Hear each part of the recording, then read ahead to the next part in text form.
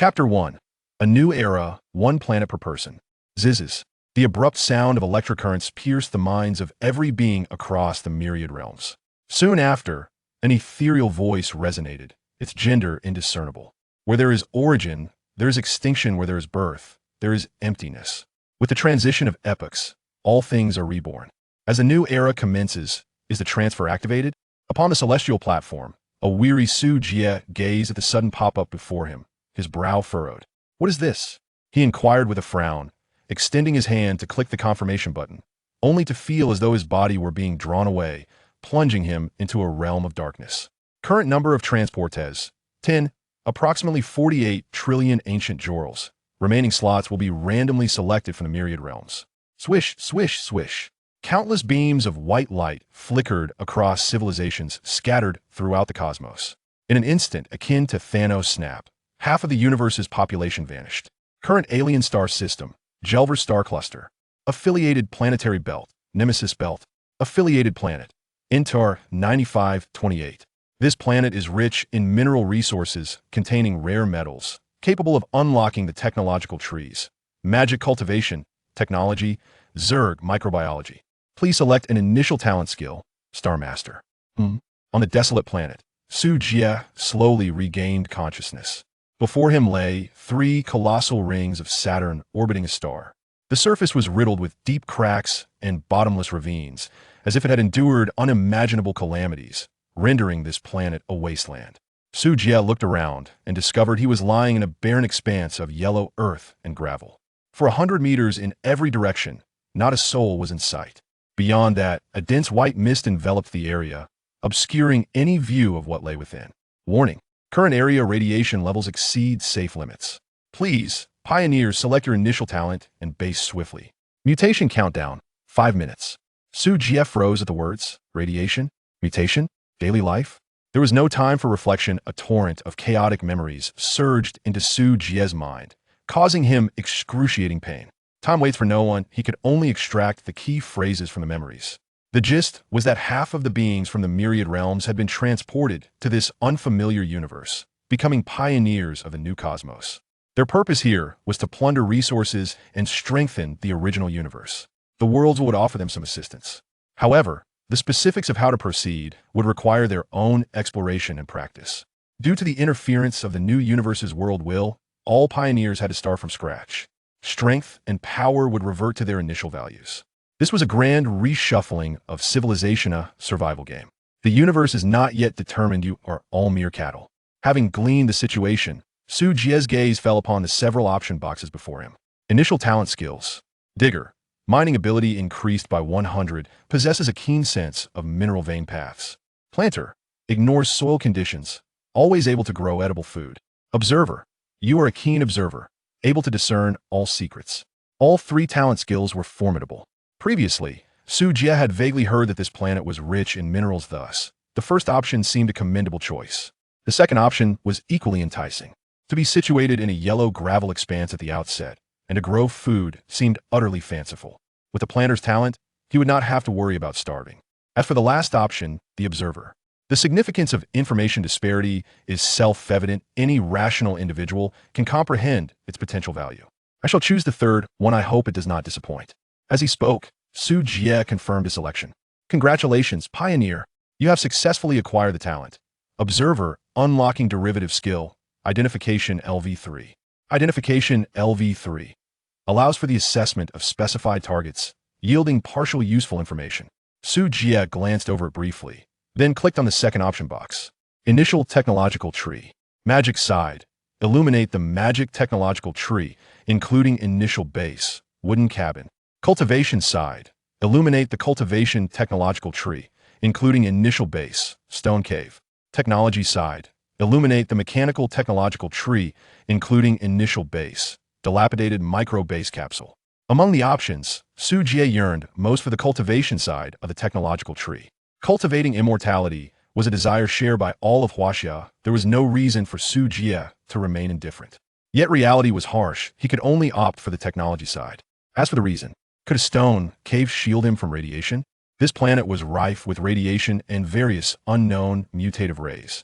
Only by illuminating the mechanical technological tree Could he survive, lest he perish before his journey even began? With little time remaining from the 5-minute warning, he chose the path of mechanical ascension, tears in his eyes. May he one day manufacture splendid ship girls to soothe his wounded heart. Buzz.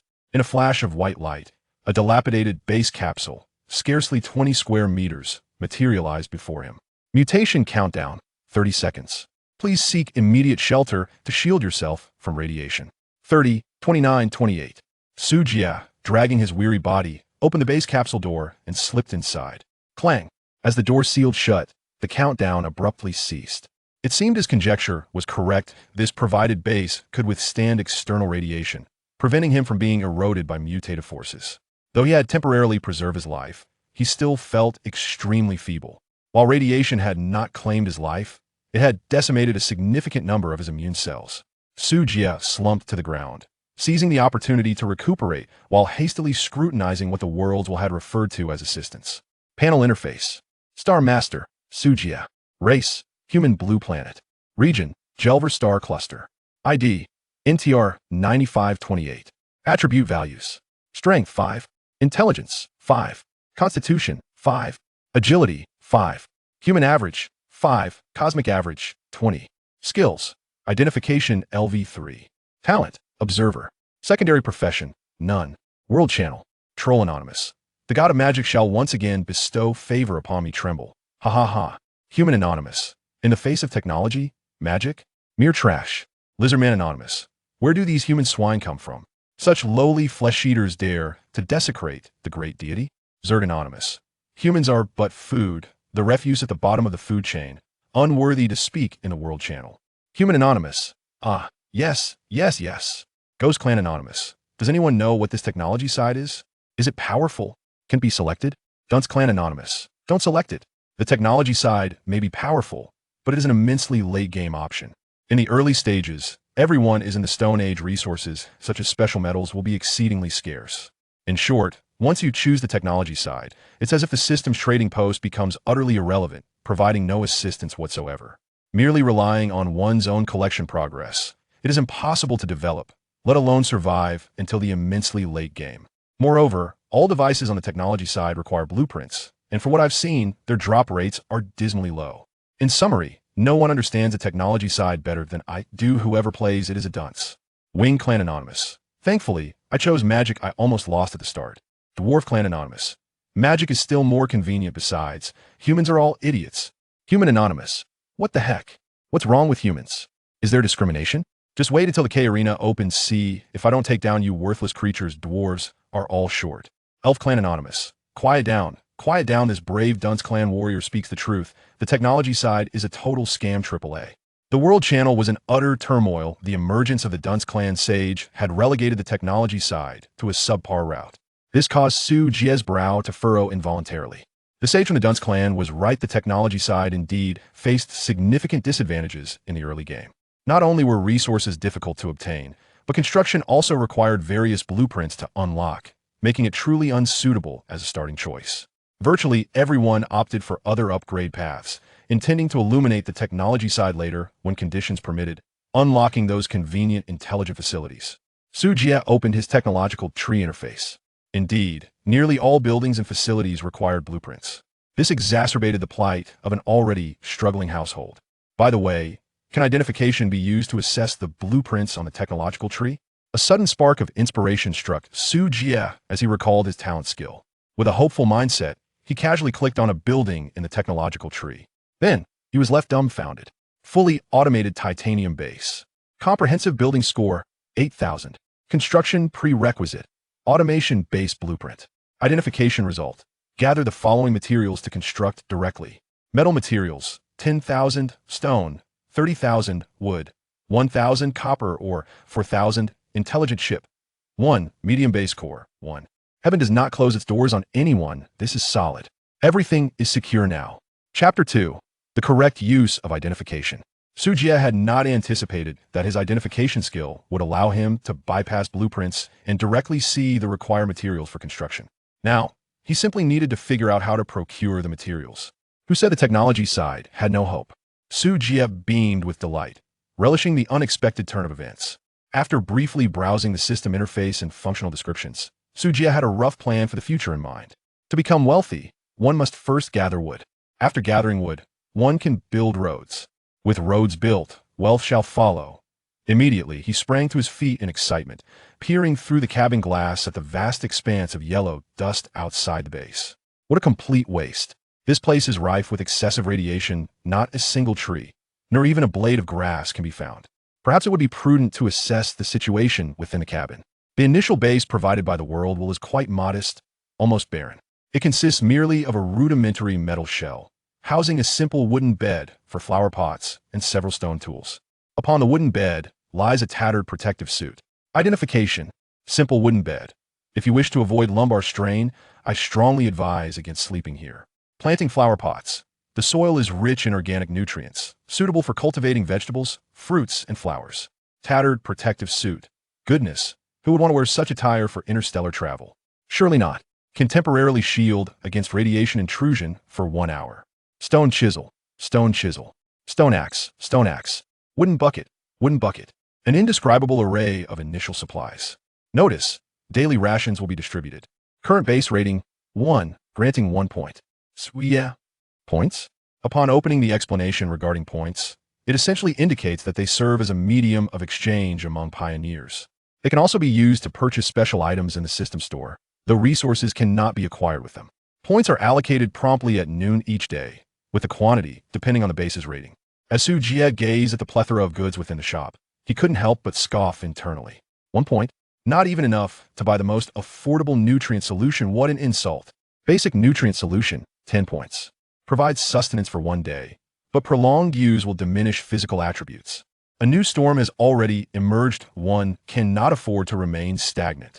Closing the infuriating point store, Su Jie must strategize for the most pressing issues at hand. That is food and water. Despite the unfortunate circumstances of landing on such a wretched planet, he has not lost hope. He will not surrender until the final moment. Donning the protective suit and wielding the stone axe, Su Jie embarked on a quest for supplies. Surrounding the base is a climate layer known as the fog of war. Everyone is affected, equally no exceptions. This appears to be the current world will's emergency response to their invasion. Only through regional exploration can the fog be dispersed. Of course, if one chooses to languish idly, over time, the fog will gradually close in, ultimately engulfing the base. At that point, the unknown dangers lurking within the fog will perpetually hover over the pioneers' heads, posing an ever-present risk of death. If the technology tree's illustrations can be identified, can the fog of war be as well? Losing one's way within the fog is tantamount to an early exit. An exit signifies death. After some contemplation, Su Jie pointed toward the fog to the west of the base and initiated identification. Ding! A thin water source detected 300 meters ahead. Wow, it really works. Elated, Su Jie promptly returned to the base, equipped a wooden bucket, and set off toward the water source. He moved slowly, marking the ground with the stone axe with each step to avoid losing his way. The 300-meter journey took him a full 15 minutes. This was still under the circumstances of Su Jie having a clear purpose and encountering no troubles. It can only be described as exceedingly slow. Tick-tock, tick-tock. The crisp sound of water reached his ears, and Su Jie lifted his gaze. Indeed, nestled within a crevice of rocks, he could faintly see a trickle of water seeping through the gap. Below, a small pond had already formed. The water source is quite close to the base. It seems fortune is on my side. Su Jie grinned and filled the wooden bucket with half a bucket of clear water. To be prudent, he used identification once more. Slightly radioactive fresh water, not suitable for prolonged consumption. Immunity to effects for those with a physique above 20. As long as it's drinkable, we can deal with future matters later. Adhering to the principle of waste not, Su Jie filled the bucket to the brim with the radioactive drink and returned to the base. He could only remain outside for an hour. He couldn't afford to waste time. Returning would be much easier. He could simply follow the markers he left behind. Moreover, the fog of war began to dissipate gradually due to his presence. According to Su Jie's estimation, after 2 or 3 more trips, the fog along the water route would completely clear. After retrieving the water, he glanced at the system time and noted he had 40 minutes of activity remaining. No need to hesitate. Exploration must continue. Identification. Ding. Salt or detected 600 meters ahead. Such a distance? Su Jie hesitated. He worried that the time for a round trip would be insufficient, risking radiation exposure. However, as long as one's resolve does not wane, There are always more solutions than difficulties. A flash of inspiration struck him. He devised a quicker exploration method. Embracing the philosophy that fortune favors the bold, Su Jie dashed out of the base, plunging headlong into the impenetrable fog. Ding! Salt or detected 500 meters ahead. Ding! Salt or detected 400 meters to the left front. Ding! Salt or detected 300 meters to the right front. Ding! Salt or detected 100 meters ahead. Indeed, this was the method Su Jie had conceived, utilizing continuous identification to ascertain direction. Thus, he could ensure his freedom of movement within the fog. Soltore extre. Collecting the scattered ore from the ground, Su Jie immediately altered his direction.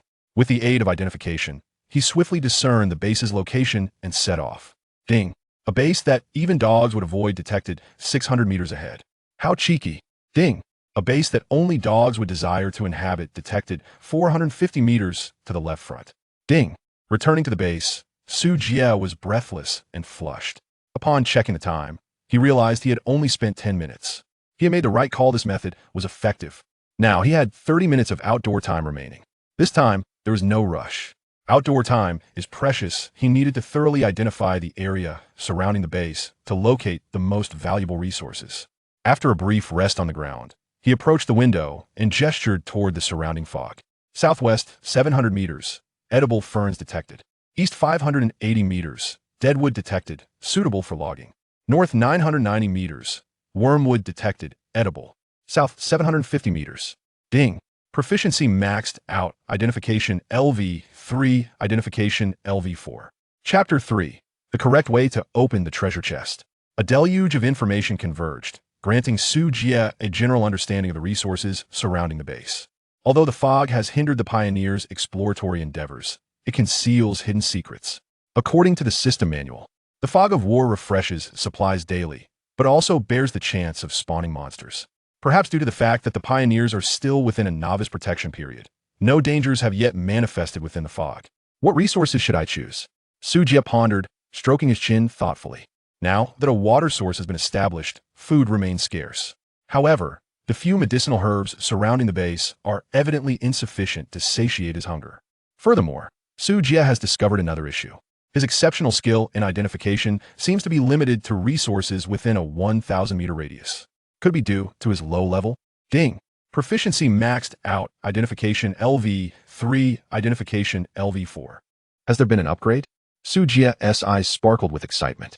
He activated his identification skill once more amidst the surrounding mist. To the northeast, 400 meters away, he discovered a bronze treasure chest, set to refresh with fog grass in just 10 minutes. 10 minutes. Such a unique resource as a treasure chest emerges at random and does not remain for long. For the pioneers seeking to acquire it, success hinges solely on luck. Yet again, it would be a race against time in this thrilling adventure. Without uttering a word, Su Jie plunged into the mist, sprinting with fervor in the designated direction. He dared not linger, even neglecting a patch of edible wormwood that crossed his path.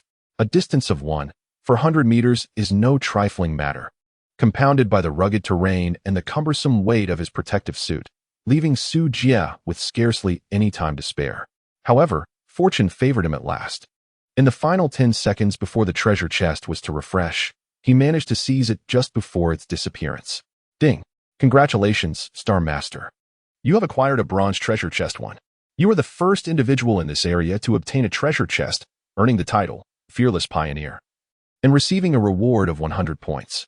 Fearless Pioneer. The probability of treasure chests refreshing near your base increases by 20, the duration of treasure chests is extended by 50, and there is a small chance of refreshing a high-level treasure chest.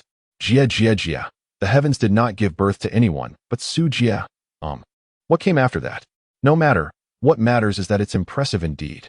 Su Jie could not help but revel in his own prowess, exuding an air of invincibility as if he were the unrivaled champion of the world. However, the enveloping white mist soon tempered his excitement.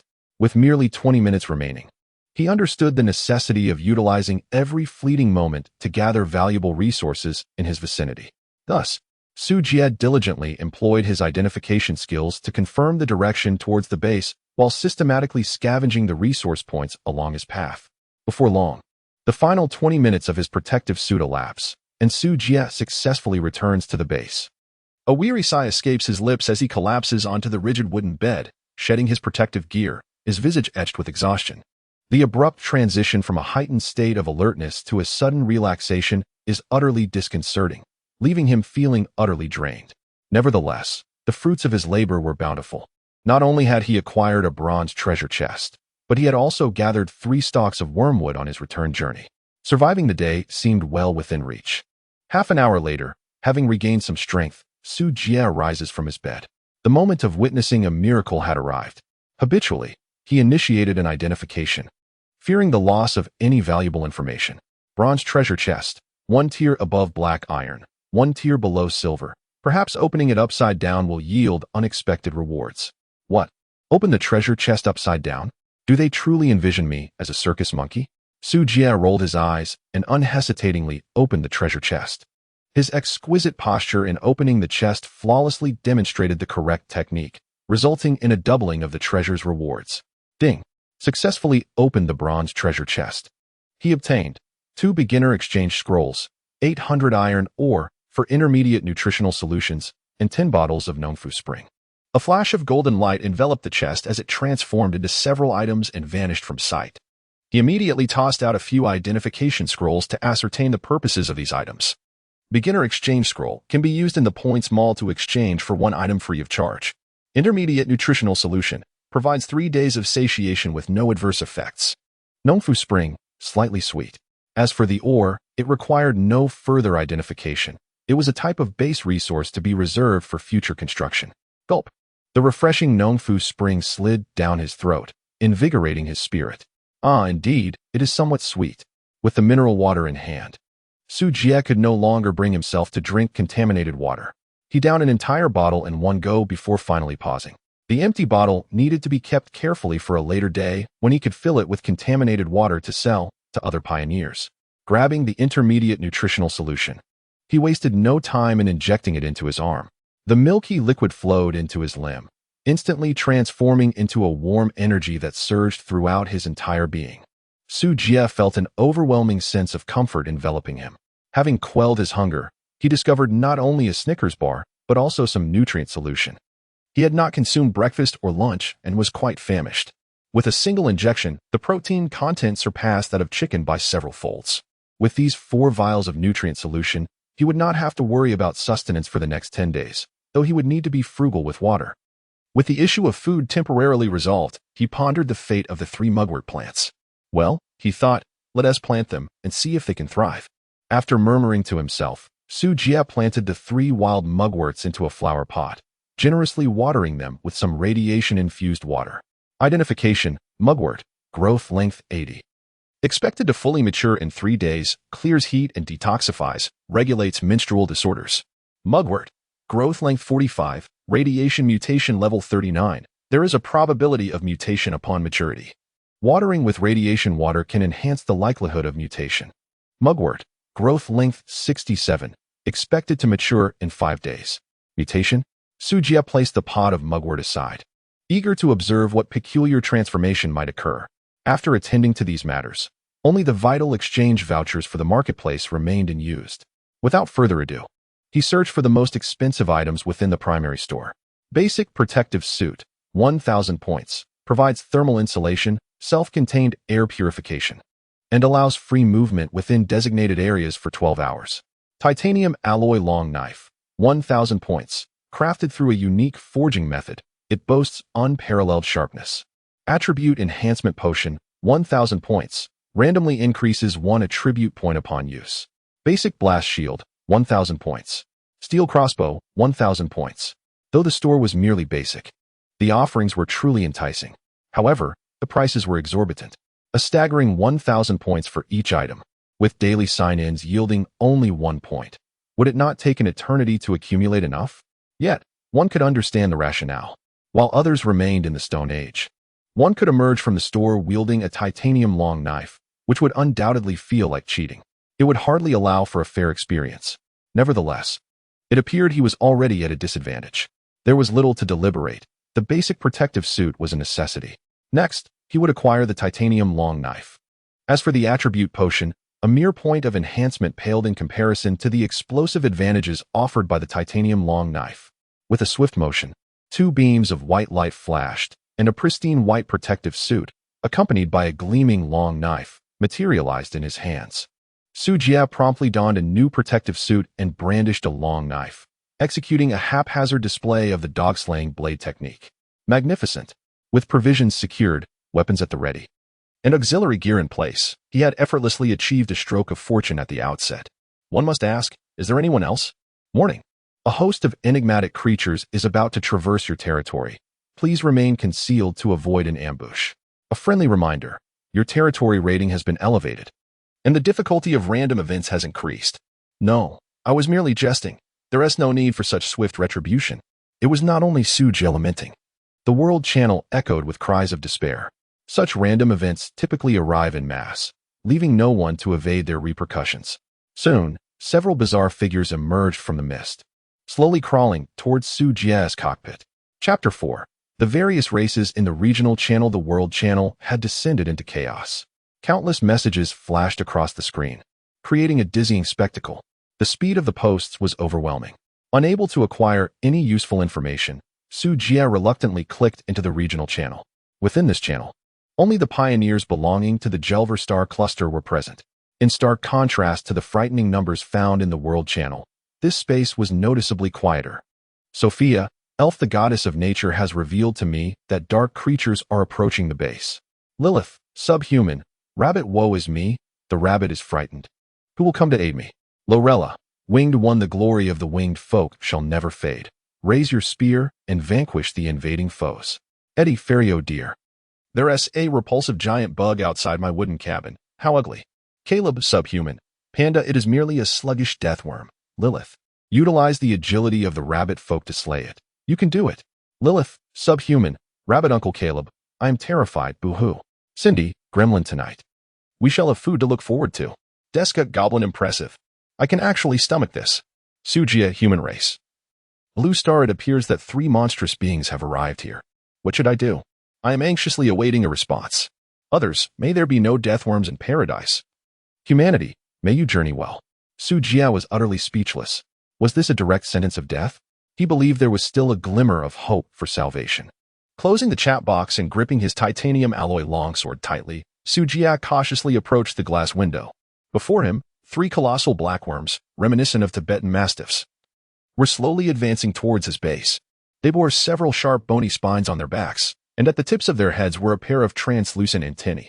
Their mouths, encircled by a ring of jagged mandibles, appeared particularly menacing in the sunlight. As Su Jie peeked out, the 3 worms instantly raised their heads, their antennae quivering slightly, as if to ascertain the location of their prey. Goodness! Su Jie quickly withdrew his head. He had never encountered such repulsive creatures. Identification. Death worm attributes: Strength 14, Agility 5, Constitution 25, Intelligence 8. Identification information: afraid of salt water and flame damage. Gasp! Upon seeing the monster's panel attributes, Su Jie couldn't help but inhale sharply. Except for agility, which matched his own, all other attributes were overwhelmingly superior. If it were merely a solitary one, perhaps he could have a chance of defeating it with the protection of the base and his titanium alloy longsword. However, facing 3 at once, all possessing superior attributes, was quite disheartening. Soon, Su Jie noticed the hidden information provided by the identification. Afraid of salt water? Su Jie appeared contemplative. Previously, he had stumbled upon 3 pieces of salt ore, which now seemed fortuitously useful, as the death worm was still a fair distance from the base. Su Jie promptly seized a piece of salt ore and cast it into a wooden barrel filled with radioactive water. A barrel of radioactive brine granted him the skill, Alchemy Level 1. Alchemy Level 1. Capable of concocting simple potions, with a success rate of 20. Success. He filled an entire bottle with the brine using the mineral water he had just consumed, then punctured several small holes in the bottle cap with a long knife. Thus, a rudimentary spray bottle was successfully born. With only 1 barrel of brine, he would have to be frugal in its use. If it proved insufficient, he would be forced to reluctantly resort to the mineral water. Armed with his insecticide and wielding a knife, Su Jie cautiously pushed open the hatch. Upon sensing the movement, the deathworm emitted a piercing shriek and charged towards Su Jie. A chilling laugh resonated in the ears of the deathworm. Sujia exerted a powerful squeeze, releasing a substantial volume of an unknown liquid. The foremost worm was immediately drenched in the saline solution, its soft body convulsing violently in response. The other two worms, witnessing this spectacle, hastily ceased their pursuit, their eyes fixated on Sujia in sheer terror, as if confronted by a specter. "My little darling, do continue. Your brother has yet to indulge fully." He cackled gleefully. Sujia let out a maniacal laugh, charging forward with a half bottle of saline solution, akin to a wolf descending upon a flock of sheep, unleashing a chaotic barrage. Ultimately, the other two worms fell victim to his onslaught, incapacitated and sprawled upon the ground. The saline solution could only paralyze the worms, failing to deliver a fatal blow. With a swift motion, Sujia brought down his blade upon the three repugnant giant worms. Remarkably, the titanium alloy longsword proved to be as fearsome as described, effortlessly dismembering the three colossal creatures. Having successfully navigated the random event, he was rewarded with 3 free attribute points, 30 points, 200 units of wood, 300 units of stone, and 100 units of iron ore. He also acquired the talent, Blade Dancer. Blade Dancer. When wielding bladed weapons, attack speed increases by 10, attack power by 10, and accuracy by 10. Free attribute points? Such a valuable treasure. Without uttering a word, Sujia focused entirely on enhancing his constitution. A higher constitution is essential for gaining the strength necessary to work effectively. This is a developmental game, and the path to success lies in diligently advancing the base. Star Master, Sujia Race, Human, Blue Planet, Region, Jerwo Star Cluster ID. NTR, 9528 Attribute Values, Strength 5, Intelligence 5, Constitution 8, Agility 5 Skills, Identification LV4. Alchemy LV1 Talents. Observer, Blade Dancer Secondary Profession, None Equipment, Basic Protective Suit, Titanium Alloy Longsword Points. 131 The interface displayed an additional skill and talent, both of which are remarkably practical. Notably, the Blade Dancer talent provides Sujia, a relatively weak warrior, with enhanced opportunities for survival in this perilous game. Carefully transporting the acquired iron ore into the cabin, he stacked it neatly in the corner. This vital resource will be indispensable for future construction and must be safeguarded with utmost diligence. As for the timber and stones, there was no room in the cabin, so they were temporarily piled behind it, serving as a makeshift barrier. Now, only the 3 corpses remained. Could it be that someone would actually consider consuming these? Sujia furrowed his brow as he scrutinized the glistening, gelatinous black masses, a flicker of disdain shimmering within the depths of his gaze. Sujia, Human, Blue Star, is offering the corpses of deathworms for sale. Is anyone interested? Worm Corpses 3, Deska Goblin Incredible. Aren't humans considered the lowest species? When did they become so formidable? The World Will's assessment of the human race is rather simplistic, directly derived from the average of all races. While there exist numerous powerful human beings across the myriad realms, the sheer number of ordinary humans significantly depresses the overall average, resulting in a disheartening F-grade classification for the species. Consequently, humanity finds itself in a position of resignation regarding this matter. Sophia, Elf Warriors of Humanity. The nature goddess praises you. Lorella, Winged One quite impressive, but I must decline the corpse. Eddie, very well. You just took down 1, and you've already slain 3? Does our esteemed fairy clan not have any dignity? Speak. Sujia, are you employing some form of cheating? Sujia, Human, Blue Star, Basic Operations, do not take 6. Caleb, Subhuman, Panda, Lilith, how are things on your end? Have the monsters been dealt with? Lilith, Subhuman, Rabbit, Woo-woo, Uncle, a giant bug is gnawing at my front door. I'm so scared. Lorella, Winged Being, be brave. Lilith, courage will bestow upon you greater strength. Sophia, Elf, poor Lilith, may the goddess of nature protect you. Lilith, Subhuman, Rabbit, but, I have a phobia of bugs. I truly fear them the most. If only it were an elephant instead, why must it be a worm? Woo-woo. Eddie, Fairy, 6 Sujia, Human, Blue Star, 6 Cindy, Gnome, 6 Chapter 5. The Alchemy Table, Conclusion of Random Events.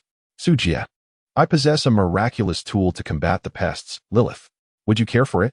Lilith, the rabbit, eagerly responds, yes, please give it to me. Eddie, the fairy, exclaims, wow, this guy is indeed extraordinary. Ignoring Eddie's exuberant outburst, Sujia promptly opens Lilith's dialogue box, initiating a private chat mode. Sue Jilly Lilith. There exists no such thing as a free lunch in this world. Lilith the rabbit comprehends that she is willing to exchange her most precious possession for your favor. However, the most valuable item may not be what she envisions. A transaction window suddenly appears, indicating that Lilith is indeed in a hurry. The simple alchemy station can concoct basic healing potions, with a success rate of 30. Note, those without alchemical skills or talents cannot utilize it. What a splendid item. Healing potions, being vital for survival, can undoubtedly fetch a high price at this stage. Su Jia happened to possess pharmaceutical skills, and with the aid of the alchemy table, he was certain to amass a fortune. Such an excellent opportunity was not one he could afford to overlook. Without hesitation, he downed half a bottle of saline solution and traded it to Lilith. What was this to Lilith? Su Jia insecticide can be directly sprayed onto the pests. Please remember to return the bottle once you have finished using it. Lilith, that sounds great. Thank you, Su Jia.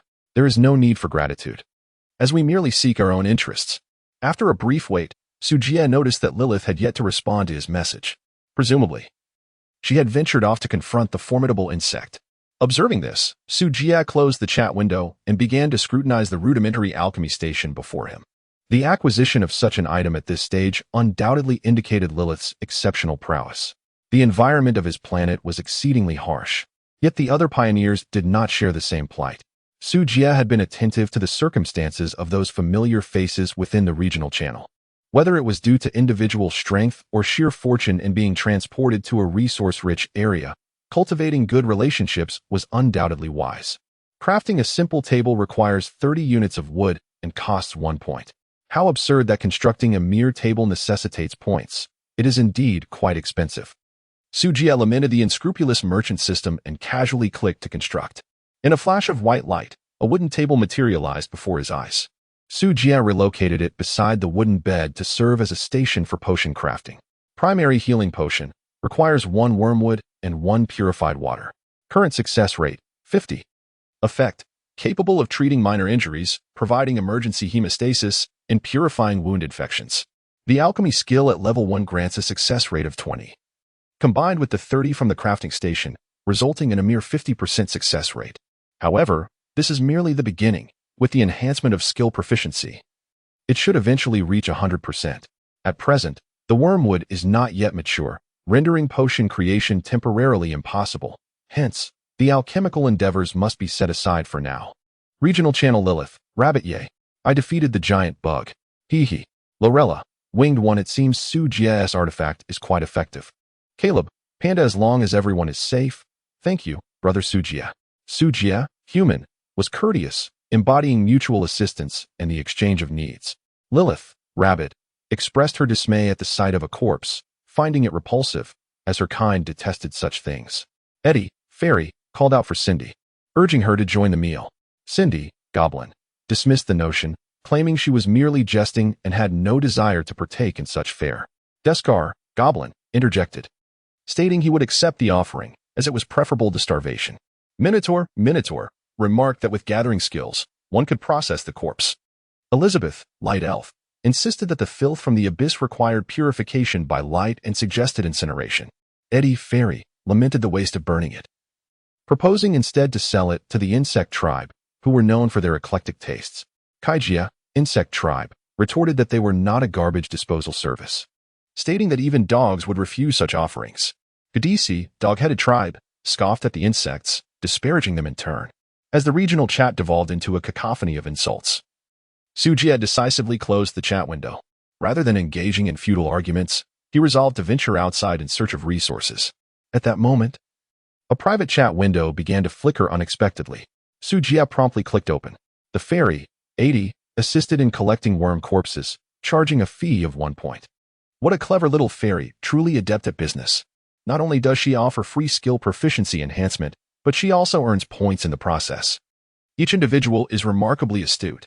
At this stage, everyone is showcasing their unique talents, pushing their skills and abilities to the utmost limits. It is well understood that the game conceals both opportunities and dangers. No one dares to be complacent. It seems I must also double my efforts. In the midst of bustling trade, Su Jia, the mischievous sprite, declared her intent to manage the business. Eddie, the fairy, promptly initiated a transaction, stating, "This fairy is quite busy. She tossed 3 worm corpses into the trade window, responding, "Gathering takes time. I shall deliver the items to you by nightfall."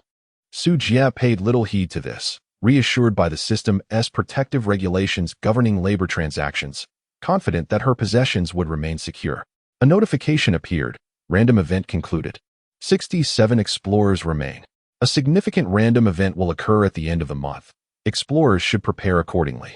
The grim reality struck Su Jie as she contemplated the 30 souls lost, an unfathomable number amidst the myriad beings across the realms. With another fierce battle looming at month's end, she sighed, reflecting on the brutal nature of this game. Glancing at the time, she noted 3 hours remained until dusk. Time, indeed, equates to wealth. Grasping her long blade, she embarked on her journey into the mists of exploration. Recognizing the prowess of her peers, she resolved to unleash her full potential. She discovered scattered salt mines, X2, wormwood, X3, timber, X20, and untainted black soil, X2. Chapter 6, Special Blueprints. A great sweep after a busy afternoon, Su Jie had nearly depleted all resources within a 2,000-meter radius around the base. The exertion left her quite fatigued. The war fog enveloping the base dissipated significantly due to her exploration efforts. The originally limited safe zone of 100 meters expanded to an impressive 800 meters, greatly enhancing the security of the base. As night descended, tranquility settled over the land. Su Jie returned to the cabin and commenced an inventory of the supplies at hand. Timber, 500, stone, 600, iron ore, 1020, salt ore, 18, wormwood, 23, black soil, 8, spring water, 8, intermediate nutrient solution, 3 points, 130. Not bad, at this rate. He would soon be able to construct the first building. Having completed the count, Su Jie felt a profound sense of satisfaction with today's harvest. This was largely due to his additional 3 points in physique. Otherwise, such speed would have been unattainable. He accessed the technology tree interface. Before him lay one of Su Jie's current objectives. Small base, comprehensive building score, 50. Construction prerequisites. Illuminate the mechanical technology tree. Required materials. 2,000 metal materials, 1,000 stone. 300 timber, 20 organic soil. Only by constructing the small base could he erect walls to fend off the encroachment of monsters. Furthermore, it was a prerequisite for unlocking other defensive structures. While most requirements were manageable, the crux lay in the acquisition of metal materials. Presently, everyone was entrenched in the Stone Age, and the sole means of obtaining metal ores was through fog exploration. Collecting such materials, which depended solely on luck, was nothing short of tormenting. This represented the most significant drawback of starting from the technological side. While others aimed to upgrade their bases using timber and stone, he faced the challenge of requiring metal ores right from the outset. The difficulty of resource acquisition for him was several, if not dozens, of times greater than that of others. Yet, the advantage was a formidable defensive capability. The other buildings within the technology tree possessed power several times greater than those of his contemporaries. Alas, the struggle continued.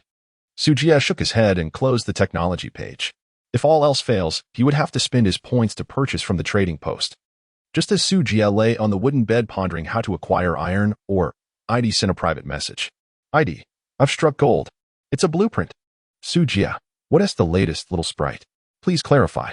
AID, your corpse has yielded something remarkable. Take a look for yourself. With a swift motion, the other party sent over an image. Design blueprint for automatic crossbow, capable of firing upon enemy units within a 50-meter range. Prerequisite technology. Automation weapons must be unlocked. What a treasure. The blueprint for automation weapons undoubtedly ranks among the most elite high-tier items available.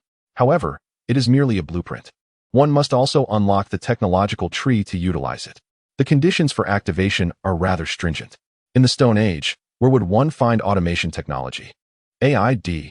Su Jie, with such immense fortune falling upon you, do you not owe this queen of sprites a grand token of appreciation? Su Jie, well said. Let us proceed with the transaction, my little enchantress. Eddie, address me as your majesty. Su Jie, very well, little sprite. I have acquired trade items from Eddie, 6 pieces of filthy worm meat, 18 carapace spines, and a design blueprint for an automatic crossbow. Filthy worm meat, edible by certain races. Carapace spines, the spines from the back of a dead worm, which can serve as a substitute for metal materials. A substitute for metal materials? This is promising. Everything seems to be falling into place, just as I wished. While iron ore is difficult to collect, R&T carapace spines readily available? Everyone has just experienced a random event during the day, so there will certainly be no shortage of carapace spines. Since they have no use for them, I shall reluctantly acquire them at a low price. Eddie, where is my red envelope? Sujia, here you go, look at you. Little money grubber. He was not stingy. Without Eddie, he would not have obtained this blueprint. Coupled with the 3 points earned from the collection task, he directly traded 10 points to the little sprite. Eddie, thank you for your patronage. We welcome you to visit again. The two engaged in some light banter before Eddie severed the connection. Opening the trading post, Sujia searched for the thorny metal spikes. The exchange rate stood at 1.6, which felt a tad steep. 1 point was merely sufficient to procure 6 spikes, equating to 6 units of metal material. However, a mere 5 minutes later, the ratio escalated to 1.7. It seemed that genuine interest was lacking, prompting a decline in price. After all, not everyone could perceive the hidden information regarding this item. Many viewed it as mere scrap material, inevitably leading to a lower price. Thus, it turned out to be a fortuitous opportunity for Sujia. Regional channel Sujia, human, is acquiring a substantial quantity of shell spikes at a ratio of 1:10, with generous rewards for large transactions. Deskup Goblin exclaims in disbelief, is there truly someone collecting such things? Sophia, elf, advises, Sujia, the nature goddess implores you to reconsider. Lilith, rabbit, gently reassures, brother Sujia, do not despair. It is not yet time to succumb to hopelessness. Lorella, winged one, expresses her astonishment, stating, warrior, your folly astounds me. Sujia, a member of the human race, found himself in dire need, and he was not jesting. A multitude of notifications flooded his screen. Edie, a fairy, Sophia, an elf, Lorella, a winged one, Cindy, a goblin, each initiated trade requests. The incessant barrage of trade pop-ups left Sujia utterly bewildered. He hastily accepted a dozen transactions, watching his points swiftly diminish. Yet, simultaneously, his pockets filled with sharp spines. Before long, he spent 100 points to acquire 1,000 units of metallic materials. At last, he had gathered the 2,000 metal units required to construct his base. The quantity of timber was already sufficient. Now he only needed 400 units of stone and 12 units of organic soil. 4 flower pots offset 4 units of soil, leaving him still short by 8. With merely 20 points remaining in his inventory, he found himself in a predicament. Fortunately, he had an additional 200 units of timber. He listed worm meat and wood on the trading platform, depleting all his points, and soon secured enough stone. However, he was still lacking 8 units of soil. Funds were exhausted. Should he sell the blueprint? This thought suddenly sprang to mind. Sujia possessed the ability to appraise, rendering the blueprints unnecessary and superfluous. However, it was merely the first day of the venture. Such invaluable schematics would undoubtedly fetch a meager price. Selling them would certainly result in a devastating loss. After a moment of contemplation, he opened the chat window with Lilith. Sujia, rabbit, do you have any surplus soil? One must possess a thick skin, otherwise, how can one achieve great things? Lilith, indeed, there is plenty everywhere. Would you like some? Rabbit will go and dig some for you. Everywhere. Which fortunate planet has this rabbit stumbled upon to possess such abundance? Sujia, I've exhausted my points. Can I owe you for now? Lilith, no need for points. Brother Sujia has already helped me immensely. Digging up a bit of soil is nothing significant. Sujia felt a warmth enveloping his heart. Indeed, the girl was quite considerate. After waiting for a while, he noticed that Lilith had fallen silent, seemingly off to gather soil for him. True enough, 10 minutes later, a notification chimed. Ding. Lilith has sent you a trade request. You have received 20 units of premium soil and 1 carrot. Goodness. Premium soil, no less. Was this rabbit perhaps the illegitimate daughter of the goddess of fortune? However, what was this extra carrot doing here, still glistening with moisture? Lilith exclaimed, oh dear. My paws are too quick. I pressed the wrong button. Well, let us consider this a welcoming gift for you, brother Sujia. A carrot is a token of their first meeting. How delightfully original. Sujia, thank you, bunny. Once I take off, I shall treat you to delightful delicacies. Lilith, are they truly delicious? Are there any delectable carrots? Sujia, it is indeed necessary. The two engaged in conversation for quite a while before closing the chat window. One must admit, this little rabbit is rather adorable. Once the friendship technology is unlocked, I shall certainly take a glimpse at her appearance. Prompt. Would you like to consume 2,000 metal materials, 1,000 stone, 300 wood, and 20 organic soil to construct a small base? Yes. In a flash of white light, Su Jie's entire fortune was expended. However, the previously dilapidated micro base underwent a complete transformation. Chapter 7. Small armored base. The small base is designed in a triangular structure, with a semicircular iron shelter in each of the three directions, interconnected by a corridor. The once cramped space has now become remarkably spacious following the upgrade. The three rooms consist of a bedroom, a workshop, and a cultivation room. The wooden bed was automatically relocated to the bedroom, and the pharmacy station was similarly transferred to the workshop. Within the cultivation room lies a fertile vegetable plot, which filled Su Jie with immense joy. The 20 or so wormwood plants he unearthed during the day can now be planted, with 20 patches of black soil, each capable of nurturing 4 plants. The entire vegetable garden still boasts ample space even after planting. Small armored base. Comprehensive building rating, 60. Description, occupying an area of 60 square meters. The exterior is composed of armored spines, providing considerable defensive capabilities against biological attacks with a force of 30 points or less. The base features sharp spines externally, endowing it with a degree of offensive power. Goodness, it resembles a turtle shell clad in anti-armor. Filled with excitement, Su Jie rushed outside the base and beheld the sight before him. Indeed, the exterior of the black base was covered in a multitude of small, menacing spines, sending shivers down the spine of anyone who gazed upon it, and clearly indicating that it was not to be trifled with. Su Jie, this has significantly enhanced our safety. Notice, the base rating has increased substantially, and the difficulty of random events and end-of-month attacks will rise correspondingly. Pioneers are advised to implement robust defensive measures. Star Master, Su Jie Race, Human, Blue Planet, Region, Jerwo Star Cluster Number, NTR, 9528. Base rating, 66. The higher the rating, the greater the challenge. But the rewards are equally more generous. Now, he earns 66 points daily. Before the month's end, he will undoubtedly construct formidable defensive structures with terrifying lethality. After a brief moment of exhilaration, an unprecedented wave of fatigue washed over him. Having labored throughout the day, Su Jie now yearned for a restful slumber. The following morning, Su Jie opened his eyes, invigorated. Aside from the discomfort of a hard wooden bed causing a slight ache in his back, everything else was quite satisfactory. The solar panel section received an overall construction score of 5, with prerequisites including solar panel blueprints. The assessment revealed the consumption of materials, 50 units of metal, 50 units of aluminum or 30 units of quartz, and a total of 10 points. While procuring metal was relatively straightforward, the sources of aluminum and quartz posed a challenge for Su Jie. Upon perusing the trading post, he found no transactions for such resources. It appeared that being ahead in the game was not necessarily advantageous. Su Jie shook his head. The game had only just begun, and metal materials were already scarce, let alone the exceedingly rare aluminum and quartz. Nonetheless, he resolved to continue exploring the shrouded areas of war, searching for nearby mineral veins. If others lacked these resources, he would mine for them himself. After applying some irradiated water to the mugwort in his garden, Su Jie donned his protective suit and embarked on today's treasure hunt. Resources within the fog refreshed daily. Although limited, they represented the quickest means of generating income at present. At a distance of 600 meters ahead, he discovered 10 scattered stones.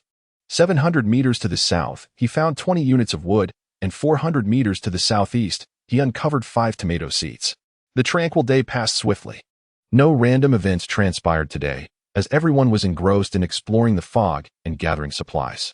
The world channel remained lively, given the multitude of beings across realms, some of whom relished in idle chatter.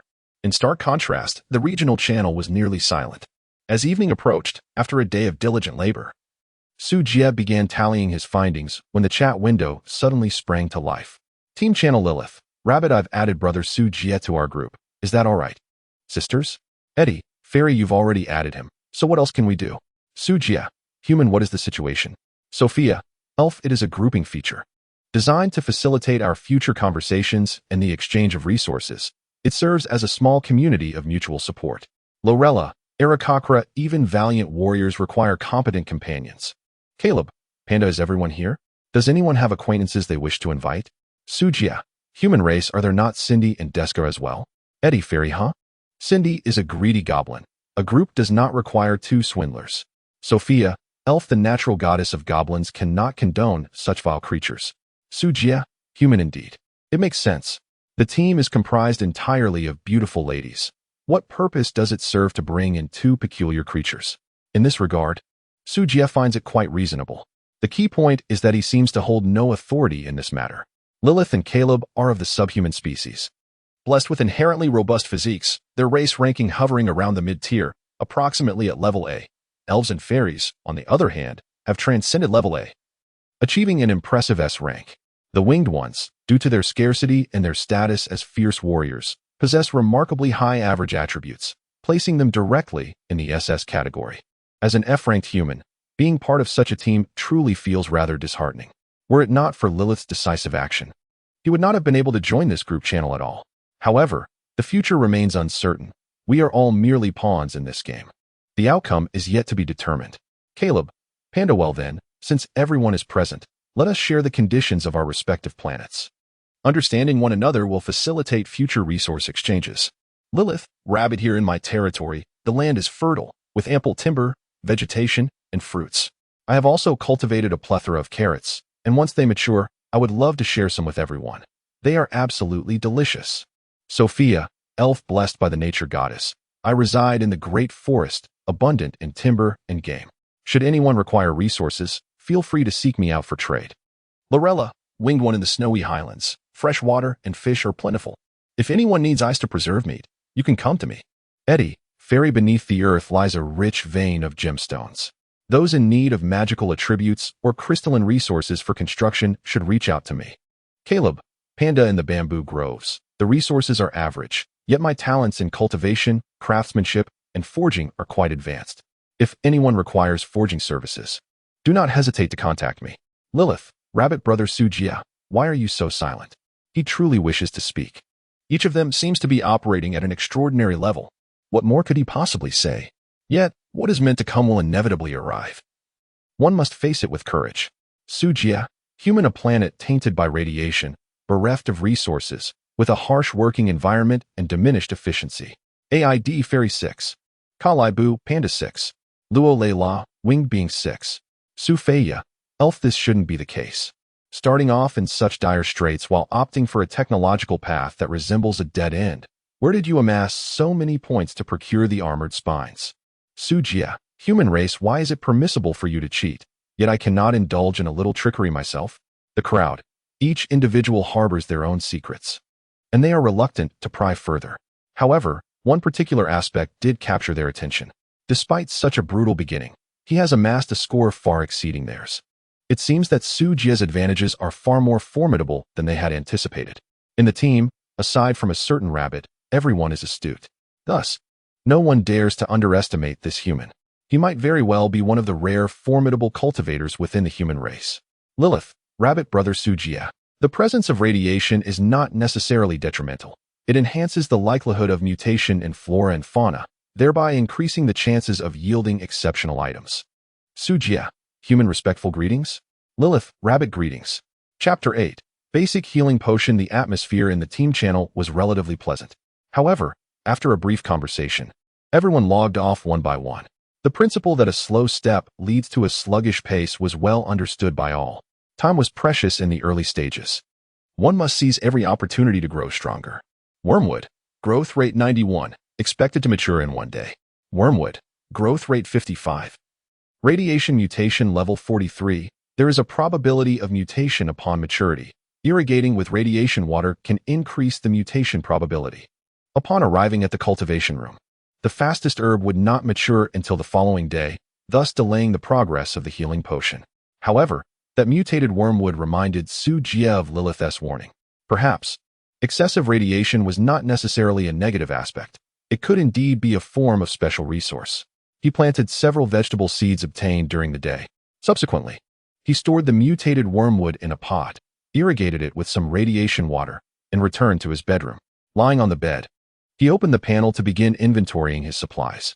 Star Master, Sujia race, human, blue star, region, Jelver star cluster ID, NTR, 9528 base rating, 66 attribute values, strength 5, intelligence 5, constitution 8, agility 5 skills, identification LV4, alchemy LV1 talent, observer, blade dancer title, fearless pioneer secondary profession, none equipment, basic protective suit, titanium alloy longsword points, 66 supplies, wood 70, stones 40, iron or 12, salt or 28, wormwood 41, black soil 14, mineral water 6, intermediate nutrient solution 3. Everything else was satisfactory, but the 66 points obtained from the daytime sign-in were particularly appealing.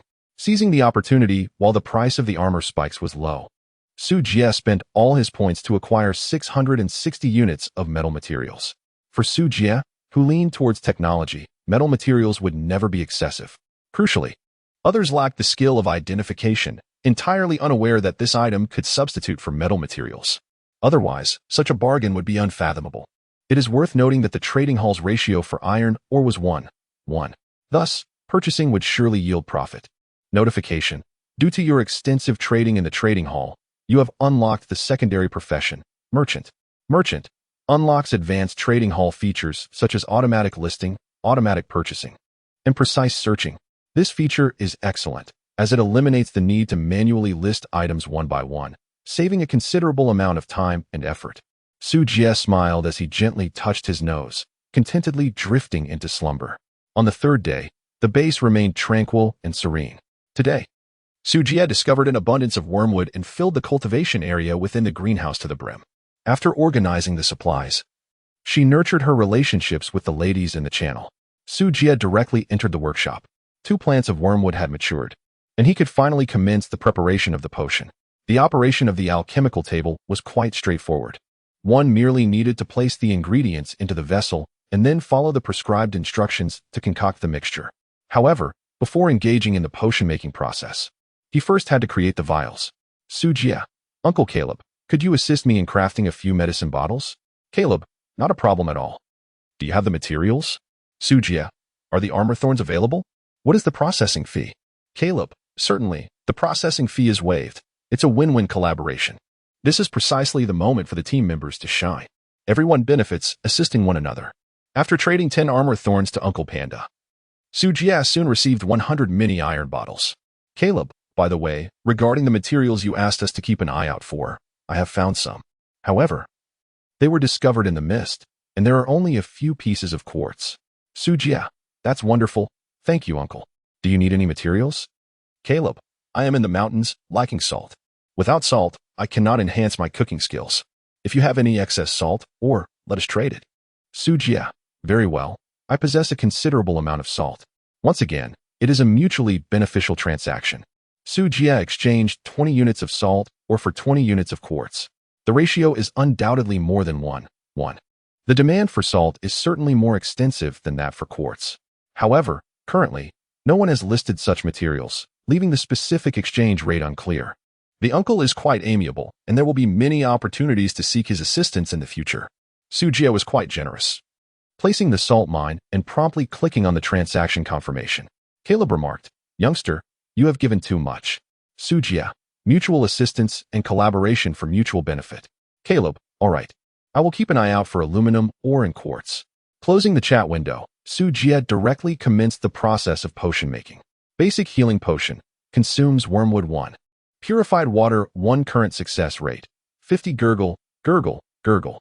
The green liquid gradually boiled, transforming into a vivid red at a visible pace. Ding. Acquired. Basic healing potion 2. Skill proficiency increased. Success. A look of delight surfaced on Su Jie's face, having successfully concocted 2 potions on his very first attempt. It seemed that the goddess of fortune was indeed favoring him. Su Jie was in high spirits, determined to give it another try. The pharmaceutical endeavor had failed, yet his skill proficiency had increased. Alas, had Lady Luck abandoned him so swiftly? Su Jie suddenly felt that the entire world was filled with malice. However, time was on his side. Sooner or later, he would bind the goddess of fortune to the base. With the herbs depleted, he could only wait until tomorrow to continue. The basic healing potion. It treats minor injuries, provides emergency hemostasis, and cleanses wounds. Identification information. It can remove or diminish negative states caused by injuries. With a probability of 30. Is it truly that remarkable? The healing effects of the basic potion are rather ordinary, and its price is not exorbitant. Yet, if it possesses the hidden ability to eliminate negative states, its value could multiply several times over. Negative effects such as sluggishness, reduced efficiency, and diminished stamina severely impact the pioneer's exploration speed. One must understand that the game has only just begun. Time is indeed precious. The ability to bridge the gap between wealth and power hinges on this very moment. After a brief contemplation, Su Jie decided to stockpile the potions. When the next random event occurs, there would certainly be injuries. At that time, with a little promotion, the price would surely soar. Crucially, everyone currently lacks sufficient points, making it impossible to sell for a high price. Just as with chives, one must wait for them to grow tall before harvesting, right? Another pleasant dream ensued. The following day, Su Jiao woke early, as was his custom, to water the vegetable garden before embarking on his exploration tasks for the day. With the mists of war receding significantly, he ventured further afield from the base. Identification. A mining cave was discovered 1,500 meters ahead. Notification. Congratulations to the pioneer for becoming the first to discover a mining cave in this area. Reward. The iron pickaxe of the bloodthirsty miner. Warning. Mysterious creatures are lurking near the cave. Please exercise caution for your safety. Chapter 9. The abandoned mine and the giant beetle. I seem to glimpse boundless resources beckoning to me. I, Su Jie, shall undoubtedly claim the title of the king of mining. Excitedly rubbing his hands together, Su Jie plunged into the mist without hesitation, racing towards the mine entrance. As he drew nearer, a dark and profound tunnel came into view. Through the thin veil of fog, a faint azure light flickered within, exuding an air of eerie mystery. Perhaps it was merely an illusion, but a low, guttural roar seemed to resonate from the depths of the mine, though its source remained indistinct due to the tunnel's great depth. The good news was that the war fog surrounding the cave was quite thin. He estimated that if he lingered at the entrance for a while longer, the mist would dissipate. Identification. Abandoned mine tunnel, perhaps harboring precious metallic minerals. Ding. Proficiency achieved. Identification level 4, identification level 5. At this critical moment, his identification skill unexpectedly leveled up. Without further ado, he initiated another identification. Abandoned mine tunnel. Rich in metal veins. Iron 30, copper 30, silver 18, aluminum 15, gold 7. Coster beetle attributes. Strength 30, agility 5, constitution 45, intelligence 10. Identification information. Skills, metal detection, glaring, curling, giant claw crush. Secondary profession. Miner level 3, a beetle that has strayed from its kin. It is now quite hungry. Feeding it meat may yield a possibility of taming. 2 prompt boxes appeared simultaneously. Identification Master, VVDS. With a constitution of 45 and strength of 30. This creature is rather formidable. It is abundantly clear that this behemoth is not something that the current pioneers could contend with. Su Jie had once indirectly inquired about the initial attribute values of Lilith and her companions. The average values hovered around 20, with Lorella perhaps exceeding this slightly, yet never surpassing 30. The co-star beetle undoubtedly classified as a formidable early-game boss. Although its agility raised concerns, its health and defense were substantial, complemented by impressive strength. Without powerful weaponry, penetrating its defenses would prove exceedingly challenging. Fortunately, I had activated cheats. Identification once again proved invaluable. The carnivorous resources it wielded were absent, compelling me to seek assistance from my comrades in the team. Just as Su Jie opened the chat interface, he noticed that someone in the world channel had also discovered a mine. After all, among countless beings across myriad realms, there are invariably those favored by the goddess of fortune. World channel. Wow, look what I've found. A mine. We can now enter the Iron Age. Tremble. You mere mortals. I discovered it yesterday. The real question is, can you handle the monster inside? Fool. A monster? Damn, it's a gigantic bug. Wait. Its attributes are absurdly exaggerated. ISNT that shell tougher than anything? This is simply grotesque. Do you really think mineral resources are easily unlocked? Foolish. As long as 1's resolve remains steadfast, challenges will always yield more solutions. Watch me chop some wood and set it ablaze. Just because it has high health doesn't mean it can withstand fire damage. 6. I've learned something. I told you, the water group can indeed acquire knowledge, right? Who would have thought of smoking the beetle? Surprisingly, this idea is quite feasible. Even if it doesn't perish in flames, once the oxygen in the mine is depleted, the the giant beetle will suffocate. Alternatively, we could search for poison to slay it. When dealing with such sluggish creatures, there are indeed numerous methods for extermination. However, this group clearly fails to realize that this creature can be tamed. Moreover, the giant beetle possesses a level 3 minor subprofession. It is evident that this is a free tool bestowed upon pioneers by the world's will. Regrettably, they lack identification and cannot perceive the hidden information. Team Channel, Lilith, Rabbit. Wow. I found a mine. It's so dark. Sujia, human, there are monsters inside. Be cautious. Lilith, Rabbit, monsters? Oh my goodness. It's a giant bug. It's coming out. Whoa, my phobia of bugs is acting up again. Help me, Sujia? Do we still have that insecticide from last time? I'm willing to pay a premium for it. Sujia, human, alas, my contraption cannot vanquish such a colossal insect. AID, fairy, has the foolish rabbit discovered the mine? How fortunate indeed. Lily's, rabbit fortune? I loathe bugs, sob. Kalebu, panda, let us incinerate it. I just saw someone in the World Channel who has succeeded. Sophia, elf, the goddess of nature, despises flames. Yet this is not without merit. She may abhor it in due time. Luo, Layla, winged one, the spirit of the warrior has ignited. I believe we can triumph over this creature. The previously tranquil channel suddenly buzzed with activity, all deliberating on how to slay the colossal beetle. After a moment of contemplation, Su Jia resolved to share his hidden information, not out of benevolence, but rather because he was acutely aware of his dire need for metallic resources. Several members of his party specialized in magic, possessing little demand for metals. Even if they unlocked the mine, their focus would not be on mining. However, with the assistance of this gratuitous tool bug, their mineral resources would undoubtedly overflow. Naturally, any surplus would be sold. To whom, you ask? The highest priority would certainly be to Su Jia himself. Thus, he could amass sufficient metallic materials from them at a remarkably low price. In doing so, he not only ingratiated himself with a significant favor, but also procured a bountiful supply of metals. A twofold triumph indeed. Su Jia, human, ahem. Allow me to present a remarkable item, but please keep it confidential. Costs, beetle attribute chart. Eddie, fairy goodness. Caleb, panda goodness. Sophia, elf, the nature goddess, is utterly astonished. Lorella, winged being, incredible. Lilith, rabbit, can this thing actually be tamed? But why must it be a bug? If only it were an elephant. Oh dear. Su Jia, human, my friends, do you comprehend? AID, fairy indeed. Kalai Bu, panda, thank you. Brother, I shall promptly seek the mine. Sophia, elf, may the nature goddess enlighten you. Su Jia, what is it that you desire? Information cannot be obtained without recompense. Lo Layla, winged being one. Lilies, rabbit, previously. I bestowed my most treasured possession upon brother Su Jia. This time, I wonder what I shall offer. AID, fairyum. Kalai Bu, pandahum.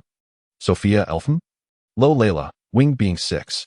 Su Jia, human, do not misunderstand. It is not what you think. AID, fairy, that? Which one? Doghead, ing. Kalai Bu, panda, something feels off with you. Sophia, elf, this is not a bus for kindergarten. The nature goddess wishes to alight. Lorella, winged 1-6. Lilith, rabbit, huh? What are you all talking about? Bunny is a bit confused. Su Jia, human, alas, my illustrious reputation has been utterly tarnished by a foolish rabbit. AID, fairy, haha, you've made the queen laugh heartily. The chat channel was filled with joyous laughter, adding a light-hearted touch to this burdensome survival game. In the end, Su Jia expressed his need for a substantial amount of metal resources. Upon learning this, everyone pledged to sell any surplus metal or to Su Jia at the lowest price. Of course, this was in keeping with the spirit of mutual assistance and collaborative success among the team. Debts of gratitude must be acknowledged, and they would later compensate Su Jia once suitable items became available. Subsequently, the elder fairy Sophia shared her excess prey with the group, igniting their enthusiasm as they rushed toward the mine. The great beetle serves not merely as a mining tool, but also as a free shield warrior. Even the battle enthusiast Lorella could hardly contain her eagerness. However, whether they could locate the mine amidst the fog at this stage would ultimately depend on their individual fortunes. Su Jia no longer wasted time and embarked on his journey of insect taming. Chapter 10, The Beast Tamer. Deep within the cavern, a creature resembling a colossal rhinoceros beetle lay languidly, seemingly indifferent to its surroundings. Its 4 azure compound eyes were partially closed, and its enormous pincers drooped listlessly. Clearly, it was in a state of weakness. Hunger had rendered it particularly lethargic and drowsy, just as it was preparing to hibernate. A tantalizing scent of blood wafted into the cave, causing it to abruptly lift its head and gaze towards the cave entrance. Food. It was food. Rising to its feet, it trudged heavily towards the entrance. Indeed, it discovered a blood-soaked slab of meat. This was a chunk of torn wild boar flesh, despite being mangled beyond recognition. It still exuded a tantalizing aroma that piqued the giant beetle's appetite. Eagerly, it crawled over, clamped its jaws around the substantial piece of meat, and began to chew and swallow with its long mandibles. Crunch, crunch. The pincers closed together, savoring the delicacy, yet yearning for more. Soon, it noticed another piece of meat outside the cave. The famished beetle immediately lunged for it. Crunch, crunch, crunch. Unfortunately, the morsels were too scant, barely sufficient to satisfy its hunger. It continued to crawl outward, longing for greater sustenance. Awaiting it was a man wielding a long knife, enticing the creature with a large chunk of meat leg. Su Jia cautiously tossed the meat leg over, brandishing a knife in readiness. Come and feast, he beckoned. Under the irresistible allure of the delicacy, the colossal insect succumbed to temptation, voraciously tearing into the succulent limb. In mere moments, not a remnant of bone was left upon the ground. It was evident that it was indeed famished. Would it desire another substantial morsel? If it were to become my pet, I would ensure it was well fed each day. Su Jia, with a gentle and persuasive demeanor, resembled a young master with golden locks, displaying an unruffled countenance and a calm heart, effortlessly weaving his charm. However, the counterpart appeared unmoved, merely standing in a daze at the same spot. Prompt. You are attempting to tame a coster beetle, current success rate, 60. Will you proceed with the taming? Su Jia raised an eyebrow, surprised to find the success rate was merely 60.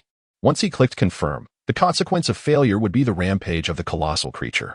He certainly lacked the ability to vanquish it at present. Appraisal. Coster beetle. Condition. Half full. So it had consumed enough, which explained the low success rate. Very well. I shall let you endure another day of hunger. When you are desperate with thirst and hunger, you will obediently lie down, ready for my manipulation. Su Jia made up his mind and gradually retreated into the shroud of war. Continuing to gather supplies within the mist, dusk soon arrived. He returned to the entrance of the mine, producing a small piece of meat to lure out the great beetle. Identification. Coster beetle. Status. Hungry. Have you made up your mind? This is your final chance. Otherwise, I shall take my leave. Prompt. You are attempting to tame the coster beetle. Current success rate, 85. Will you proceed with the taming? An 85 success rate is quite promising. Su Jia directly clicked to confirm.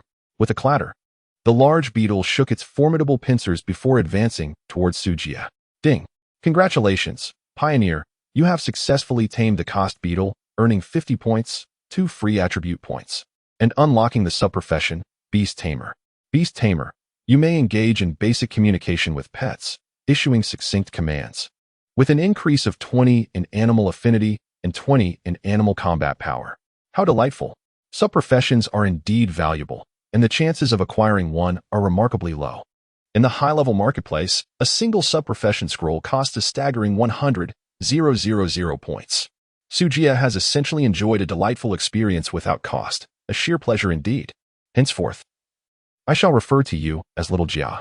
The large beetle waved its formidable pincers, seemingly elated. Master, I am hungry. A faint psychic wave resonated within my mind. Su Jia suddenly understood. This must be one of the abilities bestowed by the secondary profession of Beast Tamer, the capacity to communicate with animals. Eat whatever you like, but go mine for me. If you fail to find any, you shall not be fed for 3 days. Su Jia let out a cold snort and immediately commanded Xiao Jia to immerse himself in the mining venture. Alas, it has been proven that a man's words are not to be trusted. Su Jia expressed that he had completely forgotten his earlier promise. After all, once one becomes a pet, loyalty automatically reaches a perfect score of 100, rendering betrayal and defection inconceivable. Given the current scarcity of food, he certainly did not wish for all his resources to be consumed by Xiao Jia. The intermediate nutrient solution. A spark of inspiration ignited in Su Jia's mind. The nutritional solutions information panel merely indicated that it could sustain satiety for 3 days, without imposing any restrictions on the consumption by terrifying creatures. This is indeed a glitch. He chuckled. Xiao Jia, come here. I have something splendid for you. Upon administering the injection, It was evident that Xiao Jia's status transformed to that of complete satiety. This effectively conserved 3 days' worth of provisions. "Are you satisfied now, Xiao Jia?" "I am no longer hungry, master," came the reply. "Very well, then proceed to the mines. You are not permitted to cease until I command you otherwise." "But master, I am weary," Xiao Jia protested. "What of it? What harm is there in a few sleepless nights for the youth? I am merely fortifying your resolve." With a lament, Xiao Jia dashed into the mine, vanishing from Su Jia's sight. Su Jia revealed a satisfied smile. As dusk approached, in order to avoid encountering unforeseen dangers, he resolved to descend into the mine the following morning to assess the situation. Upon returning to the base, he began to inventory his supplies, simultaneously allocating all newly acquired attribute points to his constitution. Star Master, Su Jia race, human, blue star, region, Gelver star cluster ID, NTR, 9528 attribute values, strength 5, intelligence 5. Constitution 10, agility 5 skills, appraisal LV 5, alchemy LV 1 talents, observer, blade dancer secondary professions, beast tamer, merchant title, fearless pioneer equipment, basic protective suit, titanium alloy longsword, bloodthirsty miner S pickaxe, automatic crossbow blueprint points, 182 supplies, 660 spike shells, 110 wood, 60 stones, 26 iron ore, 12 salt ore, 67 wormwood, 16 black soil, 20 quartz. For bottles of spring water, 1 carrot, 2 intermediate nutritional solutions, 2 basic healing potions. Indeed, life is increasingly filled with hope. Su Jia stroked his chin, nodding in satisfaction.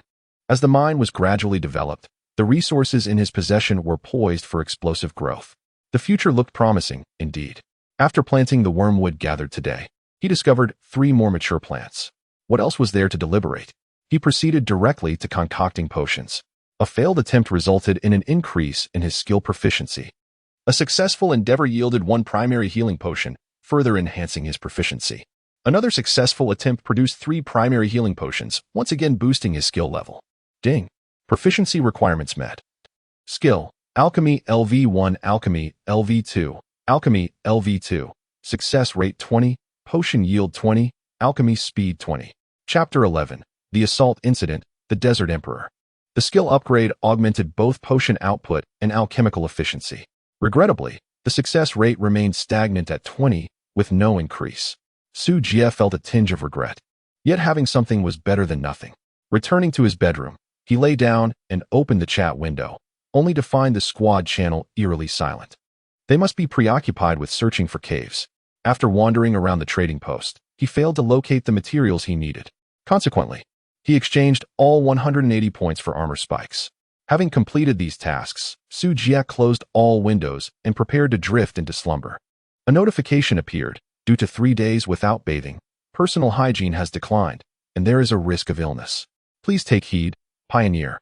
Goodness, does it have to be so realistic? He certainly wished to wash, but the water resources in his territory were far too precious. And he couldn't find a suitable water source, so he had forgotten about it.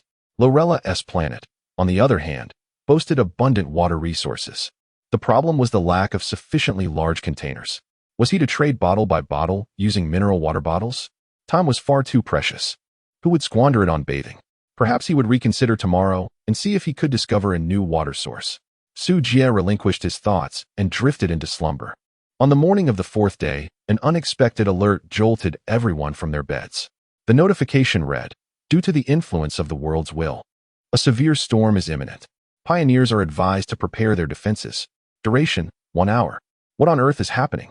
Su Jia appeared utterly bewildered. What on earth is this? Another random event? Team Channel Lilith. A strong wind has begun to whip up here. Oh no, my vegetable garden. Caleb, it's a sandstorm. Don't worry about the garden. Find somewhere to hide. Eddie, no way. Why would a sandstorm occur underground? Sophia, the forest serves as a formidable shield against the sandstorm. We are grateful for the protection of the nature goddess. Lorella, this sandstorm feels unusual. It seems there is something within it. Lilith, Su Jia, is your base all right? Su Jia, it's quite satisfactory. The defenses have significantly improved after the base upgrade. AID. Wow, it upgraded so swiftly. Are you certain that you chose the technological path? Su Jia, just the basics. Don't take it too seriously. The cave resources are quite decent. I mined a substantial amount of iron ore yesterday and just leveled up. Lilith, I can't chat anymore. The bunny needs to defend my carrots. Caleb, everyone, please be cautious and keep pushing forward. Sophia, let's go. Closing the chat window. Su Jia approached the window. Outside, a fierce wind howled, and the yellow sand swirled in the air. The fog of war was largely dispersed by the tempest. The resources that had just respawned today were swept away into the sandstorm, disappearing without a trace. What a dreadful weather. Su Jia murmured with a hint of concern for Xiao Jia, who was inside the mine. Seizing the moment before the tornado fully formed, he called out Xiao Jia's name in his heart, urging it to return to the base swiftly. Before long, a shadow emerged, walking steadily through the swirling sands. With a cheerful leap, Xiao Jia entered the base and nuzzled against Su Jia's embrace. You've worked hard, Xiao Jia. Not at all, master. Su Jia rubbed its hard head, casting a sidelong glance at the distant sandstorm, his eyes narrowing slightly. This sandstorm seemed unusually formidable. Identification: Sand Monarch attributes. Description: Sovereign of the Sandstorm? What on earth? This was the first time encountering a creature that eluded even identification. The screen filled with question marks was utterly bewildering. Warning, warning. Your scrutiny has attracted the attention of an unknown entity. A random event has escalated into an attack event. The enemy will arrive at the battlefield in 10 minutes. Please prepare accordingly. What the hell? Just for casting an extra glance at you amidst the yellow sands, you intend to silence me? Boom. The terrifying yellow sands surged, and dense stones pounded against the outer walls of the base, causing it to tremble as if on the verge of collapse. Prompt: base damage level 989796. Damn. Just as one crisis subsides, another looms. The game had barely begun. Must it be this exaggerated? It is unimaginable how those pioneers who chose the magical path, dwelling in wooden houses, would feel in the face of such a terrifying sandstorm, utter despair. No, it seems that due to the high rating of the base, the intensity of the sandstorm's attack is exceptionally severe, and the damage data is even more alarming, triggering an attack event. Such events can yield both peril and reward. Endure it, and the rewards will be bountiful. Fail to withstand it, and the game concludes with death and obliteration. Although it sounds rather brutal. Such is the law of the universe. The weak are prey to the strong, and strength reigns supreme. Su Jia activated the base model diagram and clicked the auto-repair button. In an instant, the spines strewn across the ground rapidly dissipated, and the damage to the base swiftly restored. The repair function was a built-in feature of the system. A rather humane touch. Fortunately, Su Jia had amassed a substantial amount of metal the previous night, leaving him with 200 units, more than sufficient for his needs. He could easily endure not just an hour, but even 3 without a hitch. Suddenly, a towering insect, nearly the height of a person, caught a whiff of something nearby. Its expression sharpened, and it tensed, arching its body into a defensive stance. A chilling sound pierced the air, and shortly thereafter, a massive serpent head emerged from the tempest. The serpent's head was oval-shaped, approximately 9 meters in length, adorned in a vivid red and yellow hue, its back covered in dark crimson scales. Following it were 3 half-meter-long black scorpions, their sharp stingers dripping with purple venom, clearly formidable foes. Zargard, Desert Giant Serpent attributes: Strength 26, Agility 16, Constitution 13. Intelligence 10. Note: Servant of the Tsar, cannot be enslaved. Identification information skills: Sandstorm Summon, Burrow, Constrict. Description: a harbinger of death in the wilderness and desert, possessing extreme ferocity and a penchant for devouring life. Weakness: 7 inches, averse to water. Sandstorm Bug attributes: Strength 9, Agility 13, Constitution 9. Intelligence 6. Note: Servant of the Tsar, cannot be enslaved. Skills: Burrow, Venomous Sting. Description: a subordinate of the Tsar. Is that all? After reviewing the enemy unit's attributes, Su Jia felt a profound sense of disappointment. They were not too strong. Rather, they were surprisingly weak. While he himself could not match them, his giant beetle certainly could. With an astounding 45 points in Constitution and 30 points in Strength, how could they possibly contend? If they could breach his defenses, he would concede defeat gracefully. With a decisive click, the base door swung open. It was settled then. Coast the beetle. Go forth, little beetle, and use your intimidating gaze. With a furious roar, the beetle fixed its 4 eerie blue compound eyes upon its adversaries, successfully instilling fear, although the attack proved to be minimally effective. Su Jia felt a twinge of awkwardness. realizing that he was perhaps ill-suited to be a proficient Pokemon master. Xiao Jia, unleash your prowess and vanquish them. With a resounding moo, Jia sprang into action, brandishing its formidable pincers and charging toward the nearest two sandstorm worms. The sound of a sharp crack echoed as one of the creatures was obliterated, its black ichor splattering across the ground. The overwhelming presence of this extraordinary beast caused several subordinates of the Sand Emperor to hesitate. How could such an exceptional creature exist here? It defied logic. Chapter 12. The Ascent of the Apothecary. The harvest of wealth. Xiao Jia moved with the unbridled confidence of a conqueror, its colossal pincers dancing with ferocity. A slaughter devoid of suspense unfolded. In mere minutes, the battle concluded. The venomous strikes of the sandstorm worms and the constricting coils of the desert giant serpent were mere trifles for Xiao Jia, whose vitality of 45 rendered them nothing more than a tickle. With the skirmish at an end and the Sand Emperor's subordinates vanquished, congratulations were in order for the pioneer. 100 points earned, 6 free attribute points, 100 snake meat, 3 venom sacks, 300 sturdy scales, and 1 silver treasure chest. Notice, your provocative actions have drawn the attention of the Sand Emperor, increasing your hostility level and the probability of being attacked.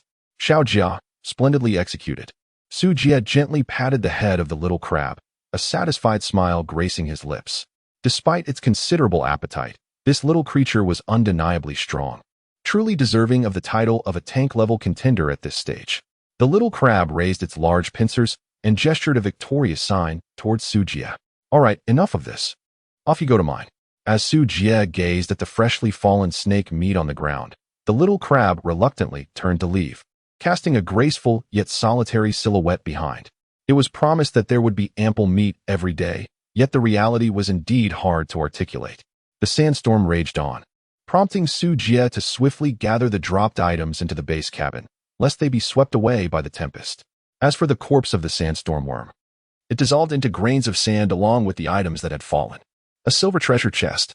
Let me see what splendid treasures lie within. Following the usual protocol, he began the identification process. Silver treasure chest, 1 tier above bronze, 1 tier below gold. To be opened while performing a one-handed handstand, perhaps yielding unexpected rewards. Seriously? Do you take me for a monkey in a zoo? A handstand? Su Jie, would rather starve to death outside than jump down from here. Due to the exquisite elegance of your treasure-opening posture, you have perfectly executed the correct method, significantly enhancing the treasure chest rewards. Ding. Successfully opened the silver treasure chest. Acquiring a basic food processing table, a simple mechanical hand, 300 iron ore, and 10 universal metals. Su Jie couldn't help but inhale sharply. The items offered this time were far superior to those from the last occasion. The silver treasure chest was indeed formidable. What astonished him even more was the existence of a miraculous material known as universal metal in this world. It seemed that this humble inhabitant of Blue Star had been woefully ignorant. The basic food processing station, input raw materials to automatically synthesize nutritious liquids.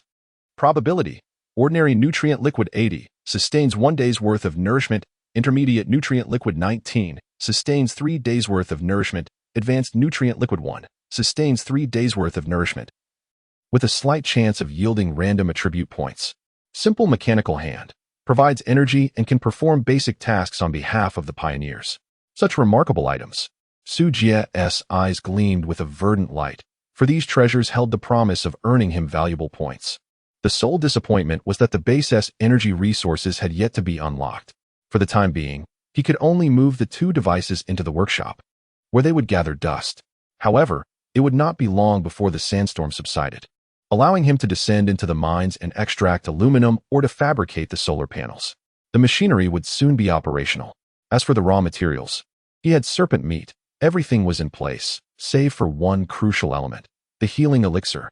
Suddenly, Su Jie pondered whether his healing potions could be put up for sale. Beneath the raging sandstorm, the dwellings of the pioneers had been utterly devastated. Surely, there would be injuries. As these thoughts crossed his mind, a cunning smile crept across Su Jie's face. Seizing this opportunity to amass a fortune seemed rather appealing. Without hesitation, he placed the 6 bottles of healing potions on the trading market, setting the price at 100 points or 1,000 units of metal resources. The price was undoubtedly inflated. Yet Su Jie was in no rush. He decided to test the waters. After all, One could never be certain if there might be a fool with excess wealth willing to take the bait. In the World Channel, a human, anonymous, exclaimed in astonishment, "Incredible.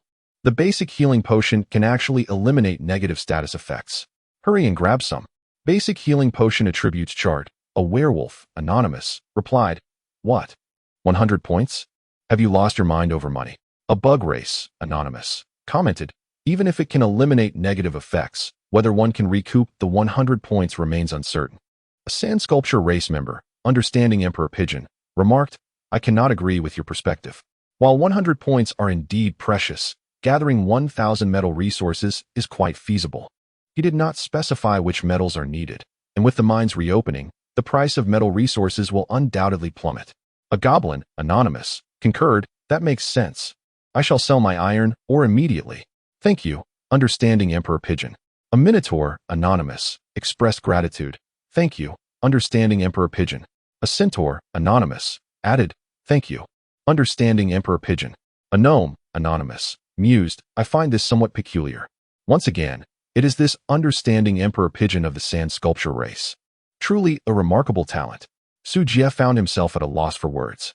To be candid, his psychological threshold was set at 400 units of metal, and he had never even considered the notion of points.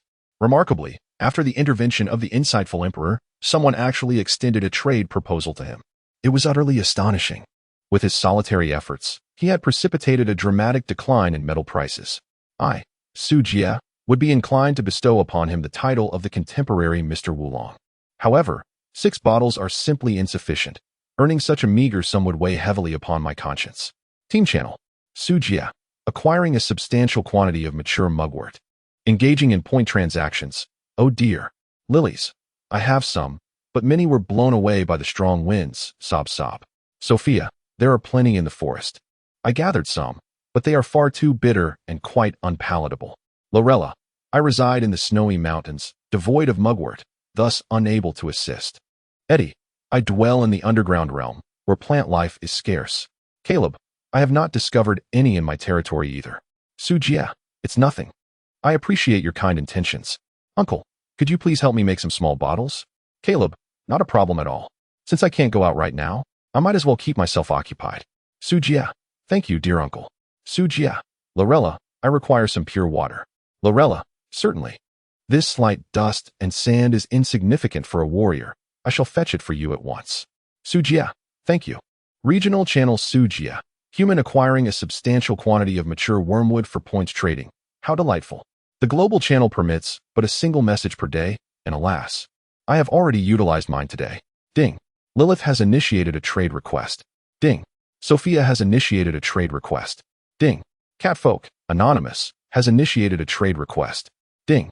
An overwhelming influx of trade notifications emerges. How astonishing that this bitter, unpalatable wormwood could be exchanged for points, prompting a flurry of interest. However, Su Jie currently possesses only 102 points, limiting him to selecting a few familiar acquaintances for trade.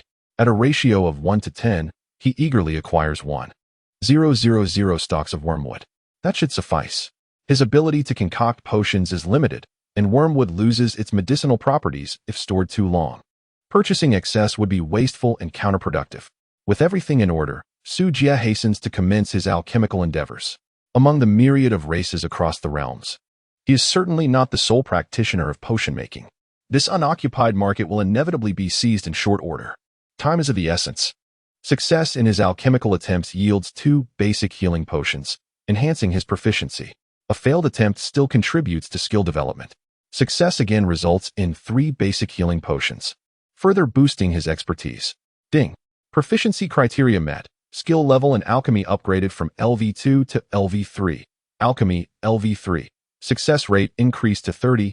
Potion yield enhanced by 25. And alchemical speed augmented by 25. Ding. Prerequisite skill level achieved, granting the secondary profession, Alchemist.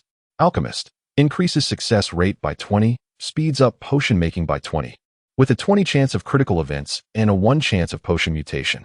Chapter 13. Profitable Ventures, Millions in Resources. Glug glug. Bubbles continuously rise in the test tubes upon the alchemical station. A steady stream of basic healing potions is produced.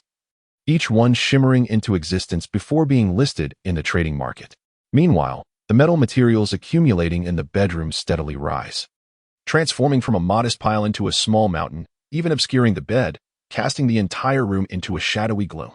Su Jie could not afford to concern himself with trivial matters. The opportunity to bridge the gap between himself and the elite races lay tantalizingly within reach. At this moment, only a numbing indifference remained in his gaze. By harnessing the attributes of his secondary profession as a merchant, potions would automatically become available for sale, with their prices seamlessly adjusted to reflect the current market average. This innovation afforded him a significant saving of time. Su Jie need only immerse himself in the art of potion making, without the distraction of other concerns. At this moment, astute individuals have recognized the burgeoning opportunities and have begun to emulate his efforts. The prices of therapeutic potions fluctuate incessantly, while the cost of the raw material, wormwood, is soaring to unprecedented heights. The market is rapidly approaching saturation at a visible pace. The adage that time is money rings undeniably true. Ding. Proficiency conditions met. Skill: Potion making LV3, Potion making LV4, Potion making LV3, Success rate 35, Potion yield 30, Crafting speed 35.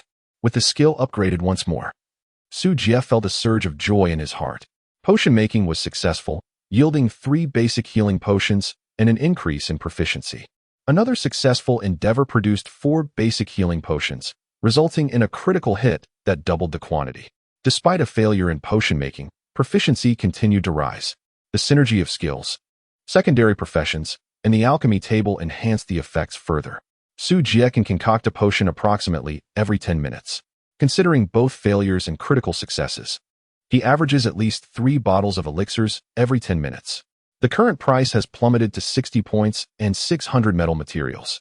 Thus, Su Jie earns a staggering 1,800 materials every 10 minutes. The level of profit is simply astounding. However, Su Jie's countenance grew increasingly heavy, and his body felt an overwhelming fatigue. This weariness was not merely a physical sensation, but rather a burden stemming from a mental realm. The attribute of intellect profoundly influences mental resilience. With a mere 5 points in intellect, his ability to endure thus far was nothing short of extraordinary. However, the daunting rewards he had received rendered any thought of relinquishment utterly unacceptable. By all means, he resolved to abandon restraint. The 6 attribute points awarded from the assault incident had yet to be utilized. Thus, he decided to act decisively and allocate them all to enhancing his intellect. Su Jie's attributes have once again reached new heights: Strength 5, Intelligence 11, Constitution 10, Agility 5. In an instant, his mind surged with energy, banishing fatigue entirely. Ding. Your mental state is exceedingly exhilarated, granting you the buff, Workaholic. Work efficiency increased by 50, followed by a state of weakness that reduces attributes by 50, lasting for 12 hours. Excellent. I feel invigorated. Come, let us embrace the joy of labor. Countless afterimages flickered as Su Jie's hands danced with remarkable speed. An hour later, ding. Proficiency conditions met. Skill: Alchemy LV4, Alchemy LV5, Alchemy LV5, Success rate 40, Potion yield 40, Alchemy speed 40. Notice, the random event has concluded. The mist has been dispersed by the sandstorm, and abundant resources have scattered randomly throughout the base. The war fog will refresh in 24 hours. The system notification has concluded. Su Jie, however, did not cease his labors. He had become utterly absorbed, his pupils suffused with blood, and his visage a mask of madness. No one could thwart his ambition to amass wealth overnight. As the saying goes, those who survive great adversity are destined for fortune. Once the random events concluded, the fog of war that had plagued everyone dissipated. A plethora of resources was laid bare before the surviving pioneers, plunging them into a state of euphoria. Crucially, with the fog's retreat, the locations of the nearby mines were also revealed. Now, everyone would gain access to the mines, heralding an impending plunge in the mineral market. The price of healing potions surged once more, escalating to 40 points or 800 minerals. As the fog cleared, some fortunate individuals even stumbled upon exceedingly rare treasure chests. Amidst a vast population, a multitude of items flooded the trading market, igniting a grand celebration of this gaming feast. The revelry continued unabated until the fall of night. Su Jie remained enveloped in his relentless toil. It was only when the stars danced before his eyes, pushing him to the brink of exhaustion, that he finally tilted his head back and succumbed to unconsciousness. In those fleeting moments before his mind slipped away, he harbored a greedy desire to venture outside the base in search of scattered supplies. Yet, upon realizing that the fog of war would only refresh after 24 hours, he felt a sense of calm wash over him. There would be ample time to gather resources come the morrow. Sujie, zzz. The following morning, Sujie, bearing the weight of 2 dark circles under his eyes, gradually awoke. He felt as though his very essence had been siphoned away, leaving him utterly drained. Oh, it was as if he had indulged in over 20 rewards. The sensation was truly exquisite. He rubbed his aching lower back, murmuring to himself. Sujie rose from the ground and immediately checked his provisions. Star Master, Sujie Region, Jelvo Star Cluster ID, NTR, 9528 base rating, 66 attribute values, Strength, 5 Intelligence, 11 Constitution, 10 Agility, 5 Skills, Identification LV5 Pharmaceuticals LV9 points, 188 Supplies, Armored Spikes, 2360 Iron Ore, 980, 000 Copper Ore, 120, 000 Silver Ore, 36, 000 Aluminum Ore, 48, 000 Gold Ore, 8, 000 Salt Ore, 12 Quartz, 20 Universal Metal, 10 Basic Purification Potion, 7 Omitted, Hundreds, Thousands, 10,000s, Hundreds of Thousands, 980, 000. Sujie stared in astonishment, his eyes wide with disbelief at the fruits of his labor from the previous day, fearing it might be a mere illusion. He counted once more. Now he could confirm that earning $1 million in a single day was not a dream. Opening the trading hall, he discovered that the price of healing potions had plummeted to 5 points, while the raw material, mugwort, had surged to 2 points per stock. The market had reached saturation, and prices were unlikely to fluctuate further. Indeed, only those who dared to be the pioneers could reap the rewards. Sujie once again expressed his respect for the esteemed appraiser. The terrifying profits brought about by information asymmetry far exceeded what the impoverished could comprehend. It was truly alarming. Now that resources were abundant, it was time to elevate the quality. Lost in thought, Sujie opened the trading post and searched for quartz. With such wealth at his disposal, why mine when he could simply purchase? Previously, the mines had been inaccessible, and such commodities were non-existent in the market. However, in the wake of a resource explosion, rare minerals and metallic ores had emerged. Seizing the moment before noon, he hurried to enhance the base's rating, striving for maximum profit. As beams of white light flashed, numerous structures rose from the ground. The base rating of Sujie has experienced an explosive surge. Chapter 14, Major Renovation of the Base. Unlocking Energy Technology. Solar Panel Comprehensive Building Rating. 5 Construction Requirements. 50 Metal Materials, 50 Aluminum Ore, 30 Quartz, 5 points. Energy Storage Device Comprehensive Building Rating. 20 Construction Requirements. 500 Metal Materials, 300 Copper Ore, 200 Silver Ore, 50 Gold Ore, 20 points. With a swish, several beams of white light flashed by. On the Sujie base, for additional solar panels and a white metal box have been installed in the workshop.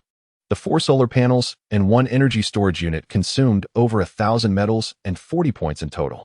For the current nouveau riche, such an expenditure is hardly a concern.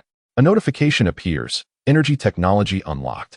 At last, the construction of defensive structures is possible, a significant achievement.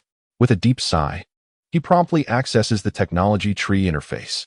Small Electric Artillery Comprehensive Building Score. 300 Construction Requirements. For 1,500 metal, 3,000 iron ore, 800 copper ore, 250 silver ore. 300 points. Description. Effective range of 200 meters. Consumes electricity to fire electric projectiles at designated targets. Power consumption, 100. Cooldown, 30 seconds. Capable of instantly eliminating any creature with a constitution below 30 points. For those above 30 points, damage decreases progressively, ensuring a 100 chance of inducing paralysis. Though exceedingly costly, it possesses remarkable strength. The real expense lies not in materials, but in points. The system's production costs seem excessively high. Unable to afford it. Although this contraption greatly entices Sujie, the steep price of 300 points still gives him pause. He considers whether there are more fitting options for the current situation. High-pressure alloy wall comprehensive building score. 5 construction requirements. 1,000 metal, 500 iron ore, 200 copper or 20 gold, or description: 1 meter long, 3 meters high, 7 meters wide, an alloy wall. Defense rating of 50, based on a constitution of 50. Exceeding this value results in progressively reduced defense. When powered, it can release a powerful high-voltage current, inflicting sustained damage while additionally causing paralysis. Incredible! This marvel can be constructed without using points. My dream wall. Such a secure structure, combined with such convenient offensive capabilities, is undoubtedly an invincible artifact for the early stages. Su Jie clicked on the forge without a moment's hesitation. As for the mere cost of over 700 materials, it was but a trifling matter. The only concern was that the length was a mere 1 meter. How long should the wall be constructed? After a moment's contemplation, Su Jie felt that the 50 by 50 area was somewhat constricted, with numerous buildings yet to be constructed. The limited space would undoubtedly pose challenges in the future when demolition became necessary. Thus, he decided to opt for a more expansive 100 meters by 100 meters instead. With a seasoned evaluator present, he need not worry about financial gains. As this thought crossed his mind, the abundance of iron ore in his bedroom began to diminish rapidly. The 4 walls encompassed a length of 400 meters, leading to an immediate consumption of approximately 680,000 units of iron ore, resulting in a sudden halving of his assets. Furthermore, the rating of his base skyrocketed to an astonishing 2,466. It was difficult to fathom the terror that awaited during the impending attacks at the end of the month. Ding! Congratulations, you have become the first pioneer in this region to surpass a rating of 1,000. Rewards: 1,000 points, Automation Core X1, Silver Chest X1, Resource Chest X1. 10 free attribute points. Su Jie faintly heard a classic old song echoing in his mind. The concept of invincibility is accompanied by an overwhelming sense of loneliness. Treasures, points, and attributes are but ephemeral distractions. The crux lies in the automation core. For pioneers of the mechanical realm, its significance is akin to a lifeline. Only by unlocking automation can one access the intelligent mainframe. Otherwise, no matter how many weapons he possesses, he is limited by his 2 hands, unable to manage them all. With this core, it is as if he has ascended to the heavens, transcending life itself, akin to a fish leaping over the dragon's gate. The difference is as vast as heaven and earth. There is no hesitation. He promptly placed the core into the designated slot in the base. A notification appeared. Automation technology unlocked. Current base structures can automatically attack hostile entities. Once installed, it can be utilized. How splendid! Alas, features such as automatic organization, precision strikes, automatic identification, and automated planting all require specialized facilities. One must take their time. Muttering to himself, Su Jie walked outside. Beyond the door, what was once an unbroken expanse of barren wilderness now boasted a magnificent metallic wall. The cold metallic texture exuded a solemnity and grandeur, as if a colossal beast lay in repose upon the earth, quietly lying in wait. Su Jie stood atop the city wall, gazing down at the desolate expanse of the ravaged Gobi Desert. His deep-set eyes betrayed a tinge of melancholy. Life is indeed as lonely as snow. The term invincible scarcely suffices to encapsulate Su Jie's current state. From this day forth, he truly occupies the forefront of various races. Ascending to the grand stage of the world, he has finally amassed sufficient capital to engage in a contest of strength with those elite races. What a feeling this is! It is difficult to articulate. There exists a sense of grandeur akin to parting the clouds to reveal the verdant mountains, mingled with an ineffable sense of accomplishment. Yet, predominantly, there is a profound solitude. No matter how grand the achievement, in this moment, there is no one to share it with, rendering it somewhat lackluster. Adorned in finery yet not returning home is like roaming the night in splendid attire. He wonders if his former close friends are still in this world. As he descended from the wall, Su Jie suddenly realized he had forgotten to leave the gate open. This was rather awkward.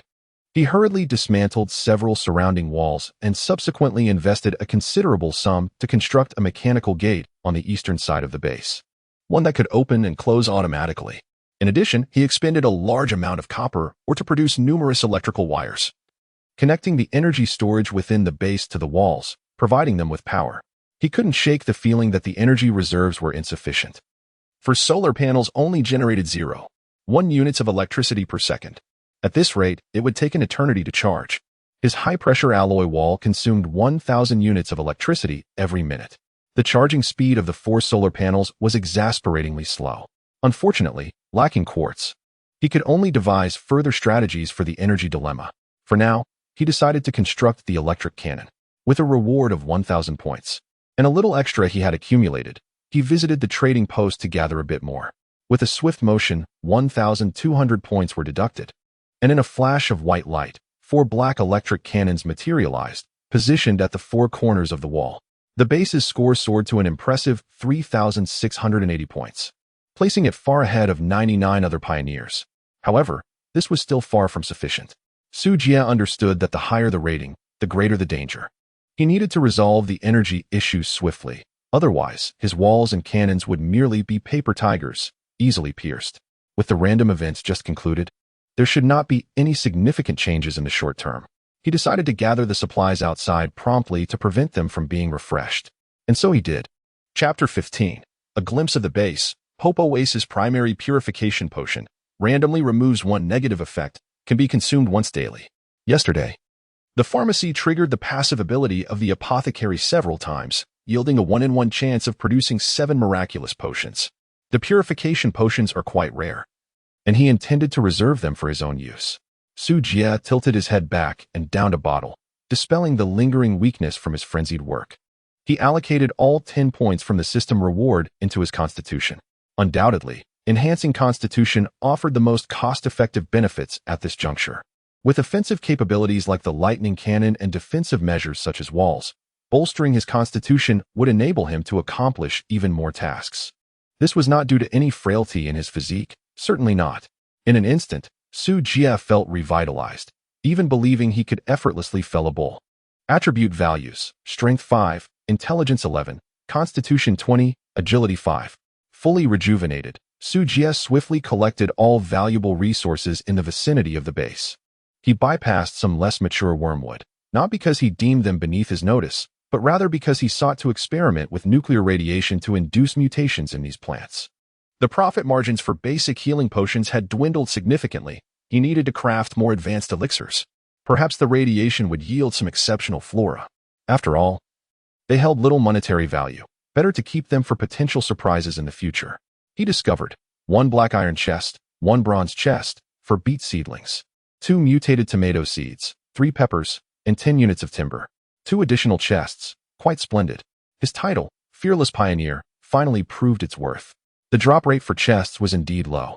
Even with his title enhancing their appearance probability, he had only encountered 2 or 3 over the past days. One could only surmise that Lady Luck had little affection for a planet steeped in radiation. Previously, when the base rating reached 1,000, he was rewarded with 2 chests. Now, with the 2 in his possession, he had a total of 4 unopened chests. He decided to set them aside for the time being and open them all at once his tasks were completed. Su Jie relentlessly continued to scour the resources of his territory. As the mists of war dissipated, the full panorama surrounding the base became strikingly clear, viewed from above. The base nestled at the bottom of a colossal meteorite crater, which resembled an immense dish, with a central depression and elevated edges. Encircling the basin were towering ring-shaped hills, safeguarding the base at its very core. Su Jie, filled with curiosity about the world beyond the meteorite crater, gathered supplies while ascending the adjacent circular hill. At the summit, the view was remarkably expansive. As he gazed out, the entirety of the crater unfolded before him, its size surpassing his initial imagination. Surrounding the crater lay an endless expanse of desert, where tawny grains of sand blanketed the earth. At the horizon of this vast sandy sea, a hint of greenery could be discerned. It appeared as a glimmer of hope, guiding Su Jie towards the oasis. He could not help but feel the surge of fervor within his chest. It turned out that this planet was not solely defined by radiation. It teemed with life.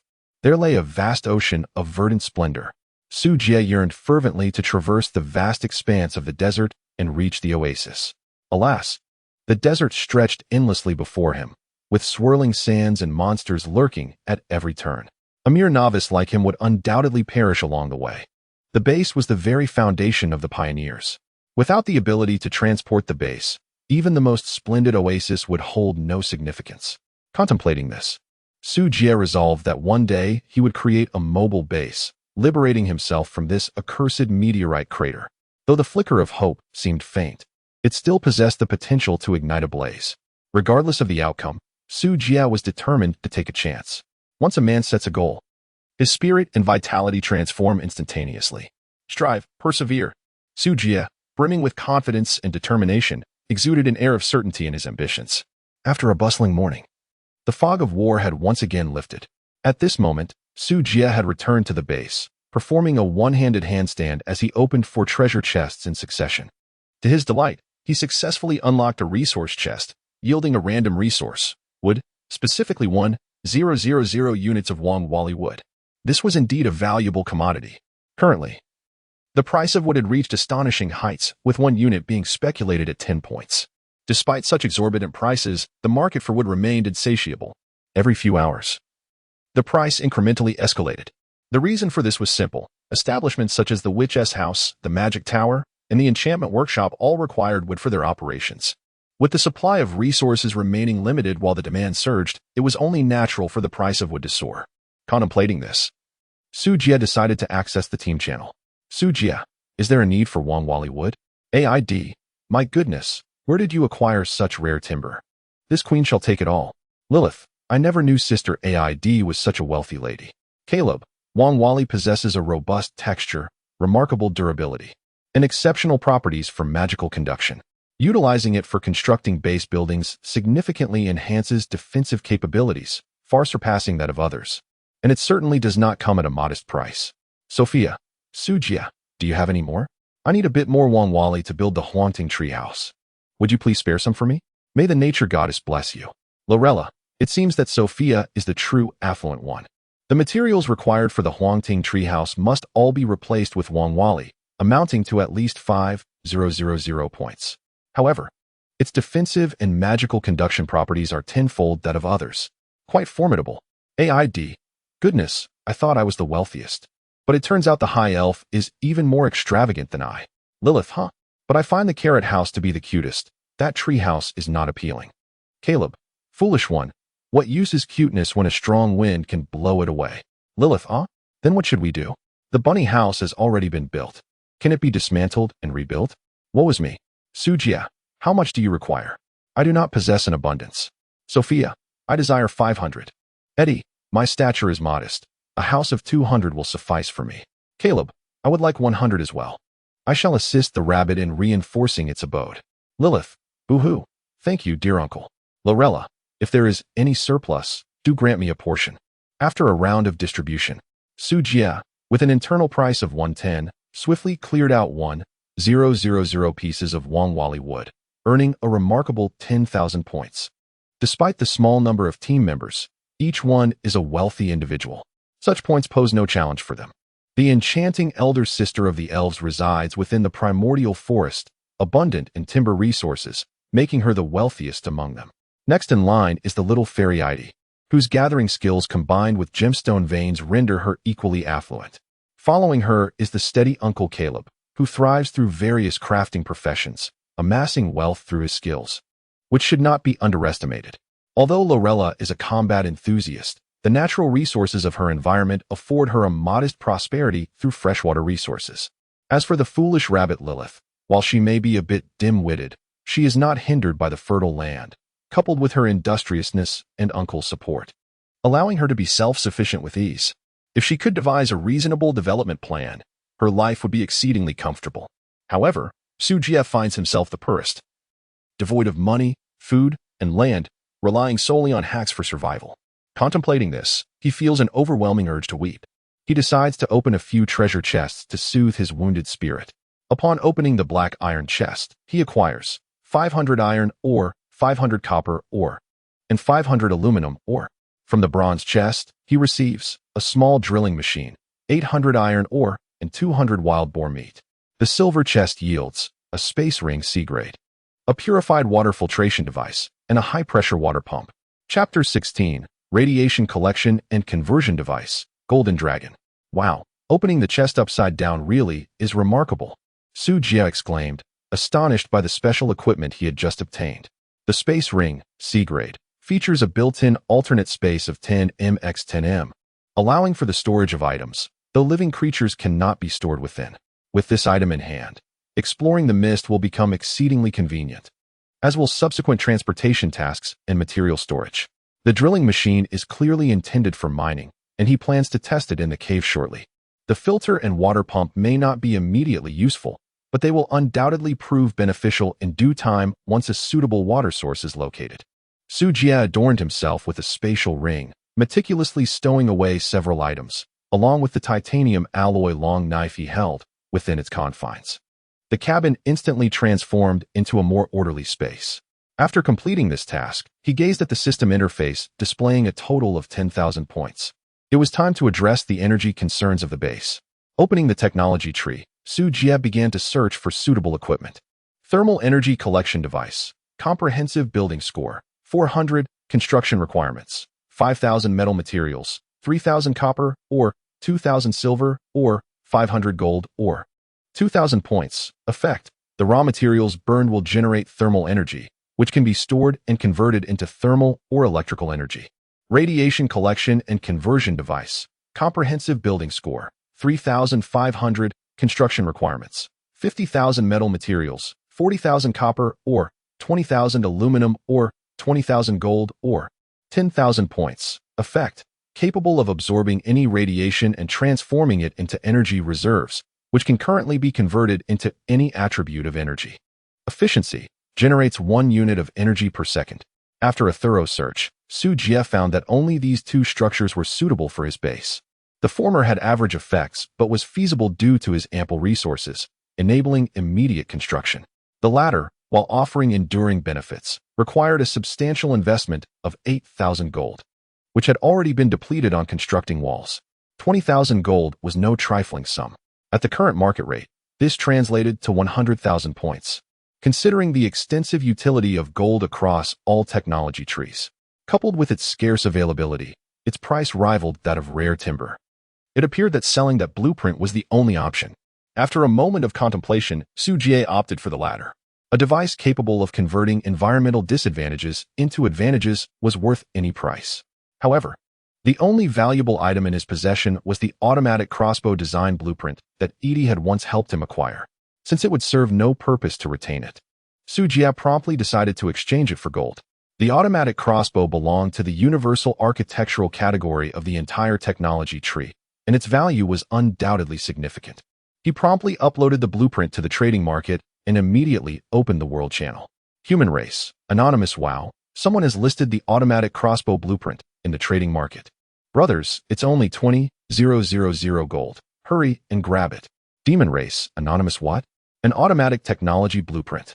God race, anonymous, I want that blueprint for my god race. Fairy race, anonymous, oh, god race, how imposing you are. Others may fear you, but we fairies are not intimidated. Titan race, anonymous, humph, as if you all could afford it. Sand sculpture race, understanding Emperor Pigeon goodness, just one blueprint has summoned a host of top-tier races. Fellow lords, let us get acquainted. Ding. The demon race, anonymous, has initiated a trade with you. Su Jie did not anticipate that mere moments after his item was listed, he would be met with a transaction proposal. It must be said, the efficacy of advertising is indeed formidable. Demon Clan anonymous humans? What a stroke of luck. Upon discovering that the trader was merely an F-rank human, the counterpart scoffed derisively. This blueprint is worth at most 10,000 gold. Let us proceed, insect. The condescending demeanor of the other party caused Su Jie to furrow his brow. How infuriatingly foolish. Unable to contain his disdain, he cursed under his breath and promptly closed the transaction window. After all, the functionalities for NK and territorial warfare had yet to be activated. Who is afraid of you? World Channel Demon Clan. Anonymous, the humble human dares to reject a transaction from the Demon Clan. Your fate is sealed, and so is the fate of all humanity. Celestial Clan. Anonymous, oh, are you in a hurry? The Demon Clan is truly pathetic. Divine Clan. Anonymous, pathetic. All you do is talk big. If you have the capability, build a battleship and confront them. Human Clan. Fried shrimp dam. You foolish demons who have horses but cannot raise them. Do you really think you can insult our proud human race? To hell with you, you worthless mutt. A cascade of vitriolic exchanges left the members of the Demon Clan utterly speechless. What a farce. Do they truly believe that the human keyboard warriors are merely idle? Su Jie paid no heed and continued to open the next trading window. The Dragon Clan, anonymous, offered 20,000 gold. To his surprise, it was indeed the Dragon Clan. Were they not fond of glittering treasures such as gold? The fact that they were willing to part with it for trade was truly unprecedented. It seemed the value of this blueprint was indeed remarkable. Should I then raise the price? Sujia revealed a sly smile at the corners of his mouth. Human, anonymous, not enough. A member of the divine race has offered 30,000. Dragon, anonymous, human, your greed is disgraceful.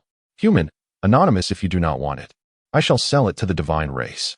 Dragon, anonymous, 35,000. This is my final offer. Sujia raised an eyebrow. What should he do? Should he intensify the situation and lead the dragon clan to their ruin? After much contemplation, he still could not come to a decision. Once provoked, the opposing party would undoubtedly retaliate fiercely against humanity. Perhaps it was best to leave a thread of goodwill for future encounters. Human clan, anonymous, however. That divine clan claims they can offer up to 40,000. Dragon clan, anonymous, human, do not take advantage of the dragon too far. Human clan, anonymous, yet. I told him that I prefer the dragon clan, so I shall sell it to you for 35,000. Dragon clan, anonymous, humph. You possess a modicum of discernment. Human clan, anonymous, let us add each other as friends for future communication. Dragon clan, anonymous, friends? I have no need to befriend a lesser race. Human clan, anonymous, how childish. It is merely a matter of mutual benefit. It is just a contact. Do not be so sensitive. Dragon clan, anonymous, humph. I shall contemplate this. After a brief moment, ding. The golden dragon, Claustia, has sent you a friend request. A golden dragon? And a female at that? No wonder their reserves of gold are so vast. A mere rub from their scales yields a fortune. This one is truly a wealthy lady. Sujia promptly clicked agree. There will be numerous occasions in the future where gold will be invaluable. Cultivating relationships with such affluent individuals can never be a misstep. Sujia, blue star being Nasi Tumi rabbit. Crostia, Golden Dragon Clan, let it be known that my intention in adding you as a friend is not to forge a bond with humanity. Furthermore, this matter must remain confidential. I do not wish to be ridiculed by my kin. Sujia, a blue star inhabitant with a swift motion. He dismissed the dialogue box of the juvenile dragon and commenced the construction of the radiation collection and conversion device. Suddenly, a blinding white light erupted, revealing a colossal structure in the center of the base. Chapter 17. Advanced Energy Storage Device Radiation Collection and Conversion Device Comprehensive Building Rating. 3,500 Construction Requirements. 50,000 units of metal, 40,000 units of copper ore, 20,000 units of aluminum ore, 20,000 units of gold ore, 10,000 points effect, capable of absorbing any radiation and converting it into energy reserves, which can be transformed into any attribute of energy efficiency. 1 unit of energy per second. The device stood approximately 20 meters tall, taking the form of a circular metallic column adorned with enigmatic patterns through which a faint blue electric current coursed. At its base lay an 8 by 8 meter metallic shell foundation, flanked on either side by 6 grooves, each designed to accommodate energy transmission conduits. Sujia positioned this substantial apparatus at the western side of the base's center, directly behind the cockpit. He deftly installed 6 energy conduits, linking them to the energy storage unit within the cockpit. This storage unit, in turn, connected to the surrounding walls and the electric artillery. Although the wiring appeared somewhat chaotic, the energy dilemma was finally resolved. Upon entering the workshop, he cast a glance at the energy storage unit. Energy storage, 16,710,000, replenishing at a rate of 1 unit per second. The storage unit would soon reach its full capacity. As long as the nuclear radiation persisted, Sujia could accumulate 86,400 units of electricity daily. Truly, this energy structure, rated at 3,500 points, was worth the investment of 10,000 points. However, would the excessive energy risk overwhelming the storage unit? Sujia, with a furrowed brow, anxiously stroked his chin while murmuring to himself. Unfortunately, he had exhausted all his points and was unable to construct a storage device with a greater capacity. Notification: your base score has reached 7,400 points, and you have earned 7,400 points through daily sign-ins. It truly is as if what one wishes for comes to fruition. Sujia almost forgot that he could still check in for points at noon. Coincidentally, he had just deceived 15,000 gold from the Navi dragon. So he decided to take the plunge. Advanced Energy Storage Device Comprehensive Building Rating.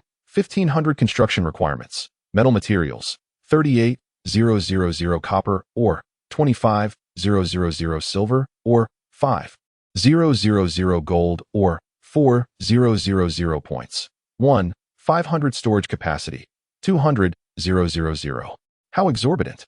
Su Jie muttered a curse under his breath before promptly accessing the trading market. His supply of copper ore was insufficient, necessitating an exchange of his surplus minerals for additional quantities. The conductivity of copper ore was commendable, finding application in various technologies. And its current market price was likewise quite steep. Su Jie nearly exhausted all his possessions to gather the required amount. Suddenly, four beams of white light flashed. On either side of the towering iron pillar, four large metal boxes appeared. Each box occupied an area of 20 square meters, certainly too large to fit within the confines of the cabin. Fortunately, these items are impervious to the elements, rendering their placement in the open air inconsequential. Su Jie adeptly reorganized the conductive circuitry. Four storage containers were each designated to supply energy to a section of the city wall, while a smaller storage device in the workshop was reserved for his regular use. This arrangement ensured a complete segregation between industrial and agricultural electricity. Perfect. Ding. Congratulations. You are the first pioneer in this area to achieve a score exceeding 10,000. Rewards. 3,000 points. 1 resource transfer scroll, 1 blueprint treasure chest, and an additional 30 free attribute points. Wow. Has it really reached 10,000 so swiftly? How lonely it is to be invincible. Su Jie felt that the rapid increase in his rating was somewhat surreal. However, he did not succumb to complacency. From the immature dragon, Claycetea, he discerned the formidable nature of a top-tier race. A glimpse reveals the entirety. If a single dragon can wield such an immense amount of resources, what of the collective? Truly astonishing. The journey to ascend to the pinnacle is still a long and arduous one. Resource transfer scroll. This allows the relocation of resource points to designated areas, including but not limited to mines, water sources, forests, and more. Blueprint treasure chest. This can yield any blueprint, encompassing but not limited to buildings, cores, equipment, and beyond. These items are indeed valuable, yet for the moment, they serve no immediate purpose. Best to keep them stored away for now. He carefully placed the 2 items into his ring. Shortly thereafter, Su Jie evenly distributed his attribute points and subsequently opened his attribute panel. Star Master, Su Jie Race. Human, Blue Star, Base Rating, 13, 200 Attribute Values, Strength 14, Intelligence 14, Constitution 30, Agility 14 Skills, Identification LV 5, Alchemy LV 9 Talents, Observer. Blade Dancer Secondary Professions, Beast Tamer, Merchant, Apothecary Title, Fearless Pioneer Points, 3, 480 Resources, Iron Ore, 100 Copper or 0 Silver or 6,000 aluminum or 18,000 gold or 1,000 universal metal, 10 snake meat, 300 wild boar meat, 200 vegetable seeds. Several at last, he had made some progress. Gazing at his splendid panel, Su Jie finally found a semblance of solace. Although he still fell far short of the esteemed dragon race, he at least surpassed 99 of all existences in the universe. Gurgle. At that moment, his stomach suddenly growled. It was only then that Su Jie realized the 3-day satiety effect of the nutrient solution had come to an end. However, he resolved not to resort to injections this time. With meat available, what need was there for nutrient solutions? Such substances, if overused, could be detrimental to one's health. The food processing station seemed ready for operation now. Previously, it had remained idle due to energy constraints. Now that he possessed an abundance of energy, it was only natural to put it to good use. The primary food processing station, inputting raw materials, allows for the automatic synthesis of nutritional liquids. The simple mechanical arm provides energy and can perform basic tasks on behalf of the pioneer. As he connected the power supply to both devices, they sprang to life with a cacophony of clanging and whirring sounds.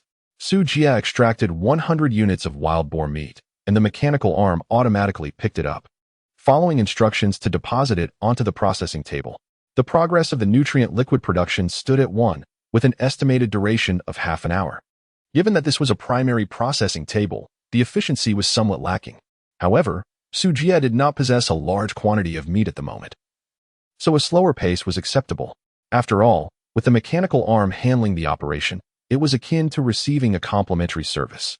He set aside 200 units of wild boar meat and 200 units of snake meat as raw materials and took the remaining 100 units of snake meat outside the cabin. He built a campfire and began to grill the meat. To be honest, I have never tasted grilled snake meat before. The aroma wafted through the air, even attracting the giant beetle from within the mine. Click, click.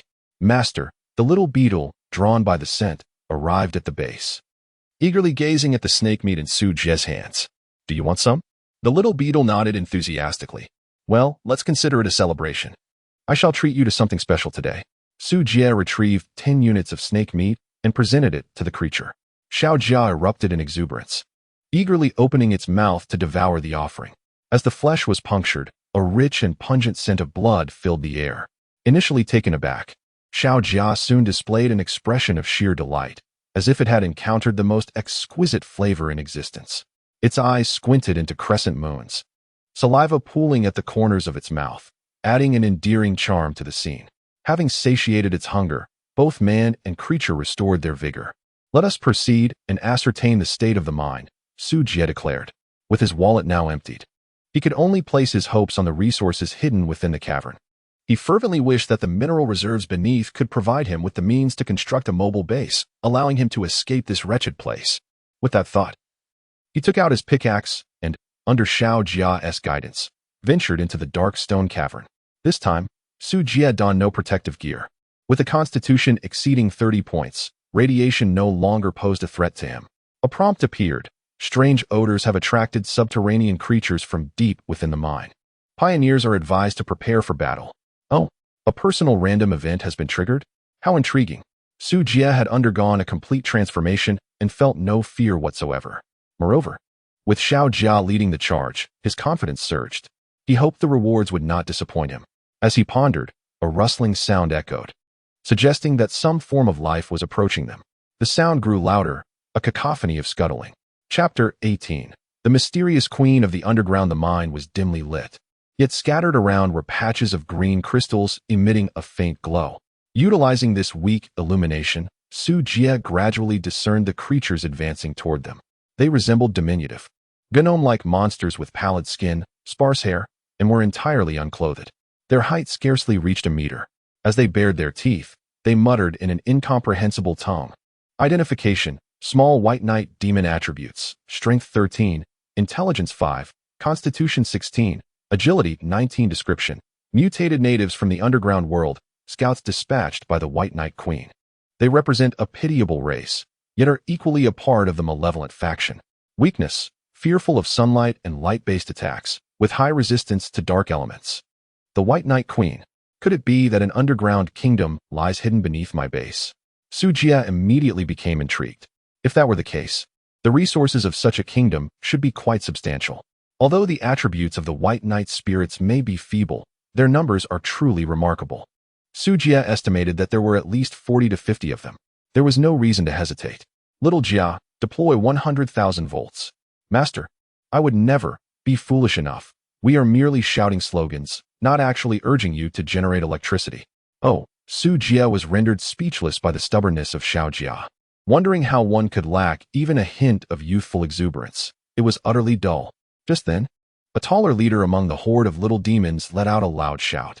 Instantly, over 40 little demons charged forward, brandishing an array of bizarre weapons that resembled irregular sticks, their materials appearing somewhat metallic. Moo.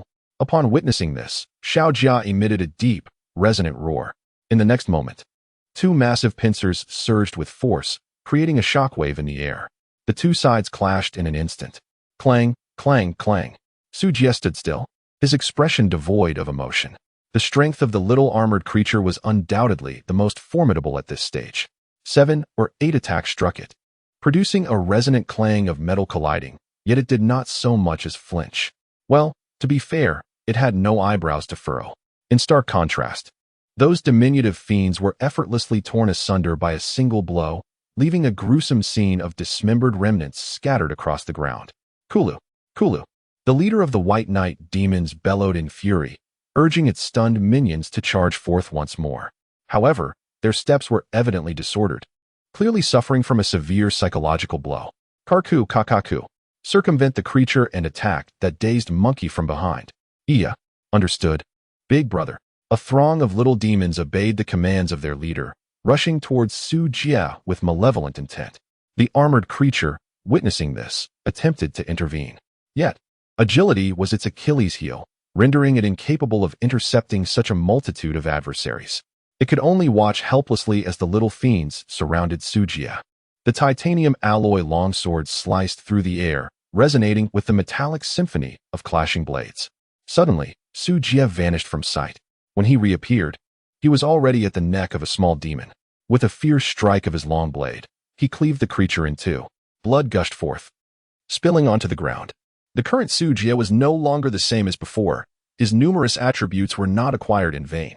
Coupled with his talent as a blade dancer, he moved through the battlefield as if it were an uninhabited realm. Blade dancer, when wielding bladed weapons. Attack speed increases by 10, attack power increases by 10, and accuracy increases by 10. Each time the blade glimmered, another small demon met its end. Soon, the area around Su Jia was littered with corpses. His gaze shifted towards the White Knight demon leader, a cold smirk gracing his lips as he charged forward. Kulu. Upon witnessing his companion being dispatched in an instant, the White Knight demon leader hastily fled. Unfortunately, it had barely taken a few steps when it collided with a shadow. Awaiting it were two enormous pincers. With a sickening crunch, the head of the White Knight demon leader was crushed, and red liquid splattered everywhere. Notification: the assault has concluded. Successfully eliminating the scout team dispatched by the White Knight Queen.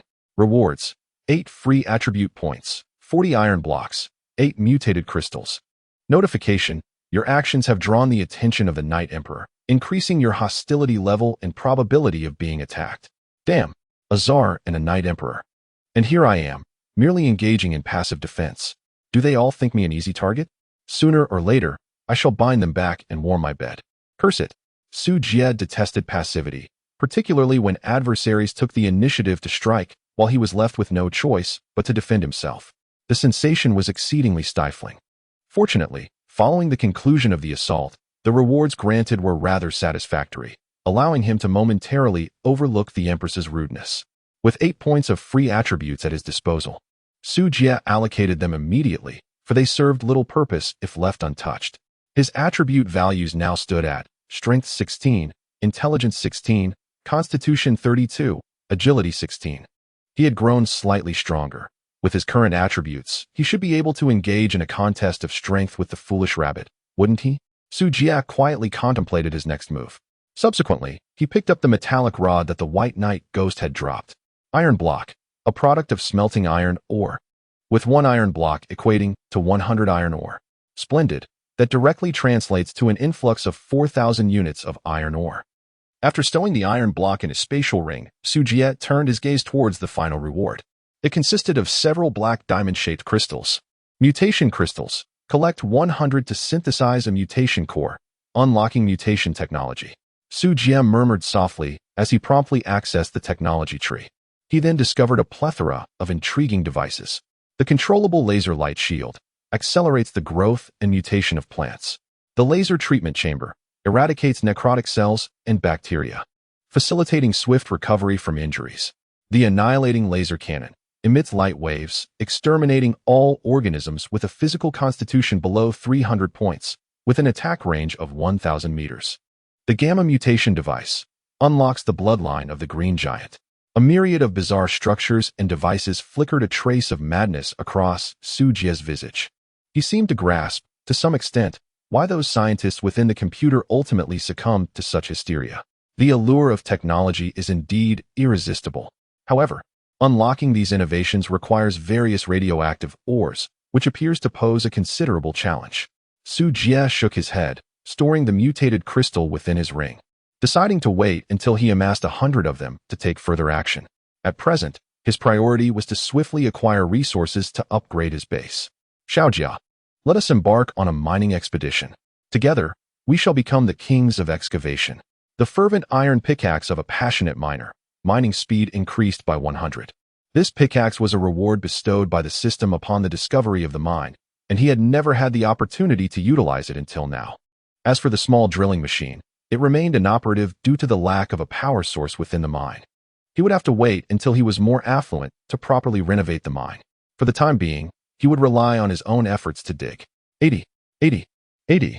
The rhythmic clanging of the pickaxe echoed from afar. Su Jie was brimming with vigor. Stone 20. Iron or 10.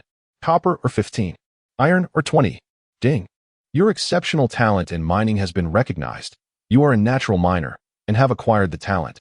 Excavator. Excavator. Mining speed increased by 100. With a keen instinct for the orientation of or veins, resulting in a 100 increase in or output. Chapter 19. Beneficial event. Resolving water sources. Su Jie had become somewhat immune to the judgment of the world as well. How could he possibly be a born miner? It was inconceivable, absolutely impossible. It must be the 100 mining speed boost from the iron pickaxe that led to a misjudgment by the system. Yes, that must be it.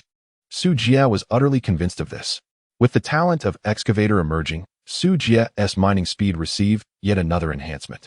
The heavy iron pickaxe in his hands felt as light as a toy, swinging through the air with a fierce momentum, almost smoking from the effort.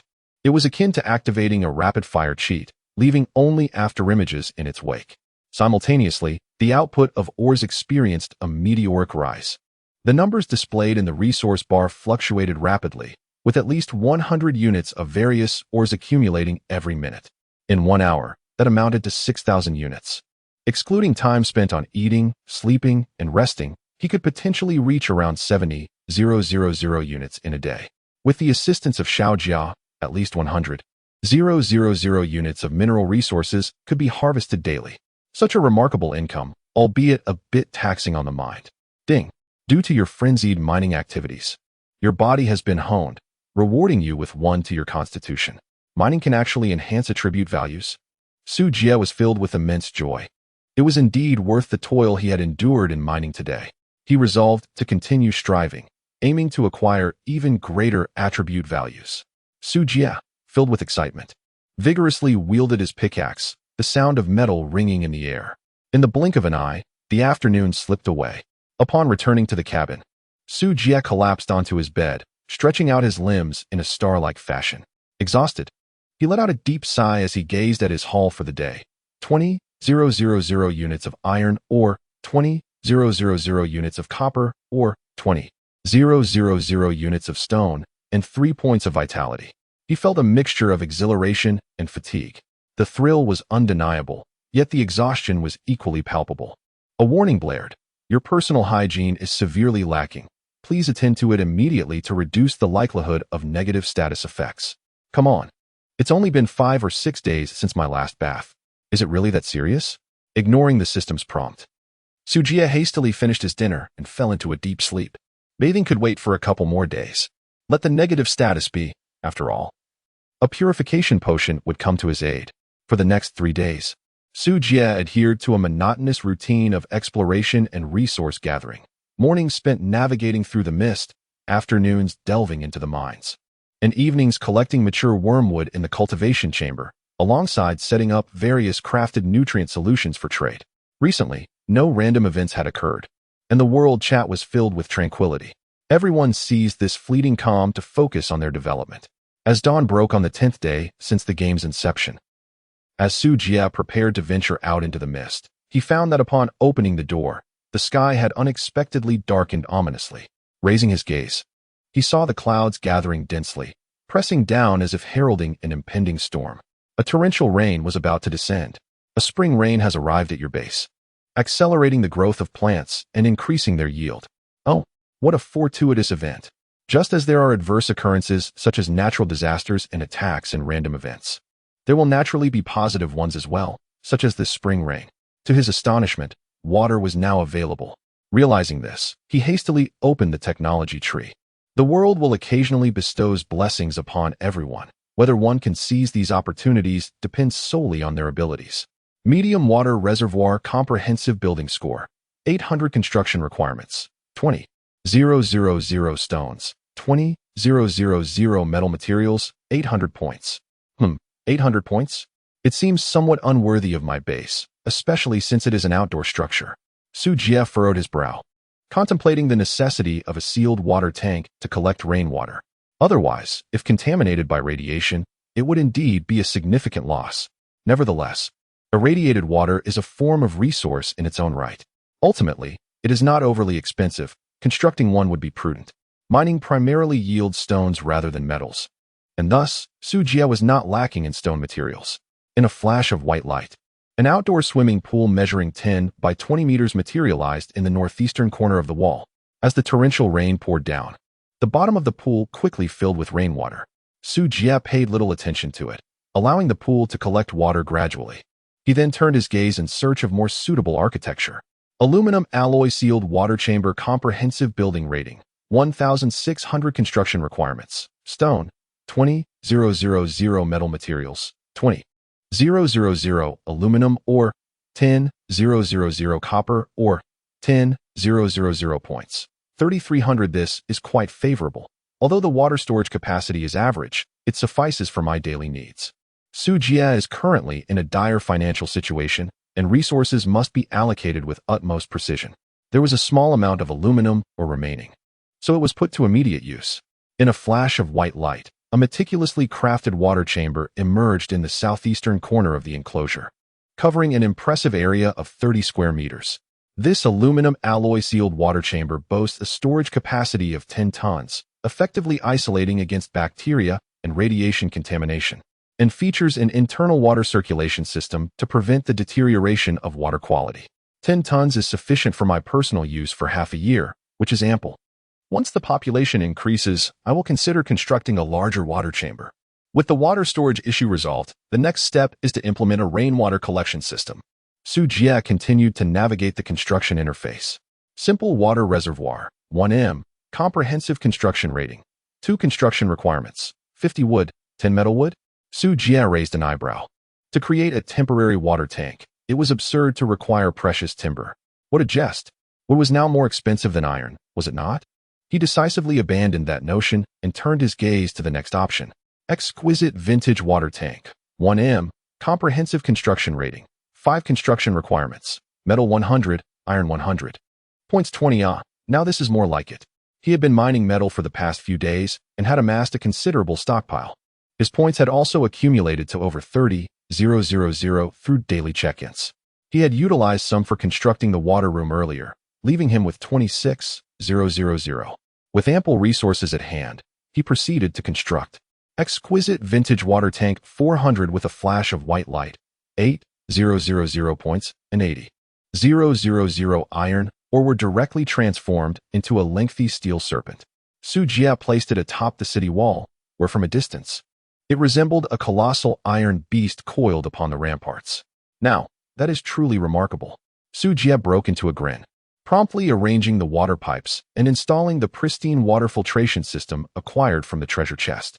With this setup, the internal circulation of the water room, coupled with the dual purification from the filter, effectively resolved the issue of daily water supply. Hopefully, this spring rain will persist for another 2 days, allowing me to replenish the water source completely.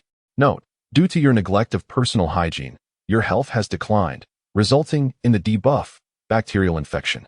Bacterial infection, immunity decreased by 50, metabolism decreased by 50, work efficiency decreased by 50. Damn, it has truly come to pass. Su Jie felt utterly despondent. He had just intended to construct a bathroom and lavatory. Could it not have been delayed by a mere few hours? With matters having escalated to this point, personal hygiene must be addressed today. Thus, Su Jie immediately began searching for blueprints for a bathroom and lavatory. Fully automatic luxurious bathroom, comprehensive construction rating, 4,500 building requirements, metal materials 90,000, stone 40,000, silver or 3,000, gold or 1,000, points 13,000. Description: equipped with services such as body scrubbing, massage, foot kneading, cupping, and gua sha. It also offers beauty treatments, hydration, spot removal, and anti-aging functions, ensuring a revitalizing experience that brings forth vitality and eternal youth. Chapter 20. Luxurious bathroom. Rating exceeds 10,000. Truly expensive. Su Jie clicked his tongue, relieved that he had sufficient materials. Thus, there was no cause for concern. After a deduction of 13,000, only 5,000 points remained. The consumption of resources had nearly depleted his stock of metal materials. The inventory was as follows: iron ore, 0, copper ore, 0, silver ore, 3, 211, aluminum, or 0. Gold, or 36. Universal metal, 10. Fortunately, the luxurious bathroom did not disappoint Sujia, as a golden light flashed. A metallic semicircular dome covering an area of 60 square meters emerged in the vacant space on the left side of the cabin. A small corridor connected the cabin to the bedroom. Sujia eagerly stepped into the opulent bathroom. The aluminum alloy waterproof walls gleamed as if freshly polished, adorned with intricate patterns of gold and silver that exuded an air of luxury and sophistication.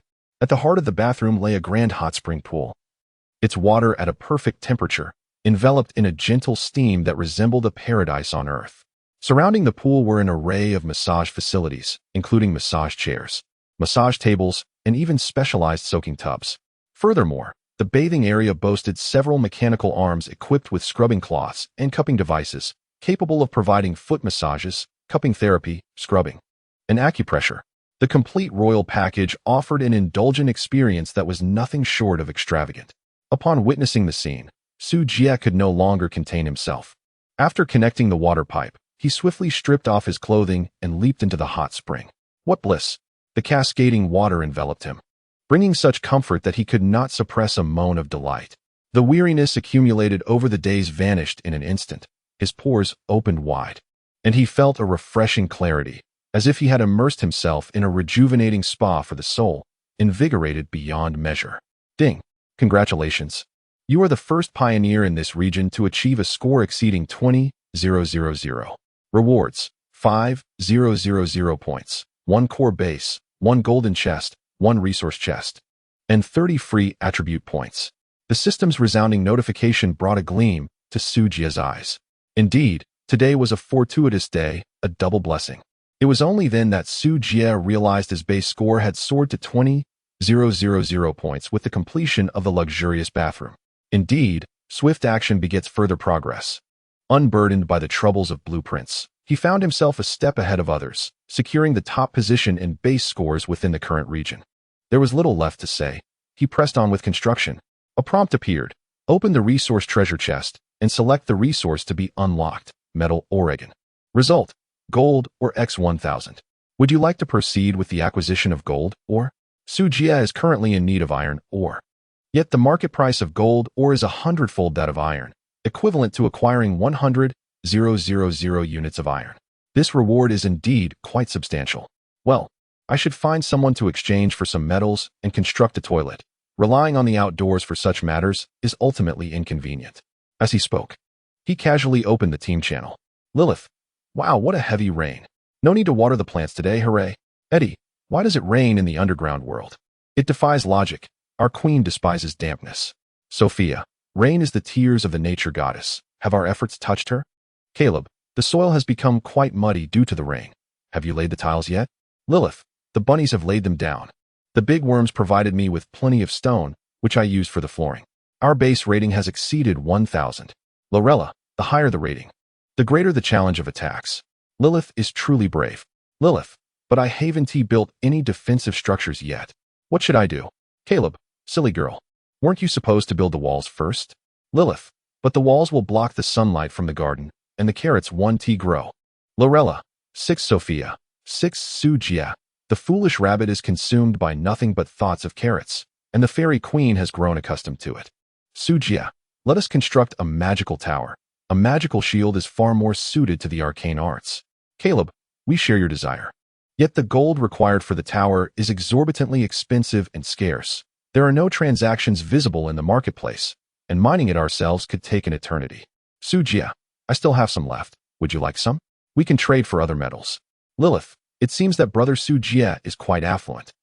Eddie: last time it was Wangwali wood, and now it's gold. Didn't you mention that the planet's resources are scarce? Where do all these precious materials come from? Sujia: I am merely jesting. I aspire to become the king of mining. Do not question the prowess of a dedicated miner.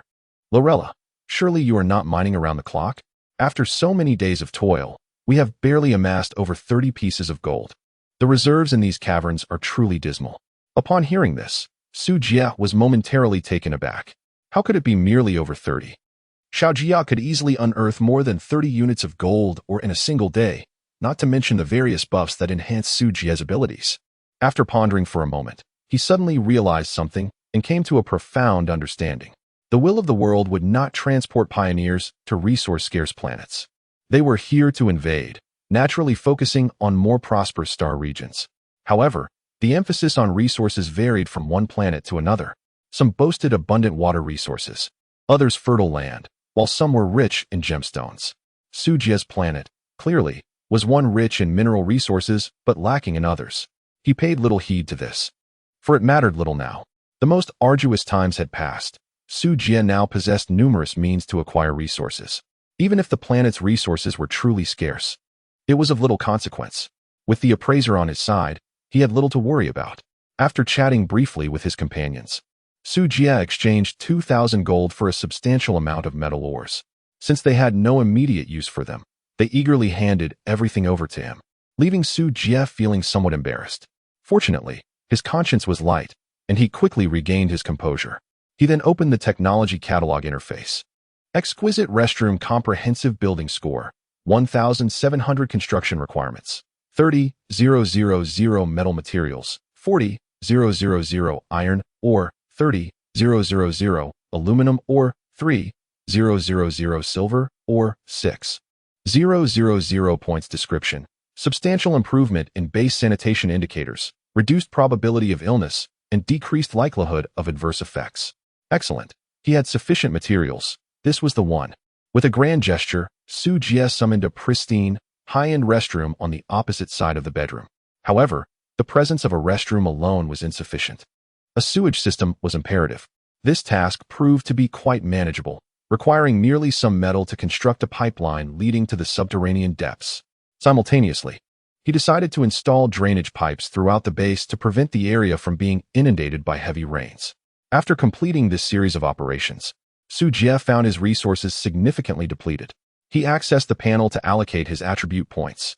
Star Master, Sujie Race, Human, Blue Star, Region, Jelwo Star Cluster ID, NTR, 9528 Base Rating, 21700 Strength, 24, Intelligence, 24, Constitution, 35, Agility, 24 Skills, Identification LV5. Pharmacology LV9 Talents, Observer, Blade Dancer, Excavator. Secondary Professions, Beast Tamer, Merchant, Apothecary. Title, Fearless Pioneer. Points, 360. He had grown slightly stronger, and life was beginning to brim with hope. Gazing at his splendid panel and the well-equipped, sturdy base, a profound sense of accomplishment surged within Sujie. The construction of the base had reached a temporary conclusion. Sujie shifted his gaze to the remaining two items for the scoring rewards. The base core unlocks the base building upgrade system, grants access to intermediate base blueprints, reduces the fog of war range by 10, and increases resource output by 10. The golden treasure chest, one tier superior to the silver, yet one tier inferior to the platinum. Chapter 21, Electromagnetic Pulse Laser Rifle, Vegetable Mutation. The base core is a remarkable asset. With it, one can unlock the subsequent technological tree of the base. Although Sujie has the ability to bypass the restrictions of blueprints, many constructions have prerequisites. For instance, to build a blast furnace for metal smelting, one must first establish a furnace. The furnace, in turn, can only be unlocked through the thermal energy core, creating a vicious cycle. Thus, the price of any core is exorbitantly high. Without a moment's hesitation, Sujie directly placed the core into the designated slot. Once wealthier, he could elevate the base to an intermediate level, allowing for the construction of even more formidable defensive structures. Next came the exhilarating moment of opening the treasure chest. It was his first encounter with a golden treasure chest, and he wondered what valuable items it might contain. This time, there were no hints to turn upside down. He simply opened it. Upon unlocking the golden treasure chest, he received Universal Metal X1000, Talent Upgrade Scroll X1, and an electromagnetic pulse laser rifle, Grade B. Astonishing. A weapon of advanced technology? Sujie was so astonished that he leapt directly out of the hot spring pool. Such a magnificent firearm was truly the weapon of every man's dreams. Its allure was surpassed only by the joy of discovering a long, straight stick on the roadside. Sujie held the laser weapon in his hands, examining it closely. The sleek, azure-hued casing enveloped the device, while the muzzle spiraled in a mesmerizing fashion. The sight was crafted from transparent crystal, and the body of the gun was adorned with archaic engravings, suggesting it was forged from a unique metal. As he disengaged the safety, the turbine surged with intensity, and a formidable current began to coalesce. Su Jie swiftly donned his attire and scaled the wall, directing his aim towards a colossal rock standing 3 to 4 meters tall in the distance. With a decisive pull of the trigger, a blinding beam of light surged forth, striking its target instantaneously, and the rock was reduced to mere fragments, scattering into the air. Witnessing such formidable destructive power, Su Jie couldn't help but gasp in astonishment. The electromagnetic pulse laser rifle, Grade B, possesses the capability to annihilate any being with a constitution below 100 points. With a cooldown period of 1 minute and a magazine capacity of 10 rounds. This truly renders him invincible, however. The lengthy cooldown time necessitates its use as a trump card. Satisfied, Su Jie descended from the wall and secured the dazzling laser rifle within his ring. Initially, he harbored concerns about the base's excessively high rating, fearing an inability to cope with the impending end-of-month assault. Armed with this formidable weapon, he felt emboldened to challenge even the Tsar himself. Upon returning to his chamber, Su Jie promptly utilized the talent upgrade scroll. Presently, he possessed 3 talents: Observer, Blade Dancer, and Excavator. The Observer was a unique talent that could not be enhanced. The remaining 2 options were unequivocally clear. He would prioritize upgrading the Excavator. Excavator, 2 stars mining speed increased by 150 or output augmented by 150, and the probability of rare metal yield elevated by 10. Excellent. He was now 1 step closer to becoming the king of mining. The rating additionally rewarded him with 10 million gold in metal. This was truly a valuable asset. One best reserved for unlocking special technologies in the future. To expend it as gold now would be an imprudent decision, yielding far more loss than gain. Su Jie consumed a vial of purifying elixir, effectively dispelling the detrimental effects of bacterial infection. He then seized his pickaxe and charged into the mine. With his heightened abilities, he transformed into an unyielding drilling machine. The incessant clattering of metal reverberated throughout the cavern, leaving his companion, the little armor, utterly bewildered. The fervor with which his master toiled was indeed astonishing. Is this truly the right path, my master? Your mission is to become the king of mining, not merely to engage in the act of mining itself. Su Jie paid no heed to it. The lack of money incites diligence, and poverty fosters even greater industriousness. With empty pockets, one cannot even afford a full meal, let alone aspire to become a king of mining. 2 days later, during the night, the patter of rain gradually ceased, the dark clouds dispersed, and the luminous moonlight bathed the earth. Su Jie rose from his slumber and glanced at the state of the water reservoir and the water chamber. Thanks to the collection tank, the water chamber had accumulated 80 units of water, equivalent to 40 tons of rainwater. In contrast, the reservoir, due to Su Jie's negligence, held less than 30 units. Nevertheless, this was sufficient for irrigating the mutated plants. Reflecting on the mutated flora, Su Jie suddenly realized that he had not attended to the cultivation chamber for quite some time. At most, he would sprinkle a bit of water each morning before neglecting it in favor of mining activities. Upon entering the cultivation chamber, Su Jie was taken aback by the vibrant array of plants. Beast-attracting grass, a product of mutation that draws animals and beasts close for a duration of 15 minutes. Crimson fruit, a mutated version of tomatoes that, when consumed, enhances strength by 1 point. Sweet fruit, a product of mutated beets, rich in sugars, and serves as a raw material for white sugar production. Rotten mugwort, a failed mutation of mugwort. Gazing at the chaotic assortment of mutated products, Su Jie suddenly recognized the allure of these mutated plants. It is worth noting that attribute pills in the marketplace only increase attribute values by 1 point, and they are exorbitantly priced at 1,000 points each. Now, he was informed that he could obtain such benefits merely by cultivating various vegetables and herbs. Su Jie is engulfed in an absurd sense of the unscientific. It is infuriating. It feels as though he has missed out on several hundred million.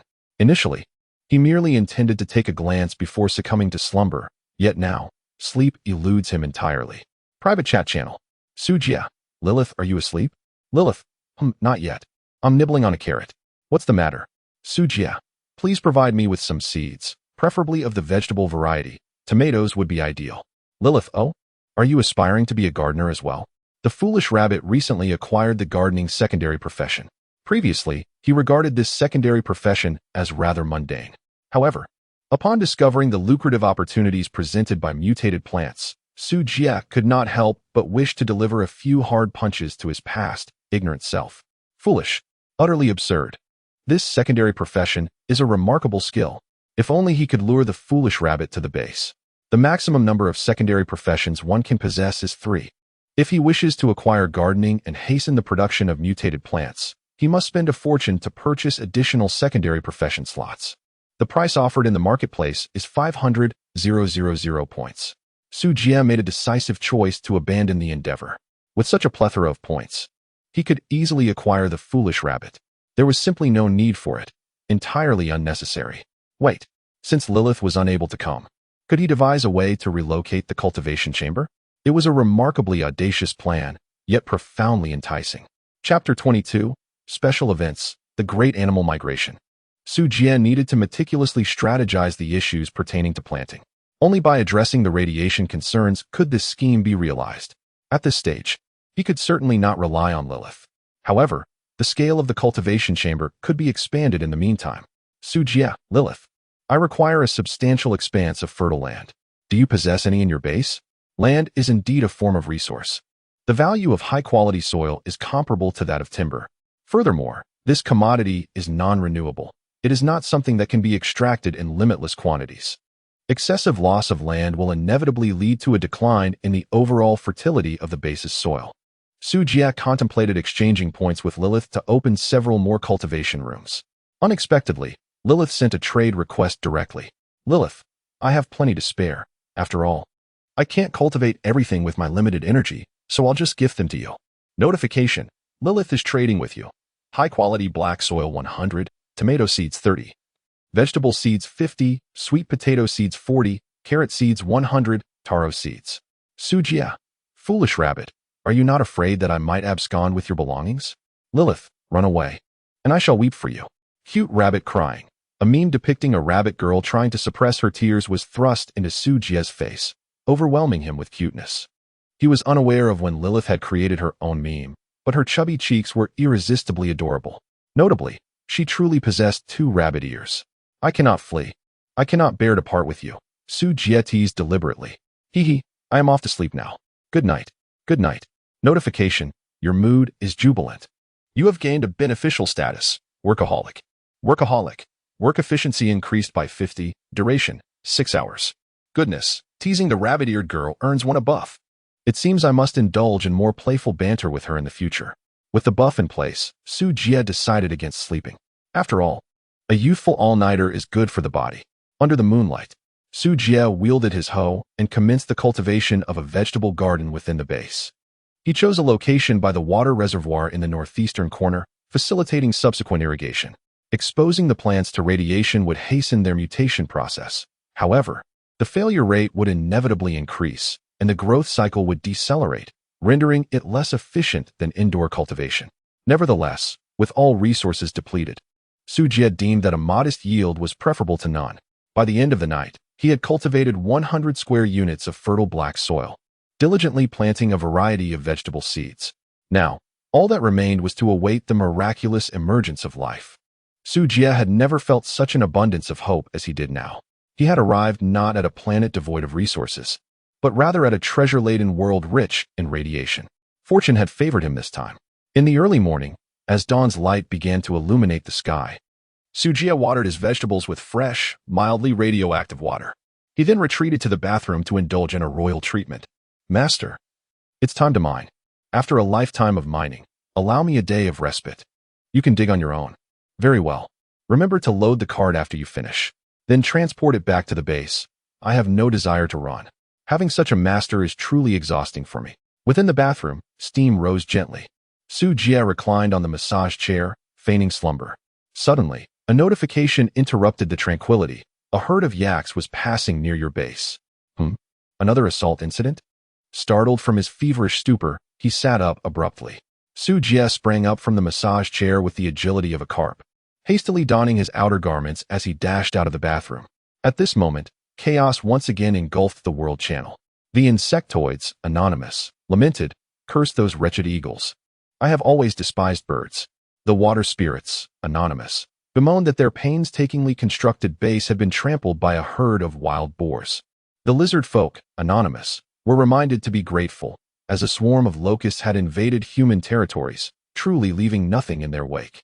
The Naga, anonymous, expressed their frustration.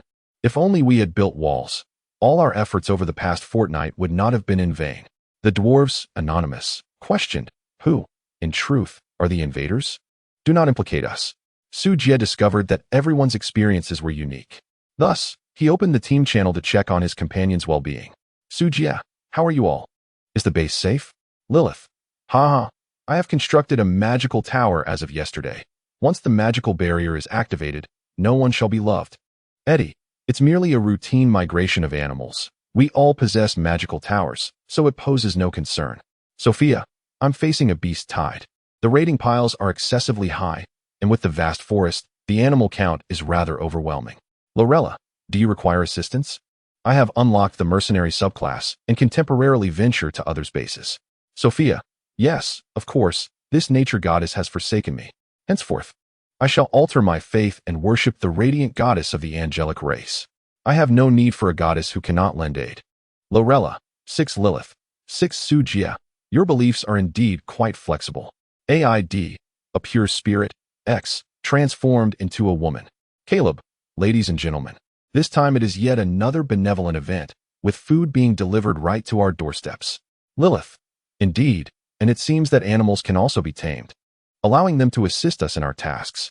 Su Jie, oh no, I forgot to turn off the circuit breaker. My yak is about to become a charred delicacy. Lorella, 6 Eddie, 6 Caleb. Good heavens, we are still in the Iron Age, and you have already embraced electricity. It's infuriating to see such disparity.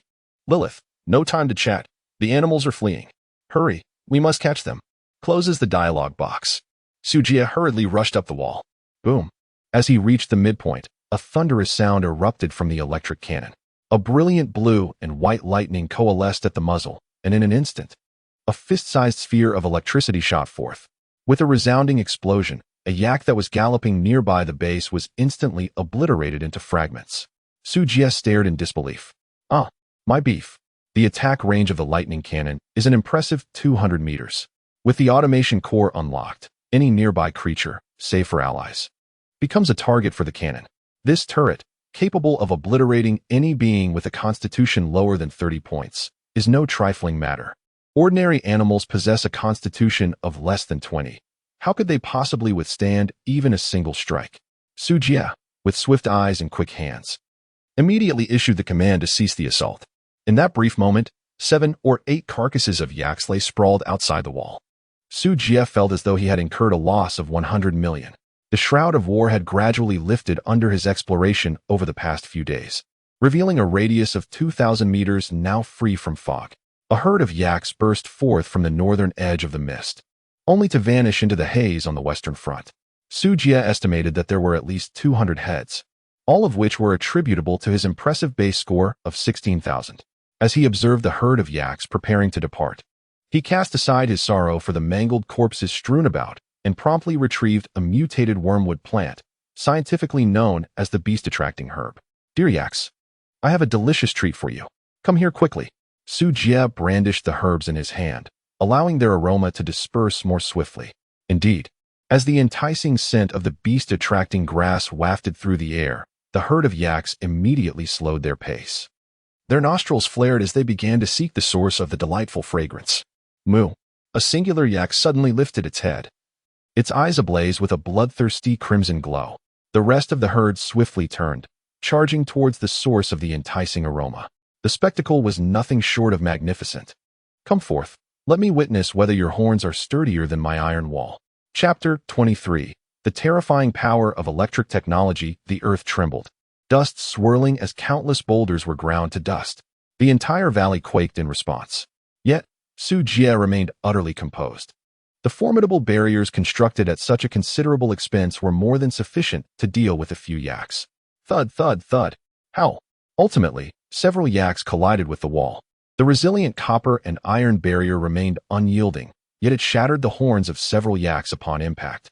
Zzz. In that instant of collision, a terrifying surge of high-voltage electricity coursed through their bodies, causing several of the yaks to collapse and convulsed violently. Sujie scoffed. You dare to challenge me? The yak let out a mournful bellow as it struggled to rise, yearning for escape. Yet, scarcely had it shifted a leg when it emitted a cry of agony. Collapsing to the ground, its body racked with convulsions. The remaining yaks fared no better, one after another succumbing to the ground, their lamentations echoing in the air. The entire process unfolded with alarming efficiency. In less than 10 minutes, all the yaks had become mere lambs upon the butcher's block.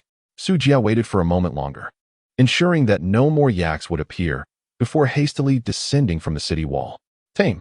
Sujie discovered a yak that had been stunned by electricity and let out a loud shout.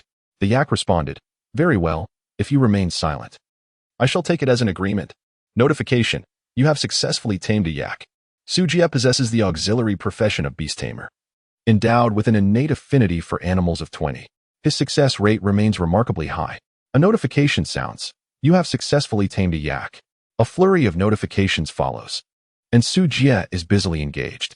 After more than half an hour, he has managed to capture a remarkable 60 wild yaks, excluding the 7 or 8 that were obliterated by the electric cannon at the outset.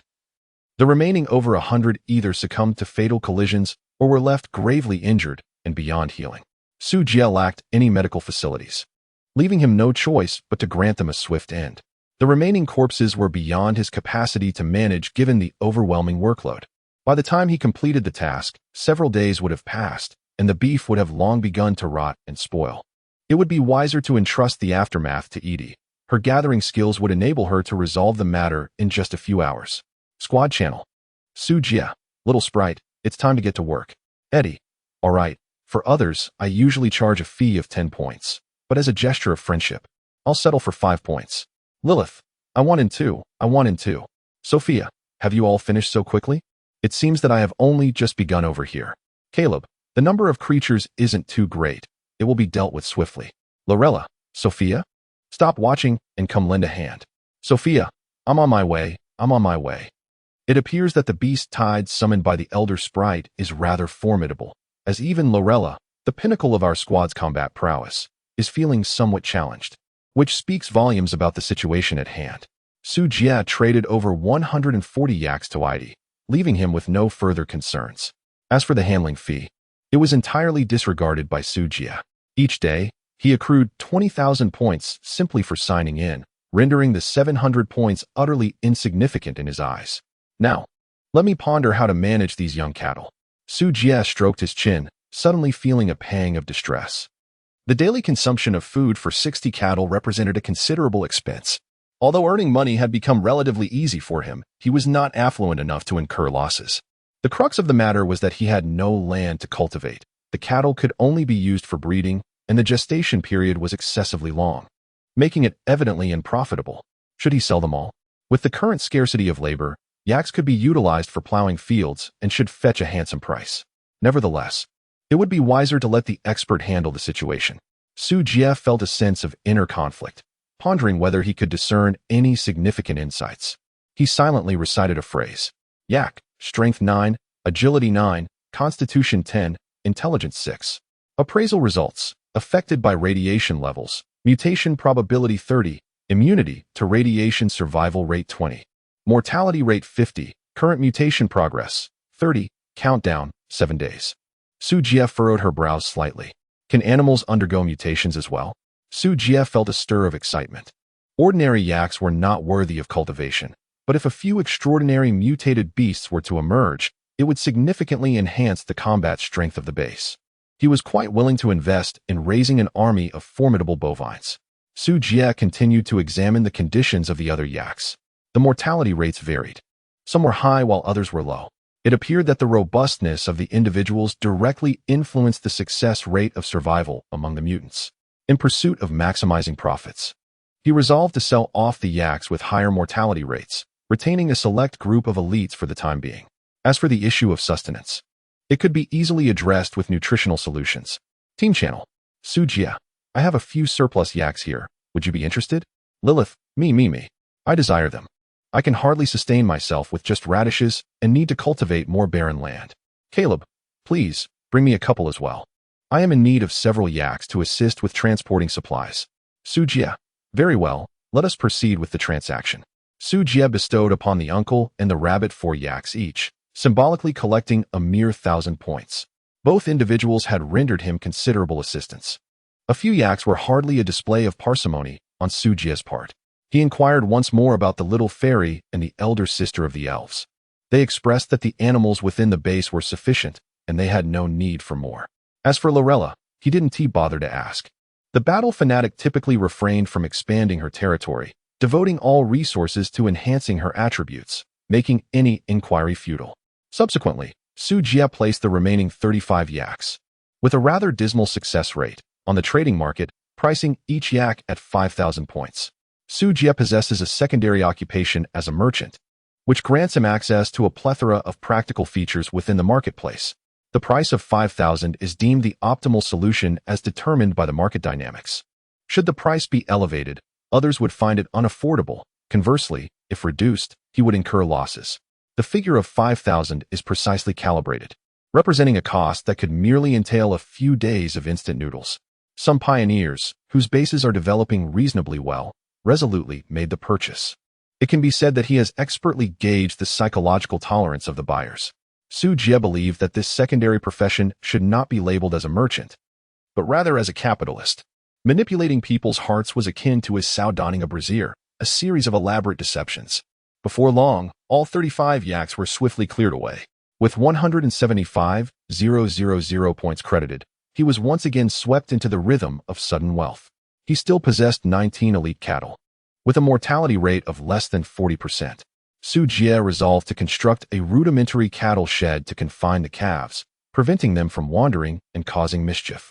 The buildings within the base had become somewhat numerous, resulting in a sense of congestion. He decided to erect the cattle shed beyond the confines of the perimeter wall. With the protection of the electric light cannons, the risks were deemed manageable. Coincidentally, he intended to fabricate several more to bolster the base's defenses. Chapter 24. Blueprint of the Spire. The affluent Navi Dragon made in medium electric light cannon platform comprehensive building rating. 3,000 construction requirements. 45,000 units of metal. 7,000 units of iron ore. 8,000 units of copper ore. 2,500 units of silver ore. 3,000 points currently, with an abundance of points at his disposal. Su Jie naturally opted against constructing small cannon platforms. A medium cannon platform was far more befitting of his present standing. Based on the current trading ratio of metals in the market, the cost of the cannon platform would approximately equate to around 40,000 points. Could he indeed construct 4? Su Jie hesitated for merely a few seconds before embarking on a fervent spree of procurement at the trading hall. In an instant, his 170,000 points were depleted. A brilliant flash of white light illuminated the scene as 4 iron behemoths materialized upon the iron walls. Medium-sized electric artillery, effective range of 1,000 meters. Capable of discharging electric bolts at designated targets while consuming electrical energy. Power consumption, 3,000. Cooldown period, 30 seconds. It can annihilate any being with a constitution below 100 points. For those above that threshold, the damage diminishes, accompanied by a paralyzing effect. Goodness gracious. A head can be taken from 1,000 meters away. Su Jie excitedly clenched his fist. With this invention, who would dare to provoke him again? He positioned the electromagnetic cannons at the 4 corners of the wall, maximizing their coverage. The original 4 small cannons were relocated to the eastern wall, which housed the entrance to the base and required special protection. With over 10,000 points remaining in his possession, it was just the right time as noon approached. Ding! Congratulations, you are the first pioneer in this area to achieve a score exceeding 30,000. Reward: 5,000 points, 30,000 units of iron ore, 30,000 units of wood, 30,000 units of stone, and an additional 30 free attribute points. Notification: your base score has reached 34,100. You receive points for signing in, 34,100. Now he had a total of 40,000 points, just enough to construct a barn.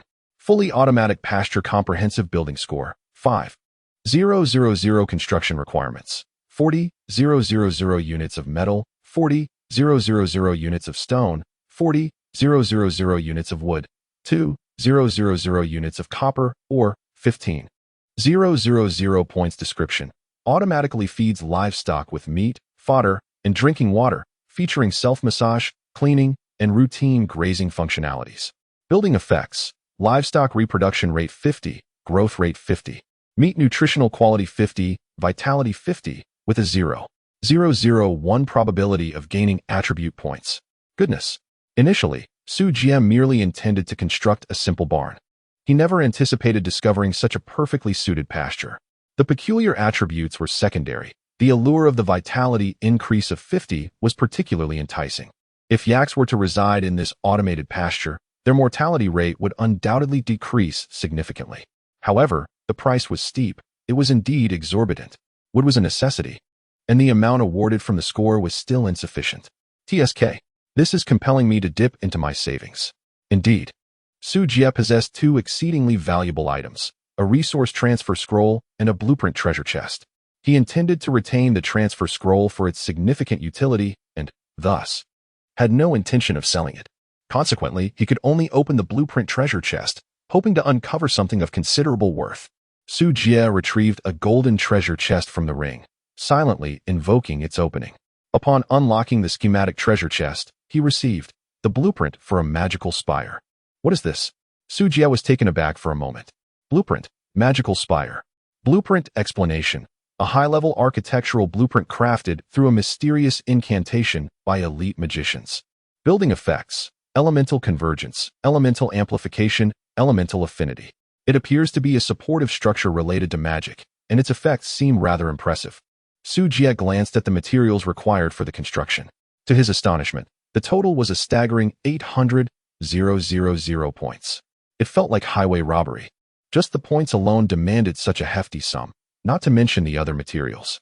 The screen was filled with zeros, making it difficult for him to tally them all. With such an exorbitant blueprint, it seemed unlikely that anyone could afford it. Su Jie suddenly realized the gravity of the situation. This blueprint was undeniably invaluable. Yet the game had only just commenced. Even the most elite races would likely be unable to amass such a significant fortune. The crux of the matter was that, at present, this item was akin to a useless trinket. It could neither be manufactured nor utilized, merely gathering dust in a corner. Which fool would squander such an exorbitant sum on a blueprint that would remain dormant for an extended period? Resources were far too precious at this juncture. Did they not possess even a modicum of awareness? The situation abruptly reached an impasse. Suddenly, a sudden flash of inspiration struck Su Jie. Perhaps there is someone who would be interested in purchasing it. Private chat channel. Su Jie, launching. Are you there? Clycidia, dragon tribe who calls upon me? Su Jie, the blue star being naive dragon. This is not the time to indulge in the fervor of youthful rebellion. Crestia, the dragon tribe insolent. A mere human ant dares to show disrespect to the dragon kin. Su Jie felt a sense of shame. Such lines should not be uttered. Typically, those who deliver such dialogues tend to be arrogant, only to face a swift downfall within a few episodes. Su Jie wasted no words and directly flung a screenshot of a blueprint onto Clycidia's face. Clycidia exclaimed, "What on earth? A magical spire? Where did you acquire this?" "I found it," he replied. Su Jie calmly chatted. "Given the attitude of a certain dragon just now, I think I'll handle it myself." Crestia, ahem. Then let us start over from the beginning. Private chat channel. Su Jie, launching. Are you there? Clystia, dragon clan. Yes. Dear, how may I assist you? Su Jie, blue star. Is it childish? Clycidia, dragon clan. Whatever you say goes. Within a resplendent dragon lair, a golden-haired, azure-eyed maiden gazed intently at the screen before her. Her cheeks flushed with embarrassment. How utterly shameful. If my kin were to witness this exchange, I would undoubtedly be cast out from the family lineage. Yet, this blueprint is undeniably enticing. Dreaded humans. Once I unlock the access function, I shall surely pay a visit to their base and give them a thorough beating. Su Jie, well, considering your current amiable demeanor, I, Brother Su, shall graciously sell it to you. Name your price. Clystia, 200,000 points. Su Jie, are you dismissing the beggar? Crestia, 200,000 is already quite substantial. Su Jie, I have listed it for trading. Crestia, no, no, no, please name your price. And let us negotiate. A subtle smile graced Su Jie's lips. 300,000 units of gold. Exclaimed Crestia, we cannot engage in such unscrupulous dealings. Currently, the market price of gold has soared, rising from the original rate of 1 gold to 5 points, to a staggering 1 to 10. This means that 300,000 units of gold equate to 3 million points. In terms of iron ore, that translates to a remarkable 30 million. Naturally, a massive sell-off of gold would lead to a significant drop in its price. The actual quantity is undoubtedly not that substantial. Yet there is certainly an abundance of 15 million in metal materials. Christia is no fool. Even with a considerable stock of gold, she sells it gradually, carefully managing the ratio to control the market price. This strategy allows for the accumulation of greater wealth. Thus, Sujia concluded that this naive dragon must possess a substantial reserve of gold. At this price, one can take it or leave it. This time, the naive dragon took an unusually long time to respond. A full 10 minutes passed before any activity appeared. 100,000 gold, plus a large-scale attack scroll. That is my final offer. Should you disagree, feel free to sell to someone else. I boldly assert that this is the highest price available in the market at present. Christia anxiously focused on the chat window. To be candid, this price was rather steep. Nevertheless, it was indeed all the wealth she could muster at the moment. If Su Jia were to ask for more, Christia glared at the chat interface, her teeth clenched in frustration. That insufferable human. I advise you not to overreach.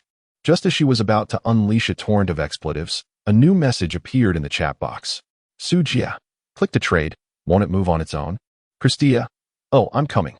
Suddenly, the previously gloomy mood dissipated, and the juvenile dragon cheerfully listed the trade items. The moment it acquired the blueprint, it clutched it tightly, chuckling to itself in delight.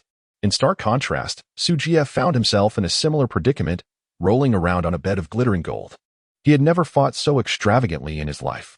To his astonishment, a dragon had indeed spent a fortune on this seemingly useless blueprint. Whoever ends up marrying this frivolous young dragon will surely be in for misfortune. Chapter 25. Automated pastures and medium-sized storage rooms. A dazzling flash of white light graced the scene, revealing a charming 80-square-meter livestock farm nestled against the western city wall. Su Jia promptly drove the 19 yaks into the enclosure. The mechanical arms within the ranch immediately sprang to action, initiating a sequence of luxurious treatments. Bathing, massage, and aerobic exercises were all arranged without delay. Moo. When have the cattle ever enjoyed such indulgence? They bellowed with excitement, creating a cacophony of sound. Behave yourselves, or you shall all end up as roasted whole cattle. Su Jia threatened fiercely, and the herd fell silent, exhibiting utmost obedience. Su Jia expended a portion of his points to procure a substantial amount of fodder from Lilith, which he subsequently deposited into the feeding trough within the pasture. Thereafter, neglecting it, he turned and retreated to his chamber to rest. Initially, Su Jia had intended to substitute traditional food with nutrient solution. However, he realized that such a choice would hinder the mutation of the cattle. Allowing them to graze on fresh, tender grass would undoubtedly enhance their vitality. Considering his current financial abundance, he decided to permit them to indulge freely. Yet, he mused, the price of nutrient solution is likely to rise. Following the recent animal attacks, the population of various poultry had undoubtedly surged. With vegetable prices soaring, it was only a matter of time before someone sought to replace livestock feed with nutrient solution. There was no need for haste. He would address it upon waking. After a night spent cultivating the vegetable garden, Su Jia found himself utterly fatigued. In any case, there were few pioneers in the realm of technology, and even fewer capable of producing nutrient solution. This untapped market could remain viable for an extended period. With no concern for unsold stock, the sun dipped below the horizon. Su Jia was roused from his slumber by a private message from Eddie. Eddie exclaimed, over 140 cattle have yielded a total of 100,000 pounds of beef and 140 hides. Hurry and trade, or my home will be inundated with beef. Su Jia, here I come, here I come. I was in the midst of a delightful slumber and nearly frightened to death by you. AID, enough of your sleep, rise and shine. Su Jia, what about the ox horn? Have you consumed it all?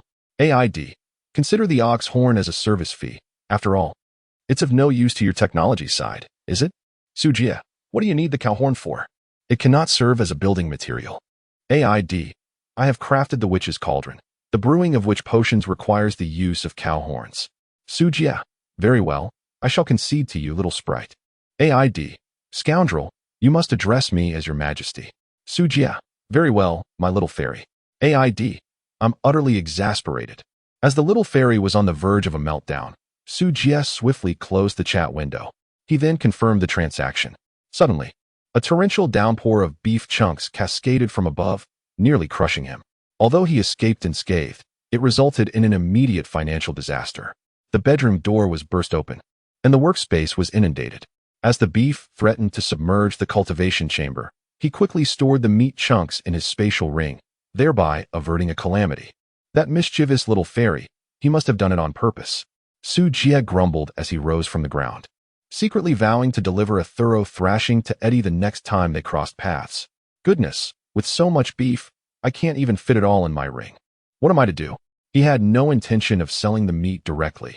Rather, he contemplated transforming it into a nutrient-rich liquid to maximize profit. In this case, constructing a cold storage facility became imperative.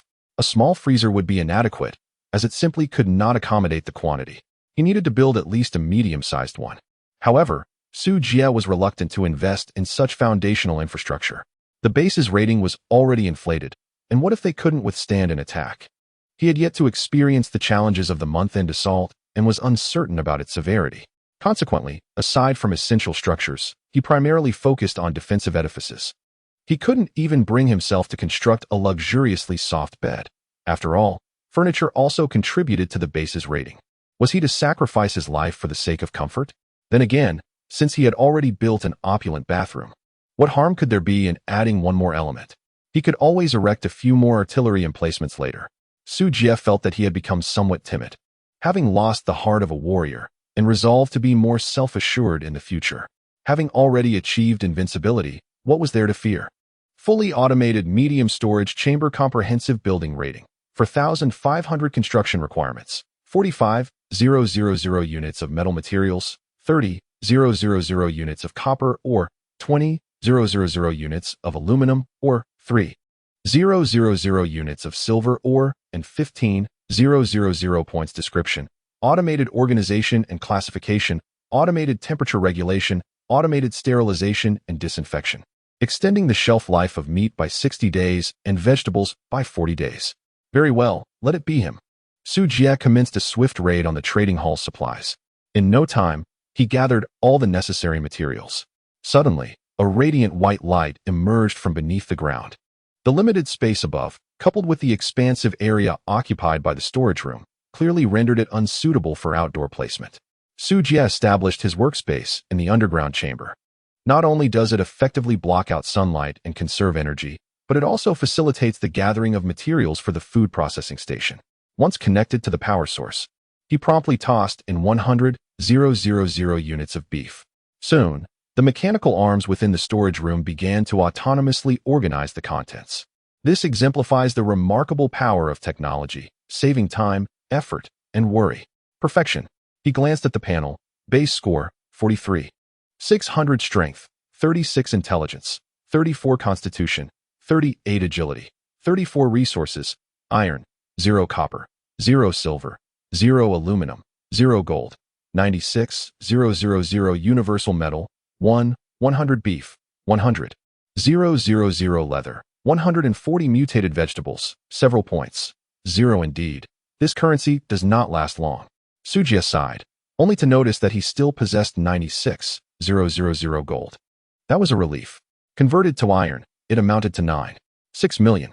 Setting aside the factors of declining gold prices, he would still have 7 or 8 million left, sufficient for indulgence over an extended period. Ding. Congratulations. You have become the first pioneer in this region to achieve a score exceeding 40,000.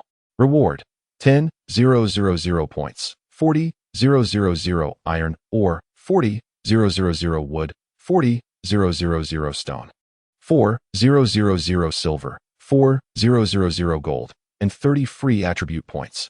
This replenished his resources significantly, bringing him great satisfaction. However, with a substantial amount of gold in his possession, Su Jie found little value in these materials. The attribute points, however, were quite generous. Suddenly awakened by Eddie's incessant chatter, he found that he had lost his drowsiness. Su Jie began to contemplate another item acquired from Clycidia, a large assault scroll capable of summoning nearby hostile forces to attack the base, with the scale linked to the base's rating. Current adversaries: the Tsar, the Queen of the White Knight, the Worm Nest, and the Desert Beasts. TSK, TSK, TSK. When did I offend so many? Su Jia rubbed his nose, feeling quite wronged. However, the assault event triggered by this scroll appeared to be of the highest caliber. This meant that its difficulty was on par with the attacks anticipated at the end of the month. It might be prudent to utilize this scroll to ascertain the level of difficulty in advance, thereby facilitating the optimal development trajectory for the base. After all, sleeping on a wooden plank bed daily was taking a toll on his lumbar health. His uncertainty regarding the assault's difficulty was the sole reason he had refrained from constructing any furniture, fearing that an excessively high rating would overwhelm the base's defenses. Perhaps he could exhaust all his gold and then summon a wave to test the waters? As this thought emerged, it magnified infinitely in Su Jia's mind. Let's do it. Regardless of what the Tsar or Knight Emperor might be, under the might of my artillery, they shall be reduced to wailing like infants. If it is to be done, then let it be done. Su Jia, resolute in his decision, chose to forego sleep and continued his shopping spree. Chapter 26. The reckless manufacture of artillery, commencing the assault. Due to Su Jia's extensive purchasing activities, the prices of metals began to rise gradually. However, the increase remained within an acceptable range. After all, the sheer number of beings across the myriad realms was overwhelmingly vast. He was not yet capable of shaking such a formidable market. Firstly, regarding the medium-sized artillery. As metal prices escalated, the cost converted to points approximately reached 50,000 per unit. The total value of the gold in his possession was around 900,000 points. Su Jia expended 300,000 points to construct 6 additional electromagnetic cannons, bringing the total to 10. While the power of these cannons is formidable, their primary drawback lies in their lengthy cooldown period, requiring a full 30 seconds to recharge. However, with 10 electromagnetic cannons engaged in crossfire, this limitation can be effectively mitigated. With 600,000 points still at his disposal, he proceeded to manufacture 16 small electromagnetic cannons at a cost of 8,000 points each. The medium-sized cannons, though potent, possess the risk of reducing his spoils to mere ashes. They are suitable for confronting bosses, yet prove somewhat counterproductive against lesser adversaries. Attacking creatures is a form of resource expenditure that should not be squandered. Thus, reliance on the smaller turrets is essential for eliminating minor foes. A total of 130,000 points was spent, leaving him with 470,000 points. Nevertheless, the rate of fire remains insufficient. With 30 cannons, the average output is merely 1 shot per second, which is inadequate to contend with the vast hordes of monsters. Su Jia furrowed his brows in deep contemplation. After a prolonged period of reflection, he suddenly recognized that his thought process had faltered. He had been progressing too swiftly, constructing formidable defensive structures that were intended for the mid-game. In essence, he was employing a sledgehammer to crack a nut. Although a sledgehammer possesses great power, it is ill-suited for such a trivial task, resulting in unnecessary exertion and little reward. I ought to focus on developing some rudimentary weaponry to address the deficiencies of my base. Su Jin murmured to himself, his thoughts leaping forth, and in an instant, he conceived an idea. He scrolled down the technology tree, swiftly locating the structure he desired.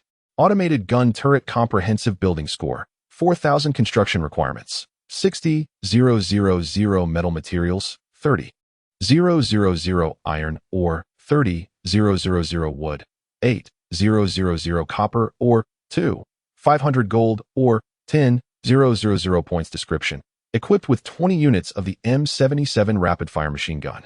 Effective range, 800 meters, firing rate per unit, 10 rounds per second, armor-piercing effect, 20, bullet attack power, 10, iron ore consumed automatically upon firing.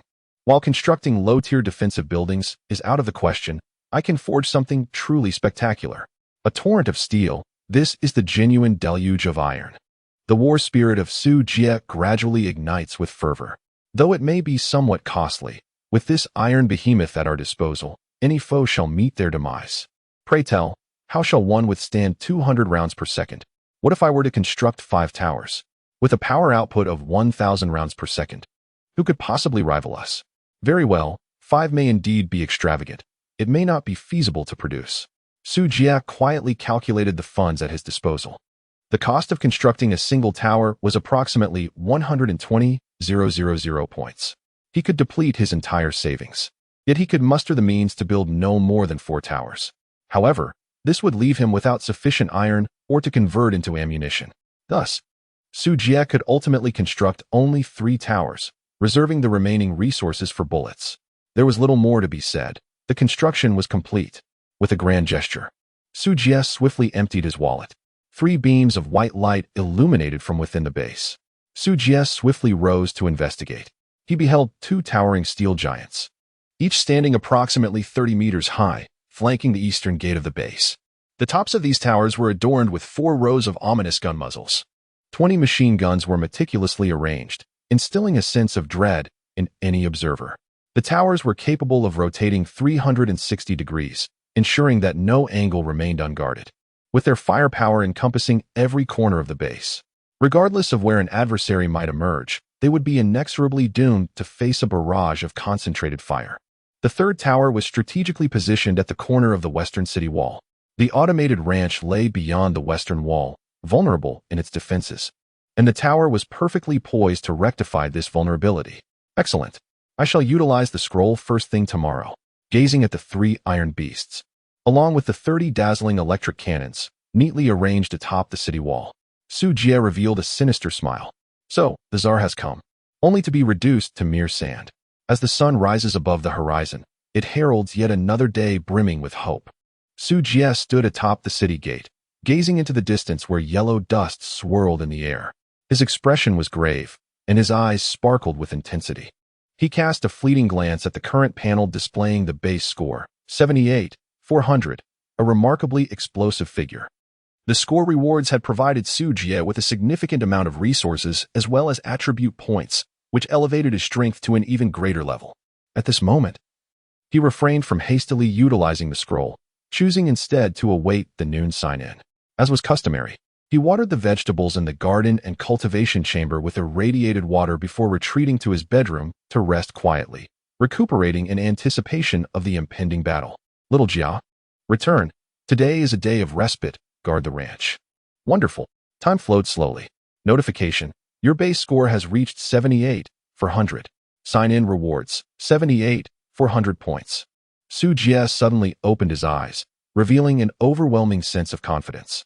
He exchanged for the attribute enhancement potion. The 78,000 points he had just acquired swiftly dwindled to a mere 400. Accompanying this was the arrival of 78 bottles of milky white elixirs. Su Jie consumed the potion voraciously, akin to a bull drinking water. Gurgling sounds echoed as he received a series of system notifications in his mind. Random attribute acquired, Strength 1. Random attribute acquired, Agility 1. Random attribute acquired, Constitution 1. A cascade of power surged through his limbs, invigorating him as a substantial amount of black impurities expelled from his body, leaving him feeling utterly refreshed.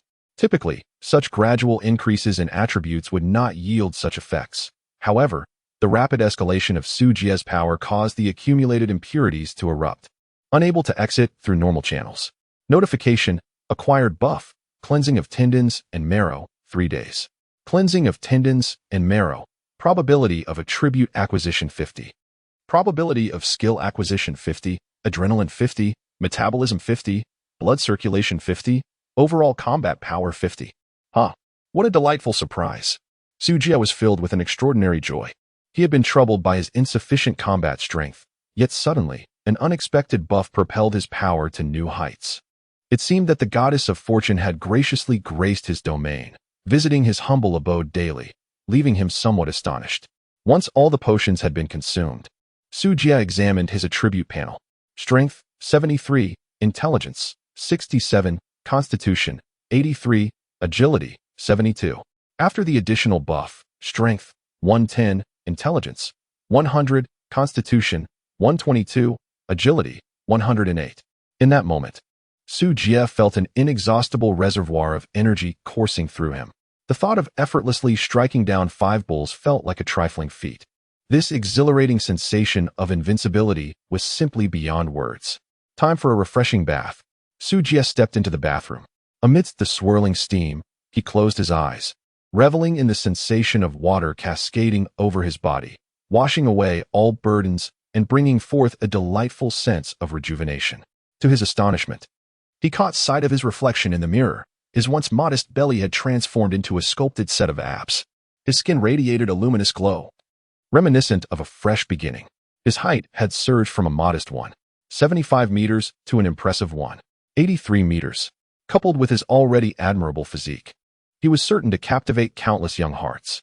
Su Jie was quite pleased with himself, though his attire was somewhat shabby. His clothes were dirty, resembling those of a dapper beggar. Unfortunately, at this stage, he lacked the materials necessary to create new garments, leaving him unable to change into fresh clothing. Su Jie effortlessly washed his clothes and pants. With a mere flick of his 110 points of strength, he swiftly wrung them dry.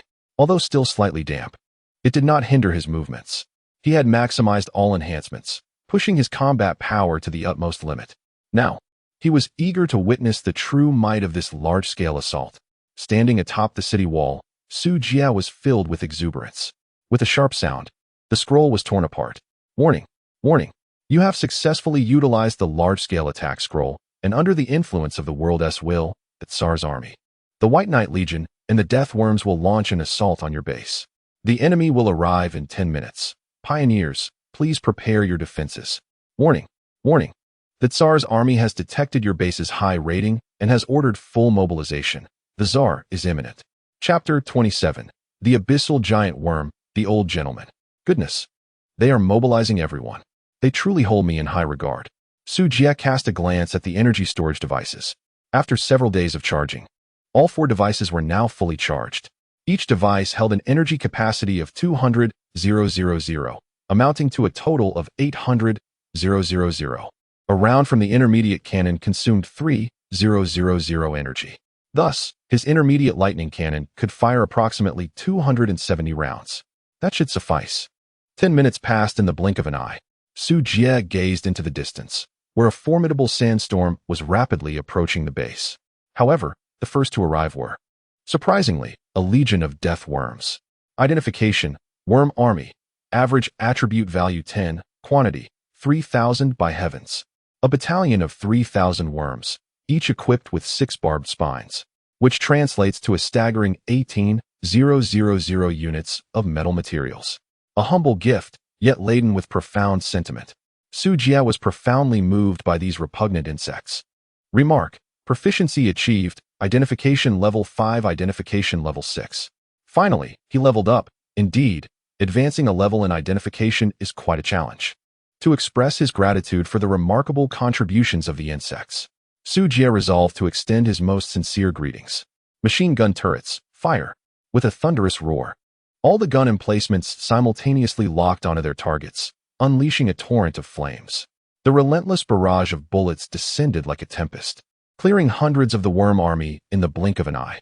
The reason for not annihilating them all lay in the fact that the horde had yet to enter the effective range of the machine guns. These creatures, seemingly devoid of intelligence, showed no hesitation in the face of their comrades' demise. Rather, it ignited their innate savagery. They surged towards the base with reckless abandon.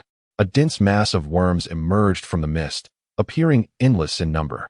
From every direction, the silhouettes of the writhing creatures surrounded them. Yet, Su Jie's stronghold was far from defenseless. With a staggering rate of 600 rounds per second, even the King of Hell would be turned into a sieve. 3 steel behemoths began to reveal their fearsome fangs.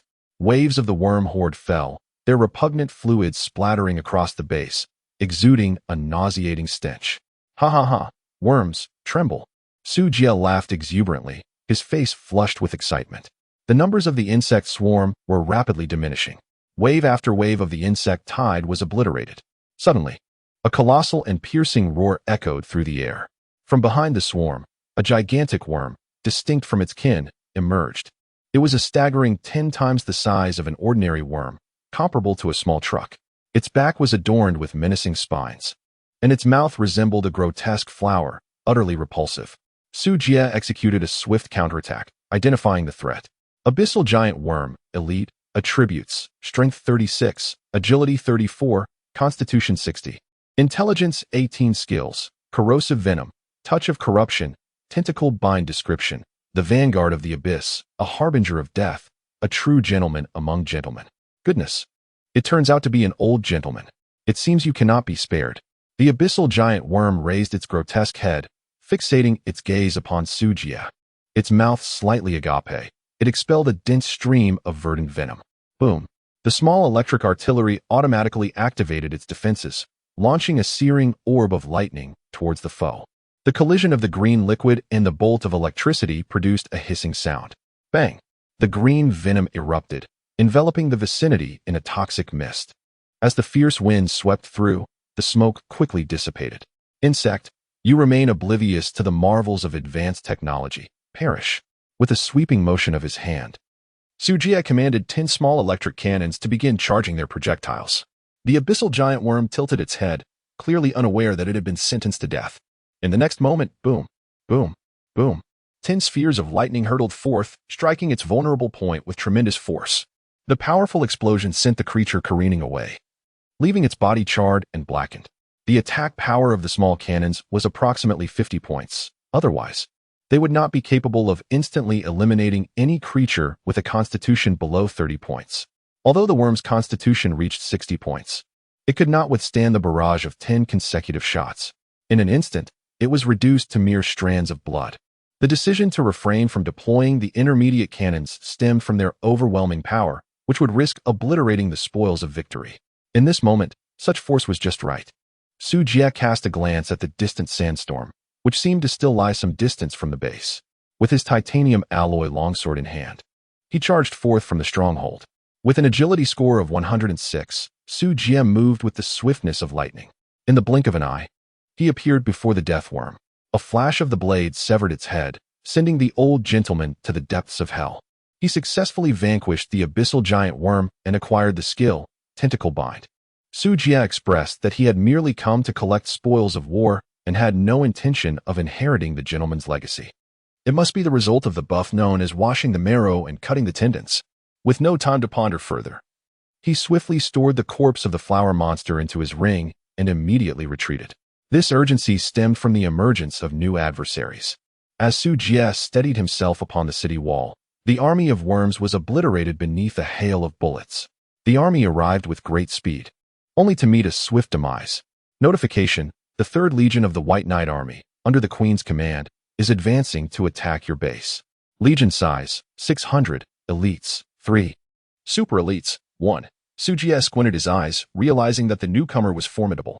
3rd Commander of the White Knight Legion, by he. Attributes: Strength 30, Agility 68, Constitution 95. Intelligence 160. Skills: Dark Magic Spear, Shadow Assault, Night Curse Talent, Dark Element Affinity LV4. Description: a powerful dark mage, exceedingly dangerous. It is advised to prioritize eliminating him swiftly.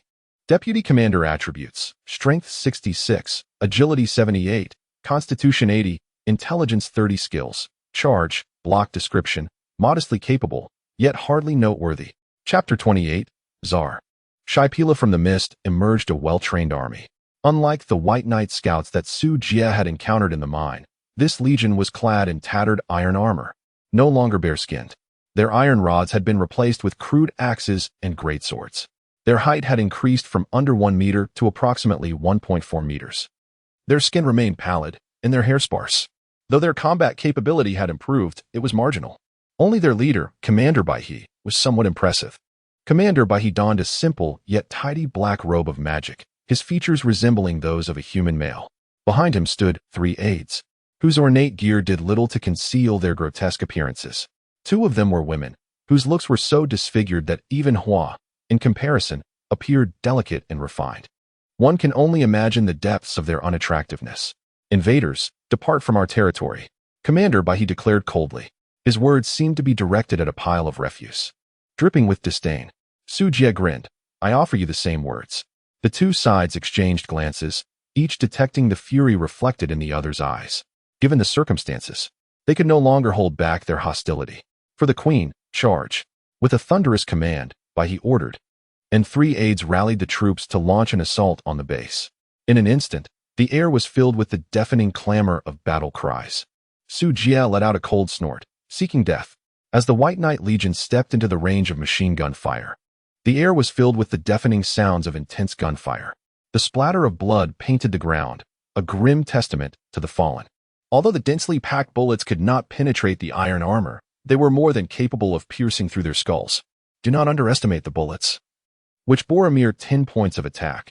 The accompanying 20 armor-piercing effect from the tower still inflicted considerable damage upon the troops. A single bullet may not suffice for a kill, but what of 10 or even 100? With the cacophony of gunfire, a torrential downpour of bullets rained down. In an instant, over half of the 600 soldiers were decimated. Damn it! Witnessing this scene, he could no longer restrain himself and prepared to take action. He raised his staff, and a pitch-black magic circle materialized beneath his feet. A strange dark element surged forth, gradually coalescing above him into a sinister black spear. Su Jia let out a cold laugh, as if he had anticipated this moment. With the assistance of the appraiser, he was able to perceive his opponent's various attributes and had already devised countermeasures. Thunder Cannon, obliterate him at once. Upon Su Jia's command, the intermediate cannon, fully charged, unleashed a lightning sphere the size of a human head, radiating intense electrical brilliance as it hurtled forward. In the blink of an eye, the lightning sphere whistled through the air. Bai Ye's pupils contracted sharply. He swiftly pivoted and flicked his dark magic gun, intercepting the lightning sphere mid-flight. However, the force of the explosion continued to surge towards him. Bai Ye's expression shifted dramatically. Without hesitation, he quickly recited an incantation. Amidst the flash of dark light, he vanished from his original position. When he reappeared, it was already 30 meters ahead. A shadowy ambush? Indeed, wizards are quite formidable, Su Jian murmured to himself. Through this confrontation, he discerned a critical weakness on the technological side, the speed of attack. When certain formidable individuals possess excessively high attribute values, they can evade assaults before the artillery strikes land. He can utilize magic to dodge, and his 3 subordinates can nimbly evade bullets thanks to their elevated agility. At this moment, the 3 elites had braved the concentrated fire and advanced to within 200 meters of the city wall. Of course, their success was not solely reliant on agility. It was also attributed to their 2 skills, charge and block. Nevertheless, it mattered little. The artillery would soon unleash its wrath. 200 meters is the striking range of a small artillery piece.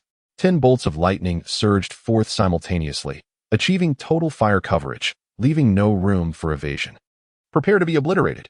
With a command from Su Jia, the cannon's mouth ignited with a searing electric glow, and a barrage of shells hurtled towards the 3 individuals ahead. This relentless onslaught left them with no means of escape, no refuge whatsoever. A thunderous explosion reverberated, shaking the very earth. Amidst the rising smoke, 2 mangled corpses lay sprawled on the ground. Guliulu, invader, you have met your demise. A solitary man's voice emerged from the haze. Your time of death, suddenly. Just as his adversary burst forth from the dust, poised to utter a retort, a distinct sound of a weapon being cocked resonated. He was met with Su Jia's frigid gaze, and a peculiar weapon, striking in its design and emanating a blue luminescence. Electromagnetic pulse laser rifle, grade B, capable of instantaneously annihilating any creature with a constitution below 100 points. Cooldown, 1 minute. Magazine capacity, 10. Boom. The violent explosion echoed as the man's body was obliterated, reduced to a crimson mist. Even the exquisite armor he wore was melted into molten iron in that fleeting moment. Ah, Su Jia sneered contemptuously. Who said I possess only this lightning cannon as my weapon? He clumsily rose from the ground, just in time to witness his subordinates being reduced to mere fragments. A sharp pang of anguish pierced his heart. Why is this happening? Gazing ahead at the soldiers being mercilessly riddled with bullets, and at his fallen comrades, now nothing but scorched earth, he felt his mind buzz with confusion. This invader appears so feeble. Why, then, are their weapons so formidable? Flee. I must carry this news back and urge the Empress to intervene personally. Aside from Her Majesty, he could scarcely fathom who in the kingdom could withstand such a formidable foe. These invaders must perish. He turned to run. Yet soon, he encountered a sight that filled him with even greater terror. The sand, the desert emperor. Why is he here? A tempest of yellow sand engulfed the battlefield, dispersing the fog and revealing a figure standing atop the sand dune. Has he arrived? Su Jia narrowed his eyes slightly, gazing at the solitary and regal figure above the basin. The Sand Emperor was, astonishingly, a woman. Surprisingly, she possessed an exquisite beauty. The identification information flowed into Su Jia's mind. Sand Emperor, Shai Pela, attributes, Strength 300, Agility 300, Constitution 300, Intelligence 300 skills, Storm Arrival, Sand Soldier Summon, Song of Frenzy. Quicksand Domain, Elemental form talents. Earth element affinity, max. Earth element immunity, max. Part of the desert, max. Description: due to the influence of the world will, the Sand Emperor's attributes are suppressed. Even so, she remains the sovereign of the desert. Note: the Sand Emperor possesses an elemental form, rendering her immune to all physical damage. Employing water against her might be a favorable strategy. Good heavens! All attributes at 300. No wonder she is a boss. This panel is simply extraordinary. Upon witnessing the identification results, Su Jie inhaled sharply. The critical point is that this is not even her peak attribute. Were it not for the World Will's restrictions against the emergence of unbeatable bosses at this stage, her attributes would undoubtedly reach 4 digits. It seems today will be a fierce battle. Chapter 29. The army presses in. The death of Bai He. The moment Bai He laid eyes on the Sand Emperor, his legs trembled uncontrollably. Yet, after a prolonged wait, he observed no immediate action from her. She merely stood atop the mountains, looking down majestically upon the mysterious base before her.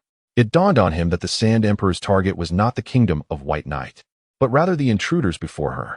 In light of this realization, Bai He's emotions oscillated like a roller coaster, both nervous and exhilarated.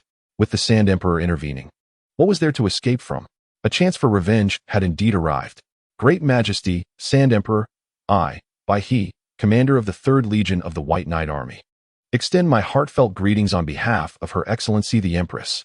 Bai He summoned his courage and called out tentatively, "Get lost." The Sand Emperor's response was curt and brutal. Bai He was instantly paralyzed with fear.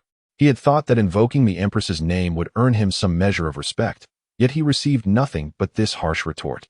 This is simply too outrageous. Humph. Su Jie smirked, evidently amused by the spectacle of dogs biting each other. Seizing the opportunity amid the bickering between the two factions, he leaped down from the city wall and stripped the equipment from 3 vice commanders. One set of iron armor remained relatively intact, which Su Jie donned himself. The other 2 pieces were severely damaged and could only serve as raw metal material. Upon returning to the city wall, he casually glanced at the newly acquired gentleman's skill. Tentacle Wrapping LV1 summons 3 abyssal tentacles to ensnare enemies, inflicting a binding status for a duration of 3 seconds. A support control type skill, it proved to be quite satisfactory. Su Jie closed the panel, preparing for the imminent confrontation. At that moment, it seemed that the Tsar's ultimate move had reached its culmination. With a graceful wave of her delicate hand, a terrifying sandstorm erupted abruptly. An endless torrent of yellow sand danced through the air, obscuring the sun and casting a shadow over the land, as if the entire desert trembled in response. How absurd! A mere mortal body standing against the forces of nature? What a farce! In Su Jie's field of vision, only a dim expanse remained. The howling wind resonated in his ears, drowning out any semblance of noise. Even the surroundings became obscured and distorted. Su Jie once again employed identification.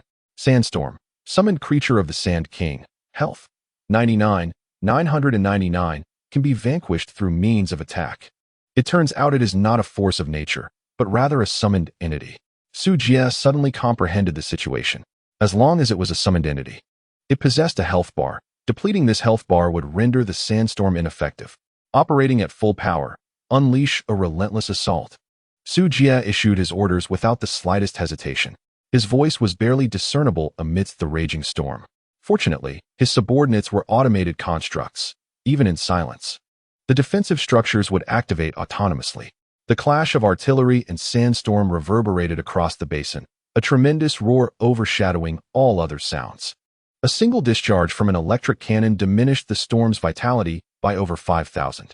Yet, when it came to output capacity, the machine gun towers were paramount. With a staggering rate of 600 rounds per second, each delivering 10 points of damage, they inflicted a total of 6,000 damage every second. As the sandstorm entered the battlefield, it suffered the loss of 1/10 of its health immediately. With a relentless barrage from the towers, the storm lost 5 health points each second. In less than 30 seconds, the storm's health bar completely vanished, culminating in a resounding collapse. Was this a jest? How on earth could such a force be repelled? At the edge of the battlefield, Bai He could scarcely believe the scene before him. This was the sandstorm, the mightiest technique of the Sand Emperor. Even with its attributes sealed, its skills and talent levels were undeniably potent. How could it have been halted so effortlessly? Gazing at the figure standing on the city wall, his robes billowing, why he felt utterly bewildered. Even the Sand Emperor himself wore a frown of disbelief. "Intruder, reveal your name," she commanded, her voice resonating with an ethereal authority. As the sandstorm dissipated, the world around them became clear and serene. Su Jie was able to perceive the full visage of the Tsarina. She possessed a tall and slender figure, with cascading silver hair that fell to her waist. Although her face was partially veiled by a translucent gossamer, the brilliance of her starry eyes revealed that her beauty was undoubtedly captivating. Unlike ordinary women, the Tsarina's complexion bore a healthy wheatish hue, adorned with an abundance of golden jewelry, and her attire was revealing, with the definition of her abdominal muscles clearly visible on either side of her navel. An untamed allure emanated from her entire being. With a golden scepter firmly grasped in her hand, she exuded an aura of cold, imperious dominance that struck a sense of reverence in those who beheld her. "I humbly submit my name, a man of virtue, with the surname Zhu." Su Jie clasped his hands, speaking with a serious demeanor yet uttering nonsensical words. "Master Ren, what a peculiar name." "Wait, master." The Tsar suddenly realized that the person opposite was jesting with her, and her cheeks flushed with anger. "It seems you possess a keen sense of self-awareness, acknowledging your inability to contend with me, and have swiftly begun to recognize your master?" Su Jie mocked with a tone of flippancy. "Rude wretch, meet your demise." The Sand Emperor bellowed, directing the golden scepter towards Su Jie. In an instant, a tempest of swirling sands erupted. Countless sandstorm insects emerged from the earth, followed closely by thousands of colossal desert serpents. Behind these serpents, a multitude of sand priests appeared, resembling the grim visage of the deity Anubis, commonly referred to as the dog head. Yet, the spectacle was far from over. The Sand Emperor grasped the scepter with both hands and began to chant incantations. Soon after, a summoning circle materialized beneath her feet as the surrounding grains began to converge. Was it a summoning of sand soldiers? Su Jie recalled the panel he had seen at that time, which indeed featured this skill. Identification. Desert Guardian, Summon, Attributes, Strength 150, Agility 150, Constitution 150, Intelligence 150. Well, it is merely a minion with exceptionally high statistics. Su Jie closed 6 intermediate artillery emplacements, leaving only 4 operational. He was apprehensive that the Tsar might perceive the precarious situation and flee. Thus it was imperative to create an illusion of barely being able to withstand the onslaught. Merely an infinitesimal distance from the base being breached. Only then could he entice the Tsar to actively engage in battle. Indeed, Su Jie intended to keep this woman alive. Even if he could not retain her, he was resolute in ensuring her demise. Such formidable combat prowess, if allowed to escape, would be akin to releasing a tiger back into the mountains, leading to endless repercussions. Seizing the moment while the enemy's attributes were suppressed, there was no time to hesitate. Warriors of Shurima, lay waste to this place. With the Tsar's command, the great battle was imminent. For His Majesty the Emperor, for the glory of Shurima, kill. The yelping dog-headed priest charged forward. Rows of desert giant serpents also roared as they surged ahead. The earth trembled, fierce winds whipped up sand, and dust filled the air. This scene resembled the advent of an apocalypse. Boom! A lightning sphere cleaved through the sky, crashing down violently upon the shouting dog-headed priest, instantly obliterating him. Shurima, indeed? Let me introduce you to Piltover. Although the shouting dog-headed priest possessed attributes significantly superior to those of the desert giant serpents, his constitution barely exceeded 70. Naturally, he could not withstand the artillery bombardment and fell to the ground, lifeless, in the blink of an eye. The momentum of the Tsar's army was immediately diminished. Thud! The Tsar would not idly stand by. He forcefully thrust his golden staff into the ground. Song of Frenzy, charge forth, my subjects. In an instant, a gust of sanguine wind swept across the land, and the pupils of all soldiers flickered with a mesmerizing crimson glow. The Song of Frenzy bestows blessings upon all allied units within the visual range, increasing fear resistance by 50, decreasing intelligence by 50, and enhancing destructive power by 100. Chapter 30. Terrifying Defense. What a repulsive skill. The identification prompt echoed, causing Su Jie's eyelid to twitch. Note that it affects all allied units within sight. The effect is simply grotesque. There were no fewer than 10,000 sandstorm insects on the battlefield, yet the effect could encompass them all. This was tantamount to doubling the overall combat strength of the army. Too exaggerated. Is this what a boss is like? Machine gun tower. It matters not. I shall intervene. The Tower brothers spoke. Thus, there was no cause for concern. As the army approached within 800 meters of the base, the Iron Beast once again revealed its fearsome and savage visage. The machine guns unleashed a torrent of fire, and a barrage of bullets swept across the battlefield. The Tsar's army fell into chaos. However, the sheer number of sandstorm insects was overwhelming. The bullets could not clear them all in a moment, and the Tsar's army continued to advance steadily. After observing for a considerable time, Bai seemed to glimpse hope, stealthily drawing near to the base, preparing to launch a surprise attack on Su Jie from behind the walls. This fellow, why hasn't he left yet? In his relentless pursuit to enhance his identification skill proficiency, Su Jie devoted himself to its practice at every opportunity. When assessing individuals, proficiency can only be gained during the initial evaluation. With the multitude of minor creatures present, it was only prudent to capitalize on the situation. It was then that he inadvertently stumbled upon Bai He, lurking stealthily amidst the dust. Initially inclined to grant him a reprieve, Bai He's reckless advance towards him, seeking certain doom, was entirely unnecessary. Su Jie feigned nonchalance, casting his gaze elsewhere as he quietly withdrew his titanium alloy long blade. After a brief interval of nearly 2 minutes, the Tsar's army had advanced to within 200 meters of the base.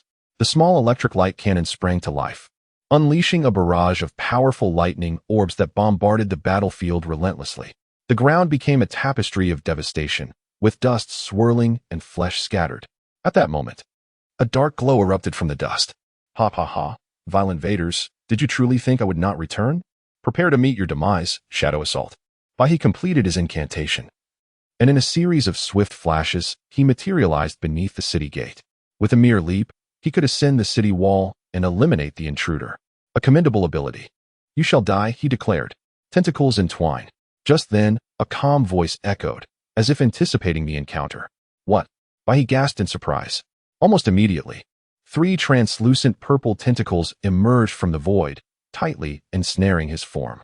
With a swift motion, the blade glimmered, and Bai He's eyes widened in terror. He suddenly found himself soaring uncontrollably, and it was only upon witnessing his own headless corpse that he realized he was, in fact, dead. His severed head was cast aside, blood pooling upon the ground. Who would have thought my first act of chivalry would be bestowed upon a man? He lamented. Su Jie silently stripped Bai He of his garments, subsequently discarding his lifeless body with disdain. Had it not been for the commendable quality of the clothing he wore, he would have surely obliterated this fellow with a single shot. Hint: defeated the commander of the 3rd Legion of the Bai Yi army. Acquired skill, Shadow Assault. Obtained weapon, Black Iron Staff. Shadow Assault. Insufficient talent, Dark Element not yet unlocked. Unable to use, Black Iron Staff. Grady Intelligence 10, Casting Speed 10. Damn. How dare they claim I lack talent? Who do they look down upon? Su Jie's face turned a shade of green with anger. However, it is understandable that the technological path he chose did not unlock the magical edifices. Never mind. Let us see if there will be a way to acquire the talent for dark elements in the future. Su Jie shook his head, then redirected his focus to the battlefield. Roar. The sandstorm worm had sustained significant damage, and the army was now less than 150 meters from the base. The desert giant serpent took over the role of cannon fodder and began its final charge. Hope lay just ahead. Brothers, let us charge forth. Desert giant serpent, strength 26, agility 16, constitution 23, intelligence 10. Su Jie glanced at their panels. A mere constitution of 23 was hardly a cause for concern. Instead, it was the dog-headed priest and the desert guardians behind the colossal serpent that needed to be dealt with promptly. Those few individuals possessed considerable combat prowess, and should they approach the base, the consequences could be quite dire. Su Jie commanded the mid-level artillery of the 4 gates to commence operations, firing 1 shot at a time with remarkable precision. Occasionally, a single shot would obliterate 2 or 3 foes, rendering nearby units paralyzed and immobile. With hundreds of dog-headed soldiers, every 30 seconds, 7 to 8 would fall. To eliminate them all would require at least 5 minutes, a duration deemed rather prolonged. Consequently, Su Jie shifted his focus away from the sandstorm worms, directing the tower's targets towards the dog-headed army and the colossal desert serpents. As for the sandstorm worms, bereft of bullets to hinder their advance, their speed surged dramatically, and within half a minute, they had reached the base of the city walls. Observing from a distance, the Sand Emperor felt a surge of elation. Victory was finally within reach. To be candid, This assault had nearly decimated her entire army. The battle had been exceedingly brutal, far beyond her expectations of the invaders' formidable weaponry. Yet, she believed that with final victory, the will of the world would bestow ample rewards to compensate for her losses, perhaps even surpassing previous scales. Ultimately, she would not suffer a deficit. However, while fantasies may be splendid, reality is often harsh. Soon, the Sand Emperor's smile froze. As the scorpion-like sandstorm worms made contact with the steel walls, electric arcs of a ghostly blue shimmered across their bodies. The crackling sound of electricity surged forth, instantly transforming them into charred remnants. Given the dense accumulation of sandstorm worms at the base of the walls, as the electric arcs coursed through, swathes of them fell, their lethality eclipsing that of the towers by countless magnitudes. Your Majesty, is it truly so difficult to acknowledge me as your master? Oh dear. Look at the heavy casualties among your subjects. TSK, how pitiful. The flippant tone only served to infuriate the Sand Emperor further, her chest heaving violently, breath quickening, as flames of rage ignited within her beautiful eyes. Cursed invader, I shall surely slay you. At that moment, Su Jie suddenly cried out in panic. We are running low on energy. This is bad, very bad. He clasped his head with both hands, a look of incredulity etched upon his face. In an instant, he plopped down onto the city wall, embodying a profound sense of despair, as if cornered by fate. Though the electric artillery continued to bombard, its pace had markedly diminished. Meanwhile, the machine gun towers relentlessly fired bullets, rekindling the Tsar's hope for victory. On the battlefield, the colossal desert serpents had suffered near total annihilation, while the sandstorm insects still numbered around 1,000. However, they had effectively been sentenced to death by the imposing electric iron wall. Only 30 dog-headed priests and 8 desert guardians remained, a mere 30 to 40 meters from the base. Just a fraction more. If the dog-headed priests could approach the base, their formidable power would enable them to leap over the city wall. At that juncture, destroying the core of the base would render those peculiar weapons useless. In this game, fortune favored me. The Tsar's thoughts raced, leading him to a resolute decision. With a powerful thrust of his foot, he shot forward at an astonishing speed, leaving an afterimage in his wake. Truly, as a boss with 300 agility, his swiftness was nothing short of extraordinary. Su Jie silently calculated the time in his mind. He had only one opportunity. He must capture the Tsar in a single strike, for if the opponent sought to flee, he would be utterly unable to impede them. Before long, the Tsar had approached to within 1,800 and 600 meters of the base. Chapter 31. The assault concludes. A bountiful harvest. As the Tsar reached a distance of 800 meters, a multitude of bullets immediately locked onto her. Elemental body sand. In an instant, the Tsar's form transformed into quicksand, and the dense barrage of bullets passed through her, leaving her unscathed. Following this, a lightning sphere the size of a human head surged forth.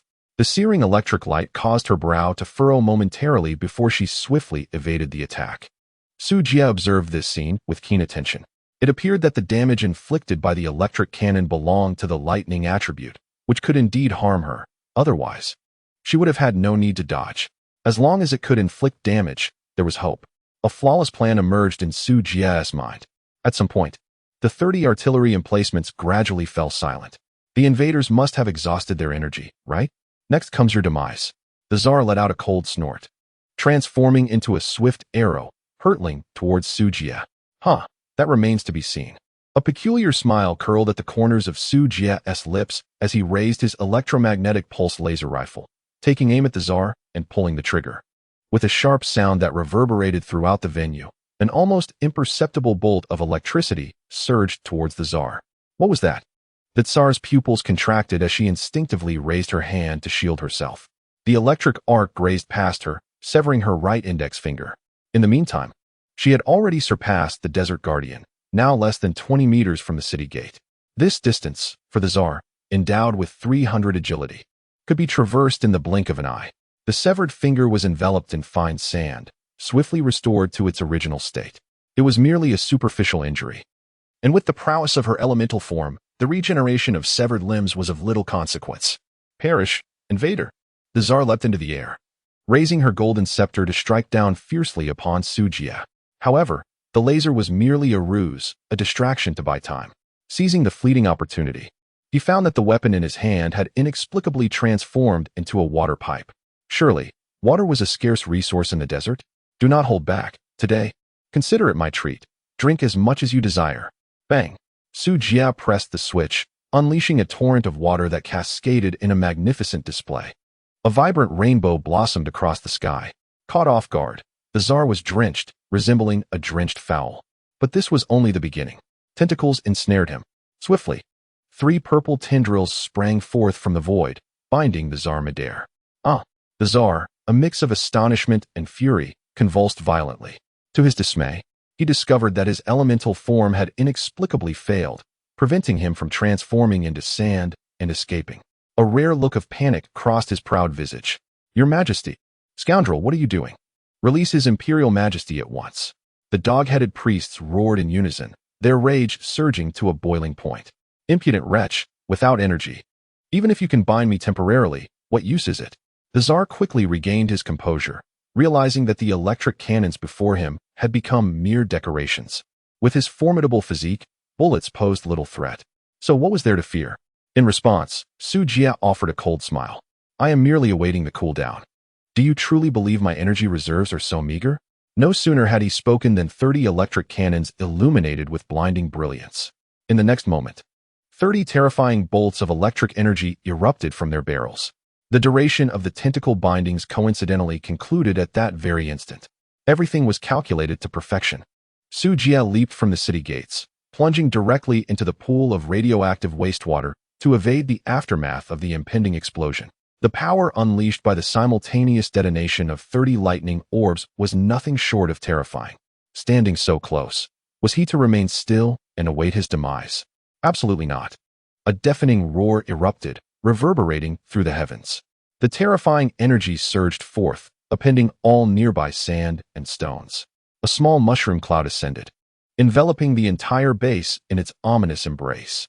Even while submerged in water, shielded by the walls from the explosive aftermath, Su Jia found his eardrums rendered deaf. When he finally regained his composure and opened his eyes once more, he was confronted with the sight of his door reduced to mere scrap metal. Durability of the city wall, 9. Astonishingly, the durability of the eastern wall was nearly depleted. Such a loss equated to a significant financial setback. The silver lining was that the other structures within the base had not sustained much damage, thanks to their all-metal construction and high defensive capabilities. Notification: Shapila has perished. This assault has concluded. Total enemies eliminated. Ordinary units, 13, for 198. Elite units, 13. Boss, 1. Elemental Apostle, 1. Rewards received: Elemental Apostle Golden Egg, Sand. Golden Staff of Sealing, SSS. Talent Book. Earth Element Affinity. Talent Upgrade Scrolls X7. Building Upgrade Scrolls X7. Special Building. Desert Palace Blueprint X1. Gold. 100,000. Points. 700,000. Free Attribute Points. 100. Notification: by defeating Shapila, you have acquired the skill, Sand Soldier Summoning. Su Jia could hardly believe his eyes. Although he had anticipated that there would be rewards following the conclusion of the assault, he never imagined that so many splendid treasures would be bestowed upon him. Particularly that golden egg. He had thought there was no chance of bringing that woman back, yet she was delivered to him in the form of an egg. Oh! Lady Luck, you are truly magnificent. Su Jia hastily emerged from the pool, casting a glance at the devastated battlefield beyond the walls. Severed limbs and scattered weaponry lay strewn across the ground, remnants of chaos that had been propelled hundreds of meters away by the force of explosions. The task of clearing the battlefield weighed heavily upon him. Just in time, he realized that he could now summon sand soldiers. Su Jia was concerned that the snake meat might spoil after prolonged exposure to the sun, so he promptly utilized the affinity tome for earth elements. Earth Element Affinity Level 1.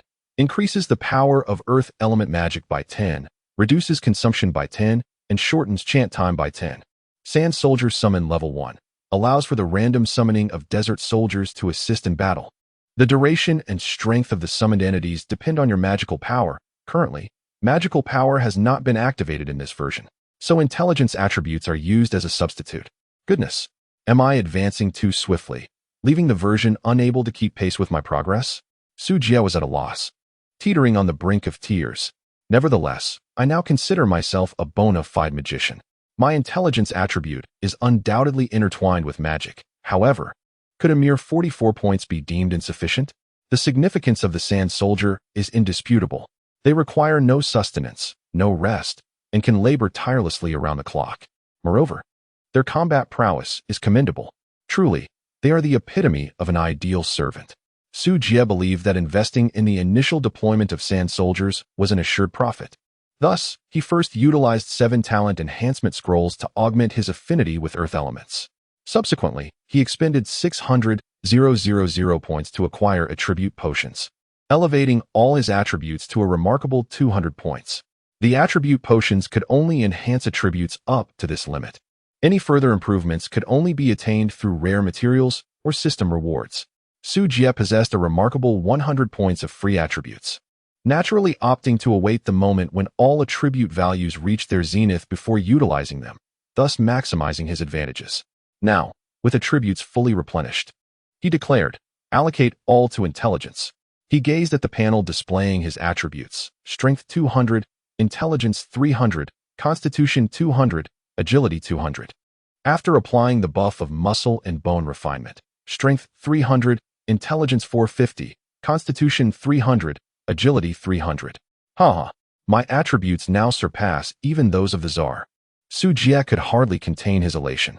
However, this meant that the points he had just acquired were nearly depleted. But I still possess 100,000 gold. That alleviates my concerns. Arise, my little sand soldiers. Chapter 32, The Golden Scepter, the Terror of the Large Electric Cannon. Arise, my little sand soldiers. Su Jie, wielding a golden scepter, recited incantations under his breath. He could perceive a certain energy waning within him, which was presumably the so-called magical power. Before him, fine grains of sand coalesced, and 9 towering sand soldiers clad in armor materialized out of thin air, standing respectfully on either side of Su Jie. 9? Such a multitude? Su Jie felt a sense of astonishment. Although his current intelligence attribute surpassed that of the former Tsar, his skill level was merely at LV1, rendering him incomparable to the fully developed skills of the Tsar. He had anticipated summoning at most 3 minions, yet to his surprise, he summoned a total of 9. Could this be the effect of the weapon? After a thorough examination, Su Jie confirmed that it was indeed the result of the Golden Scepter. Golden Scepter of Sealing, SSS, attribute. Exclusive weapon for Shai Pela. If not worn by the designated individual, its effects are reduced by 50. Attributes: Intelligence 20, Sealed, Skill 1, Elemental Enhancement, Earth, Earth Element Magic Effect 100, Skill 2, Tsar's Scepter, Number of Sand Minions 50, Wisdom of Sand Minions 50. Duration 50. Summoned creatures benefit from 50 base attributes of the Summoner's Skill 3, Desert Spirit. Casting Speed 50, Skill Range 50, Skill Critical Hit 50.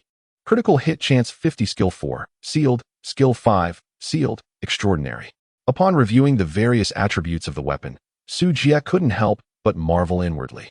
This remarkable piece was meticulously crafted as a bespoke armament for Shai Pela, perfectly aligning with all her skills. Even with a 50 reduction in effectiveness when wielded by Su Jie, it still augmented his skill power by an impressive 150. Of course, his innate talents also contributed significantly to this enhancement. Earth Element Affinity Level 8, Earth Magic Potency 80, Mana Consumption -80, Chant Time -80. Clear the battlefield and gather all visible resources nearby. At your command, Master. The 9 sand soldiers promptly set forth towards the base's exterior, bolstered by the staff skills. The attributes of the sand soldiers were equivalent to 25 of Su Jie's base statistics. This meant that, without any buff augmentations, their foundational attributes represented a quarter of his own. Sand soldier attributes: Strength 50, Intelligence 75, Constitution 50, Agility 50. Such attributes were already quite formidable. Even in the realm of pioneers, they could rival the might of second-tier races. The efficiency with which the 9 soldiers swept the battlefield was indeed gratifying. Su Jie estimated that he would be working until the early hours of the morning, by which time he should be able to complete the entire cleanup. At that moment, a substantial fortune would be credited to his account. The mere thought of it filled him with delight. Su Jie continued to tally the spoils of war, counting 7 scrolls for building upgrades. Without a moment's hesitation, he decided to utilize them all for enhancing the intermediate lightning turrets. Although this battle appeared to be a sure victory, it unveiled numerous underlying issues. Foremost among them was the inadequacy of firepower. Indeed, Su Jie remained convinced that the defensive capabilities of the base required significant enhancement. How could the enemy have approached the very walls of the city? What difference does that bear to an invasion of the capital by a hostile nation? Upon careful analysis, Su Jie concluded that the most pressing concern was the absence of a colossal weapon capable of delivering extreme long-range strikes, covering vast areas, and inflicting substantial damage. Were it possible to annihilate all adversaries from a distance of 5,000 meters, the situation of enemies breaching the city walls would never have arisen. While the attack power of the intermediate lightning cannon was undeniably formidable, it could only eliminate 2 or 3 foes per shot, and the 30-second cooldown was utterly disappointing. If only there were a form of area of effect attack. Su Jie first utilized an upgrade scroll to assess its effects. Large electromagnetic artillery comprehensive building rating, 10,000 effective range, 5,000 meters attack power, 1,000, capable of instantaneously eliminating creatures with vitality below 500, energy consumption, 10,000, adjustable, cooldown, 30 seconds, adjustable, shell effect. Upon colliding with enemy units, it inflicts area damage on foes within a 30-meter radius, accompanied by explosive, paralysis, and burn effects. Incredible, isn't it? Su Jie widened his eyes, his heart pounding with excitement. The range and striking power are beyond comparison, truly exceptional. The crucial point is that the explosion radius of the lightning sphere extends to a remarkable 30 meters, equivalent to a circular area with a diameter of 60 meters. A single shot can obliterate an entire expanse. Considering the density of the sandstorm creatures, one shot could annihilate 200 to 300 of them. 100 dog-headed sacrifices could be dispatched with no more than 3 shots. Goodness, this has effectively cured my long-standing fear of inadequate firepower. However, the energy consumption is quite extravagant. Each shot demands 10,000 energy points, and I can sustain a maximum of 80 shots before I am utterly depleted. Su Jie once again found himself troubled by energy concerns. However, he suddenly noticed the adjustable label behind the energy consumption. Upon clicking in, a delightful surprise awaited him. The adjustment interface allowed for the configuration of turret attack power, as well as the modulation of energy consumption and cooling time. Su Jie was instantly intrigued. He promptly adjusted the artillery's power to a formidable 100 points of attack. Energy consumption, 1,000, cooldown, 3 seconds. What the hell? The cooldown has astonishingly been reduced to 3 seconds. It is utterly outrageous. Su Jie inhaled sharply, but soon erupted into laughter. After all, the artillery was from his own family, so there was nothing to worry about. He then attempted to adjust the attack power to that of a small turret. Roughly around 50 points of attack. Energy consumption, 300, cooldown, 1 second. 1 shot per second, with the attack range and distance remaining unchanged. Goodness. Su Jie truly witnessed the terrifying nature of advanced defensive structures. It was akin to a battlefield meat grinder, unleashing a shell per second that obliterated anything within a 30-meter radius. The most astonishing aspect was its range of 5,000 meters. It was as if 200 small armored units, arranged in perfect formation, launched an assault on the base from 5,000 meters away, only to be annihilated by a single shot. Such horror was simply unfathomable. The small armored units exclaimed, "Advance, rise up, all of you," with a grand gesture. Su Jie utilized all 6 remaining upgrade scrolls. Instantly, 6 brilliant beams of light illuminated the base. With these 7 advanced turrets, Su Jie felt uncertain about the prospect of defeat. The only regret was that the lightning turret could only attain an advanced level. Otherwise, further upgrades would have been possible. Su Jie felt he had been somewhat overly ambitious. Just these 7 upgrade scrolls had saved him a staggering 1 million points. He should be content. If he were to construct a high-level artillery turret, the point cost for each would commence at a minimum of 300,000. Moreover, the materials and special cores required were scarce and exceedingly valuable, costing no less than 10 times that of a medium turret. Hence, 7 turrets would indeed amount to 1 million. This implies that Su Jie had essentially acquired 210,000 gold without expenditure. Notification: congratulations. You have become the first pioneer in this region to achieve a base score of 100,000. Reward: Chapter 33, 100,000 points, Desert Palace. Notification: congratulations. You have become the first pioneer in this region to reach a base score of 80,000, 90,000, and 100,000. Reward: 100,000 points, 30,000 gold. 1 medium base core, 1 super intelligent chip, 1 talent treasure chest, and an additional 100 free attribute points. Notification: your score has reached the current version's limit. The specific score will be displayed after the next version update. Warning: your score has reached 100,000, attracting the attention of the world will, triggering a major attack event. Notification: it has been detected that you have recently experienced a major attack event. This attack has been postponed and will be merged with the end-of-month attack event. The difficulty is considerably high, so pioneers should prepare adequately.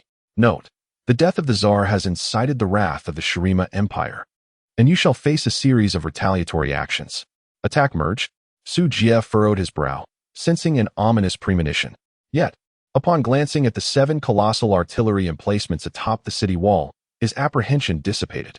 He understood well that the challenge of an assault would not exceed a magnitude of 100,000. However, his base possessed combat capabilities far surpassing that threshold.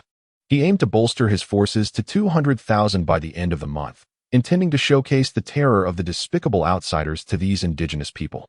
Having set his ambitious goal, Su Jie first washed by He's magical robe, laying it out to dry under the sun. He then hurried into the opulent bathroom. The remnants of the previous skirmish had yet to be cleared away, and now another wave was upon him.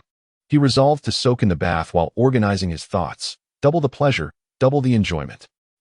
He nearly forgot about Xiaojia. Today's assault had seen the deathworms emerging from all directions.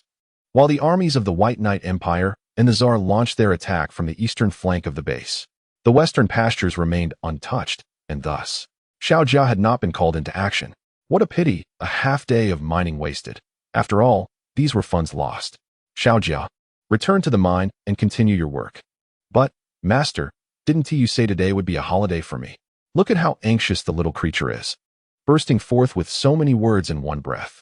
Unfortunately, Su Jie was devoid of such sentiments. Otherwise, he could not have attained the merchant class, a privilege reserved for capitalists. Plans have changed. You will no longer receive injections. Instead, you shall feast on meat. Work hard. Meat? Hooray! Upon hearing that its diet would be improved, the little one sprang into action, once more transforming into a relentless mining tool. It toiled vigorously, as Xiaojia possessed inherent mining skills, which would enhance its proficiency and speed over time. There was no reason to let it idle. Work hard, and let us aim to acquire an aircraft carrier for Master by next year. All right. In the mist-laden bathroom, Su Jie languidly soaked in the warm spring pool. Beside him lay a magnificent, resplendent ostrich egg. Elemental Apostle Golden Egg. Hatching progress 1. Expected to hatch in 30 days. Consuming gold can accelerate the hatching process. Even before it has hatched, it begins to squander resources. What further extravagance awaits upon its birth? Su Jie gazed at the pet egg he had just acquired. A frown etched across his face. While the Tsar was indeed formidable and resplendent, the golden cost of hatching was somewhat exorbitant. With such funds, it would be far more prudent to invest in upgrading artillery for a greater return on investment. He decided to set the egg aside for the time being, to be addressed later. Desert Palace, Special Building, Comprehensive Building Rating, 0 level, 1-star construction requirements, Blueprint X1, unlock medium base materials required, 1,000,000 stone, 100,000 wood, 1 element core, 100,000 gold, 100,000 points effects, elemental shield, elemental absorption, elemental immunity, elemental shield. Generates an elemental shield with a radius of 1 kilometer. The shield's durability is contingent upon the current elemental reserves of the palace. Elemental absorption automatically absorbs earth elements within the vicinity of the palace, with a maximum elemental capacity of 1,000,000. Elemental immunity. All friendly units belonging to the palace are immune to all forms of earth element damage. Hidden information. When the territory is under the influence of the Apostle Shapila, the materials consumed for construction can be reduced by 50. After perusing the introduction to the Desert Palace, Su Jie couldn't help but raise an eyebrow. Was it truly necessary for the costs to be so exorbitant? While I could overlook the 1 million stone, is it not rather excessive to demand 100,000 gold? Converting that into points amounts to a staggering 1 million. And as for iron, that totals a mind-boggling 10 million. Sujia felt a slight discomfort in his liver. However, the enticing attributes of the desert palace were simply irresistible to him. After all, it boasted a shield with a staggering 1 million health points. Yes, 1 million, not just a few hundred or a couple of thousand. Even if the Emperor were to strike relentlessly for an entire day and night, the health bar would remain unscathed. Furthermore, it possessed automatic regeneration capabilities. Elemental absorption allowed for a recovery of 10,000 elemental units per minute. The advanced turret of Su Jie can inflict a maximum of 2,000 damage in a single minute. His own damage output is even lower, with his highest attribute, intelligence, reaching merely 450 points. What can one accomplish with 450 points of damage? It pales in comparison to the rate at which shields can regenerate. Furthermore, with the establishment of the Desert Palace, an elemental immunity passive is granted to all members, which is quite remarkable. It seems that the Shurima Empire was built upon the wisdom of the indigenous people of the desert, whose magic is likely related to the earth element. If they seek vengeance, they are met with an immediate counter, elemental immunity to earth. How will they proceed then? This palace is certainly one that Su Jie must construct. In addition to the aforementioned advantages, there is one crucial yet easily overlooked attribute. This extraordinary structure does not contribute to the base score. What does this signify? In simpler terms, while the combat strength of the base is enhanced, the difficulty of assaults remains unchanged. This effectively diminishes the challenge of attacks. This is the true brilliance of such a special building. It appears imperative that we must bring you into existence. Su Jie gazed at the golden egg beside him, a resolute glimmer flickering in his eyes. Since the appraiser had provided a cost-saving method, it would be illogical not to employ it. The gold required for hatching the Emperor, when compared to the 50 materials saved, was merely a trifling matter. With a resolute heart, Su Jie made a decisive gesture, casting down 30,000 gold coins. A notification emerged. The elemental apostle Shai Pela is about to be born, and a portion of her memories will be erased by the will of the world. Upon her birth, the apostle will automatically recognize you as her master, with a loyalty of 100%, allowing her to be summoned at will in any scenario. The apostle will not gain attribute points, as all attributes will synchronize with those of the pioneer. The system has kindly provided a succinct explanation of the apostle's circumstances. It is evident that these so-called apostles hold a unique significance in this universe. Furthermore, the synchronization of attributes ensures that the apostle will accompany the host indefinitely, eliminating the possibility of a decline in combat power over time. In the bathroom, a dazzling light of gold erupted. Su Jie narrowed his eyes, patiently awaiting the emergence of the apostle. With a crack, the sound of the eggshell shattering resonated, and Shai Pela finally completed her metamorphosis, breaking free from her shell. The first to emerge was a tuft of white hair, swiftly followed by a white-haired maiden. Her exquisite features bore an uncanny resemblance to those of the Tsar encountered previously. Curious, one might wonder how a 36D had transformed into a B. Su Jie soon discovered the brilliance of the Huadian. However, before he could comprehend the underlying principles, the shards of the eggshell magically transformed into a splendid array of golden adornments, enveloping the hapless Shai Pela, who was struggling against the winds. As the golden light faded, Shai Pela plummeted from midair. Ah! Splash!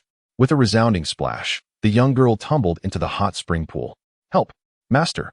Gurgle! Gurgle! I cannot swim. Gurgle! Gurgle! I am going to drown. Observing the less than 1 meter deep pool and the flailing Shai Pela, Su Jie was instantly filled with exasperation. Was my method of hatching flawed? Could this foolish child truly be lacking in common sense? Su Jie hurriedly stepped forward and embraced her, thus averting the tragic fate of her drowning in the hot spring pool. Ahem, Shai Pela coughed, her eyes brimming with tears, and it took her a while to regain her composure. Yet, she clung tightly to Su Jie's neck, unwilling to let go. Dear sister, the pool is merely 1 meters deep. Surely it cannot be that serious? Su Jie twitched the corners of his mouth and released his grip, allowing himself to rise. Meanwhile, Shai Pela, with a pitiful expression, lifted her head, clearly poised to weep if he dared to let her go. Su Jie pondered. Wasn't he the previous Tsar rather defiant? How had he transformed into this naive and innocent little girl? Surely, this Tsar must be an impostor. Su Jie silently recited. Identification. Elemental Apostle, Shai Pela stage, juvenile, 14 years old. Attributes: Strength 200, Intelligence 300, Agility 200, Constitution 200. Skills: Storm Arrival LV1, Sand Soldier Summon LV1. Song of Frenzy LV1, Quicksand Domain LV1, Elemental Form Talents, Earth Element Affinity, Max, Earth Element Immunity, Max, Heart of the Desert, Max, Description, Memory influenced by the world's will. All abilities aside from combat prowess have been erased. Skill levels automatically increase with age. Prolonged exposure to areas rich in earth elements or consumption of rare treasures can accelerate the growth of the apostle. Hidden attribute. When Shy Pela opens a treasure chest, there is a significant probability of obtaining additional gold. So the creature that hatched is not the complete Sand Emperor, but rather in its juvenile form. Not only has its stature diminished, but its skill proficiency has also reset to 0. Fortunately, its talents remain at maximum level, ensuring that its combat capabilities will not be lacking. When paired with a specialized weapon, its power might even surpass that of Sujia. The most astonishing aspect is that this girl possesses a hidden attribute. Truly delightful. My master, Shy Pela exclaimed with her adorable wide eyes, timidly uttering, "Do you find me undesirable?" As her words trailed off, her tone grew increasingly feeble, reminiscent of an abandoned child, her face awash with a look of panic. Sujia sighed. The Tsar is the Tsar, and Shy Pela is Shy Pela. The past is now but a distant memory. As for your previous attempt to strike me down with your wand, I shall not hold it against you, my master. How could I? With such extraordinary prowess. I can only feel delighted. Shy Pela blinked her beautiful eyes. Do you have feelings for me? Sujia was momentarily taken aback. Gazing at the adorable little one adorned in gold, he promptly declared, "Of course. Is there anyone in this world who does not cherish gold?" However, he added, "But dear Sasha, wearing such heavy garments may hinder your growth. Would you allow your master to take care of them for you?" Upon hearing this, Shy Pela readily agreed, for she believed wholeheartedly in whatever her master said. Gold ingot 100. Sujia's lips curled into a smile. This time, he had struck it rich. The gold bars were refined gold, with 1 unit of gold bar equivalent to 100 units of gold. Having just spent 30,000 gold, he had instantly earned back 10,000. Such profits came so effortlessly. Sujia joyfully bestowed a couple of kisses upon Sha Pela, eliciting a series of delightful giggles from her. "All right, go and entertain yourself. The master is quite occupied." Sujia callously tossed Shy Pela out of the pool, embodying the archetype of a heartless scoundrel. In stark contrast, Shy Pela displayed no signs of distress, curiously wandering around the bathroom. As long as she was kept away from the water, everything was negotiable. Sujia continued to sift through the spoils of war. The sheer volume was overwhelming, rendering him unable to count the banknotes. For the time being, he set aside the desert palace. Even if he were to forego half of the required materials, gathering the rest would still pose a challenge. He decided to postpone that matter for a few days. The reward for achieving 100,000 points was, however, less intricate. He allocated the initial 100 points to free attributes, opting to enhance his intelligence further. The number of sand soldiers and the combat prowess of the young Sand Emperor were closely tied to intelligence. At present, the cost-effectiveness of investing in intelligence was unparalleled, leaving no room for hesitation. Next came the talent chest. "Sha, come here for a moment." Shy Pela immediately scampered over, eager and attentive. "Master, is there something you need?" Sujia gently stroked the soft, white hair of the other party and assisted his master in unlocking it. With a swift motion, a glitter of golden light appeared. Acquired, Talent Scroll, Dark Element Affinity. Prompt, triggered Apostle's hidden trait. Acquired, 1,000 gold. Goodness, who would believe that one could obtain gold from a talent chest? Well then, let the games continue. As he watched the girl joyfully depart, Sujia could not help but smile. Had he not just discovered a hidden treasure? Returning to his thoughts, he promptly learned the talent and resumed tinkering with the final 2 items, the medium base core and the super intelligent chip. These 2 components were essential for upgrading the technological base and served as prerequisites for unlocking subsequent automation technologies. This was akin to accessing rudimentary artificial intelligence, enabling more precise identification of enemy units. Recalling the recent incident with the yaks, where the turret had mistakenly fired upon neutral creatures, resulting in a considerable loss of beef, Sujia still felt a twinge of regret. However, with the intelligent chip, this issue could be impeccably resolved. Not only would it facilitate automatic targeting, but it would also unlock automated factories, pharmaceutical production, and agricultural technology. Once those automated structures were constructed, Sujia could effortlessly amass vast resources while reclining in comfort. Such is the brilliance of technological advancement. First, he would upgrade the base, and the bedroom and bed also required enhancement. After all, he could not let his little money tree sleep on mere wooden planks. Truth be told, it was Su Jie himself who desired a more comfortable resting place. Glancing at the interface, he noted, Star Master, Su Jie Race, Human, Blue Star, Region, Jelver Star Cluster ID, NTR, 9528 Base Rating, 100,000 Attribute Values, Strength 200, Intelligence 400, Constitution 200, Agility 200 Active Skills, Appraisal LV6, Pharmacy LV9, Tentacle Constriction LV1, Sand Soldier Summoning LV1, Shadow Raid LV1 Passive Talents, Observer, Max, Blade Dancer LV1, Digger LV2, Earth Element LV8, Dark Element LV1 Secondary Professions, Beast Tamer, Merchant, Pharmacist Title, Fearless Pioneer Points, 200,000 Resources, Stone, 0, Wood, 0, Iron, Ore, 1100, Gold, 111,000. Universal Metal, 1100, Beef, 100,000, Vegetables, Various, Leather, 140. What a splendid interface. Though the resources appeared somewhat lacking. No, that is incorrect. The battlefield has yet to be cleared. Well, that is of no consequence. Su Jie, recalling the vast resources scattered across the battlefield, could no longer remain still and swiftly emerged from the hot spring. Sha, feeling bashful, hurriedly covered her ears with her small hands. The worldview of the apostles differs somewhat from that of humans. At the very least, a human girl would typically shyly turn away at such a moment, while the apostle gazes on with curious fascination. It is perplexing. Why does the master possess a different bodily structure? Do not linger foolishly. Summon your sand soldiers to commence their tasks. In our base, apart from myself, no one is permitted to remain idle. Do you understand? Su Jie's words awakened Shai Pela, as if from a dream. Understood, master. Sasha will strive diligently. I shall not rest, even in slumber. Su Jie nodded in satisfaction and then tossed his original garments to Sha for her to wear.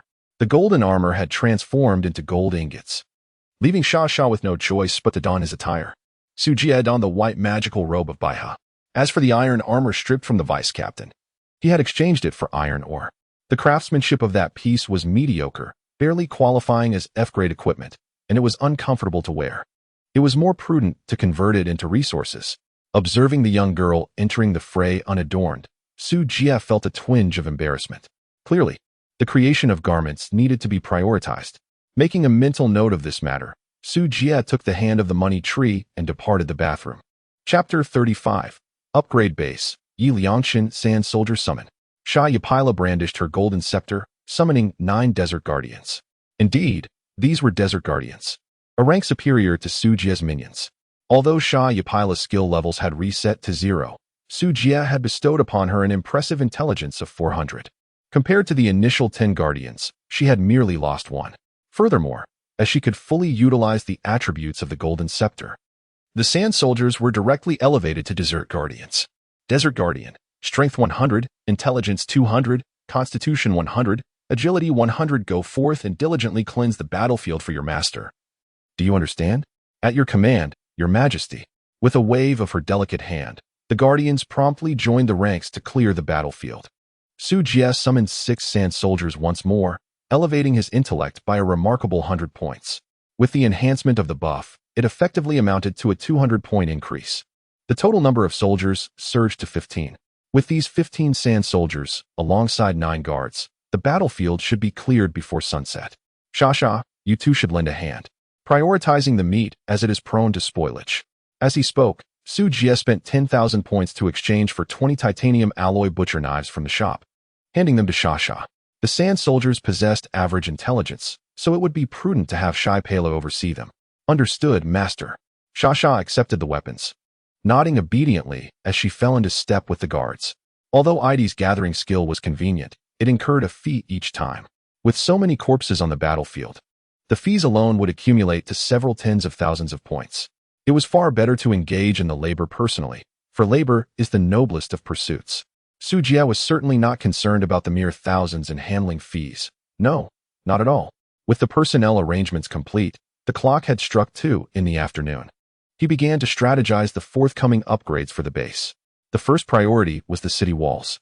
Although the durability of the eastern wall had dwindled to a mere 9, he did not rush to repair it.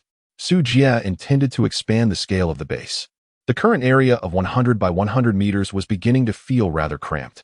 Furthermore, the walls were only 3 meters high, against certain high-stat monsters. A single leap could easily grant them entry. This posed a significant concern. After a moment of contemplation, Su Jie decided to demolish the entire wall. Recovering 50 units of materials, 230,000 iron ore, 30,000 copper ore, and 3,000 gold ore. He refrained from hastily constructing a new wall. Instead, he took the salvaged materials to begin the construction of a medium-sized base. The recent assault had concluded, and it was unlikely that danger would re-emerge in the immediate future. Even if it did, were the advanced turrets merely idle? The fully automated medium-sized base boasted a comprehensive architectural score of 8,000. Construction prerequisites included 80,000 metal materials, 40,000 iron, 40,000 aluminum, 40,000 copper, 1 intelligent chip, 1 medium-sized base core, and 100,000 points. The metal and iron were sufficient. But there was a shortfall of 10,000 copper ore. This was not a significant issue, yet the scarcity of aluminum ore remained a concern. Su Jie furrowed his brow in frustration. Aluminum ore is considered a rare metal, with its value comparable to that of silver. Although it does not possess the same level of rarity as gold, the trading ratio remains at 1:1. The crux of the matter lies in the current scarcity of rare ores, making their collection quite troublesome. After a moment of contemplation, he opened the World Channel window. An anonymous human announced the purchase of a substantial quantity of aluminum ore, stating that only serious inquiries should respond, and inviting private messages for appropriate offers. Once this message was sent, it was quickly overshadowed by a deluge of nonsensical chatter. There was no denying that the keyboard warriors from myriad realms were abundant. Even with each individual allowed to post only 1 message per day in the World Channel, the speed of conversation was astonishing. Su Jie did not remain idle, for time is indeed money. He opened the trading post and sat upon the steps, searching for the necessary items. More than half a month had passed since the game's inception, and some formidable pioneers had already navigated through the most arduous challenges. The avenues for resource acquisition were diverse and manifold, leading to an increase in the availability of rare items. Utilizing his merchant privileges, he swiftly sought out scrolls and a sumptuous bed. Lacking any craftsmanship-related secondary profession, he could not create a comfortable bed even if provided with the materials. Uncle Caleb possessed the requisite skills, but his level was too low to construct large furniture. With no other options available, he was left with no choice but to make a purchase. In such a vast multiverse teeming with life, surely there must be a fortunate soul who could uncover furniture or similar rewards from treasure chests. After a thorough search, he did not find the comfortable bed he sought, but he did come across a furniture chest, albeit at an exorbitant price of 50,000 points. Su Jie promptly clicked on the private chat. Anonymous, human brother. The price of the treasure chest is exorbitant, 1,000 points, the highest price across all realms. I have accepted it. Anonymous, Spirit Clan Ha, it is not excessive. Demand dictates the market. I possess ample time and can await a fated individual. Anonymous, human, are you certain you are not merely awaiting a foolish person with abundant wealth?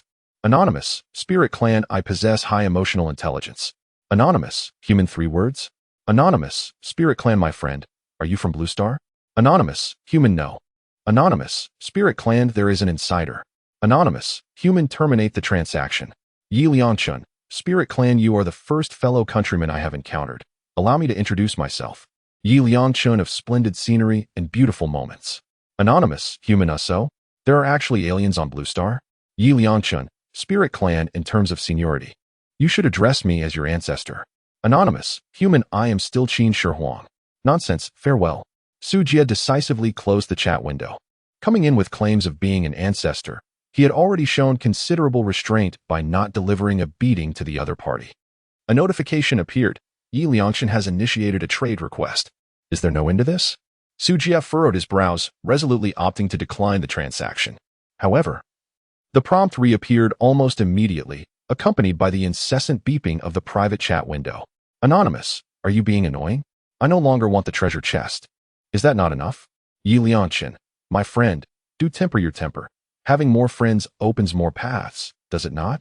Anonymous, spare me your nonsense. Yi Liangchun, I possess a dual instance scroll that can only be activated by kin. I wonder if you might be interested? Anonymous, an instant scroll? No. We are not of the same species. How could we possibly unlock it? Yi Liangchun, not at all. The Spirit Clan's ancestral star is in Blue Star, essentially. We are also denizens of Blue Star, merely with different appellations. Allow me to elaborate.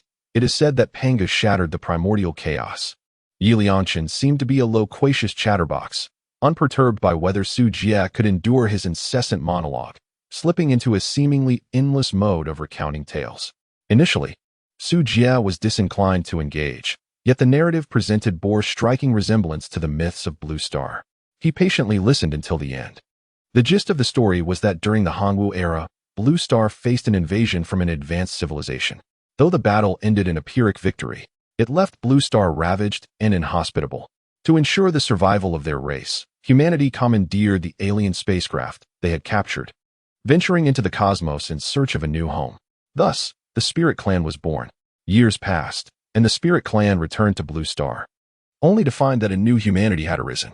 With the spiritual energy of Blue Star depleted, it was no longer suitable for the Spirit Clan's existence, leading them to abandon their plan to return to their ancestral star. However, given the significance of their ancestral home, they left behind some high technology to assist the new humanity in awakening their intellect and averting several catastrophic natural disasters, thereby giving rise to numerous enigmatic myths. As time flowed, the Spirit Clan kept a vigilant watch over humanity's proliferation, quietly intercepting invasions from other civilizations. Anonymous, compared to what you have said, I would rather believe that Qin Shi Huang is still alive. Yi Liangchun, hey, how do you know? Zheng is now the Grand Commander of the Galactic Fleet. Quite impressive indeed. It's just uncertain whether he has ventured into the new universe. Anonymous, if you have the ability, bring down the housing prices. Otherwise, I remain skeptical. Yi Liangchun, well, you are truly putting me in a bind, fat tiger. Chapter 36, The Intelligent Butler, Nicholas Zhao C. Prompt. Yi Liangchun has initiated a trade request. This time, Su Jie chose to agree, as Yi Liangchun proposed to gift him the treasure chest free of charge, on the condition that he assist in unlocking the instant scroll. The time was set for after the end of the month's attack. Reward: furniture treasure chest. One who doesn't know how to cut telecommunications fraud? Only a fool would fall for that. Su Jie curled his lips slightly, contemplating a scheme to abscond with the funds without fulfilling his obligations, confident that Yi Liangchun remained unaware of his true identity and would be unable to trace him. In that moment, his private chat window flickered to life once more, revealing a stranger rather than Yi Liangchun. Anonymous, Goblin, do you seek aluminum, or esteemed sir? It appeared that someone had noticed his proclamation in the global channel and had taken the initiative to approach him. Anonymous, human, how much do you possess? For substantial quantities. We can negotiate the price. Anonymous, Goblin, what quantity do you desire? I can procure it all for you. I am a member of the Goblin Merchant Association. In the vast expanse of myriad realms, the diversity of races is profound, each endowed with distinct talents. The Goblin Merchant Association is an assembly of shrewd traders, dedicated to gathering intelligence, sourcing materials, and seeking out artifacts, all while facilitating resource consolidation. They extract a corresponding fee for their services. Although they may not excel in establishing bases, when it comes to amassing wealth, they are undeniably adept. With sufficient funds, any type of base can be constructed. Thus, this represents an alternative path of development. Anonymous, human, I require 40,000 aluminum ore and 10,000 copper ore. The sooner the better. Price is not an issue. 5 minutes passed. Su Jie did not receive a response from the other party. Instead, he was met with a trade request.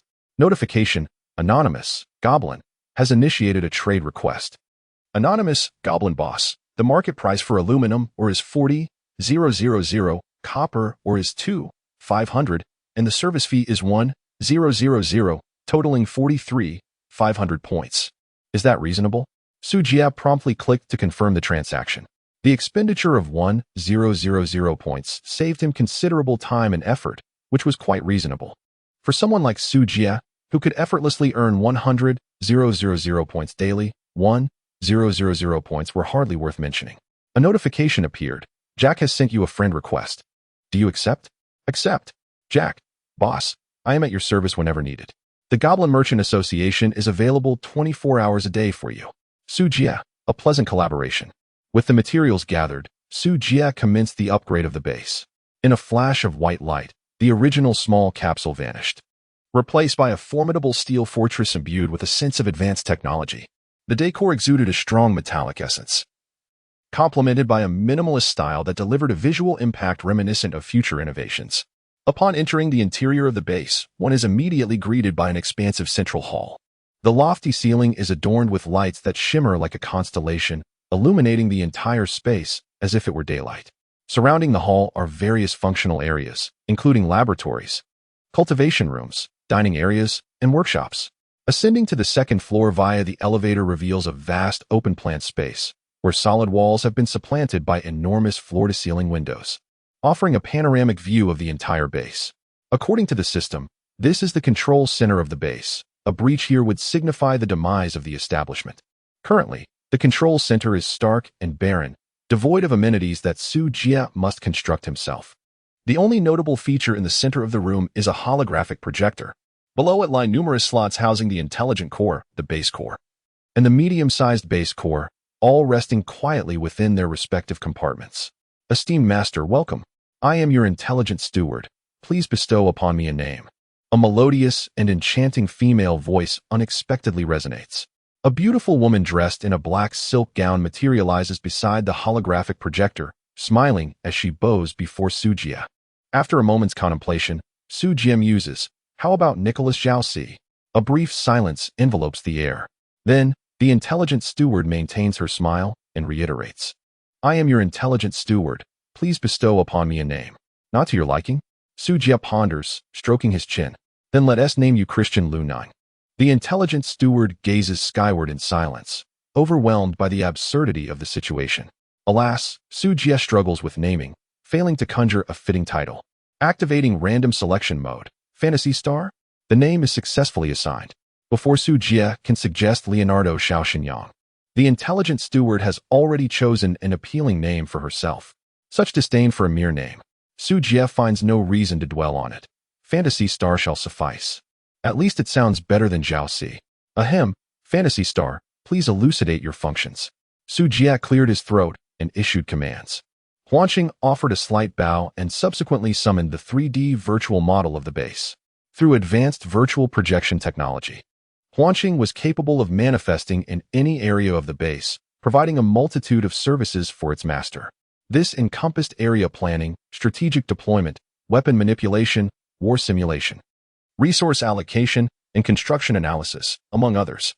At present, the intelligence chip was at a rudimentary level, which limited its computational speed. Thus, the master was urged to upgrade the chip to enhance Huanqing's capacity to serve more effectively. As Huanqing elaborated, it simultaneously scanned the available resources within the base, quietly calculating the future planning routes. In the midst of conversation, it had already begun its work. Another industrious assistant had joined the ranks within the base. Sujia had a fondness for such pragmatic individuals, as they alleviated concerns and labor. Presently, the base's vulnerabilities were alarmingly high. He urged his superior to promptly rectify the flaws. In a flash, a blue light illuminated the screen, revealing a list of vulnerabilities before Sujia. To his astonishment, the document was densely populated with at least 999 identified issues. Even the risk of meteorite impacts was enumerated.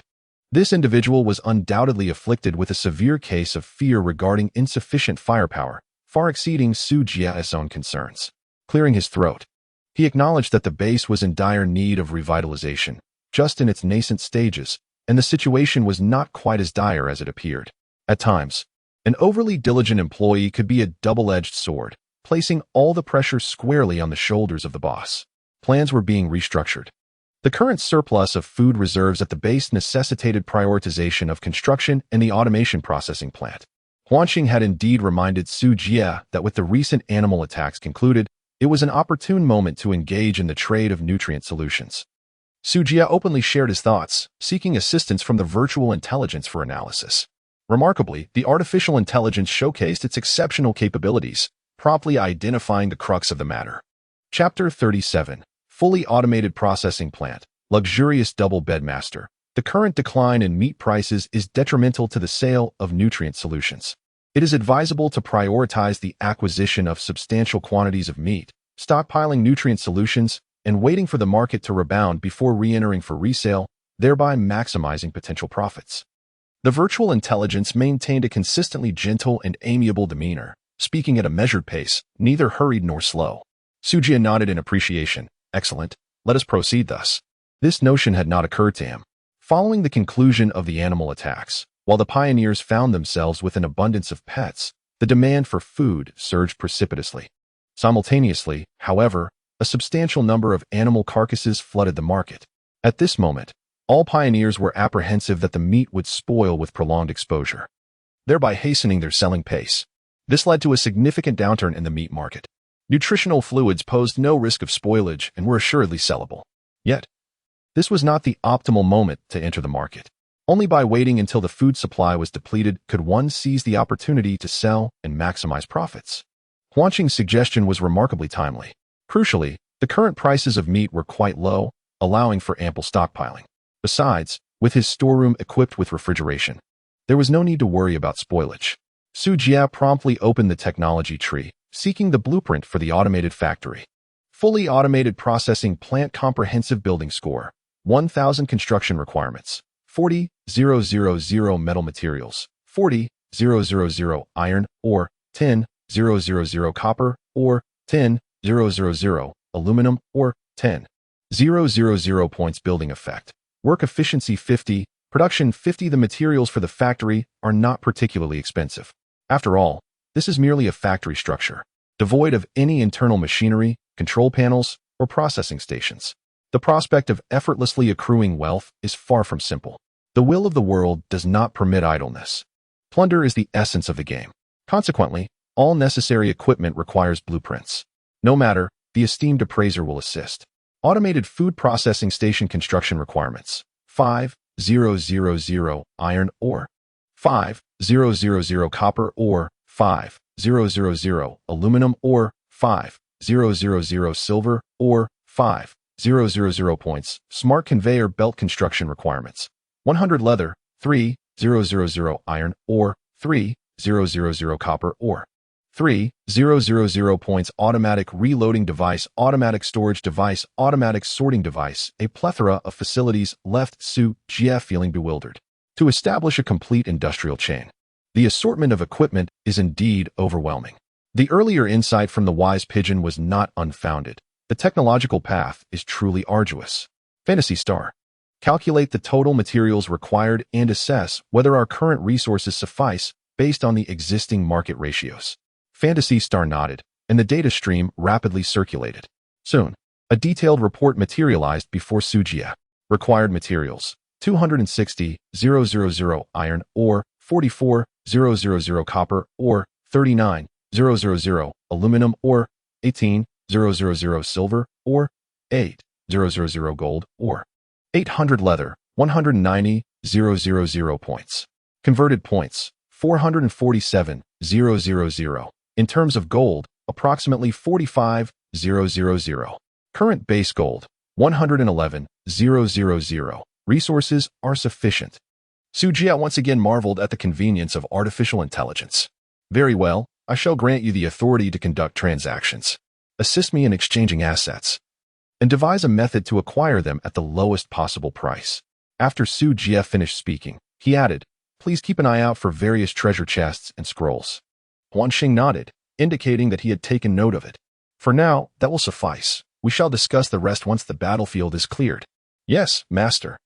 Huanqing replied with a bow, and then promptly vanished from the spot. Su Jia's directive is to procure at the lowest possible price, a task that entails considerable effort and necessitates substantial computational power. The 3D virtual imagery will consume CPU resources and must be temporarily disabled. Su Jia comfortably assumed the role of a carefree overseer, turning to ascend to the third floor of the base. The third floor housed an exceptionally spacious bedroom. Although the room contained only a dilapidated wooden bed, the skylight above allowed a cascade of light to illuminate the space, imbuing it with an inviting warmth. One could only hope for a proper bed. The desire to escape the discomfort of the wooden slats was earnest. Su Jia retrieved the furniture treasure chest, silently praying within. Naturally, The one chosen to open the treasure chest was none other than Shayapila. Illusory star, summon Sha to come here. Su Jia uttered a command into the air, and the voice of the illusory star resonated in his mind. Acknowledged. On the battlefield, Shayapila was orchestrating the slaughter of the colossal desert serpents by her sand soldiers. Meanwhile, she roamed about, gathering valuable resources. The fog of war was dispersed by the sandstorm of the Sand King, revealing a plethora of supplies. She even stumbled upon 2 black iron treasure chests. The core of Su Jia's base has seen an enhancement in the resource yield of Miss 10. While the title has increased the probability of treasure chests appearing by 20, the chances of obtaining goods remain quite favorable. Suddenly, Sasha, with her bare feet, was energetically running about when she was startled by the appearance of a beautiful lady clad in a black dress. However, upon recognizing the visitor, she quickly regained her composure. From the moment the intelligent steward made its debut, the world will had implanted the existence of the illusory star into Sasha's mind. Thus, she was well aware that the lovely sister before her was an ally. Upon receiving orders, Sasha hurriedly seized 2 treasure chests and dashed towards the 3rd floor of the base. "Master, I'm here." Slap. In her haste, she tripped over her own feet and fell right in front of Su Jia. "Uft. Next time I see you, there's no need for such a grand display of respect." Su Jia could not contain his laughter. Sasha rubbed her sore nose and stood up, looking at her master with a pitiful expression. "Master, your pants are too long. It's quite troublesome, and I don't want to wear them." After speaking, she handed the treasure chest she was holding to Su Jia. "This is for you." 2 treasure chests? Su Jia was taken aback. Over the course of several days, he had only managed to uncover 2 or 3 treasure chests. Yet this girl, in less than an hour, had already procured 2. Why such a vast disparity? Alas, it seemed he truly was a non-lucky individual. "Please assist your master in opening them," he said, clearing his throat to mask the sense of defeat that lingered within him. Sasha obediently nodded, and in a flash of golden light, he obtained 500 iron ore, 500 copper ore, and 500 aluminum Oregon. The hidden trait of Shayapila was triggered, yielding an additional 500 gold. Goodness! Another trait activated. The amount of gold acquired is more valuable than the total contents of both treasure chests combined. "Sasha, you truly are my golden goose." Su Jia gently patted the little girl's head and praised her. Hee, Sasha was overjoyed. "Come, let's open this treasure chest as well," Su Jia said as he handed her the furniture chest. "All right." Sasha responded eagerly, her small hands giving it a gentle push. With a crisp sound, the chest opened, and this time, the golden light shone even more brilliantly. They received a luxurious and exquisite double bed one, a bedding set one, and triggered the hidden characteristic of Shayapila, obtaining 1,000 gold. "Oh my, is this for real?" Su Jia was overwhelmed with excitement, utterly astonished that the comfortable bed he had longed for had indeed been manifested by the little money tree. Moreover, it came complete with a thoughtful set of bedding. He was at a loss for how to reward the little money tree. "Sasha, your master adores you." Su Jia planted a kiss on the little girl, eliciting a cascade of giggles from her. At last, a bed. Finally, a bed. "Master, can Sasha sleep here too?" Sasha inquired with her large, blinking eyes. "Ha. Sleep wherever you wish. It's just one bedroom." He. "Thank you, master. I will work hard and ensure you have a delightful meal tonight." "Thank you, master." Muah. Chapter 38. Establishing the factory.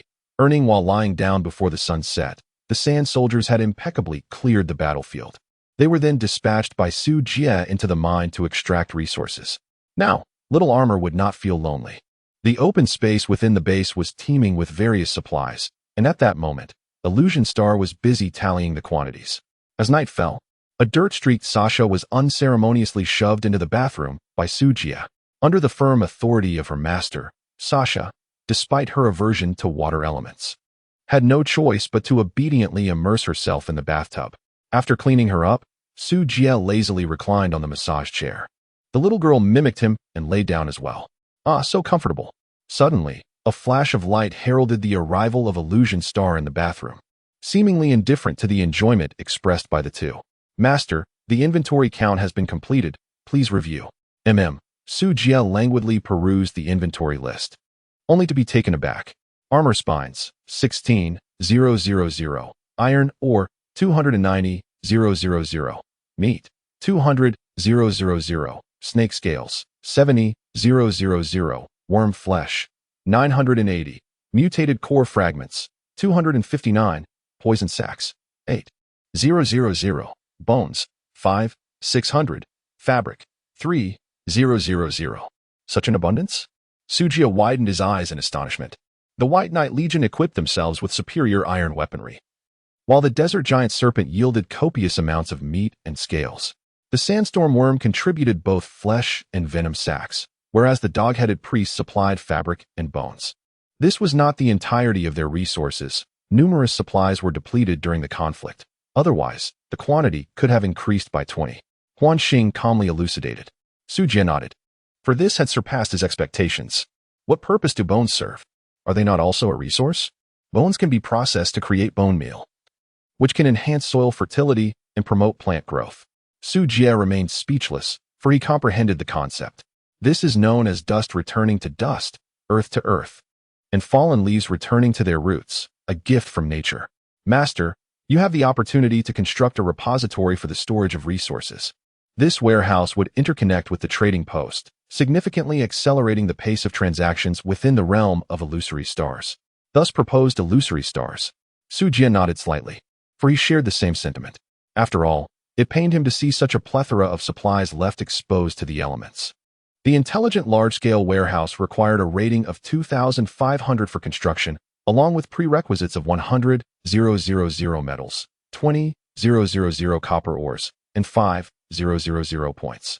Glancing at the materials in his possession, he concluded that it was sufficient.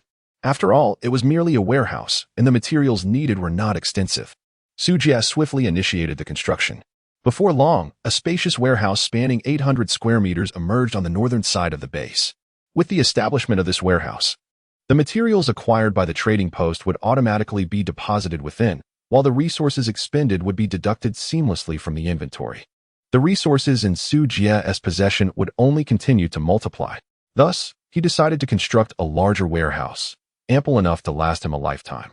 After taking a shower, he deftly utilized his spatial ring to transfer the meat into the underground storage room. The remaining supplies were all discarded into the warehouse.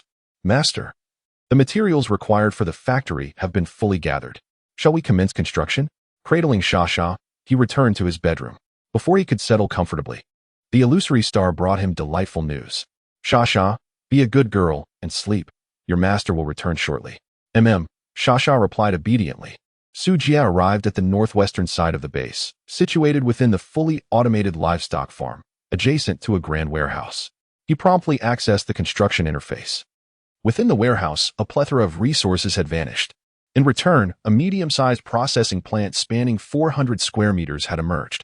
Despite its modest size, the factory was filled with awe-inspiring, cutting-edge technology. Stepping inside, he was greeted by rows of meticulously arranged robotic arms. Each possessed its own production line. As long as the necessary components were available, it could process various items in addition to nutrient solutions. The factory boasted 4 production lines, one of which was fully equipped for food processing. In a bid to maximize output, Sujia outfitted the facility with 10 food processing stations, operating at full capacity. Coupled with the enhancements provided by the automated factory, it consistently produced 10 units of primary nutrient solution per minute. Currently, the market price for the nutrient solution fluctuated around 100 points. The price for meat stood at 1 point for 2 units. Thus, 10 units of meat could yield 1 nutrient solution, translating to a profit of 95 points per unit. This being the case amidst a significant drop in meat prices. With the factory running at full capacity, it could produce 14 for 100 units daily. After deducting costs, this resulted in a net profit of 1 for million points each day.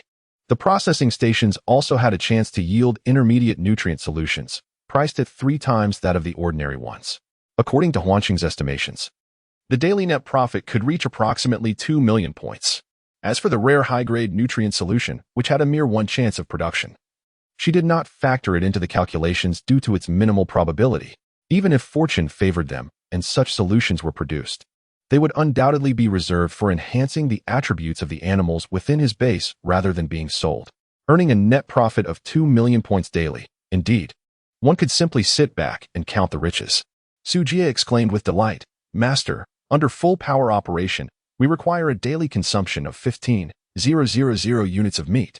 Currently, the available resources in the base will sustain us for only 2 days. Well, I entrust this matter to you. When the meat supply runs low, feel free to procure more at the trading post, as the prices of meat are quite favorable at present. Su Jie once again assumed the role of a negligent overseer, irresponsibly entrusting affairs to Huan Xing. Indeed, Huan Xing accepted the command. Su Jie wandered around the factory once more, ensuring that everything was in place before initiating the conveyor belt. The factory was conveniently located adjacent to the warehouse, with a transport channel connecting the two. Raw materials and the produced nutrient solution would automatically return to their designated spots, requiring no effort on Su Jie's part. He merely needed to instruct someone to transfer the frozen meat from the storage room to the warehouse. Such an investment was undoubtedly worthwhile. Standing outside the warehouse, Su Jie couldn't help but chuckle.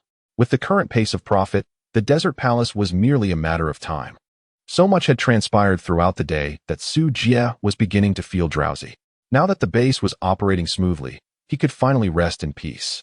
Upon returning to his bedroom, he found the little girl already lost in slumber. Su Jie nestled into the fragrant cocoon of his bedding, embracing the soft Sasha, and drifted into a deep slumber. The following morning, sunlight streamed through the skylight, gently illuminating Su Jie's face. He slowly opened his eyes and glanced at the panel, discovering an addition of 70,000 units of primary nutrient solution and 10,000 units of intermediate nutrient solution in the warehouse. Remarkably, he had awakened to a profit of 1 million points. "Good morning, master." Sasha seemed to have already risen, curled up in his embrace, her delicate face resting against Su Jie's chest. "Time to get to work now that you're awake. We can't afford to linger in bed." Su Jie gently ruffled Sha's hair and remarked, "With such high attributes, Shay Pei La cannot simply indulge in slumber without contributing. The losses amount to precious points." However, Sha, with a hint of grievance, lifted her head, her large eyes sparkling as they gazed up at Su Jie. "Su Jie, very well. I shall not dwell on it. Master will now craft for you Chapter 39, the Universal Mechanical City Wall, a deficiency of 60 million. The kitchen on the first floor." Su Jie cooked a fragrant steak and presented it to the eagerly awaiting Sasha. Lacking any seasoning, its flavor was merely adequate. Nevertheless, Sasha relished every bite, even licking the plate clean. "Do you like it, Sasha?" he inquired. "I do," the little girl replied, her face aglow with happiness as she nuzzled against Su Jie.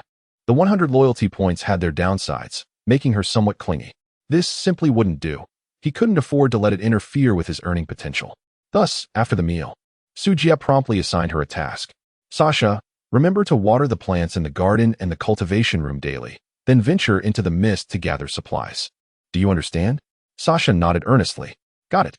All right, go on and get busy," Su Jie encouraged, giving her a gentle pat on the back. Sasha obediently departed, leaving Su Jie to ponder in solitude. With the factory completed, what should he do next? He mused. Suddenly, the attentive, intelligent butler appeared. "Master, there are less than 10 days remaining until the end of month assault.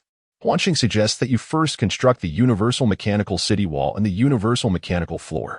Then, you may consider the Desert Palace, followed by the Mutant Technology." "The Universal Mechanical City Wall?" Su Jie furrowed his brow in contemplation. Indeed, the Mechanical City Wall can transform its shape at will and possesses exceptional defensive capabilities. By concealing defensive weaponry within the wall, one can effectively prevent damage to the weapons. Furthermore, the concealed weaponry can be repositioned freely, appearing at any location along the wall, allowing for effective defense against attacks from any direction. And the Universal Mechanical Floor? The underground defenses of the base are virtually non-existent, which is a critical flaw. The mechanical floor can effectively block enemies from below.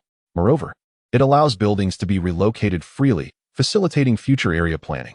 The floor is equipped with energy conduits, enabling energy transmission to any location within the base, even without wired connections. Huan Xing's words illuminated Su Jie's mind. "Such advanced technology exists?" he inquired. "Yes, master. The number of mechanical schematics is 1,000 times that of other technological categories, encompassing a vast array of possibilities and covering nearly everything in existence." Su Jie nodded as if enlightened, then proceeded to locate the wondrous edifice described by the illusory star. Universal Mechanical City Wall overall architectural rating.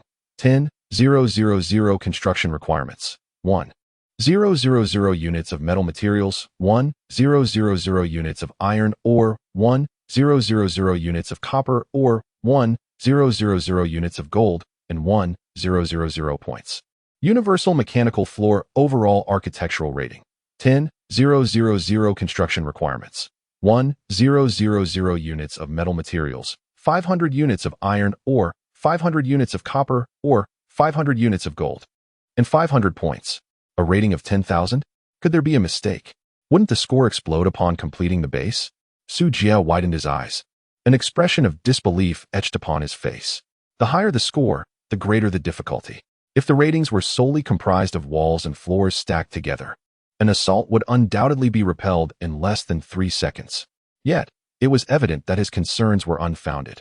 Master, he explained, mechanical structures are rather unique. Whether it be 10 or 100 floor tiles, as long as they are assembled together, they form a cohesive whole. Therefore, regardless of how many floors and walls you construct, the score will eternally remain at 10,000 points.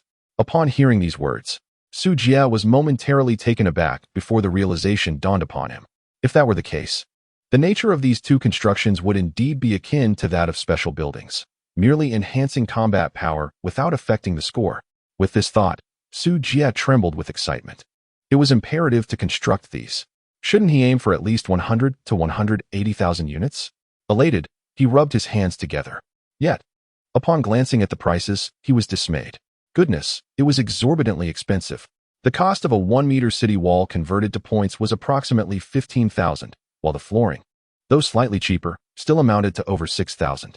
According to Su Jie's subsequent plans, the wall would undoubtedly need to stretch to a length of 1,000 by 1,000 meters, amounting to 4,000 units of wall.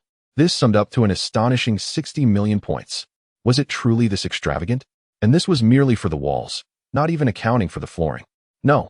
The productivity of the automated factory must be increased, and the additional 3 conveyor belts needed to be arranged immediately. Currently, the quickest source of income was the nutrient solution. In order to gather the necessary materials for the wall at the fastest pace, he could only devise strategies in this direction. Huanqing immediately commenced the sale of nutrient solutions and began acquiring the materials required for factory equipment. Su Jie instructed that while hoarding nutrient solution could maximize profits, it would ultimately disrupt the pace of the base's development. It was imperative to first release a batch of goods and arrange for the operation of the factory's other 3 production lines. Only then would the daily income of 8 million points have a chance of facilitating the construction of the city walls before the month concluded. Understood. Upon receiving the order, Huanqing promptly commenced with the tasks at hand. Su Jie could no longer remain idle. The master of mining had returned. With that thought, he made his way directly to the mine. Prior to his departure, he combined over 200 mutated crystal shards to forge 2 mutated cores, which he then stored in the control center's slot. Su Jie currently lacks the surplus resources to invest in mutation technology. He can only activate it for now and will address the situation after withstanding the impending attacks at the end of the month. How busy he is. So incredibly busy. The sound of rhythmic clinking resonates throughout the mine as Su Jie tirelessly swings his hammer, fervently excavating. Behind him are 24 sand soldiers and the frequent visitor of the mine, Xiao Jia. Upon seeing his master arrive, Xiao Jia is filled with joy, and his mining speed noticeably increases. With the number of miners multiplying and each possessing commendable attributes, the yield of ores from the mine has become exceedingly impressive. Before long, a day has passed. Su Jie gathered all the mined ores into his spatial ring. He took stock of his entire day's yield: 100,000 stones, 30,000 iron ores, 30,000 copper ores, 20,000 silver ores, 15,000 aluminum ores, and 2,100 gold ores. To be honest, this would be considered a substantial fortune for other pioneers. However, for someone as affluent as Su Jie, it was merely satisfactory. He left the sand soldiers to continue mining day and night while he returned to the base with Xiao Jia. Today, Xiao Jia's mining skills had upgraded, and he performed admirably. He decided to treat it to a splendid meal. "Sasha, we're home. Coming. A sweet laugh resonated from within the fog, and shortly after, Sasha bounded out, clutching 3 treasure chests. With her agile figure and swift movements, she rushed to Su Jie, affectionately wrapping her arms around his legs and nuzzling against him. Su Jie reached out to caress its soft and silky fur, a smile involuntarily gracing his lips. Today, there are 3 treasure chests. Sasha is truly remarkable. Sasha lifted her head, her rosy lips stretched into a beaming smile, happily shaking her little head. Sasha is the most extraordinary. The little girl proudly arched her neck. Sujie chuckled and shook his head. He simply had her open the treasure chest, which was of the black iron grade, containing nothing of significance, merely some ordinary supplies. The crux of the matter lay in Sasha's hidden attributes. Golden 500, golden 500, quite splendid indeed.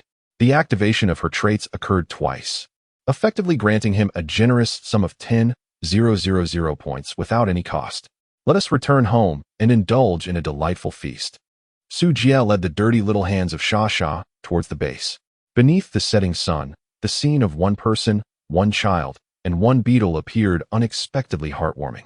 Chapter 40. The timing is right to discard nutrient solution after dinner. With a splash, Sasha was mercilessly tossed into the water pool, creating a cascade of splashes that startled the little girl, who began to wail. However, Sujie remained unfazed. Otherwise, it would be quite troublesome to bathe this girl every day. She must learn to be independent. Master, Sasha is going to drown. Help me. Do you dare to stand up first before screaming for help? Sujie was at a loss for words, rubbing his forehead in exasperation. Sasha, she exclaimed, you mischievous little rascal. With a sense of grievance, Sasha flung herself towards him, wrapping her arms around his neck and gazing up at him with tearful eyes. Master, she cooed in a sweet, childlike voice. All right, but you mustn't act willfully tomorrow. With a resigned sigh, Sujie reached out to gently pinch Sasha's nose. I assure you, tomorrow will be the day, she promised. The following day, Master, help, came the desperate cries, followed by more pleas on the third day. On the fourth day, the same cries echoed, and by the fifth day, a curious inquiry arose. Master, what is this? It seemed that a life buoy was being utilized in the bathhouse, an unprecedented occurrence. Hee, aren't I impressive? Sasha beamed. In the days that followed, the base remained relatively tranquil, devoid of any random incidents. On the very day the orders were issued, the Fantasia team promptly gathered all the necessary materials for the 3 production lines. This endeavor nearly depleted Sujie's entire savings, yet every sacrifice proved worthwhile. Each day, witnessing an influx of 800,000 units of nutrient solution brought him unparalleled joy. As for the matter of costs, every day, Sujie accumulates 100,000 points, all of which are devoted to exchanging for meat. At this moment, the storage room is nearing its capacity. After all, the daily consumption of meat only amounts to 40,000. The surplus of 60,000, Sujie intends to keep in reserve. As time progresses, the price of meat will inevitably rise. Even if he chooses to sell it directly in the trading market later, he stands to make a considerable profit. The value of the storage room is vividly manifested at this moment. If not hoarding now, then when? In the team channel, Lilith, today, I cultivated another plot of land. I'm utterly exhausted, poor bunny. Caleb, with so many vegetables, can you manage to protect them? The end of month raid is approaching. Remember to bolster the base's defenses. Dealing with such a troublesome rabbit has certainly caused the uncle some distress.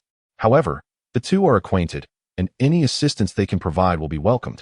Eddie, recently, food prices have skyrocketed. Many are saying they can hardly afford to raise animals anymore. The base is nearly depleted by them. Bunny, now is the time to sell all the carrots in your territory and make a handsome profit. Lilith, but I've already eaten all the carrots. Lorella, Sophia, just how much can you eat? Have you finished all that you planted? Lilith, I couldn't resist. But I still have plenty of other vegetables that have just matured today. I will put them on the market right away. Sujie, comrades, are you still troubled by the issue of animal feed? Have you considered nutritional solutions? Caleb, food devoid of flavor is an affront to the culinary deity. Bring me 2 servings. Sophia, I want some too. My animals have devoured all the grass in the yard. Lately, their gazes towards me have been rather peculiar. They're insatiable. Lorella, in my opinion, we might as well slaughter them all in exchange for attribute points. After all, the combat prowess of base members does not factor into the scoring. We should slay as many monsters as they come. Sujie, therefore, Lorella, do you require the nutrient solution? Lorella, please provide me with 60 vials. Eddie 6. Lilith, I also desire some. My dear cow has given birth, and it cannot consume vegetables, so injections are the only option. Sujie, all right, proceed with my transaction.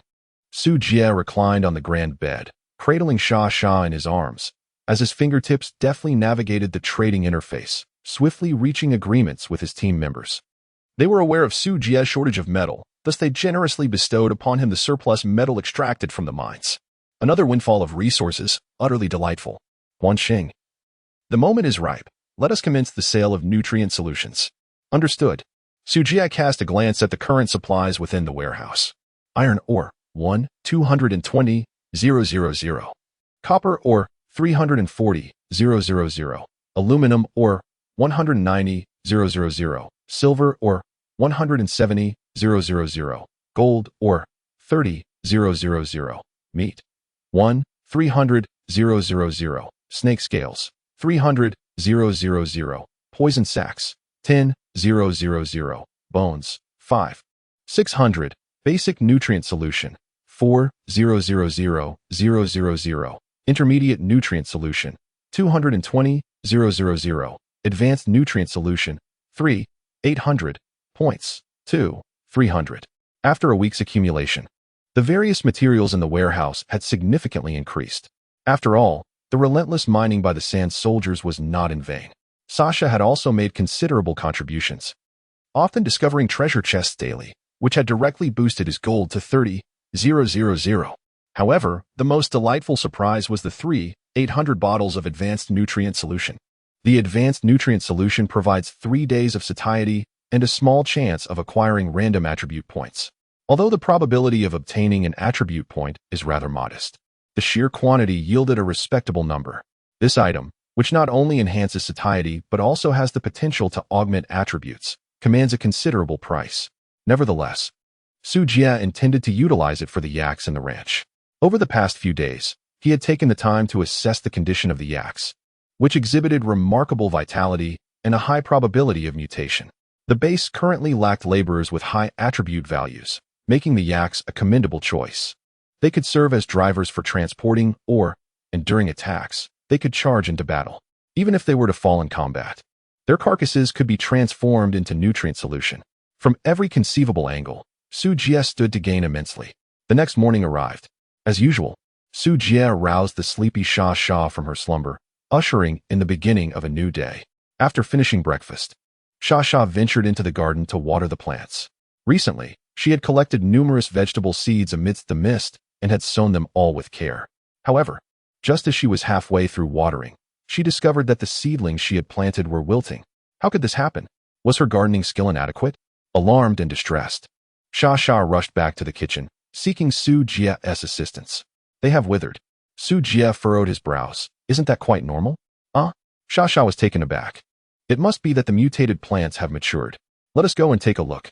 Su Jie was aware that plants affected by radiation at the moment of maturity either mutated into rare treasures or withered away entirely. It seemed that planting them directly outdoors indeed posed a rather low success rate. Fortunately, Su Jie's garden was sufficiently expansive, and the variety of plants was ample. Although the odds were diminished, the sheer volume offered a glimmer of hope. Upon inspection, he discovered that while the majority of the plants in the garden had perished, a dozen or so still thrived. Crimson fruit. Consuming it grants 1 to physique and 1 to strength. Ghost mountain ginseng. Consuming it grants 2 to intelligence and 1 to agility. Iron needlegrass. Consuming it grants 2 to physique. Daylily. With a swift appraisal, he identified a dozen rare treasures among the surviving plants. Su Jie was almost doubled over with laughter. The cost of these plants was astonishingly low, practically negligible. Yet, the precious attribute points they yielded were simply delightful. It was yet another day of remarkable advancement. Just as Su Jie prepared to harvest the fruits of his labor, a green vine suddenly surged forth. It moved with the swiftness of lightning, aiming directly for Sha Sha's rear. Crack. Ouch. Chapter 41. Mutant Plants, The Assault of Interstellar Pirates. Ouch. Sha Sha exclaimed, clutching her backside. Who dares to ambush me? No sooner had the words left her lips than a sturdy vine struck again. This time, the two were ready. They deftly evaded the attack. Moments later, they beheld the true form of their assailant. Sha Sha immediately adopted a defensive stance. Su Jie gazed with great interest at the peculiar plant before him. Mutated climbing tiger, F-class, attributes, strength 16, intelligence 9, constitution 7, agility 20 skills, whip. Entangle talent, barbaric growth description, a unique plant that has mutated due to environmental factors, exhibiting aggressive tendencies and rapid growth, yet it harbors a fear of flames. Su Jie stroked his chin, contemplating the impressive appearance before him. What do you think? He inquired, glancing towards Sasha for her opinion. Sasha, her eyes wide with indignation, huffed in response, clearly still aggrieved by the recent incident involving her rear end. Despite her robust constitution of 200, she remained entirely immune to the feeble damage inflicted by the climbing vine. However, the pain lingered, a minor injury accompanied by significant humiliation.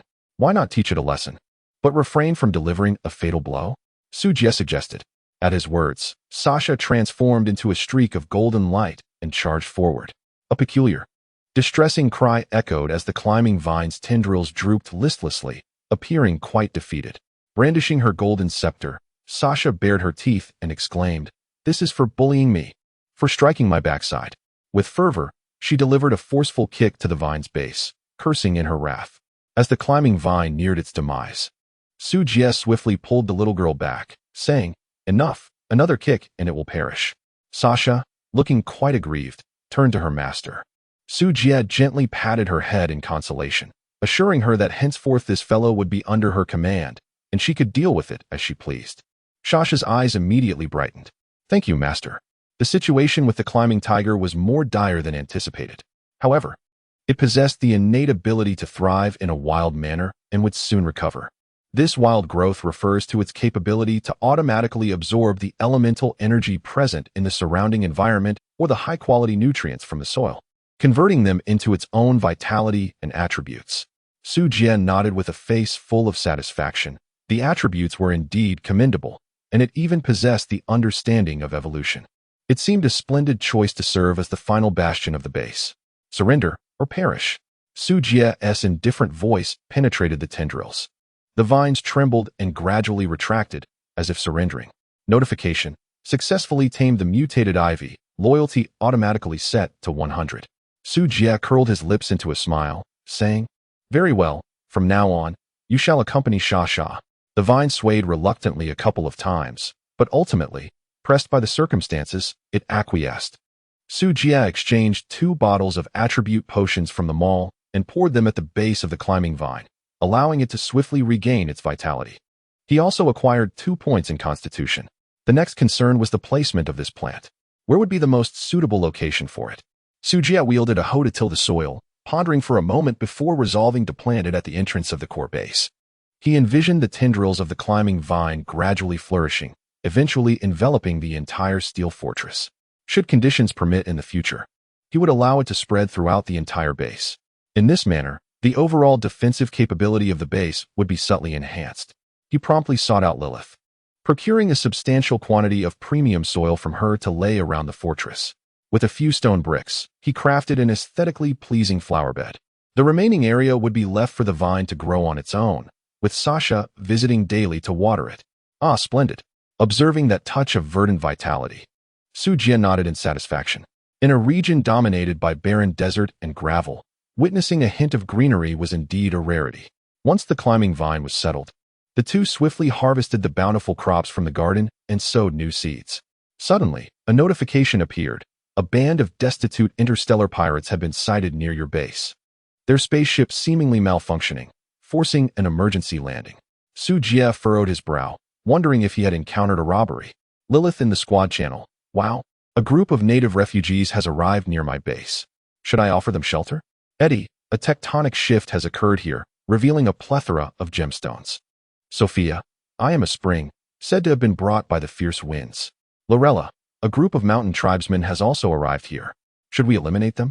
Caleb, only 4 days remain until the end-of-month assault. This must be the welfare event mentioned by the world's will, designed to enhance our strength as much as possible to withstand the impending attack.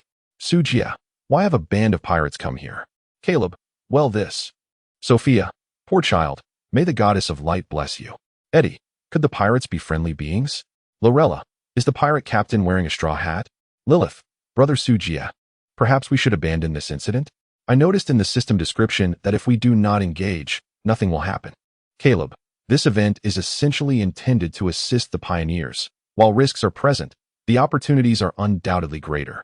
Su Jie, The depths of this matter are too profound for you to navigate. Allow your uncle to handle it. Sujia, it's all right. Recently, I happened to construct several defensive structures. If necessary, I can take refuge in the base. Lilith, keep up the good work. If it becomes too overwhelming, remember to call Sister Lorella. She is incredibly capable. Lorella, you have already said everything. What is left for me to say?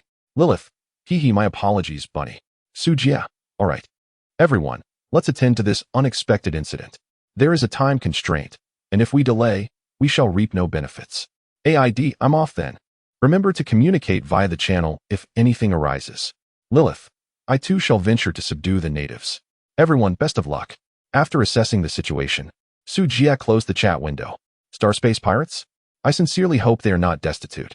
Just as Sujia murmured to himself, a sudden buzzing sound filled the air. Master, look up at the sky.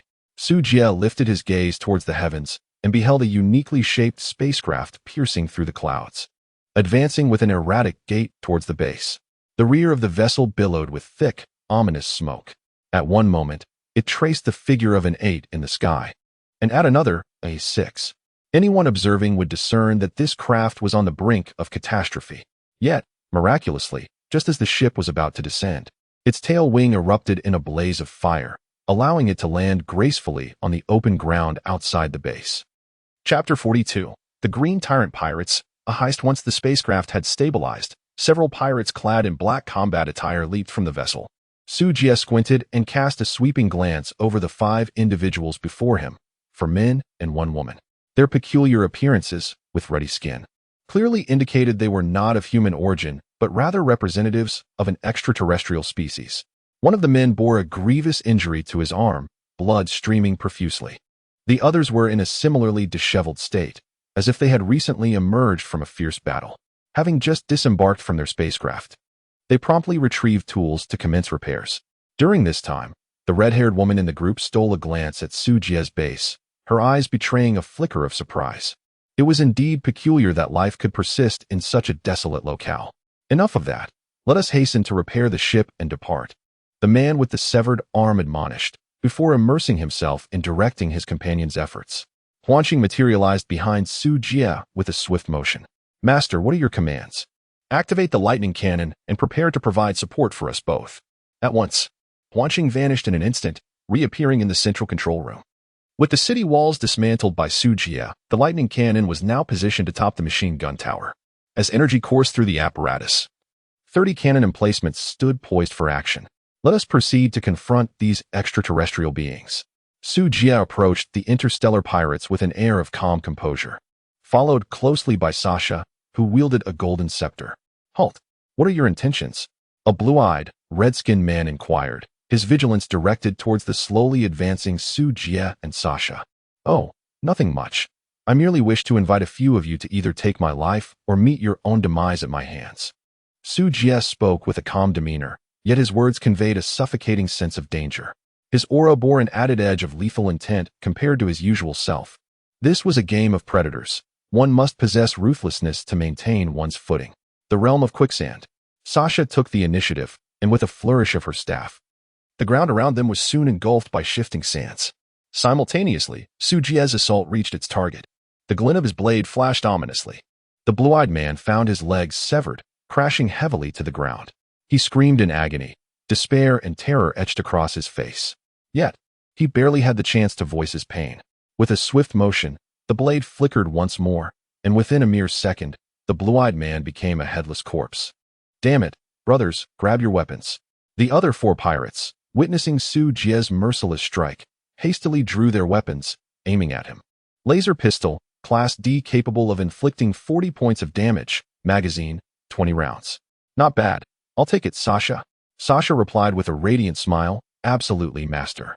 Almost as soon as she finished speaking, a resplendent golden staff appeared behind them. Bang, bang, bang, accompanied by the chilling screams. The heads of 3 pirates were crushed into a gruesome pulp. Sujia had previously assessed this group of pirates, determining that they belonged to a different faction, one that could neither be subdued nor recruited. The only means of incorporating them was through their complete annihilation. Even if they were forcibly subdued, they would remain incapable of performing any tasks. Thus, there was no alternative. His base did not accommodate idlers, and he had no choice but to eradicate them all. At this moment, only the one-armed leader remained alive. He trembled, his face a mask of horror, casting uncertain glances at Su Jie and Sha Sha. The attributes of the two were so formidable that they could effortlessly eliminate his subordinates. It was worth noting that even his own men possessed nearly 100 points in attributes. How could such a ferocious creature exist on this planet, with quicksand surrounding him? He found himself utterly powerless to flee. You cannot kill me. I am a member of the Green Tyrant pirate crew. Su Jie raised an eyebrow and coldly inquired, and what of it? The one-armed man swallowed hard, struggling to articulate his thoughts. If you kill me, our leader will undoubtedly dispatch more troops for vengeance. At that point, you will be utterly unable to defend yourselves. Upon hearing this, Sha Sha could not help but roll her eyes, expressing her disdain. Such excessive prattle. Yet, upon turning back, her demeanor instantly transformed. Master, may I crush his head, please? The one-armed man nearly fainted upon hearing this. Was this little girl a devil? Su Jie nodded slightly, his demeanor indifferent as he uttered, "Go ahead and kill him." "Certainly," came the response. Following this, Sha Sha raised her resplendent golden staff and struck the one-armed man upon the head with a resounding thud. The speed was swift. The man departed this world in a tranquil manner. Notification: you have successfully eliminated the captain of the Green Tyrant Pirate Group, revealing the base coordinates. The enmity level of the Green Tyrant Pirate Group has risen, increasing the likelihood of future assaults. Supplies are currently scarce. Do hurry. The more, the better. Su Jie flashed a mischievous grin, his smile exuding a captivating charm. After dispatching the band of pirates, he turned his gaze towards the smoking spacecraft. The dilapidated small ship promised a plethora of resources upon disassembly. Certainly, it was the reward of this incident. Sha Sha, summon all the sand soldiers from the mines. Understood. Moments later, Sha Sha appeared, leading a throng of sand soldiers. Upon learning their purpose, the soldiers promptly set to work, brandishing pickaxes as they struck the ship's exterior. Clang, clang, bang. The vessel was battered into disarray. Although the method of dismantling was somewhat rudimentary, the final yield of materials remained unchanged. The debris transformed spontaneously into various metallic fragments. Iron blocks, 300 copper blocks, 200 aluminum blocks, 200 gold blocks, 100 intelligent chip, 1 element core 1, as they reached the final energy chamber of the spacecraft. 2 brilliant orbs of golden light suddenly erupted forth. A splendid find. Su Jie's eyes sparkled with excitement as he approached to investigate. The intelligent chip could significantly enhance the computational speed of the illusory star. By gathering 10 of these chips, one could synthesize a mid-level chip, which is also a vital material for upgrading the base. The elemental core, on the other hand, is a unique resource required for constructing the desert palace. Both items are treasures that Su Jie desperately needs. Several hours later, the sand soldiers returned to the base, pushing a substantial load of supplies. There was no need to organize or count them. They could simply be tossed into the warehouse. The warehouse would automatically consolidate the items and display the precise quantities on the panel. Su Jie instructed the sand soldiers to continue mining, while Sha Sha willingly ventured into the mist in search of treasure chests. On the second floor, in the control center, Su Jie placed the chip into its designated slot. In the next moment, the three-dimensional projection of the illusion star emerged, visibly enhanced from its original AV quality to 720p. The elemental core was also inserted into its allocated slot. Although the desert palace had yet to be constructed, the appearance of the elemental core elevated the elemental richness within the base to a new level. The climbing vine swayed joyfully, its greenery more vibrant than ever before. After retrieving the rare treasures collected earlier, Su Jie consumed them all in one go. Upon ingesting the crimson fruit, he received an increase in strength and constitution. A series of notifications flashed before him, prompting him to silently check his status panel. Star Master, Su Jie Race, Human, Blue Star, Region, Jelver Star Cluster ID, NTR, 9528 Base Rating, 100,000 Attribute Values, Strength 211, Intelligence 407, Constitution 216, Agility 206 Resources, Stone, 340,000 Iron Ore, 220,000 100 Copper Ore, 340,000 100 Aluminum Ore, 690,000 30 Silver Ore, 370,000 20 gold or 70,000. 4 meat. 1 300,000 snake scales. 300,000 venom sacs. 10,000 bones. 5 600 basic nutrient solution. 3 200,000 intermediate nutrient solution. 200,000 advanced nutrient solution. 38,000 points. 11 780,000. Chapter 43. The Mutant Bull, Thunderous Brilliance So Much? Su Jie stared blankly at the panel before him, rendered speechless for an extended period. It is no wonder this is termed a welfare event. The materials provided far exceeded what he had gathered over the past week. More importantly, dismantling the spaceship yielded a substantial amount of copper ore, which serves as a primary resource for constructing mechanical walls. While iron ore is relatively easy to collect, copper ore is scarce, and the collection process is quite tedious. Wait a moment, the points tally seems incorrect. Huanxing, why is there an additional 3 million points? Su Jie discerned an anomaly. The nutrient solution, having been diligently processed by the illusory star, had already been sold in excess of 800,000 units. This equated to over 8 million points. Yet now, it astonishingly reached over 11 million? Surely, no one had gifted him points? Master, during this welfare event, an abundance of laborers has emerged, referred to as indigenous migrants, causing a skyrocketing increase in food prices, and consequently, the price of the nutrient solution has also surged.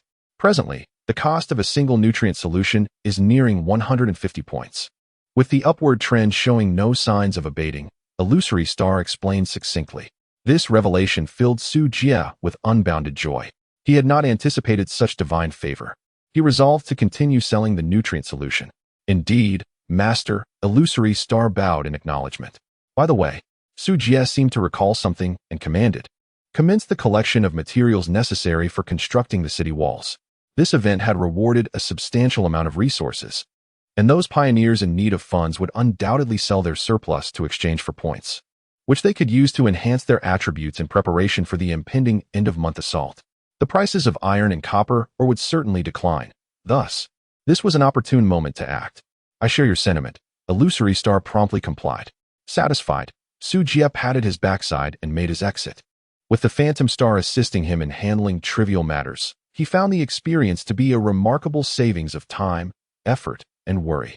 After attending to the mundane tasks within the base, Su Jie glanced at the squad channel. Everyone had acquired a substantial amount of resources and was deliberating on the construction of defensive structures, unfamiliar with the magical edifices. Su Jie reported his safety and prepared to venture into the mines for some extraction. However, as he stepped outside, a resounding bovine roar echoed through the air. Has the cow evolved? Su Jie exclaimed in astonishment. Lately, he had been rather preoccupied, neglecting the cattle in his ranch. The downside of automation in construction is that it alleviates human oversight, leading to unintentional forgetfulness. Oh, the vexation. Having concluded his moment of self-reflection, Su Jie hurried to the entrance of the ranch.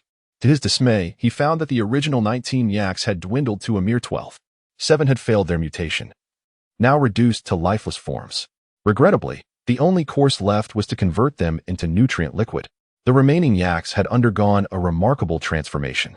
Their once black and yellow hides had turned a rich brown, their coats now oily and gleaming with a radiant luster. Their physiques had doubled, with sturdy legs that seemed to pound the air as they galloped, creating waves of sonic booms. Suddenly, one of the deceased yaks lifted its head and let out a piercing bellow towards Su Jie. Its sharp, glistening horns flickered ominously.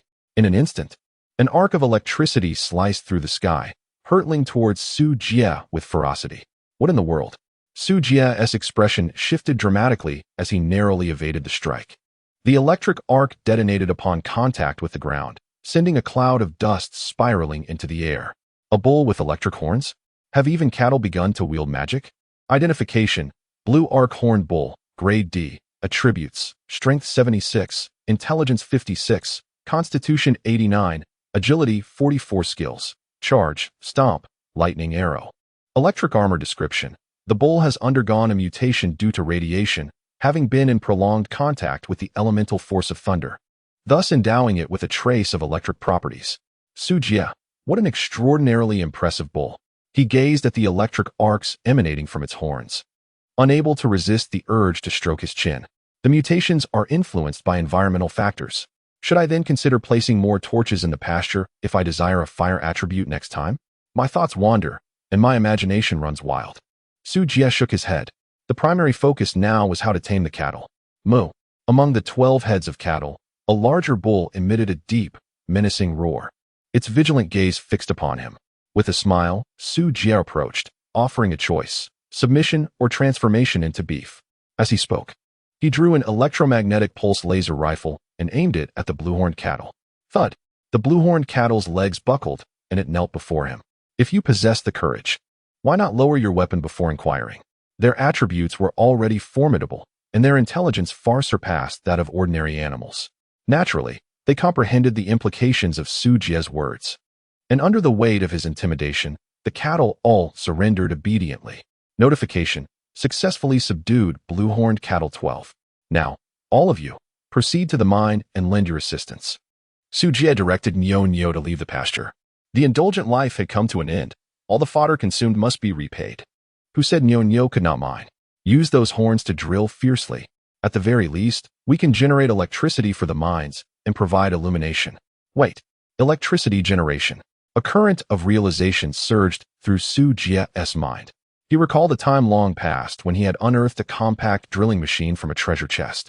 Previously, due to the distance from the mine, it had been impossible to electrify it, leaving it dormant for an extended period. Moreover, the White Knight Legion had emerged from the depths of the mine. Even if Su Jie were to construct a new energy collection device, it would inevitably be obliterated by the White Knight Legion. Considering these various factors, the device had remained untouched within the confines of his spatial ring, gathering dust. However, with the addition of Nyo, the concern regarding power supply was alleviated. The process of withdrawal would be remarkably convenient. He could simply retract the drilling machine. With this thought in mind, Su Jie promptly set his plans in motion.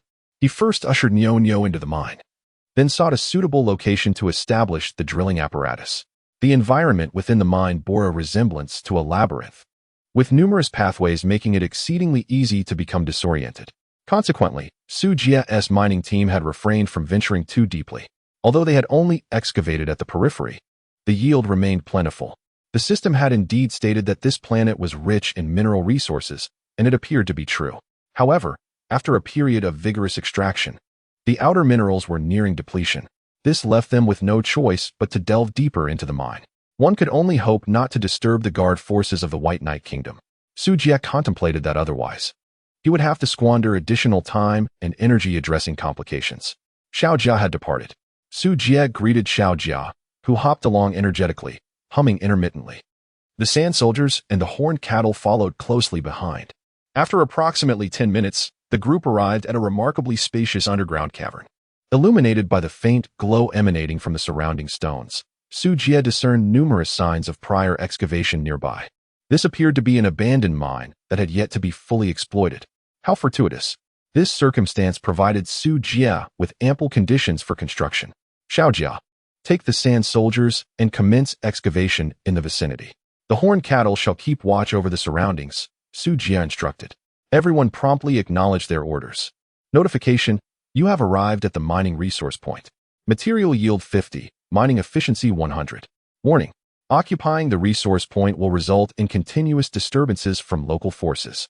Notification: a group of wandering White Knight scouts has detected the presence of the mining team. Please prepare for countermeasures.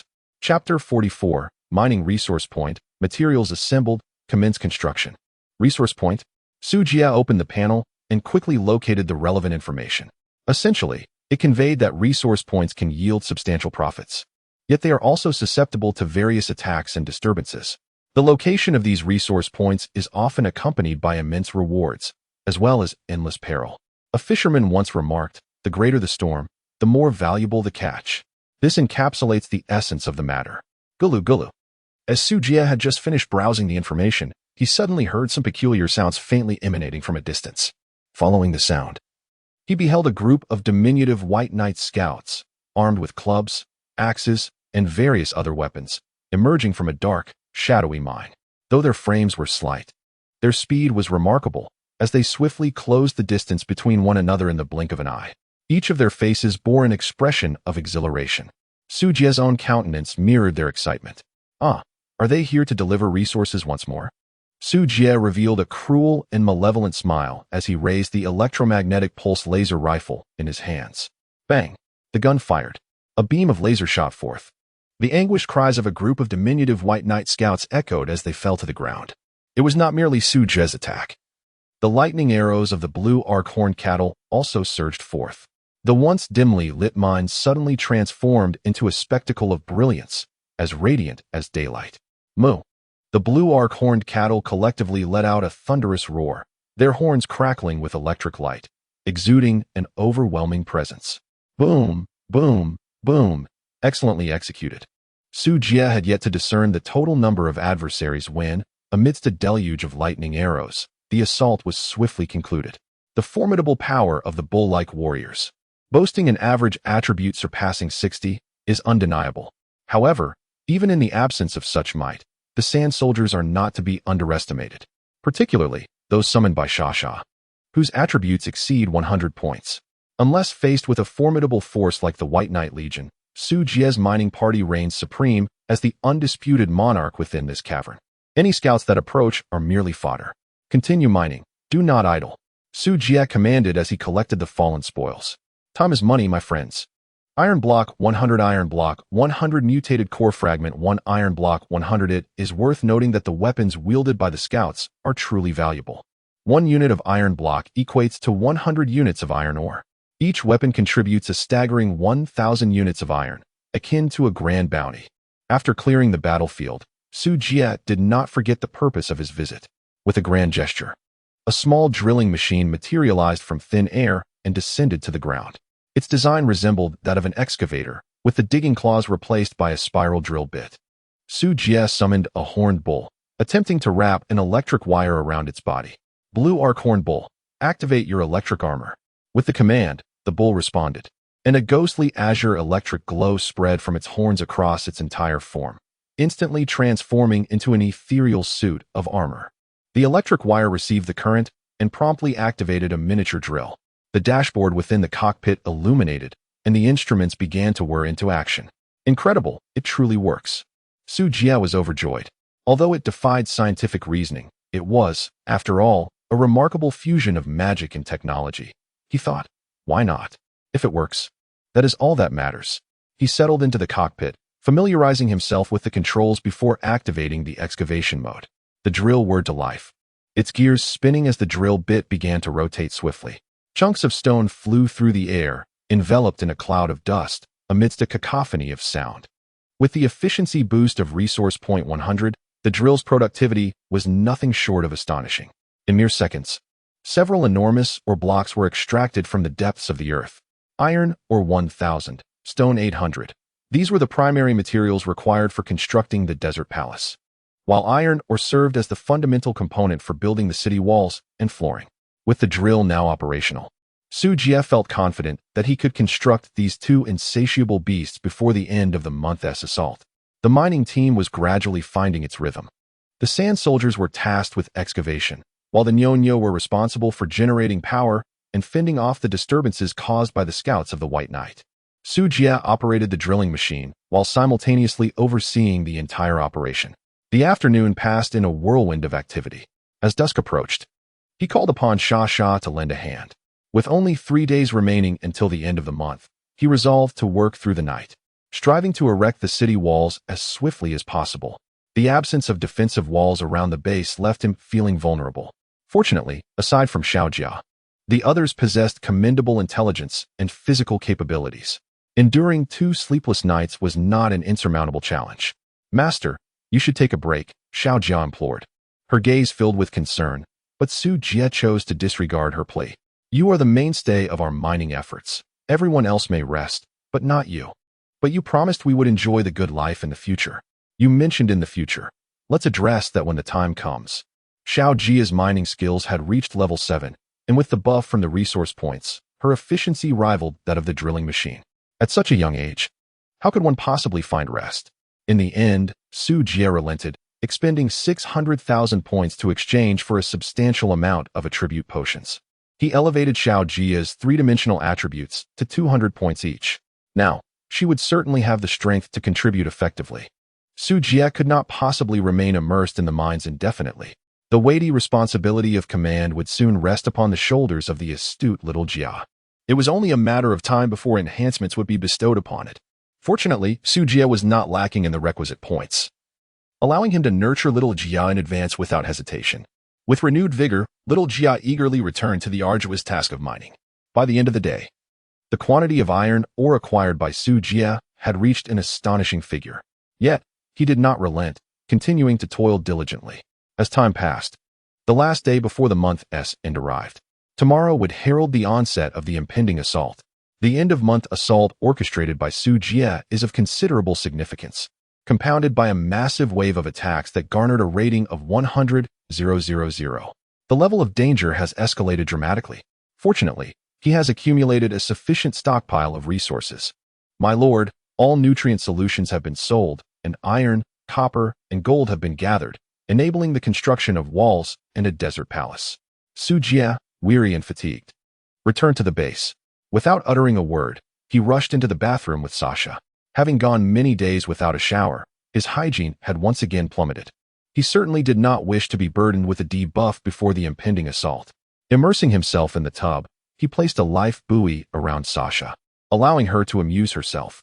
Su Jie then opened the construction panel, first glancing at his resources: stone, 56 million, wood, 100,000, iron ore, 14 million, copper ore, 6 million, gold ore, 1 million, points, 12 million.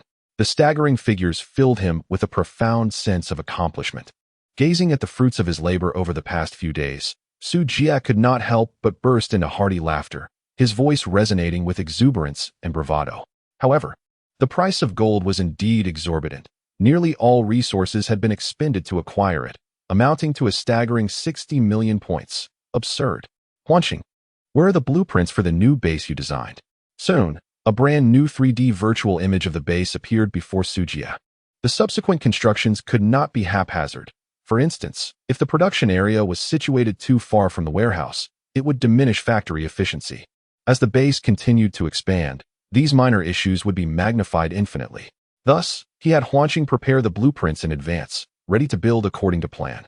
With everything in place, Su Jie activated the frenzied construction mode in accordance with the blueprints. Chapter 45, Ascension of Combat Power, Month-End Assault. First and foremost, the city walls that had long occupied Su Jie's thoughts. Universal Mechanical City Wall Comprehensive Building Rating, 10,000 Construction Requirements, 1,000 Metal Materials, 1,000 Iron Ore, 1,000 Copper Ore, 1,000 Gold, 1,000 points. With a swift motion, the resources began to diminish rapidly. 800,000 Iron Ore, 400,000 Copper Ore, 400,000 Gold, and 400,000 points vanished. Countless beams of white light soared into the sky from around the base, heralding the emergence of formidable walls. These were not the modest 3-meter barriers of the past. They were true city walls, an impressive 3 meters thick and 20 meters high, stretching 1,000 meters in both length and width, standing resolutely in the heart of the vast desert, resembling a majestic guardian.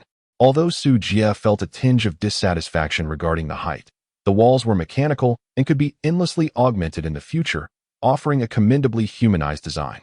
He could even manipulate the wall's form at will, adjusting its thickness to 2 meters and elevating its height to 30 meters, perfectly aligning with his desired flexibility. With the walls completed, the focus shifted to the flooring.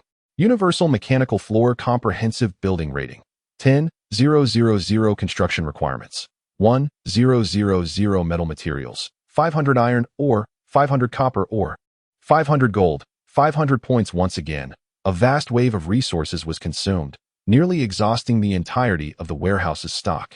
Subsequently, substantial metal plates appeared beneath the base. The rugged yellow earth was replaced by steel, instantly enhancing the aesthetic appeal of the base manifold. The mechanical flooring blended seamlessly, its newly polished surface exuding a cold, hard, and substantial metallic essence. Should anyone tread upon it at that moment, they would be utterly astounded, for not a single gap or irregularity could be found. It was as if the entire base rested upon a colossal 3-meter thick iron plate. Now, the The subterranean vulnerabilities of the base had been thoroughly addressed. The junction between the floor and the walls fit flawlessly. Should an adversary wish to breach the base, their sole option would be to launch an aerial assault. However, the advanced electric cannon possessed formidable aerial defense capabilities. Those bold enough to initiate an airstrike would certainly meet a dire fate. At present, Su Jie's base can only be described in 2 words: resplendent and exquisite. The impending end-of-month attack was destined to be met with unwavering peace of mind. Next in line was the construction of the Desert Palace. Upon hearing Su Jie mention the Desert Palace, Sha flitted her little feet towards him, her curiosity piqued. Although much of her memory had been erased, she retained a recollection of matters pertaining to herself. The Desert Palace serves as the wellspring of the elemental apostle's power and is crucial to Sha-E-Pei's development. Desert Palace, special building, comprehensive building rating, 0 level, 1-star construction requirements. Blueprint X1, unlock medium base materials required. Stone material 1, 000, 000, wood 100, 000. Elemental core X1, gold 100, 000, points 100, 000 effects. Elemental shield, elemental absorption, elemental immunity. Su Jie glanced at the remaining resources and deemed them sufficient. The days spent mining the stone were not in vain. Suddenly, a golden beam soared into the sky, and a magnificent palace of gold manifested at the center of the base. The palace spanned at least 1,000 square meters, with steps on all 4 sides, each tier featuring a staircase. Atop the steps stood a structure reminiscent of a pyramid. The resplendent pinnacle, adorned with dazzling red crystals, shimmered like precious gems, radiating a splendid light. That was the element core. Influenced by the Desert Palace, the element core transformed into the heart of Earth element. A wave of energy swept through, enveloping the Desert Palace. In the next moment, a hazy, pale golden membrane materialized around the resplendent hall, completely encasing Su Jie's base. Notification: due to the unique properties of the Desert Palace, all units within the base gain immunity to Earth element. Notification: elemental shield activated. Current shield health, 10,000. Golden radiance flowed slowly, creating ripples that spread outward. These ripples seemed to possess a mysterious power, imbuing the surrounding air with a palpable sense of the Earth's weightiness. The concentration of Earth element within the base reached an unprecedented height. Sasha, bathed in the pure Earth element, emitted a pleasurable sigh and languidly lay upon the surface of the water. She adored this land. Notification: your pet Shaipila has been blessed by the Desert Palace and has gained an opportunity for evolution. What? Su Jie was momentarily taken aback. He had not anticipated that the Desert Palace possessed such remarkable effects. A gentle force enveloped Sha. In the next instant, her previously soft and pliable form suddenly stiffened, and golden light erupted from her pupils. Her white hair rapidly lengthened, accentuating her slender figure. The little girl gradually transformed into the likeness of a young maiden, ultimately settling at around the age of 16. Gasping for breath, she kicked off the water's surface with her legs, leaping out of the pool. With a resonant clang, a dazzling golden light flashed from behind Sha, unfurling a pair of resplendent golden wings. The wings shimmered with iridescence, embodying a sacred and majestic aura. Almost immediately, a suit of golden armor enveloped her entire body. The armor was transparent and opulent, devoid of any visible patterns, yet it exuded an indescribable sense of pressure. With a joyful chirp, Sha soared gracefully in the air for a moment before landing steadily on the ground. Su Jie was taken aback, gazing at the exquisite little creature. He couldn't help but rub his eyes, murmuring to himself, "No way, is this real? A money tree has sprouted wings? This defies logic." With a flutter, Sha flapped her wings, her bright and radiant eyes sparkling as she smiled at Su Jie. "Master, do you think Sha is beautiful?" Indeed, Su Jie generously offered his praise. "But with such large wings, there surely wouldn't be enough room for both of us on a double bed. You'll have to sleep on the floor tonight." "Huh."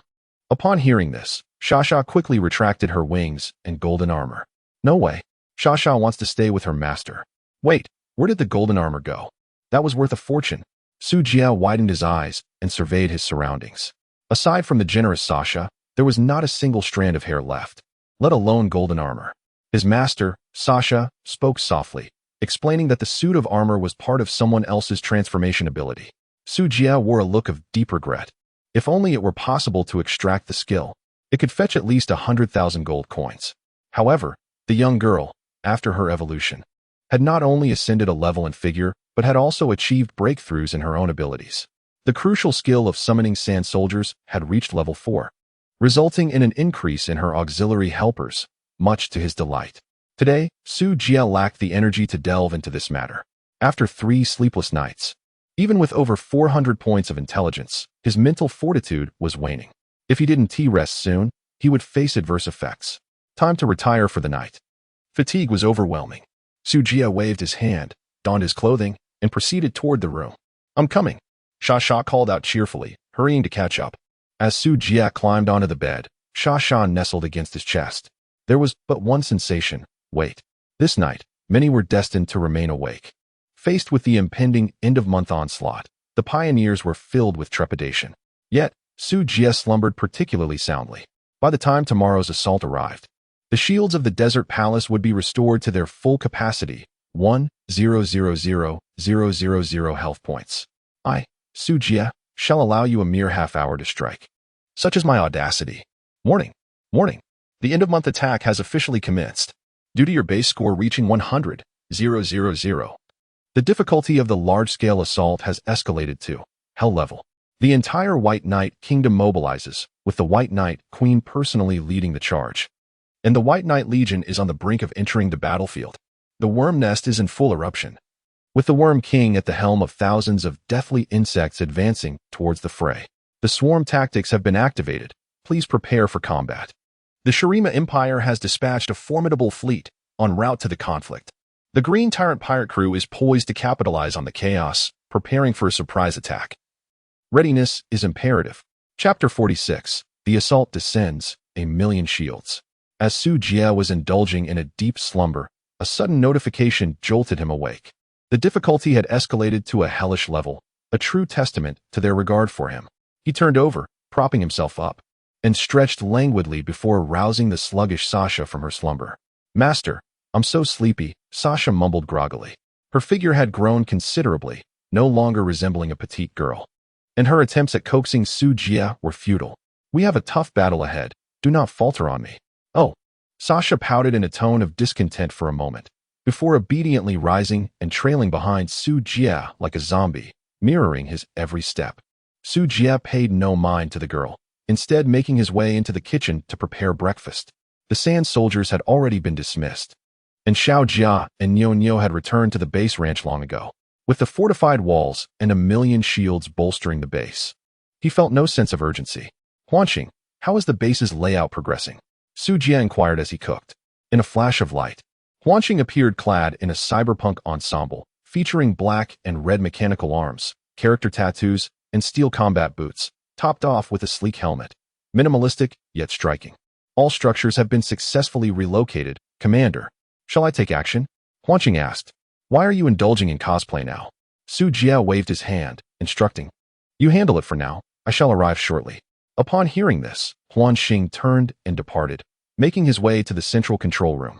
In the next moment, 30 electric light cannons concealed within the city walls, along with 3 automated gun towers, began to charge their energy. Su Jia placed breakfast before the drowsy Sasha, clapping his hands and declaring, "Once you are well fed and hydrated, it shall be your turn to shine." Sasha, with a mouthful of food, weakly murmured, "Do not worry. Master, my strength is steadily returning. Though not much, it is sufficient." "Very well, I shall observe your performance shortly." Su Jia, having uttered this remark, took a seat to enjoy his breakfast, while simultaneously surveying the transformations within the base. With the installation of a versatile mechanical floor, the structures within the base could be freely relocated. Last night, he had instructed Huanqing to modify the layout according to the design schematics, delineating various zones. To the west of the base lies the production area, where factories, pastures, and gardens have all been shifted. Radiation collection devices, advanced energy storage units, and fully automated storage rooms have been systematically arranged in the southern section. The warehouses occupy the southwest corner, adjacent to the production zone, facilitating future logistics.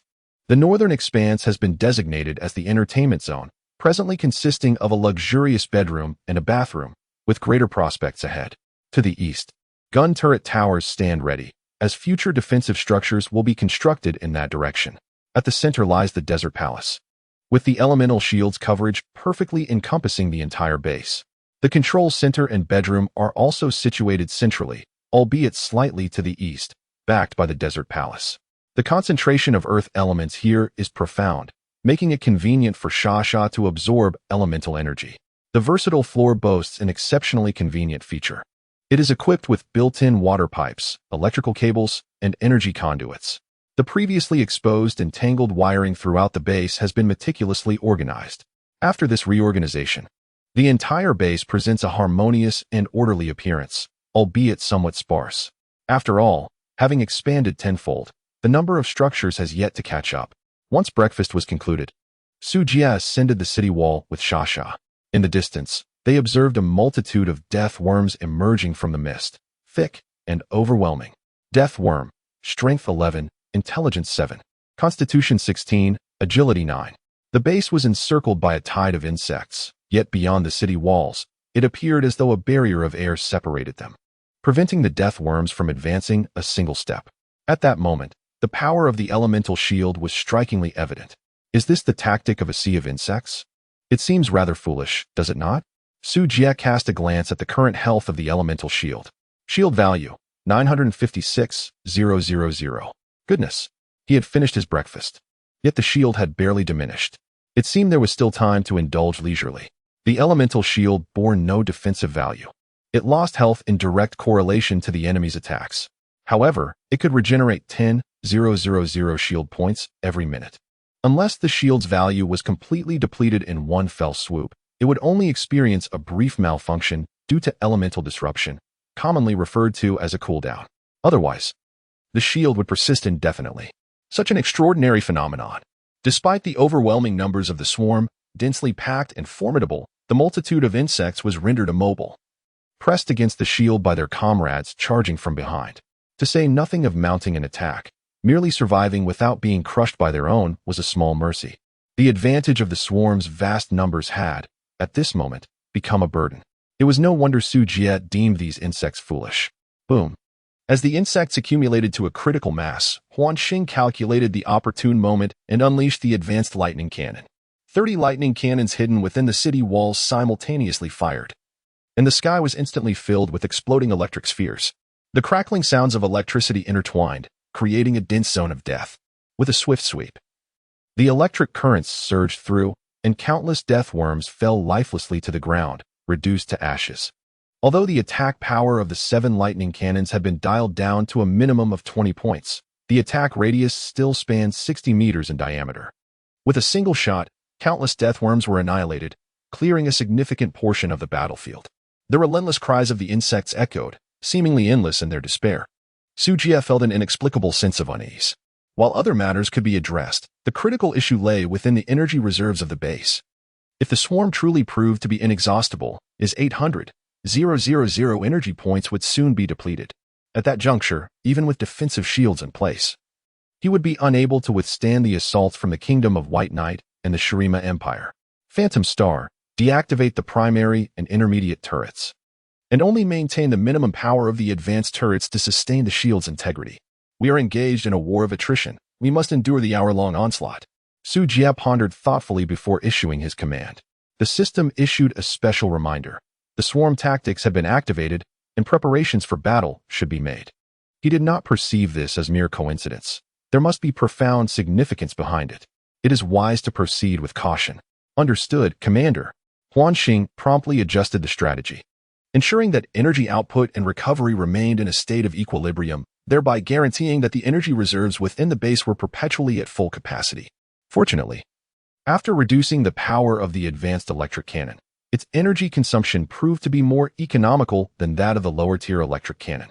While its destructive capability was several hundred times greater, the area damage it inflicted was akin to that of a map artillery strike, making the extermination of foes exceedingly gratifying. After a round of bombardment, the entire world fell into silence. Chapter 47. Shurima, your emperor returns. Master, is it time for Shasha to make her appearance? Observing the death worms perishing relentlessly beneath the city walls, Shasha was eager to join the fray. She relished such carnage. A single spell could clear the battlefield. An exhilarating experience indeed. Do not rush. Let Xiaojia and the bulls come out to hone their skills first. Su Jie smiled as he spoke, remarking on the absurdity of revealing one's strongest cards right from the outset. Xia blinked a couple of times, appearing somewhat disheartened. Nevertheless, obeying her master's directives was always prudent. Fantasy Star, open the ranch gates and release the little armor. Understood. The gates of the base and the ranch creaked open slowly. Moo. The sound of the herd echoed throughout the ranch.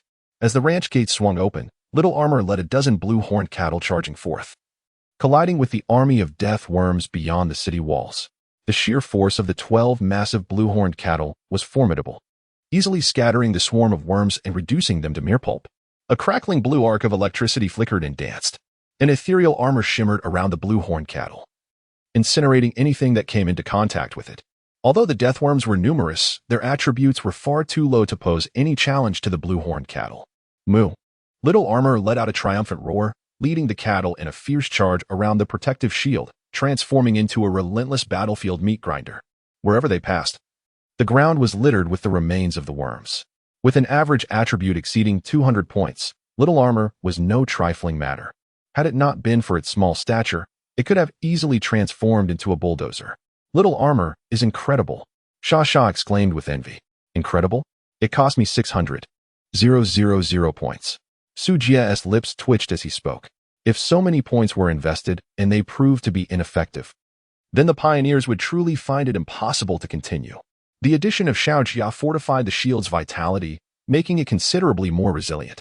The Nyo-Nyo, too, were not to be underestimated. Their combination of war tread and barbaric charge was nearly as effective as the electric cannon. Should they find themselves exhausted, they merely needed to retreat a few steps within the shield to recuperate. The death worm posed no threat to them whatsoever.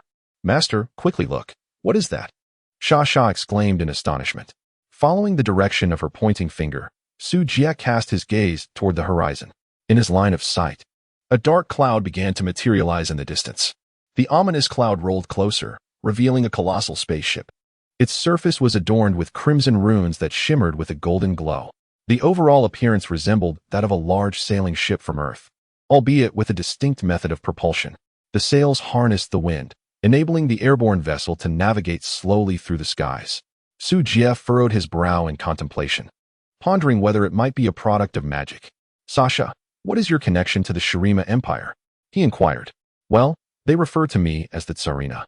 Perhaps I was once one of their subjects, though the rest escapes my memory, Sasha replied, hesitating before providing an ambiguous response. You should attempt to see if you can compel them to willingly submit. Really? Is that truly possible? Sasha expressed her uncertainty. Just give it a try. After all, there is nothing to lose. Do it this way, then that way, and finally this way. Su Jie began to impart her art of persuasion, whispering conspiratorially. The animosity of the Shurima Empire stemmed from the prior slaying of Shaipela. Su Jie speculated that if Xia were to reveal her true identity, they would no longer trouble him. It would be even better if, in deference to the Tsar, they could send a few tons of gold as well. After receiving Su Jie's guidance, Xia nodded earnestly. Very well, my master, I shall give it a try. With her words, Xia transformed into her apostolic form, golden armor enveloping her entire body, and her wide wings fluttering majestically in the wind. A divine radiance enveloped her, exuding an aura of sanctity and mystery. Whoosh! As her wings flapped, a tempest of power surged forth. Grasping a golden scepter, she soared like a shooting star across the heavens, heading towards the spaceship. Shurima, your emperor has returned, Xia proclaimed, standing at the bow of the vessel, raising her scepter and declaring with a booming and solemn voice. General, look! It is His Majesty the Tsar. A soldier on the ship's deck exclaimed in surprise. The man referred to as the general turned at the sound, a flicker of confusion crossing his face. We act under the will of the Sun God to eradicate the foreign tribes and drive out evil. There is no doubt that His Majesty the Tsar has ascended. The figure before them could not possibly be the Tsar. She must be an evil impostor. This general, known as Isaacs, stared coldly at Shaipela. The Sun God has delivered a divine decree. The Tsar has been vanquished by the foreign tribes. The deity does not err. Isaacs held greater faith in the celestial being than in the Tsar himself. Impudent. Shaipela scoffed, brandishing her golden scepter, summoning a tempest of sand that surged forth like a storm. Protect the general. The soldiers surrounding Isaacs hastily drew their swords, attempting to fend off the encroaching sandstorm. Boom. The sky erupted with dust. The spaceship was equipped with defensive shields. Though it sustained little damage, it was still sent flying hundreds of meters away. What is happening? Isaacs gazed in disbelief at the unfolding scene. This is the power of the Apostle. The high priest had clearly declared that the Tsar was dead. Why had she suddenly returned? Shy Pela regarded him with a frigid stare, her speech deliberate. Shurima, do you dare to betray me? Her overwhelming presence momentarily threw the Imperial army into disarray. General, shall we proceed? A soldier questioned. This is the Tsar's exclusive skill. Along with His Majesty's armor and scepter, these do not appear to be illusions. Foolishness. How can we be deceived if it is not convincing enough? Isaacs rebuked his men. But, General, what if it is true? Isaacs fell silent. Indeed, what if it were true? The apostles serve as the earthly emissaries of the celestial deities. If indeed the Tsar himself were present, any attempt to strike would surely provoke the wrath of the divine, resulting in dire consequences. Observing this, the other warriors of the empire fell silent, their hearts laden with trepidation.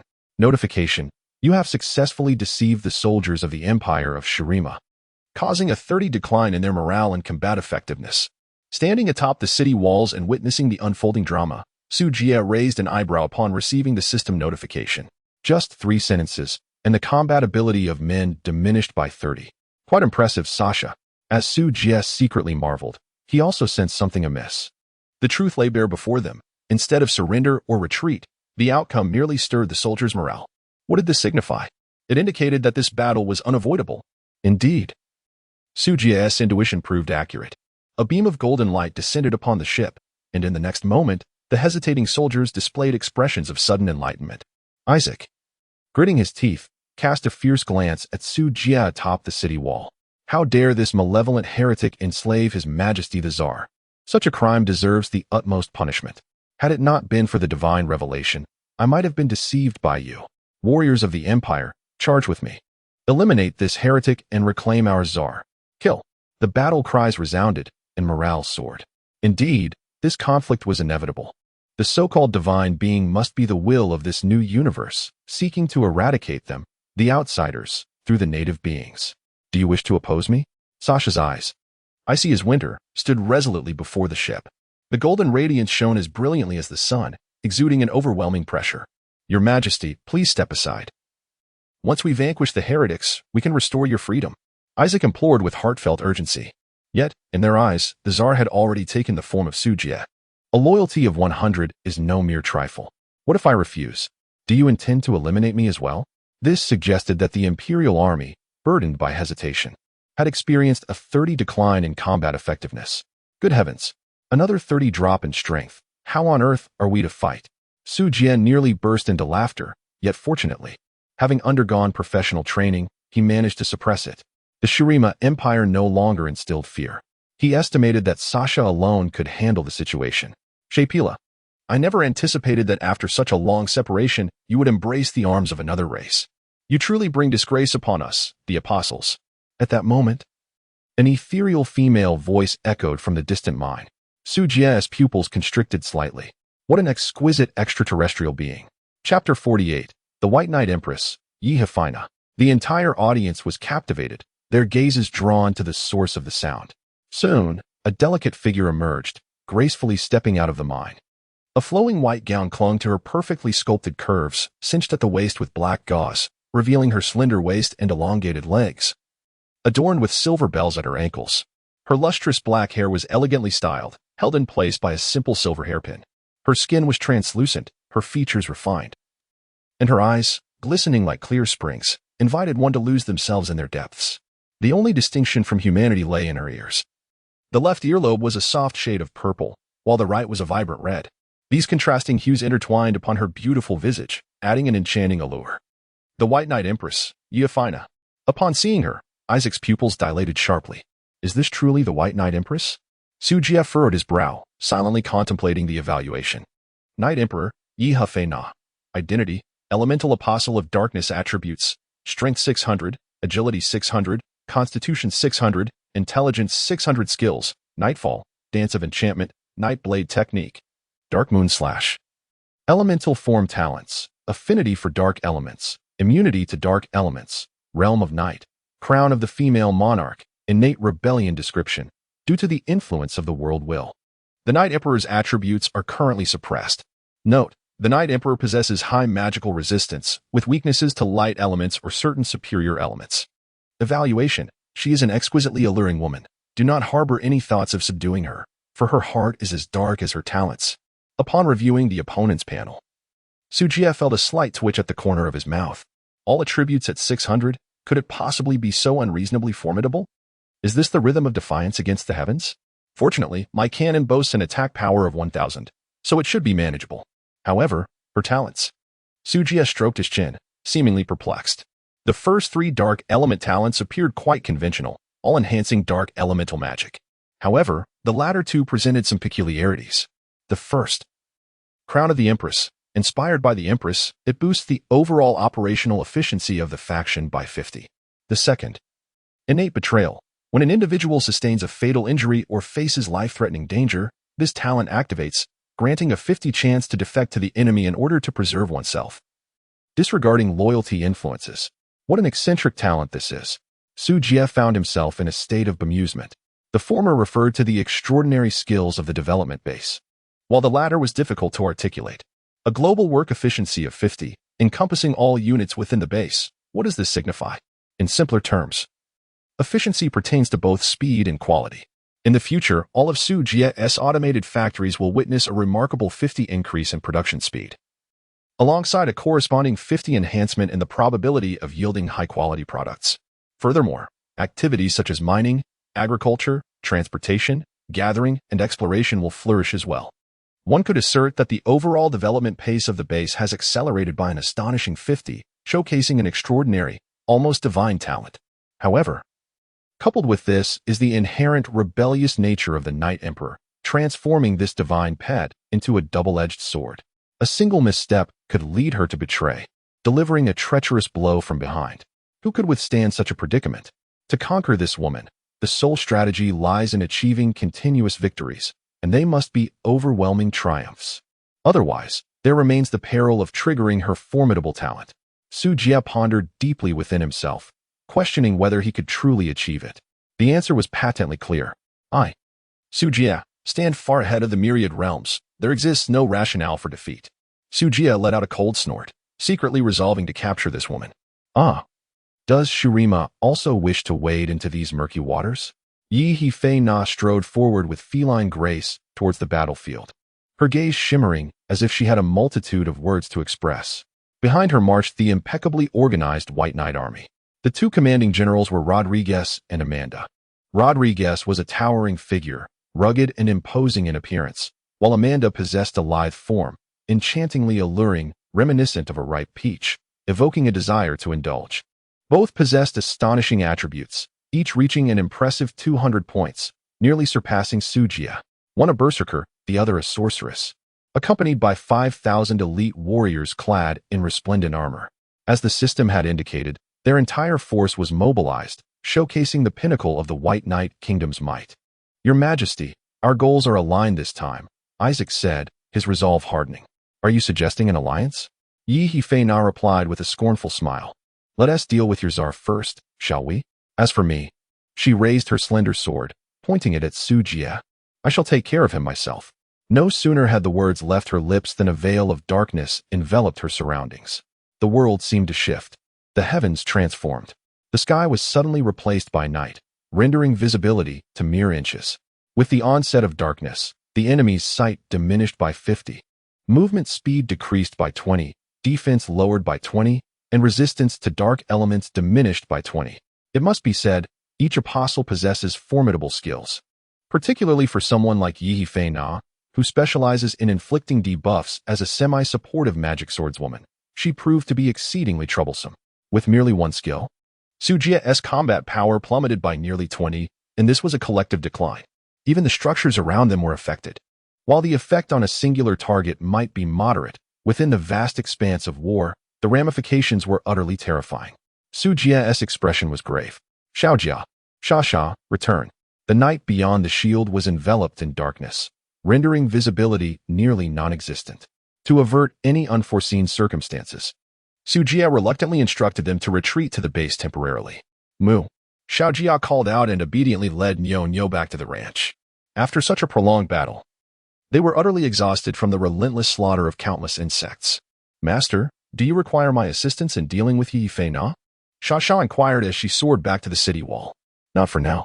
We have the fortifications of the wall, the shield, and the cannons at our disposal. We must make optimal use of our advantages, Su Jie replied calmly. Phantom Star. Present. A 3D hologram suddenly manifested behind Su Jie. In this situation, is there any structure that can decipher the enemy's movements? I need to be informed of the White Knight Army and the Imperial Army's positions. Without hesitation. Phantom Star responded, Boss, the automated attack technology unlocked at the base can be configured to prioritize targets for elimination. I recommend amplifying the electric cannon's power to focus on enemy units with higher attribute values. The Night Monarch's magical power is finite, even with formidable innate abilities. Such extensive magic cannot be sustained for long, Su Jie acknowledged with a slight nod, finding the suggestion feasible. In that case, adjust the electric cannon's attack power to 1,000 points and activate the medium artillery to eliminate enemy units with vitality exceeding 100 points. Understood, Phantom Star replied promptly before vanishing. Shortly thereafter, a tremendous roar echoed from various parts of the base, accompanied by a series of chilling and harrowing screams. Notification. Proficiency criteria met. Skill. Identification LV6, Identification LV7. Identification level criteria met. Derived skill. Detection, max. Chapter 49. Full firepower, instant annihilation. The sudden notification startled Su Jie momentarily. The identification skill had leveled up, and an additional derived skill had been acquired. Let us give it a try.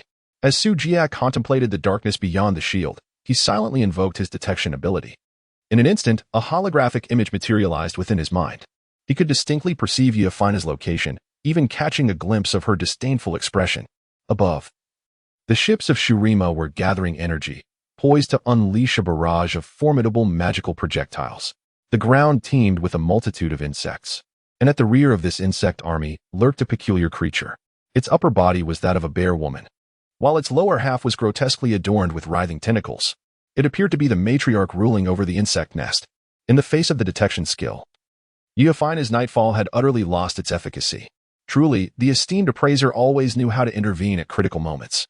A faint smile graced Su Jie's lips, signaling that the moment for my counterattack had arrived. Sasha. What is it, master? Sasha inquired, her expression marked by confusion. Summon a sandstorm in that direction. Following Su Jie's pointed gesture, Sasha gazed into the abyss, where darkness enveloped everything. The only sounds that pierced the silence were the unsettling rustles and gnawing of unseen insects. Yet, the words of her master were absolute, without a hint of hesitation. She brandished her staff. O Earth Spirit, the bearer of all, heed my call and descend. With her eyes closed, Sasha concentrated. Moments later, she opened her eyes and struck the ground fiercely with her staff. A cataclysmic sandstorm, brimming with destruction and death, surged forth. Devouring sands, tear them apart. Sasha roared, and the tempest surged forward with ferocity. The mournful howl of the wind echoed ominously, reminiscent of the depths of the underworld, instilling fear. The sandstorm, relentless and merciless, barreled towards the army of the White Knight. In its wake, countless insects were swept up, reduced to mere pulp in an instant, leaving behind only their most resilient exoskeletal remnants, swaying amidst the chaos. Thus, the power of the sandstorm escalated dramatically. Su Jie was pleasantly surprised. He immediately commanded the illusory star to fire the large electric cannon towards the direction of the White Knight army. As for Shurima, Su Jie hardly gave it a second thought. All earth elementals were immune to the situation. Coupled with the enemy's wavering morale and the debilitating debuff, their combat effectiveness plummeted by 60%. Allowing Su Jie to disregard their assaults entirely. Not good, Your Majesty, it's a sandstorm. The Berserker Rodriguez's expression changed drastically upon seeing the storm approaching. They lacked the defensive structures that Su Jie possessed, which enabled him to unleash electric cannons to obliterate the sandstorm. Should this formidable strike land, their 5,000 elite troops would surely suffer grievous injuries. What's the panic? Yafina scoffed, having anticipated that the Sand King would take action. Yet, she had not expected the enemy to pinpoint their location with such ease. How could this be achieved? Or was it merely a stroke of luck? Yafina narrowed her eyes, sensing that events were spiraling out of control. However, they were all elemental apostles. Who would fear whom? Amanda, coordinate with me. At your command, "Your Majesty," Yefina commanded, her figure flashing as she positioned herself before the sandstorm. Simultaneously, the alluring Amanda stepped forward. Her resplendent robes indicated her considerable magical prowess. Yefina raised her sword to the heavens, dark elements swirling violently around her.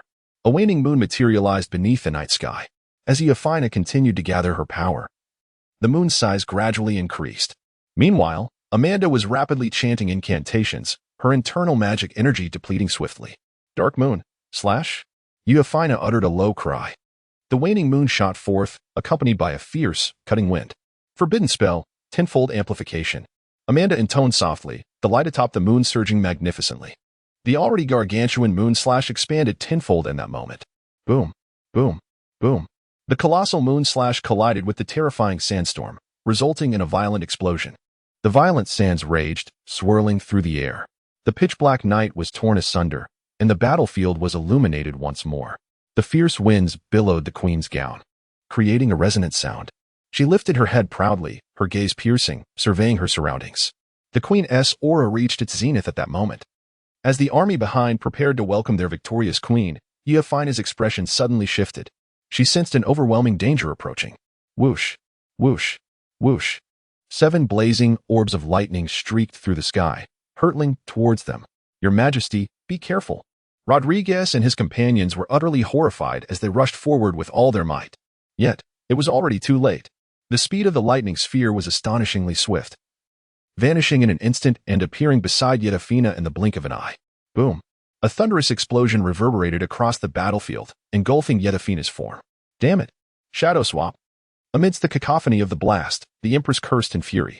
In that moment of bewilderment, Rodriguez found himself exchanging positions with her. At that instant, Rodriguez felt as though his faith had crumbled, as if the Empress he revered had betrayed him, leaving him in despair.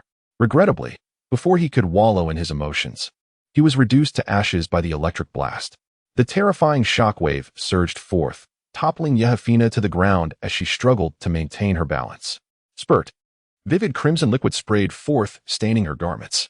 At that moment, she could not afford to wipe it away. She invoked Shadow Swap once more, exchanging positions with a distant soldier. After 3 successive swaps, Yefina finally distanced herself from the range of the lightning sphere's assault. Thud. As she landed, she coughed up a mouthful of blood. Her complexion was ghastly pale, and her vision began to blur. This was the maximum power of the lightning cannon, delivering a staggering 1,000 points of attack.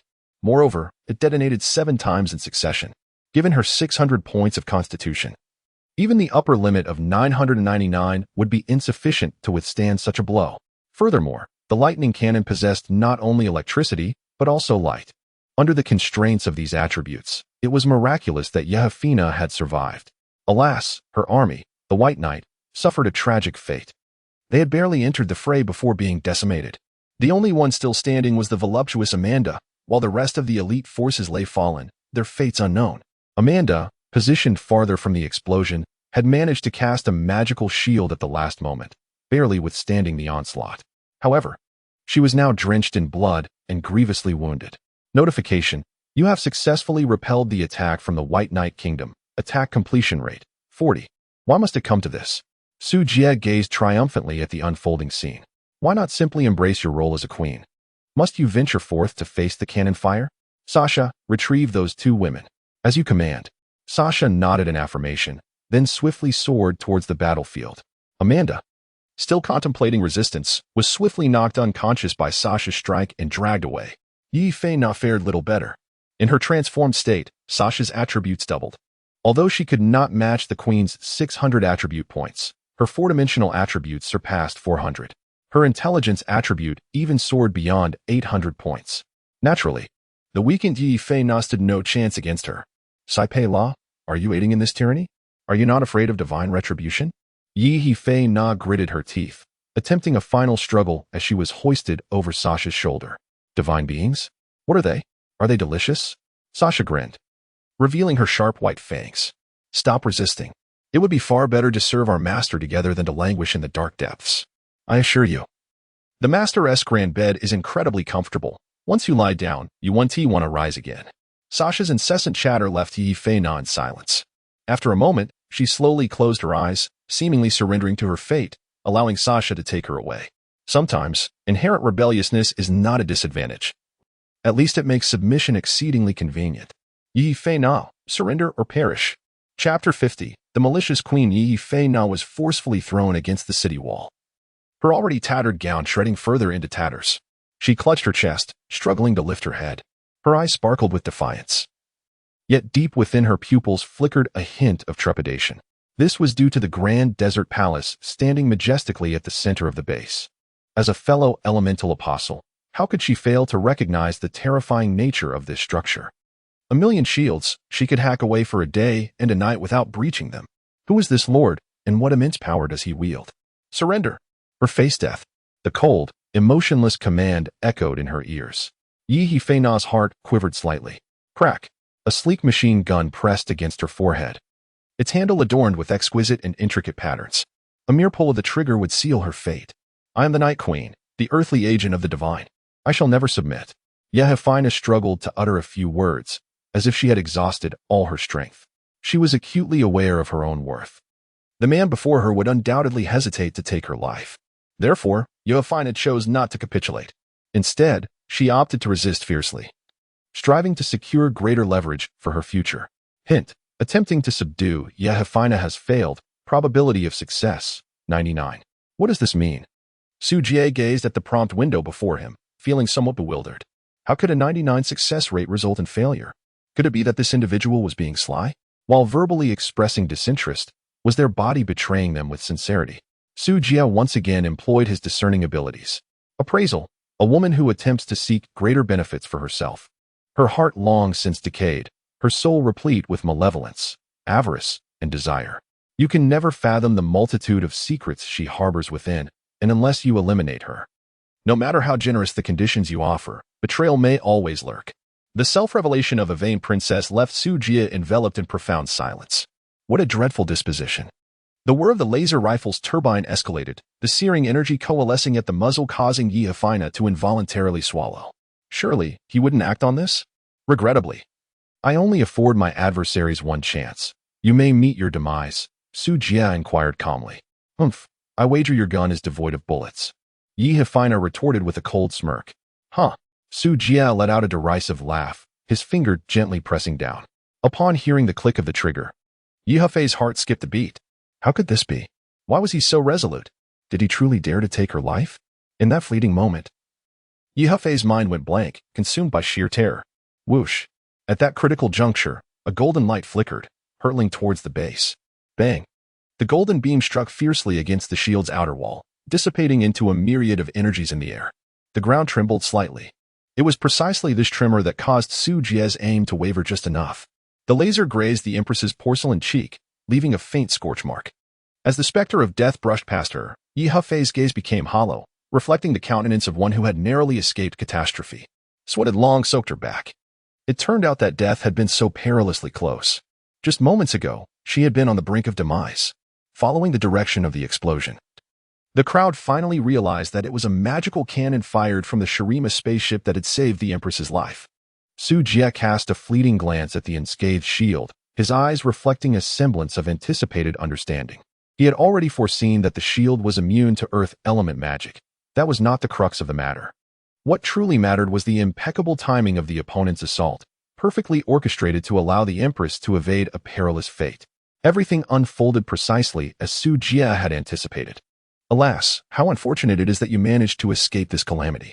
Su Jie feigned a sorrowful sigh. He then raised his gun, once again aiming it at the Empress, confident that this time no unforeseen events would occur. Just as Yehefei was about to breathe a sigh of relief, she heard the demon was not inclined to spare her, letting out a terrified gasp. This time it was serious. It was no jest. Master, I was wrong. Please do not kill me. I am willing to submit.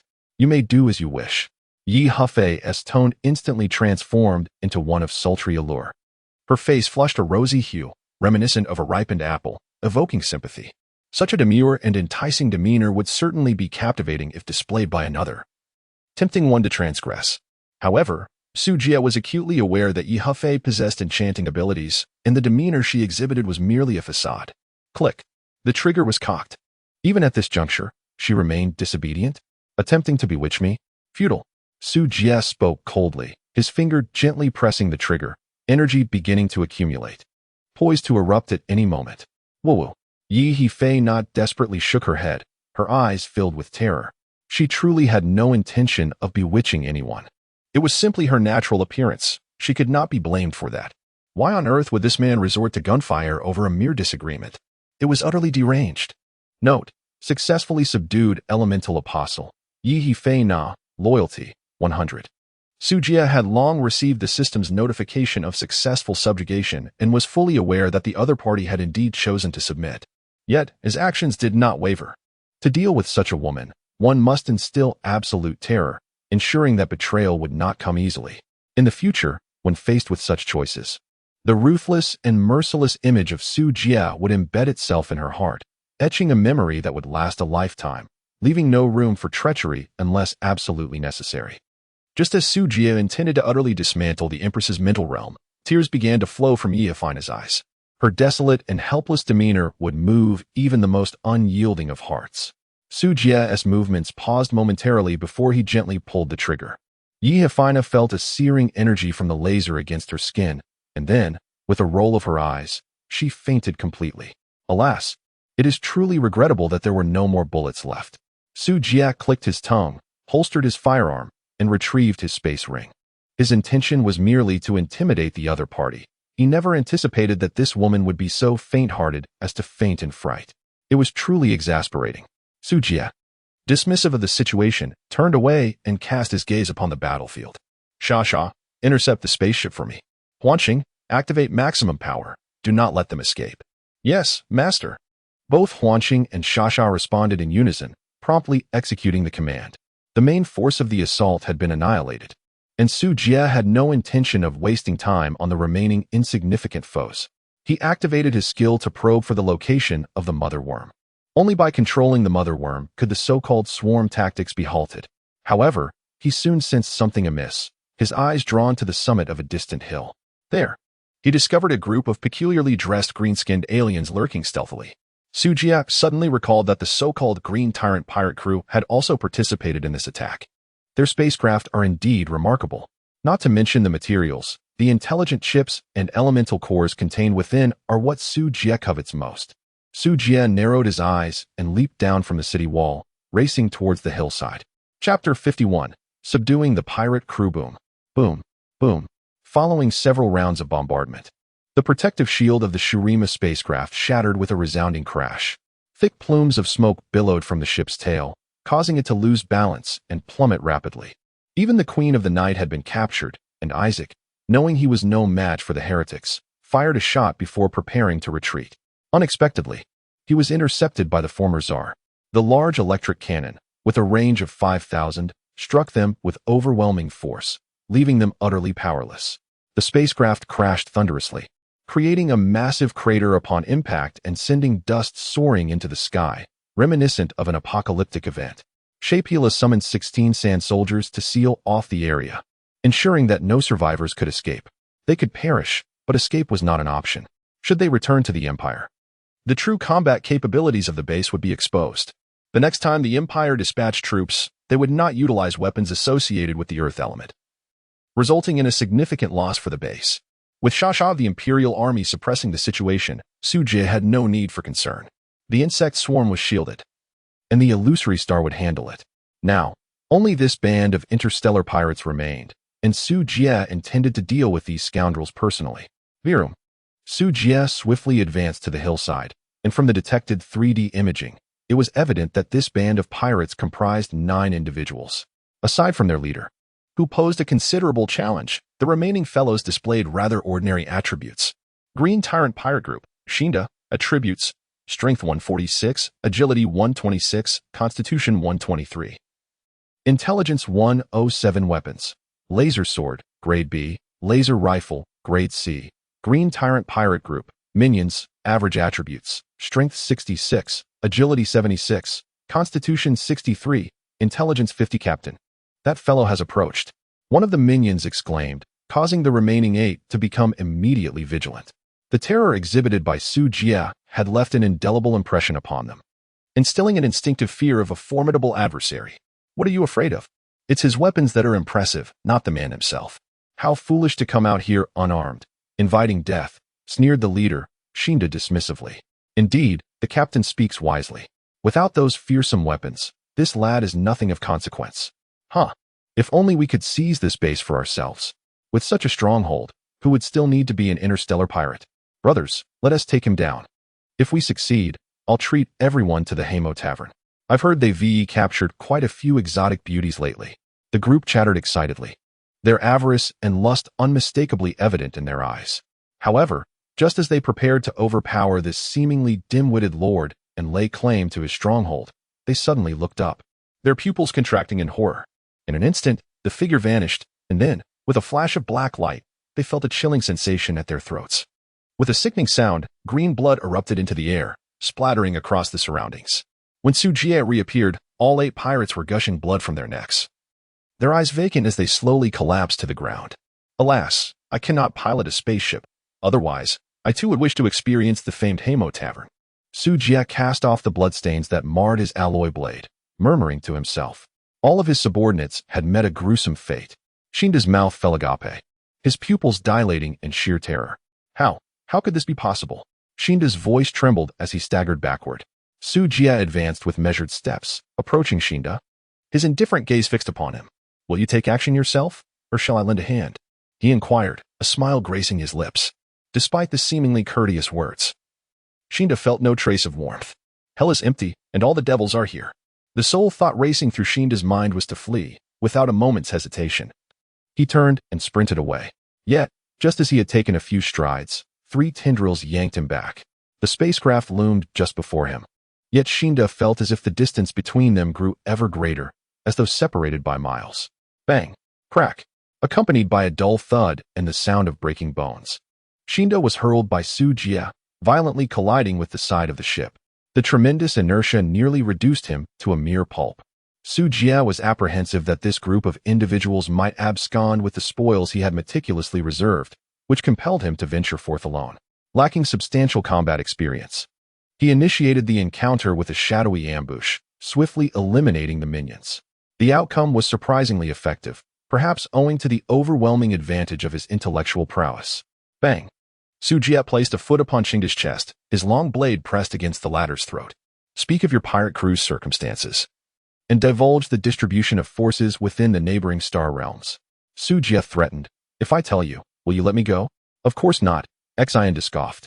Since you won't, why should I divulge anything to you? Sujie smiled and retorted. Have you ever heard of a human pig?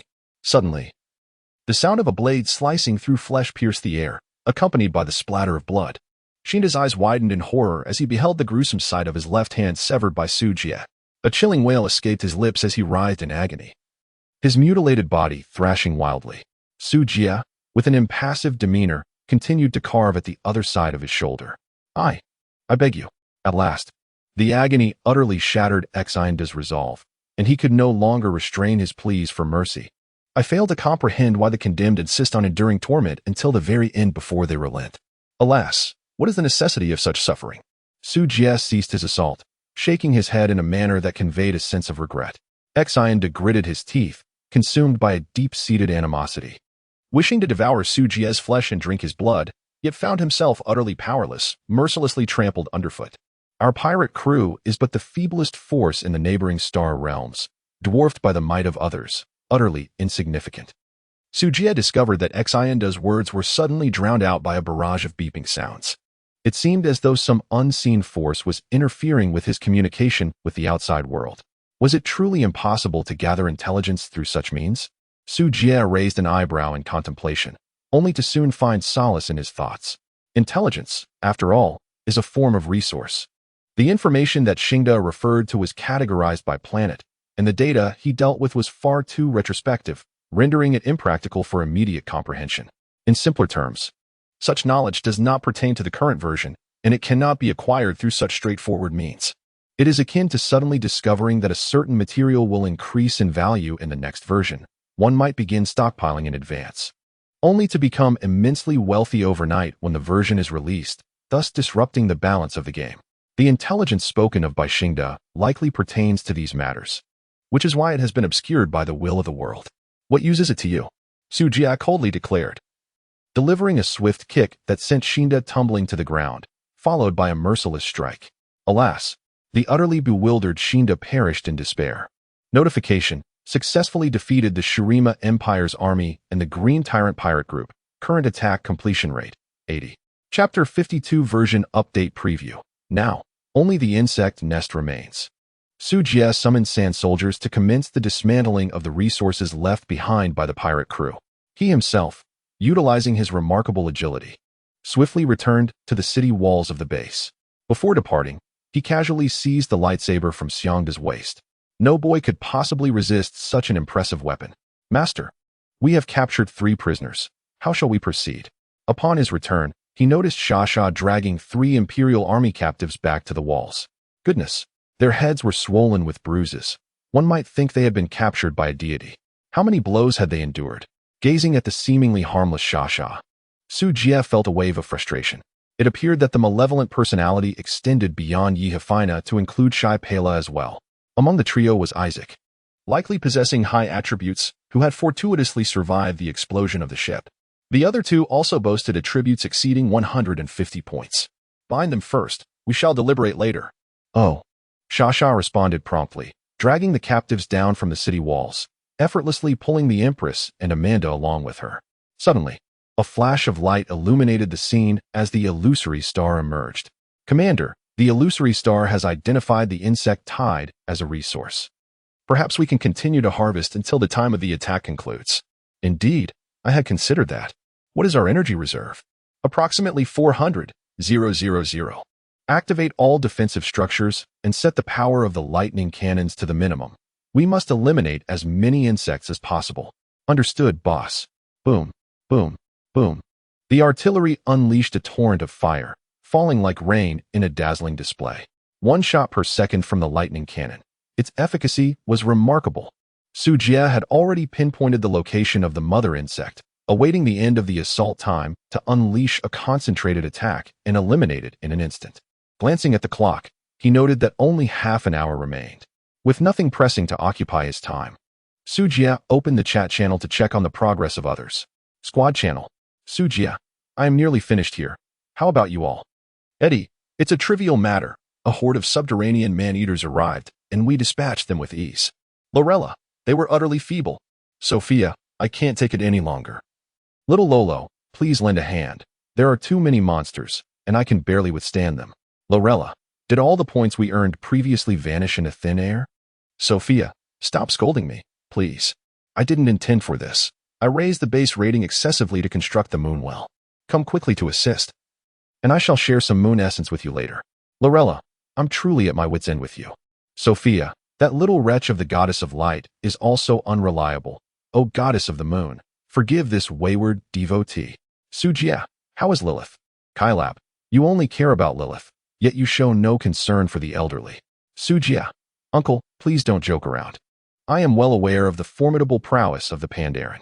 Lilith, woo-woo, the bunny is utterly heartbroken. 80, what is happening? Please do not frighten us. Su Jie, what transpired?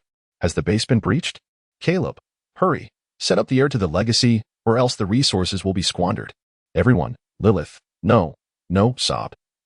Sob, the carrots and the rabbits failed to safeguard the garden. Many carrots have been trampled. Sob. Everyone, Lilith, in order to protect the carrots, the rabbit must grow stronger, must become exceedingly strong. Su Jie, what virtue does the radish possess to bear such unwavering conviction? Eddie, I am the radish spirit, and I shall season my own life. Caleb, with this attack concluded, it is said that the version will be updated, unveiling numerous new features. Have you all perused the update announcement? Su Jie, not yet. I'm going to take a look now. AID, wait, I shall accompany you. It's inconsequential not to look. But once you do, it can be quite startling. Su Jie was astonished to discover that this update would herald the true commencement of the game. The initial month could be regarded as a novice protection period meticulously prepared by the world's will. Even within this safeguarding timeframe, nearly 40 individuals across myriad realms had already perished or suffered grievous injuries. The data on the assaults by the end of the month had yet to be compiled, and it was likely that the toll would rise further. It was difficult to fathom the hardships that awaited the pioneers once the novice protection period concluded. Fortunately, The Worlds had anticipated this challenge and had unveiled a plethora of functional modules. Among these was the feature enabling the merging of bases. Certain races, inherently lacking in developmental prowess, possessed remarkable combat capabilities, while others were quite the opposite. Once this feature was activated, it would undoubtedly give rise to a multitude of dark horses. Moreover, the benefits of the war fog would also dissipate. Henceforth, acquiring resources would necessitate either invasion or becoming the target of one. With the fog's protection lifted, instances of assaults would become more frequent. Simultaneously, two new scoring metrics, exploration value and K-value, had been introduced, functioning similarly to a point system for check-ins. This offered pioneers a broader array of avenues to strengthen themselves. In addition, modules for slavery, resource reclamation, random quests, imperial expeditions, and reverse invasions had also been made available, among others. The new version contained an abundance of content, and Su Jie required time to thoroughly digest it. Nonetheless, the essence remained unchanged. The development of base combat strength continued to be the predominant theme of the game. Thus, Su Jie felt no urgency whatsoever. Half an hour later, the voice of the system suddenly echoed, "Master, the number of insect swarms has begun to diminish." Su Jie closed the announcement board and gazed down at the battlefield below. Beyond the shield lay a vast accumulation of insect carcasses. Merely cleaning the battlefield would likely require several days of arduous labor. Su Jie felt a faint pain in his liver. However, the immediate priority was to eliminate the mother insect and put an end to this assault. Identification: Insect Woman, Ekia, Affiliated Force, Sea of Death Attributes, Strength 300, Agility 300, Constitution 300, Intelligence 300 Skills, Swarm Summoning, Nest Construction, Egg Laying, Portal Talent, Breeder, Glutton Description, an advanced unit from the Sea of Death, possessing formidable nurturing abilities, yet consuming vast amounts of sustenance. Note: possesses the latent talent to evolve into an apostle. Master, shall I directly deploy the lightning cannon to obliterate it? Su Jie shook his head. Next month, the slave sector will soon be opened, and population will become a valuable resource. I must capture living specimens. In the past, Su Jie would never have entertained the thought of raising repugnant insects in his base. However, upon observing the attributes of the insect woman, he realized he could not align himself with superficial judgments based solely on appearances, setting aside the potential talent she possessed to evolve into an apostle. Her ability to lay eggs alone warranted significant investment in her development. It is well known that the strength of the insect race lies in its vast numbers. Furthermore, population growth is crucial for development. To be precise, it is the labor force that is most essential. Until artificial beings can be created, the insect woman serves as the optimal substitute. Sasha, come here, come here. Knock that insect out and bring it back. All right. Chapter 53, the assault concludes. An abundant harvest from the swarm emerged a naked woman, part human, part tentacle. As her purple, octopus-like appendages parted the surrounding insects, she slowly advanced towards the base. If one were to disregard her lower half, she possessed a certain allure, though she still paled in comparison to the queen. Without uttering an incantation, a purple portal materialized from behind her. From within the portal, the distant sounds of monstrous screeches could be heard, accompanied by a foul stench. Moments later, a multitude of insects surged forth, resembling a black torrent sweeping across the landscape. Despite their overwhelming numbers and significantly heightened attributes, reaching an astonishing score of 50. Was this the preparation for a final, decisive assault? Su Jie squinted, a smile gracing his lips. The more insects there were, the more exhilarated he became. These were all opportunities for wealth. Without needing to issue commands, Huanqing immediately adjusted the output power, unleashing a barrage of concentrated fire. Shasha soared into the sky, charging toward the insect woman. Bang, bang, bang. The tentacles clashed with the staff, the sound of explosions resonating continuously. The insect woman wore an expressionless face. Her arms crossed above her head, enduring all the assaults, before retaliating with her tentacles, striking down toward Shasha. Shasha flickered, deftly evading the incoming blows. The two found themselves momentarily locked in a stalemate. Su Jie furrowed his brow. He had little patience for procrastination. Illusory star. Su Jie uttered a cold command. Concentrate fire from the medium artillery and eliminate her at once. Understood, replied the phantom star. The medium artillery had an attack power of approximately 300. and with only 3 remaining at the base, having upgraded the others to large caliber, this concentrated assault would likely leave the insect maiden severely wounded. Perfectly timed. A resounding thunder echoed as 3 electric orbs struck the insect maiden directly. Instantly, a cloud of crimson mist erupted around her, severing 3 of her tentacles, which crackled with sizzling electricity. "Sasha!" Su Jie called out sharply. Upon hearing his command, Sasha charged forward to deliver the finishing blow. After a flurry of attacks, the insect maiden lay on the brink of death. As she fell silently, the portal vanished, with no reinforcements forthcoming. The remaining insect minions were swiftly engulfed by the relentless bombardment. Notification: month-end assault concluded, with a score of 100, completion rate, 100. Resource rewards obtained, 100, 000 stone, 100. 000 wood, 100, 000 iron, 100, 000 copper, 100, 000 aluminum, 100, 000 silver, 100, 000 gold, 10, 000 universal metal, 1, 000 points. Special rewards acquired: 10 talent upgrade scrolls, 10 building upgrade scrolls, 1 diamond chest, 1 talent transfer scroll, 1 talent duplication scroll, 1 advanced base core, and 100 free attribute points. Hell-level assault additional rewards: Night Palace special building blueprint, 1 alien race maiden illustration. Notification: due to your thwarting of the Death Seas invasion plan, your hatred value has increased, raising the probability of attacks. Your annihilation of the Shurima Empire's vanguard has further elevated your hatred value, increasing attack probability. The Green Tyrant Pirate Group's hatred value has also risen. A series of notifications flooded Su Jie's senses, imparting a surreal feeling of elation. He took a deep breath, suppressing the excitement bubbling within him, and began to tally his gains. The resource rewards were unremarkable, having been automatically deposited into the warehouse. His once meager wallet now swelled with newfound wealth. Not only gold, but he also received 10, 000 universal metal, a rare and valuable commodity, including what he had previously acquired. He now possessed a total of 11, 100 universal metal. For the moment, he would retain it, postponing any construction until the next month's update. He continued to examine the notifications. A talent transfer scroll? Su Jie pondered, stroking his chin. The first notion that crossed his mind was the inherent rebellious nature of the Empress. If he could transfer that away, there would be no need to worry about the Minotaurs. Wait. Suddenly, a spark of insight flashed through Su Jie's mind. In future encounters with unruly entities, could he possibly shift their inherent defiance elsewhere? If only I possess enough transfer scrolls, does that imply I could subdue every living being? With this thought, Su Jie's eyes suddenly brightened, as if he had grasped a crucial clue.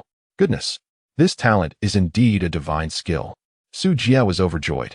Indeed, in this world, there are no worthless talents, only unworthy masters. He carefully stored away the talent transfer scroll, preparing to seek out a suitable target to test its effects. Subsequently, Su Jie's gaze fell upon the talent replication scroll. Without hesitation, he replicated the Crowned Empress's talent of Yihafei Na. Crowned Empress LV1, inspired by the Empress. The overall work efficiency of your faction is increased by 5. Notice, you are neither female nor of the Empress's identity. The talent scroll usage has failed. Oh, could it be that only a true Empress can inherit this talent? Sasha, come here. Sasha fluttered her wings and approached. Su Jie casually tossed the scroll towards her. Notice, your apostle meets the criteria for the Empress identity, successfully acquiring the talent. Crowned Empress LV1. Su Jie broke into a grin. Our base may lack in various aspects, but we certainly have an abundance of apostles. Which apostle is not a figure of noble status, a queen in her own right? Su Jie utilized 9 of the 10 talent upgrade scrolls, elevating the female crown to its maximum level. The synergy of the 2 talents resulted in a remarkable 100 enhancement in the overall operational efficiency of all units within the base. Describing Su Jie's stronghold as merely far ahead would be an understatement. It was indeed extraordinarily superior. With the remaining scroll, Su Jie upgraded his affinity for earth elements to level 9, enabling him to summon a greater number of sand soldiers. Now, it was time to clear the battlefield. Su Jie gently ruffled Shasha's head. All right, my master. Shasha responded cheerfully, flapping her wings as she took flight. Wait, come back. Su Jie called out to Sasha, urging her to open the diamond treasure chest. Oh, Sasha obediently descended, raising her paw. The diamond chest creaked open, revealing a dazzling golden light. Successfully unlocking the diamond treasure chest yielded 1 life transition potion and 1 star map. The hidden trait of Shy Palo was successfully triggered, resulting in a bounty of 100,000 gold. Good gracious. The diamond chest bestowed a remarkable 100,000 gold. My dear little one, you truly are the Master-S golden goose. Sujia embraced Sha Sha and planted a few fervent kisses upon her. Hee, master, how vexatious. Sha Sha replied with a sweet smile, her youthful face adorned with a hint of girlish shyness. Just as she intended to draw closer to her master to cultivate their bond, she was abruptly kicked away by Sujia.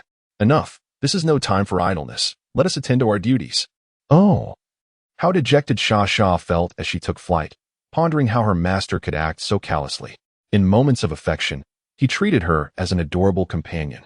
Yet once the task was at hand, she was reduced to mere childishness, with his change of demeanor more rapid than the turning of a page. Sha Sha sorrowfully realized that she seemed to have fallen out of favor. With tears brimming in her eyes, she hurriedly set about cleaning the battlefield. Chapter 54. Compendium of Otherworldly Females Life Transition Elixir. Upon consumption, this potion enables a life form to evolve, ascending to a higher race. Star chart.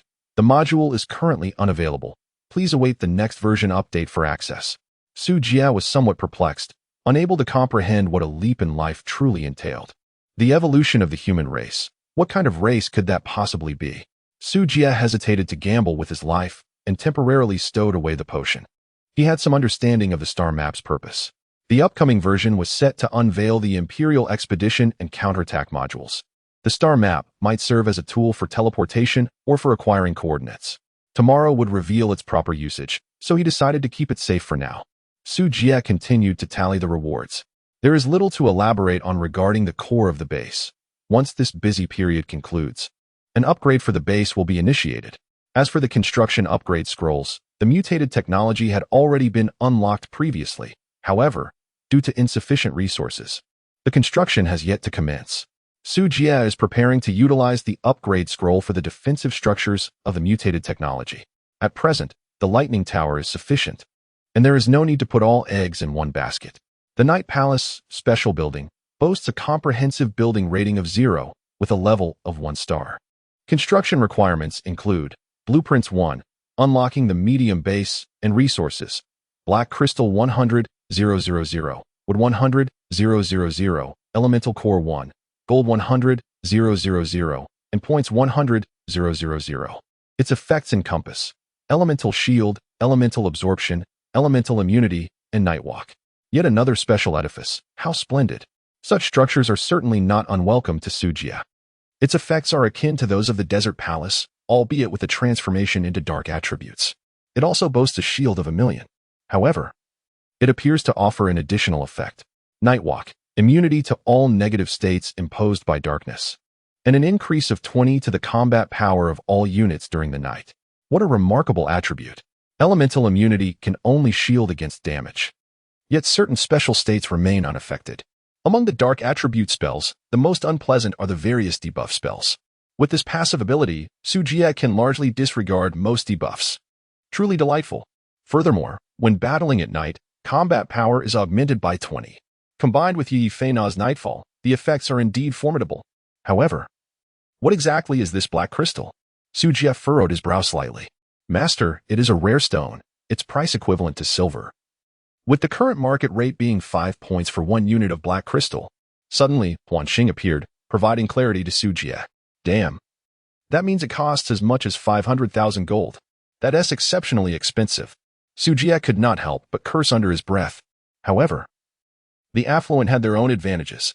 Setting aside other matters, he had already witnessed the might of the Million Shield. It was indeed as solid as a fortress. If only he could layer an additional shield. When the Earth Element Shield's value was nearing depletion, he could activate the Dark Element Shield. And when the Dark Element Shield's value was almost exhausted, guess what? The Earth Element Shield would be completely restored. An infinite nesting of shields. Oh my goodness. The imagery was too beautiful for him to fathom. Thus, he began procuring black gold stones, hastening to gather the materials necessary for construction. Su Jia issued his command directly. At your service, master, replied Huan Xing. By the way, also look for any intelligent chips.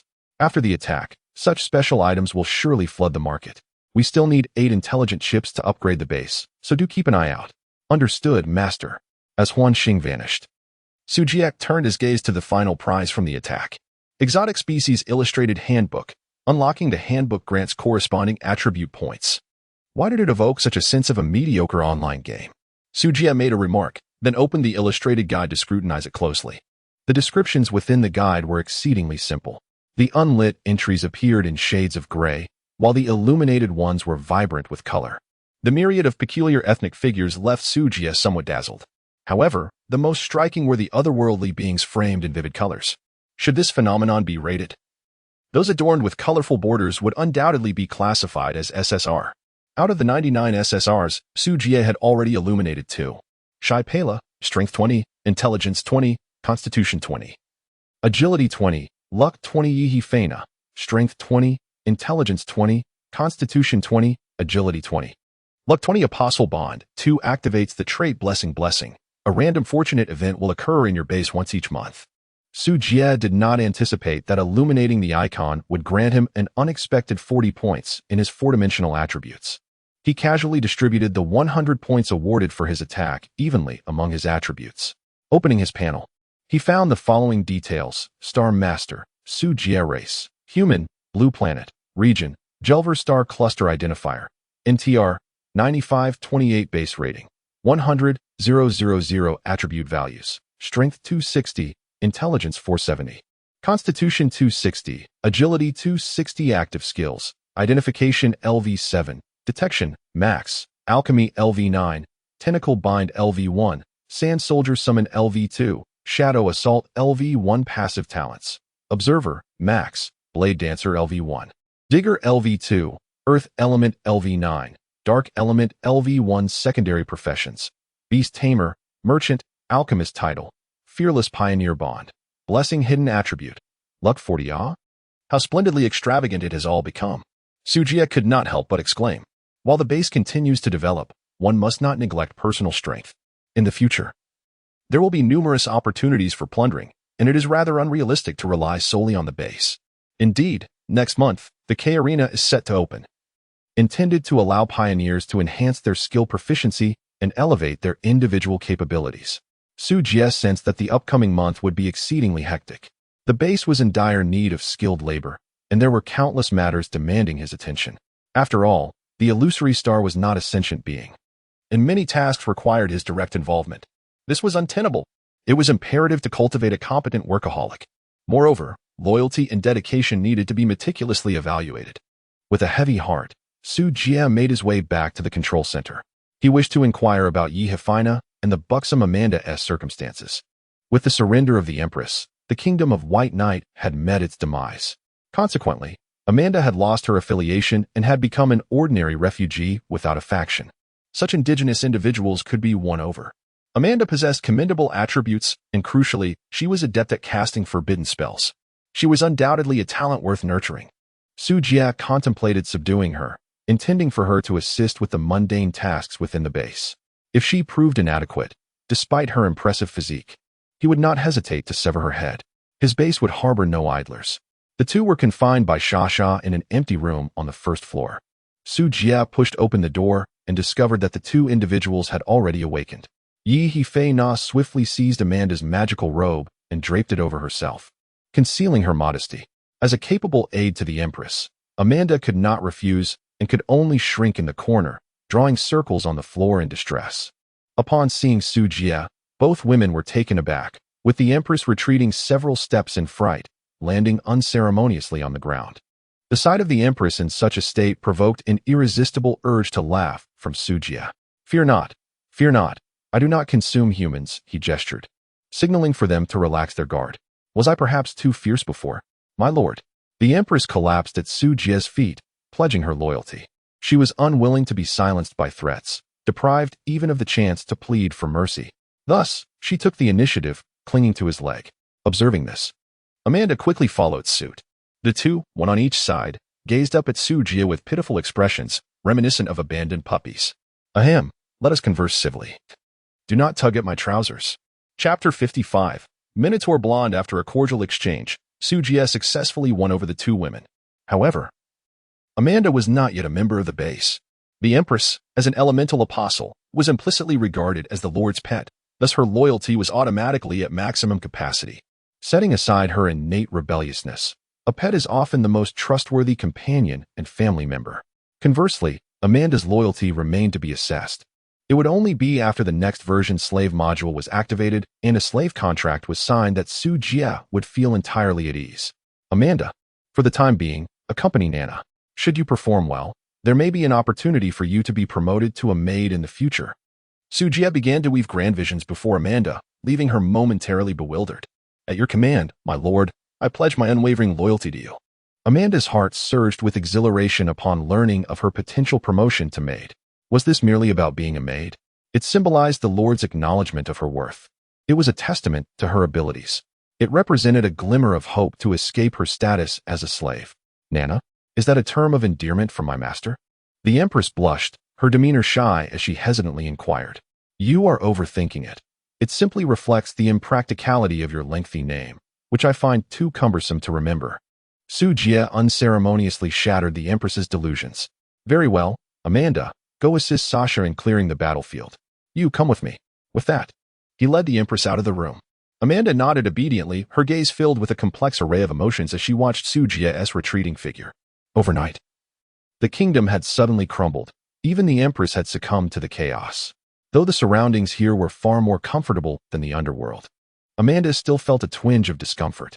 Nevertheless, she quickly regained her composure and set off to the battlefield to assist Sasha in sorting through the spoils, just as Su Jie had instructed. Crunch. Meanwhile, Su Jie pushed open the door to the adjacent room, revealing the insect woman, a figure that evoked mixed feelings within him. Eek. Ugh. As soon as they entered, the insect woman, bound by chains, snarled at Su Jie with a raspy growl. She opened her mouth, revealing jagged shark-like teeth that appeared quite menacing. Simultaneously, her lower half writhed with tentacles, poised for an attack. Can she speak human tongue? Eek. Master, she hissed. My mother will come to rescue me. You mere insect, just wait. Nana whispered cautiously. Upon hearing the words, Su Jie raised an eyebrow. Can you comprehend the language of the insectoid race? No, but she spoke in the universal language of the stars. Hasn't Master learned it? Nana inquired curiously. No.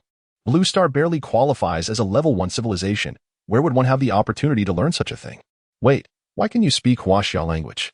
It was only then that Su Jie belatedly realized he could communicate fluently with the beings from the outer universe. How bewildering. The language of Huaxia? He had no idea. It seemed to be an innate ability.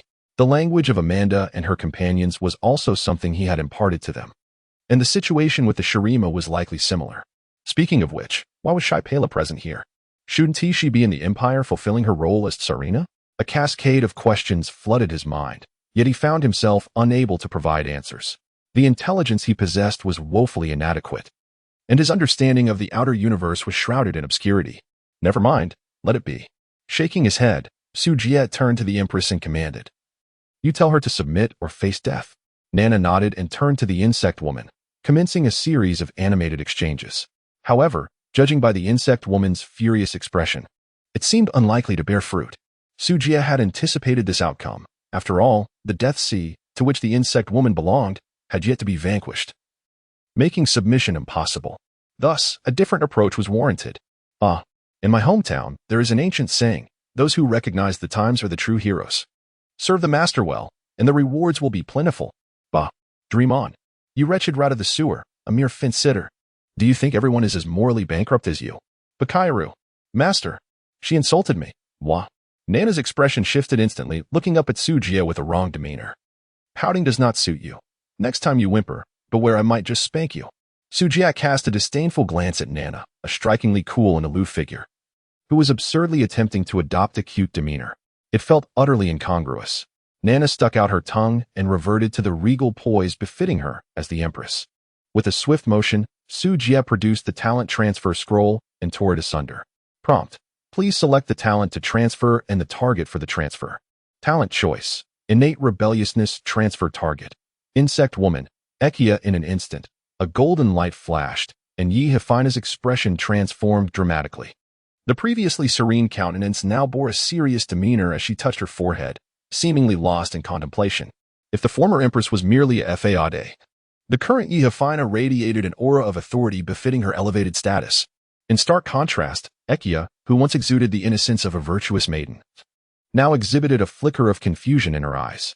Why had her mother assigned her such a perilous task? Did her mother no longer desire her? Was Ekia being forsaken? Destruction seemed preferable. Ekia was weary. A torrent of chaotic thoughts flooded her mind, ultimately converging on the notion of death.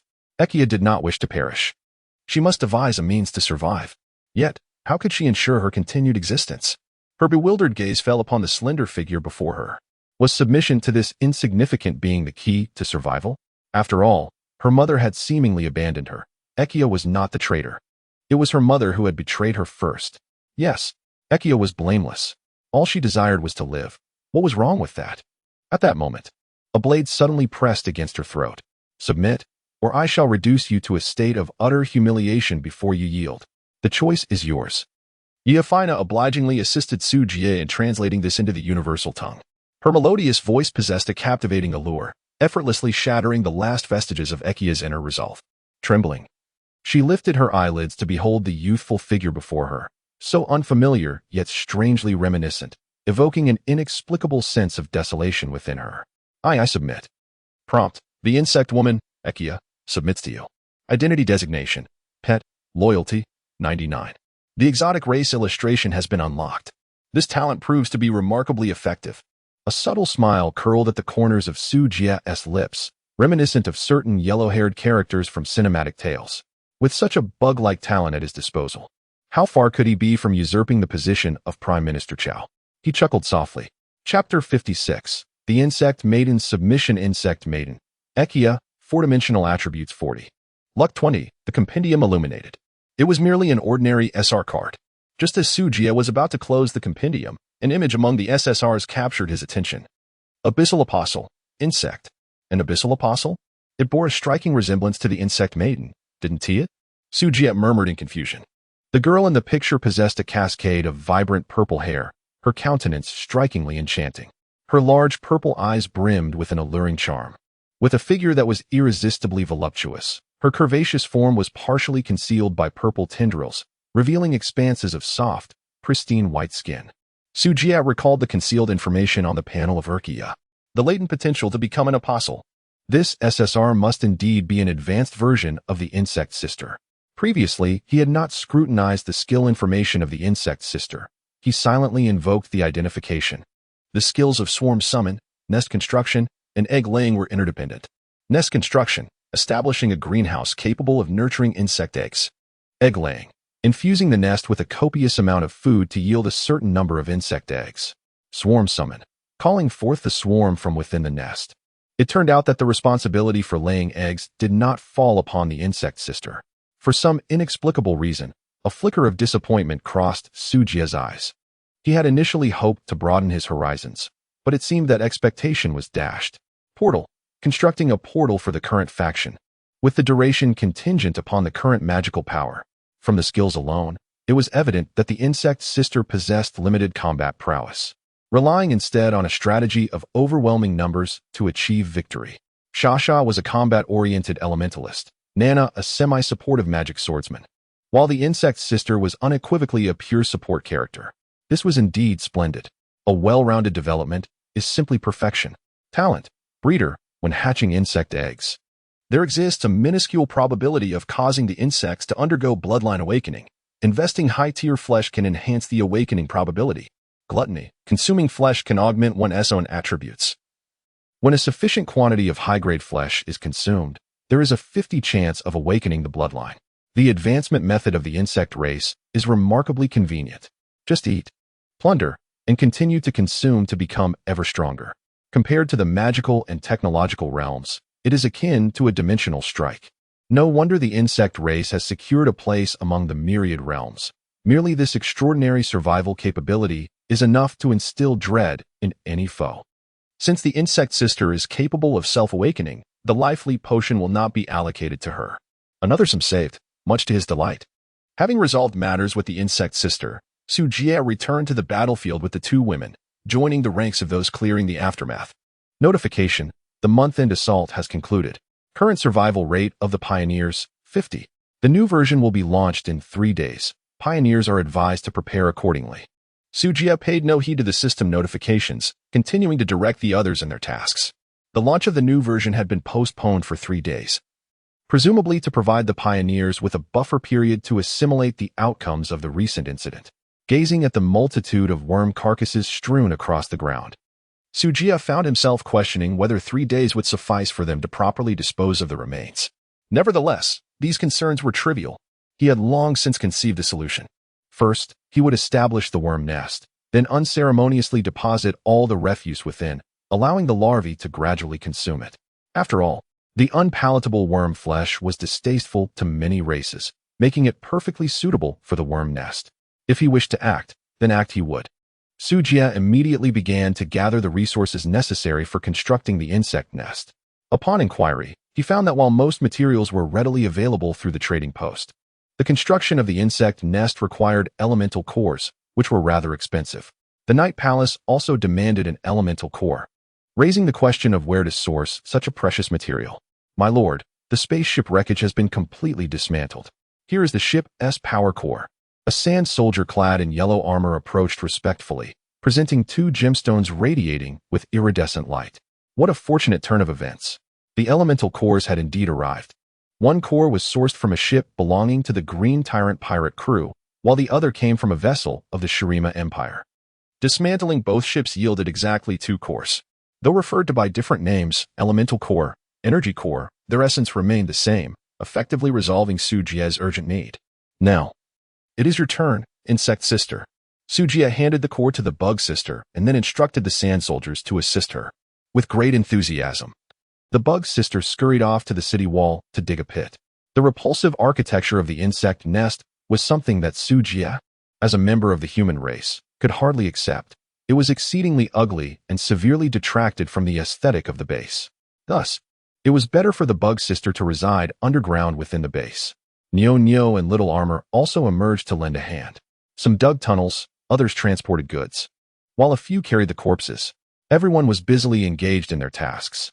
Even as night descended, Sujia did not relent in his exploitation of the group.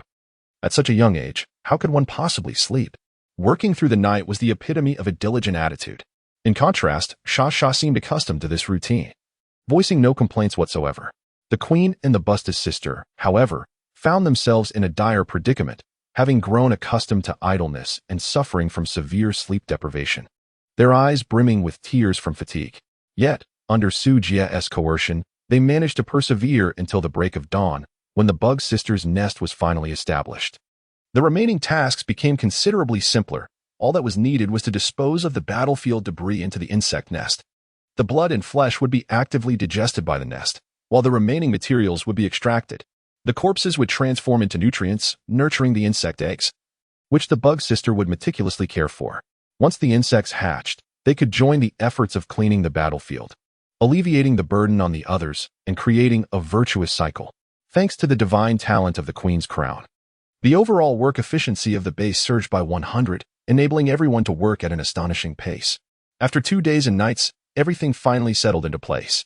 Sujia, with dark circles under his eyes, stood atop the city wall, surveying the surroundings. Having consumed a multitude of insectoid carcasses, the army of the insect sister had swelled to over 1,000. Numerous bodies remained unprocessed, and countless eggs had yet to hatch. The 1,000 little insects had been forcefully birthed by the insect sister to assist her in achieving a restful slumber, though their lifespan was tragically brief, lasting barely a few days.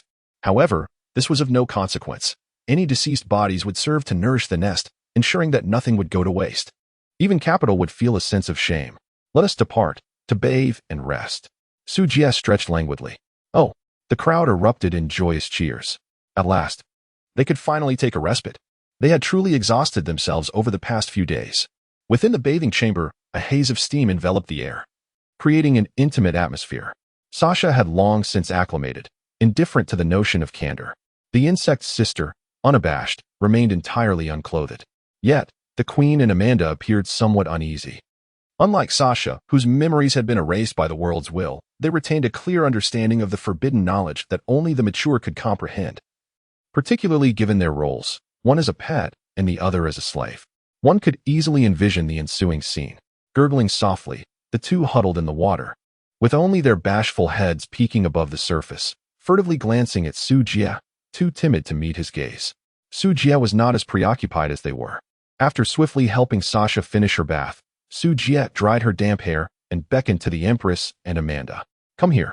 The two women immediately trembled and hurriedly swam over, obediently kneeling at Su Jie's feet. The fresh garments had yet to be prepared, so they would have to make do with what they had. The two women lowered their heads and softly responded with a gentle hum. Su Jie subsequently tossed 2 pieces of cloth attire to them, both salvaged from the Imperial soldiers, with only minor damage. He then led Sasha back to the bedroom. "Your Majesty, what shall we do next?" Amanda inquired, feeling somewhat guilty as Su Jie reclined upon the bed. "Let it be." Su Jie turned over his back to the two women and closed his eyes in feigned slumber. He was not truly unwilling to engage with them. Rather, he was simply overwhelmed with fatigue and yearned for a moment of respite. The two women felt their cheeks flush, their hearts racing with excitement. "Eep, if you're not sleeping." "I shall." Aki yawned widely and unhesitatingly made her way toward the bed. However, before she could lift the covers, Su Jie sent her flying with a swift kick. "What business do you have here? Go play somewhere else." "Ugh." Aki was utterly aggrieved. "I am a girl too, you know. How can you kick me?" She pouted. "Wah. Humans are so annoying." Chapter 57. The Royal Palace of Night. Crafting ecstasy. The following morning, sunlight poured over the base. Last night, Su Jie had a dream in which he found himself ensnared beneath the weight of 2 colossal mountains, unable to escape despite his fervent struggles. As he endeavored to open his eyes, he discovered that the Empress and the insect maiden were resting upon him, their bodies entwined with tendrils that held him fast, both of them slumbering peacefully in their embrace. Su Jie mused, "No wonder I have been plagued by nightmares. It is these 2 fools." Amanda lay upon the wooden bed beside her, while Sasha found herself squeezed at the foot of the bed. Perhaps it was time to renovate their sleeping quarters? Continuously sharing a space was hardly a viable solution. It rendered them incapable of accomplishing anything. Su Jie pondered quietly. As for the Queen and Amanda, she could tolerate them. But the presence of the Bug Sister was truly unbearable. Although the Bug Sister's tendrils lacked slime and were neither overly repulsive in appearance nor touch, Su Jie simply could not come to terms with the concept of a tentacled creature. "Master, the materials for the Night Emperor's palace are ready. Shall we proceed with the construction?" The voice of Huan Xing resonated at an opportune moment. Much of the materials gathered from the battlefield in recent days had been exchanged for black gold stones by Huan Xing. Coupled with the system's reward of 1,000,000 points and the 100,000 gold pieces acquired by Sasha, along with the various rewards from the past 3 days of sign-ins, they had managed to assemble the necessary materials for constructing the Night Emperor's palace. Su Jie freed himself from the tendrils of the insect maiden and rose to don his coat. "Let us go and take a look." The Night Palace, much like the Desert Palace, occupies a vast expanse. However, the interior is exquisitely adorned, with pillars and windows crafted from black crystal, along with tables, chairs, and even chandeliers, all sculpted from the same material. The exterior resembles a European-style dark fortress, perfectly suitable for habitation as a bedroom. With the addition of some furnishings, it could be utilized immediately. Phantom Star, adjust the positions of the 2 palaces. Understood. A low rumble echoed as a slight tremor followed. Positioning both palaces side by side at the center of the base. Atop the palaces, 2 orbs, one golden and one purple, emitted a rich elemental fluctuation, drawing the surrounding elements towards them. With one gold and one purple, 2 protective shields unfurled, enveloping the base. A profound sense of security washed over Su Jie, causing him to comfortably narrow his eyes. He glanced at the supplies within the warehouse. Armored spikes, 2 million. Iron ore, 890,000. Copper ore, 130,000. Aluminum ore, 90,000. Silver ore, 100,000. Gold ore, 0. Meat, 3 million. Snake scales, 300,000. Venom sacs, 10,000. Bones, 5,600. Leather, 3,000. Fabric, 9,000. Mutated core fragments, 2,450. Universal metal, 11,100. Advanced nutrient solution, 3,800. Points, 30,000. How impoverished. After constructing the palace and cleaning up the spoils of 3 days of battle, he found himself utterly depleted. What remained were merely a collection of miscellaneous resources. The equipment stripped from the White Knight army and materials dismantled from the spacecraft were all exchanged for black crystals, leaving him with little to spare. The corpses of the insects had been fed to the insect nest, currently undergoing digestion, and were not accounted for in the warehouse. While he had amassed a considerable number of armored spikes, only a fraction was present in the warehouse. The majority awaited digestion within the nest. With nothing left to construct, he could only continue to accumulate resources. However, prior to that, he needed to address his clothing predicament, as it was quite inconvenient. Phantom Star, are there any garments available in the trading hall? A tribute-bearing equipment would suffice as well. Master, the materials of the pirate crew's clothing are quite decent. Well, a fitted bodysuit would serve well as combat attire, but it is rather uncomfortable for everyday wear. I require something more relaxed, perhaps casual wear. If there are made outfits and stockings, that would be splendid. Master, your tastes are indeed unique. After an extensive search, no garments suitable for Su Jie could be found. With no other options available, the only recourse was to create them oneself. The warehouse housed a considerable collection of salvaged fabrics, along with an abundance of snake scales and various leathers. These materials served as the foundational components for garment creation. Fully automated garment manufacturing station comprehensive rating. 800 construction requirements. 2,000 units of metal materials. 800 units of copper ore. 800 units of aluminum ore. 800 units of silver ore. 800 points description. Input materials to automatically synthesize garments according to the blueprint. At present, Su Jie is unable to construct advanced architecture, however. Crafting a small gadget poses no challenge to him. He promptly made his way to the workshop on the first floor and initiated the construction process. The garment-making station was far larger than he had anticipated, nearly occupying half the room. In front of the machine was a screen displaying an extensive collection of clothing styles, each meticulously labeled with the requisite materials. For instance, Balenciaga required 200 silk fabrics, while Victoria's Secret lingerie demanded 100 fabrics and 20 silks. The black cat shorts, adorned with white lace and accompanied by white thigh-high stockings, along with the Virgin Mary Marilyn white veil. Goodness! One piece of lingerie requires 100 fabrics? What size could possibly necessitate such a quantity? Su Jie was somewhat taken aback. Master, you can discard any unused clothing into it, recycling them into materials such as fabric or leather, Huanxing reminded. Is that so? I do have quite a few surplus garments, many of which are in tatters. If the sewing station can facilitate a second recycling, then that would be splendid.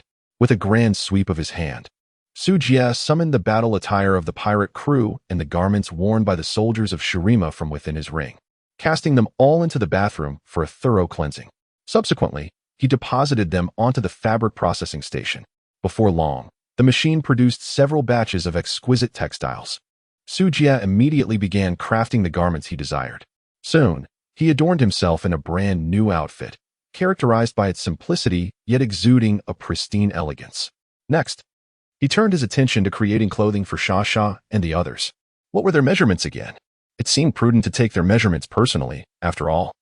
A miscalculation could lead to an unfortunate waste of fabric. With this thought in mind, Su Jie dashed into the bedroom and meticulously measured them. The process was intricate, and thus shall not be elaborated upon here. Chapter 58, Delving into the Mine, the Legacy of the White Knight Kingdom after a thorough measurement. Su Jie returned to the workshop, accompanied by a few individuals whose faces were flushed with excitement. Su Jie was indifferent to their feelings. His mind was solely focused on swiftly completing the attire. No, the garments. Beep, beep. After a flurry of rapid maneuvers, various parameters were recorded into the garment-making platform. Amanda received AD, Nana AC, and Shasha AB, while the bug girl was not even worth mentioning. The women were all filled with curiosity about the outfits their master was crafting for them. Soon, even the bug girl, who never donned clothing, could not suppress her intrigue and leaned in closer. When the finished products were revealed, the stunning beauties were momentarily rendered speechless. They were simply breathtaking. Master, what is this? Shash asked incredulously. This is called the immortal skirt, Su Jie explained. If you think it resembles a JK ultra-short skirt, you underestimate my aesthetic sensibilities. Modern attire pales in comparison to the stunning allure of ancient designs. Do I have to wear it? It seems rather troublesome, the bug girl inquired, a hint of anxiety in her voice. Enough chatter. Each of you shall wear one.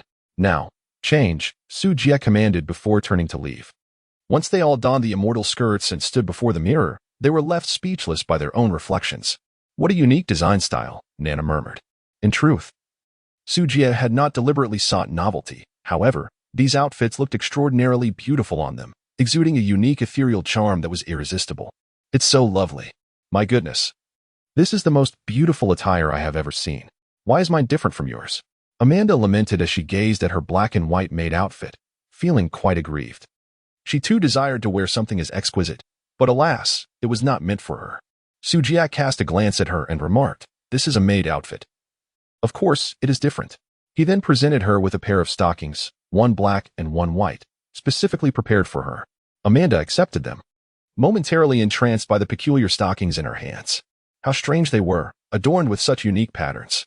She was entirely unaware of the term lace trim. Master. Sasha wants some too. Sasha immediately rushed over, clinging to Sujia and acting adorably. Sujia rolled her eyes and said, "Fine. I shall make a pair for you as well. I too desire them." Nana suddenly spoke in a soft voice. "What need do you have for stockings when you wear a long dress?" Sujia was at a loss for words. Why does everyone have it, including Amanda? But not me? Nana lamented. I want it too. In a fit of frustration, Bug's sister raised her small hand, feeling discontented that everyone else possessed it while she did not. Have you grown tall? Then you must. Sujia cast her a disapproving glance. What are you doing wearing such stockings, little girl? Where do you find such abundant fabric to squander? Ah, indeed, the girl chuckled awkwardly. Then I suppose I want to wear them. All right, let us not be foolish anymore. Sujia interrupted their bickering. Hurry up and finish so we can get to work. The group of women, upon receiving her command, swiftly regained their serious demeanor and donned their stockings in preparation to depart. Wait, come back. Why hasn't this one been worn? Sujia pointed towards several pieces of lingerie set aside. Huh, is this meant to be worn too? How does one wear this? Such peculiar attire. Sujia twitched the corners of his mouth, reluctantly assisting several women in donning their garments one by one. The ladies appeared to grasp the essence of the attire, their heads bowed in shyness. Ah, now this is more like it. Sujia nodded in approval. Once Sasha donned the specially crafted celestial gown, she exuded an ethereal and graceful beauty.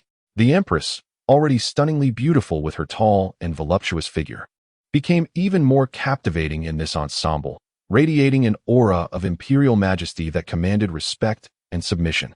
Amanda also looked splendid. Her proud figure complemented the maid outfit perfectly, aligning seamlessly with her character.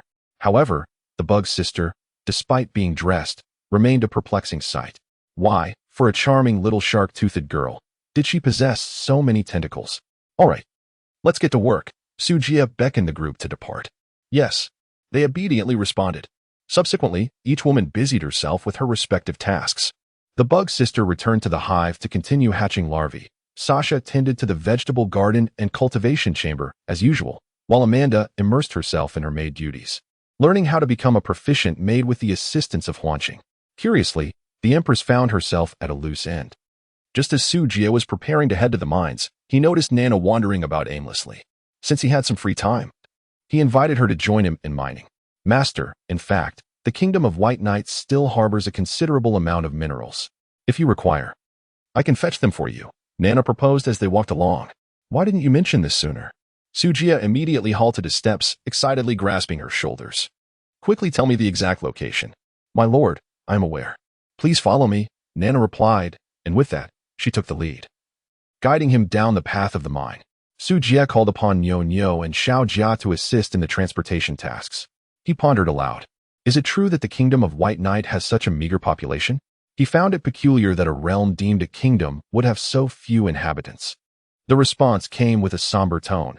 Initially, the kingdom thrived with a vibrant populace, but a catastrophic meteor shower unleashed a bizarre energy upon the land, leading to the untimely demise of countless citizens. We had no choice but to seek refuge underground.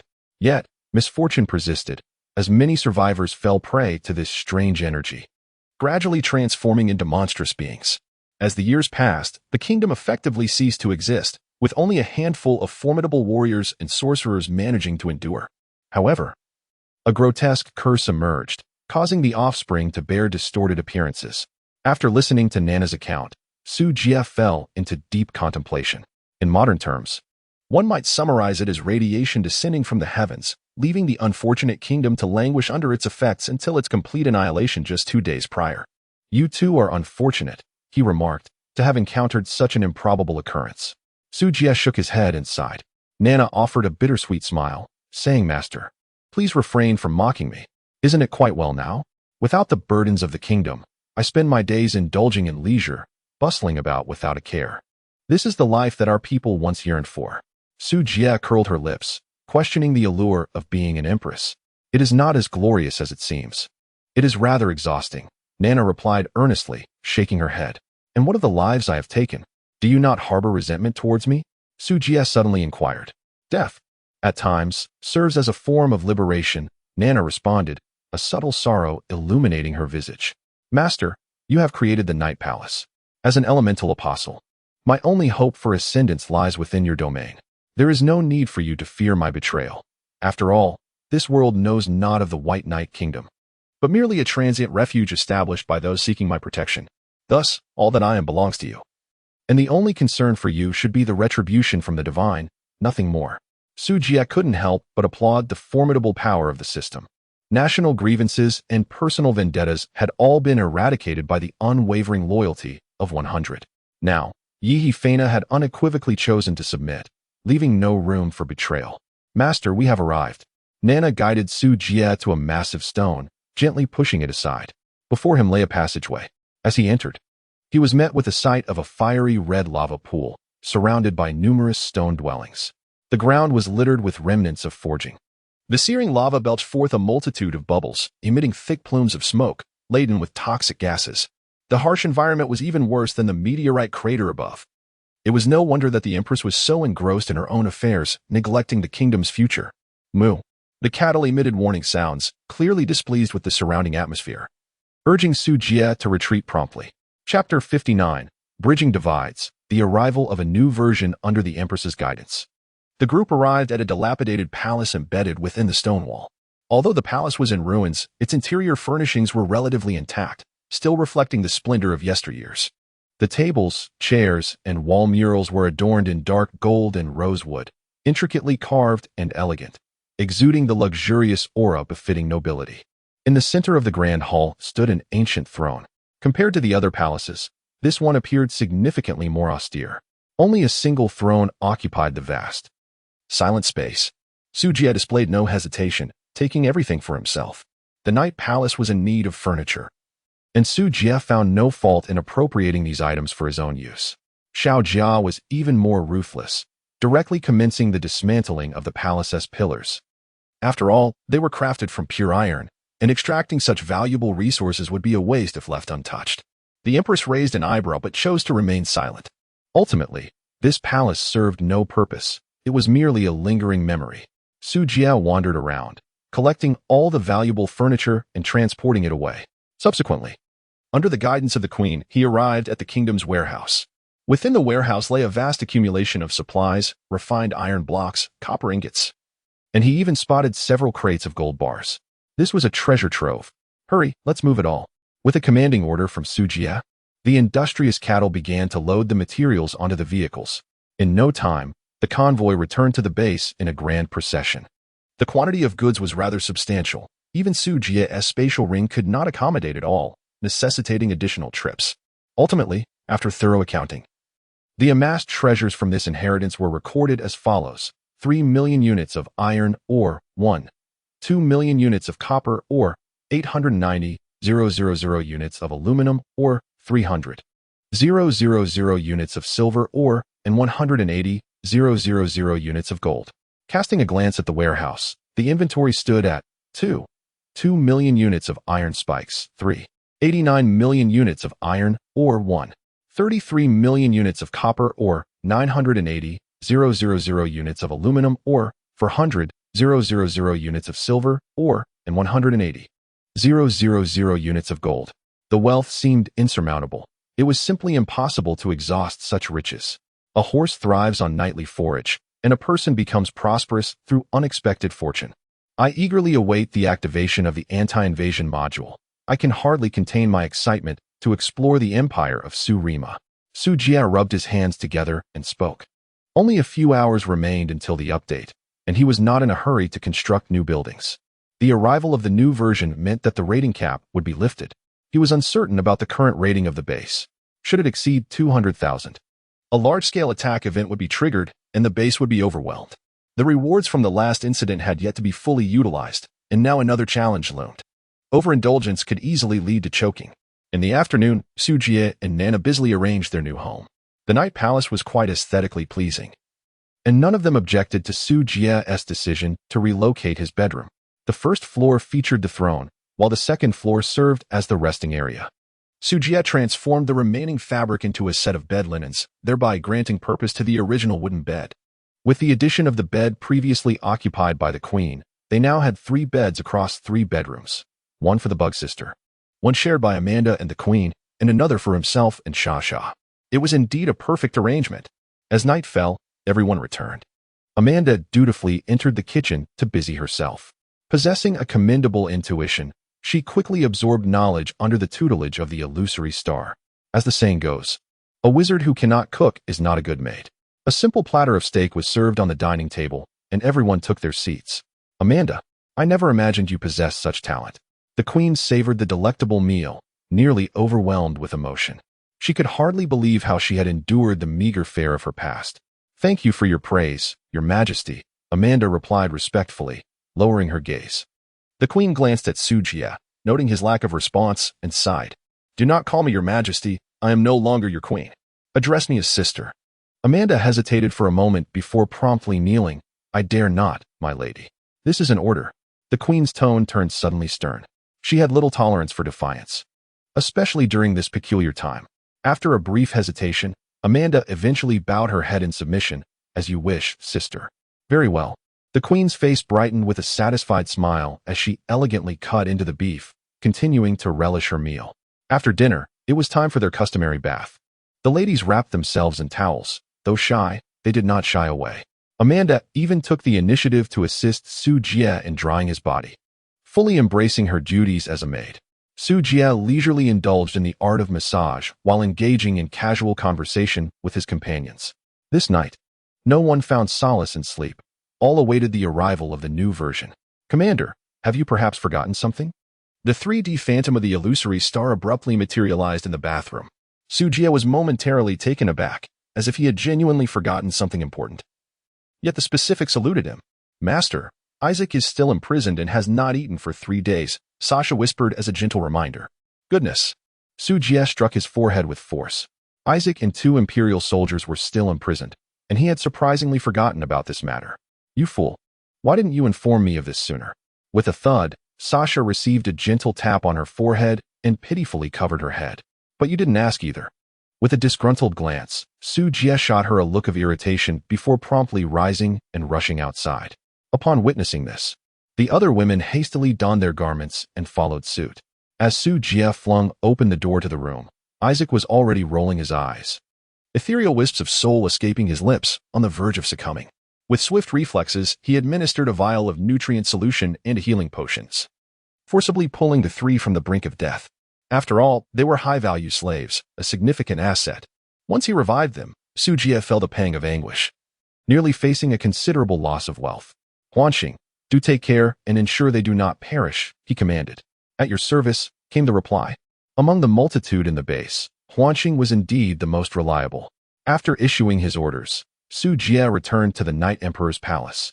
The bug sister wished to follow along and join in the excitement, but Su Jie kicked her away. Go next door. The bug sister exclaimed, AAA. Please don't be so fierce with me. Su Jie returned to the bedroom, reclining on the soft and comfortable bed, as he began to contemplate new plans. Oblivious to his thoughts, Sha had already drifted into a deep slumber. At that moment, the door was quietly opened. What brings you here? Su Jie asked. Momentarily taken aback, the Empress's complexion flushed slightly. After a brief hesitation, she nibbled on her delicate lips. It seemed that her master harbored a certain wariness towards her. Su Jie remained silent, harboring a certain wariness towards the Empress. This apprehension stemmed from his inherently rebellious nature. However, with his talents now transferred to the bug sister, he found no reason to remain on guard against the Empress. What could his master be so concerned about? The Empress sat gracefully beside the bed, her demeanor gentle as she gazed at him. and thus she felt it imperative to bridge this chasm. To dissipate the distance? It might be somewhat painful, but one must endure, for it shall soon pass. Before her words could fully escape her lips, the Empress extended her delicate arm and drew Su Jie into her embrace. A familiar, ethereal fragrance wafted into his nostrils. Su Jie stood in a daze, feeling the tremors of the delicate figure in his embrace, lost in a moment of bewilderment. He had envisioned this scenario before, yet it unfolded with such startling rapidity. Adhering to an attitude of non-resistance, non-rejection, and non-accountability, the two of them disregarded the peacefully slumbering Sasha. Ding. Version update countdown. 3, 2, 1. Update complete. The new version unlocks the magic bar, adjusts panel information, and removes certain obsolete titles. Please refer to the Explorer for details. Unlocks new world exploration modules. And the cap on exploration value has been lifted. Unlocks K field, reveals the top 100 rankings for regions, and activates K value. Unlocks the slave module, opening the slave market. Unlocks Imperial expeditions, enabling reverse invasion functions. Unlocks base merging module, resource recycling module, team dungeon, and large-scale exploration missions. Chapter 60, The Path to Wealth in the PK Field. With the arrival of the new version, Su Jie decisively pushed aside the Empress and began to examine his panel. Base score, 148, 200. Attribute values, Strength 280, Intelligence 490, Constitution 280, Agility 280. Magic value, 1540. Secondary professions, Beast Tamer, Merchant, Alchemist, Treasure Hunter. The first notable change was the base score. Despite Su Jie's lack of subsequent construction, the score had surged to nearly 150,000. If he were to utilize the building upgrade scrolls at his disposal, it was evident that the score would surpass 200,000. A significant assault of 200,000 required meticulous planning. While the lightning cannon proved effective, its use often resulted in death or injury, causing substantial losses in captives and hindering development. Next came the surplus magic value. Each point of intelligence contributed 2 points of magic, and each point of constitution similarly afforded 2 points of magic. The magic value essentially represented the blue bar in the game, determining the endurance of a mage. The higher the magic value, the greater the number of spells that could be cast, a concept easily grasped. Su Jie possesses few magical skills, thus the impact of mana is relatively negligible. Conversely, Sha and Nana are significantly affected. Both Sandstorm Summoning and Nightfall are expansive spells that consume considerable mana, without sufficient magical energy to sustain them. Their combat effectiveness would be severely diminished. In other words, should an ample reserve of mana be available, Sha's combat prowess could reach cataclysmic levels. One might inquire, how would you respond to 10 consecutive sandstorms? Once he assessed his mana levels, Su Jie noticed an additional secondary profession on his panel. The original title of Fearless Pioneer had been removed, as the war fog had dissipated, rendering the title somewhat obsolete. The system, in its benevolence, compensated him with a secondary profession, Treasure Hunter.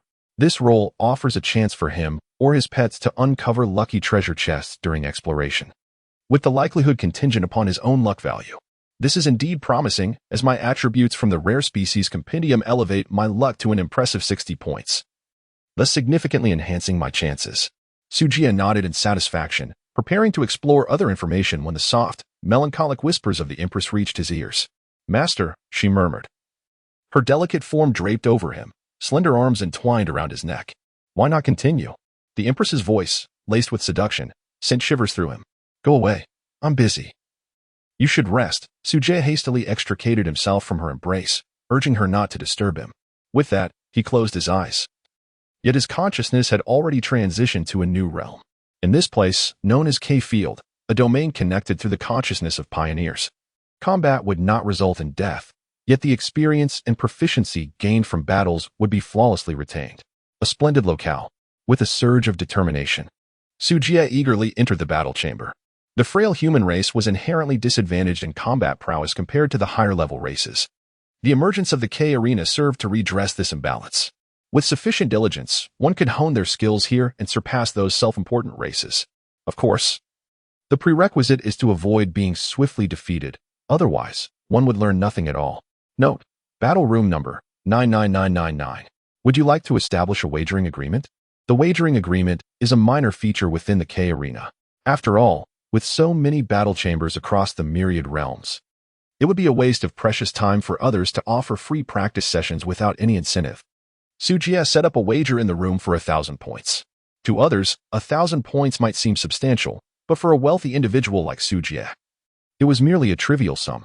As he entered the room, another unfamiliar figure materialized alongside him. A human? The opponent looked at Sujia in astonishment, pondering whether humans were indeed so affluent that they would venture to a K-match merely to bestow points. Who might you be? Sujia arched an eyebrow. I am Chihua, of the Chihua clan. The opponent arrogantly lifted his chin, declaring, I have heard that humans are inherently feeble. Out of kindness for your generosity in offering points, I advise you to concede and surrender swiftly, lest you suffer a grievous beating and find it difficult to rise come morning. Sujia's lips twitched slightly. If that is the case, then let us engage in a contest. Buzz. No sooner had he spoken than a crimson lightsaber burst forth from between his fingers. Upon witnessing this, Chihua Lai let out a cold chuckle. With a flick of his hand, a scarlet light shield materialized instantaneously, intercepting the red longsword. Sujia furrowed his brow, taken aback to discover that this fellow was, in fact, a mage. It was no wonder he dared to boast so boldly. Identification. Crimson Fire Lai. Strength 130, Intelligence 201, Constitution 142, Agility 98. Such attributes, when placed within the myriad realms, were by no means insignificant. Alas, he was up against Sujia. He smirked disdainfully. This time, he unleashed his full power. Armed with the laser sword acquired from Xingda, combined with Sujia's innate talent as a blade dancer, the damage was amplified. In a flash, the sword light cleaved the magical shield in twain. How is this possible? Crimson Fire Lai's eyes widened in disbelief, his complexion turning ashen. He could hardly fathom how a mere human could unleash such a formidable assault. Bang! In the next moment, Sujia delivered another decisive strike to Crimson Fire Lai's chest. With a spray of blood, Crimson Fire Lai's body was sent crashing against the wall like a rag doll. Notification. Victor. Sujia, the betting agreement is in effect. Rewards. Points 1,000, K-value 1. Human, you will pay for this. Crimson Fire Lai roared, vanishing from the room. Sujia gazed at the desolate room, absent-mindedly touching the tip of his nose. It seemed he had stumbled upon a lucrative opportunity. With a mere flick of his wrist, he could effortlessly claim 1,000 points, a far swifter game than mining. Thus, Sujia decided to rename the room. The Crimson Fire Clan is nothing but a bunch of worthless humans. Dare to insult our Crimson Fire Clan. Seek your demise.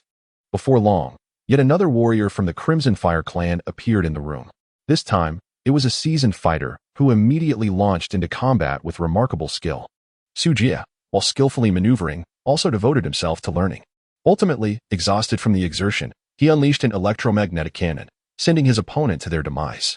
Humans. You lack martial ethics. If you fail to defend yourself, who can you blame? Sujia rolled his eyes. Such behavior is against the rules. A roar echoed within the combat chamber. Oh, is that so? Sujia smiled. If you can't play fairly, then perhaps you should refrain from playing at all. You wait for me. With those harsh words, the individual tossed aside 1,000 points and exited the room. The battle did not cease. As more members of the Crimson Fire Clan arrived in succession to confront Sujia. However, these foes proved to be utterly feeble, culminating in yet another 1,000 points secured. Sujala delightedly counted his points. The K-Arena truly was a treasure trove, offering both experience and points without the constant worry for his safety. It was simply exhilarating. As more and more members of the Crimson Flame tribe were defeated, the reputation of Room 99999 gradually spread. Initially, people did not pay much attention until someone revealed that the owner was human, prompting everyone to take this matter seriously. When did humanity become so ruthless? Chapter 61. Commencing the construction of mutated technology after battling throughout the night, Sujala felt utterly drained. Was it truly necessary to exert oneself so intensely just to eliminate barriers? Upon taking stock, he discovered that his K value had reached an impressive 67 points. Additionally, he had earned 67,000 points, while both Shadow Assault and Tentacle Bind had advanced to level 2. It could be said that the night had been remarkably fruitful. He opened the K-Arena shop, which was filled with items and scrolls designed to enhance one's attributes and talents. However, the currency for transactions had transformed into K values. Talent Upgrade Scroll, 1,000 K unlimited free attribute points, 50 K Skill Book Chest, 3000K skill enhancement scroll, 4500K skill experience book, 200K how exorbitantly priced. Sujia curled his lips in disdain. Despite clinching victory for an entire evening, he had barely amassed over 60 points in K value. While those feeble races might toil for an entire day and scarcely accumulate 10, they could not even afford the most inexpensive attribute points. This realm was a paradise for the formidable and a hell for the weak. The strong grew ever stronger, while the weak sunk deeper into despair. To rise above, one must forge a new path. Developing a base or exploring uncharted worlds could prove to be splendid alternatives. Sujia opened the exploration mall, where the items were exorbitantly priced. Nevertheless, their practicality was undeniably remarkable. Previously, Sujia had opened a treasure chest and acquired a resource point transfer scroll, which is included in this category. In addition, the marketplace offers base migration scrolls, temporary portals, resource exploration radars, and more. The sudden influx of modules is somewhat overwhelming, and Sujia needs time to digest it all.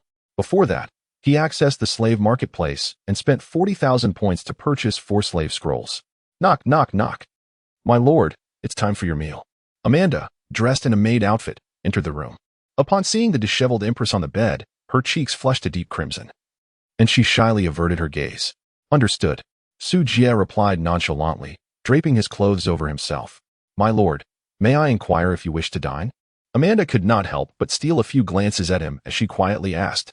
Not in a hurry, please sign this first. Sujia handed her a slave contract. Amanda looked at him in confusion before accepting the paper. What is this? A contract. Sujia explained, from today onward, I will be an official employee of the base. Amanda was momentarily stunned, but her face soon brightened with joy. Thank you, my lord. Work diligently, and prosperity will not elude you. Sujia patted her shoulder. Let us go? Amanda nodded vigorously and then dripped her blood onto the contract. A flash of light signified her change of status, transforming her from an unemployed drifter into Sujia's slave. Slaves possess loyalty, but unlike pets, they have a chance of betrayal. However, such a betrayal only occurs in dire circumstances. Generally, if one is well fed and well cared for, it would indeed take a troubled mind to turn against their master. After finishing breakfast, Sujia compelled Isaac and the other two to sign the slave contracts. He had already devised plans for their roles. The mine was severely understaffed, and small drilling machines required operators. The 3 of them were perfectly suited for the task. My lord, may I redeem myself? Isaac asked anxiously. Redeem yourself? Do you have the funds? Sujia raised an eyebrow in response. Furthermore, how much do you think you are worth? Isaac hesitated. I can contact the Empire and have them send money. What do you think? And never mind. I want to sell. Sujia shook his head, remarking that a slave of your kind is indeed a rarity. 100,000 gold coins. Isaac gritted his teeth, proclaiming his price. If you are willing to grant me my freedom, I am prepared to offer 100,000 gold coins. Sujia's eyelids twitched a few times. Are the generals of the Empire truly so affluent? 150,000. Sujia extended a finger. After a moment of silence, Isaac reluctantly agreed. All right, bring your people here within 3 days. Until then, you shall continue mining. Fine. Isaac gritted his teeth, deeply pained. His fortunes had dwindled to such a meager amount. Upon returning home, he would likely have to borrow some funds from his father just to settle his debts. Sujia nodded with satisfaction, leading the 3 individuals into the mine while instructing them on the use of the drilling machine. Xiaojia, keep a close watch on them and report any occurrences immediately. Understood, Master, Xiaojia replied. Although his combat prowess was formidable, he was no match for Isaac, yet with the assistance of Nyo and Sha Bing to divert attention, it would not pose a significant issue. Having resolved the mining concerns, Sujia made his way directly to the bedroom. The insect girl, displaying a commendable work ethic, promptly proceeded to the insect nest to fulfill her duties. Meanwhile, the 2 sluggards were unceremoniously yanked from their slumber by Sujia. With the base in such disarray, how can you sleep soundly? He admonished, exuding a sense of exasperation. Master, Nana said pitifully, I was awake all night. Whom should I blame?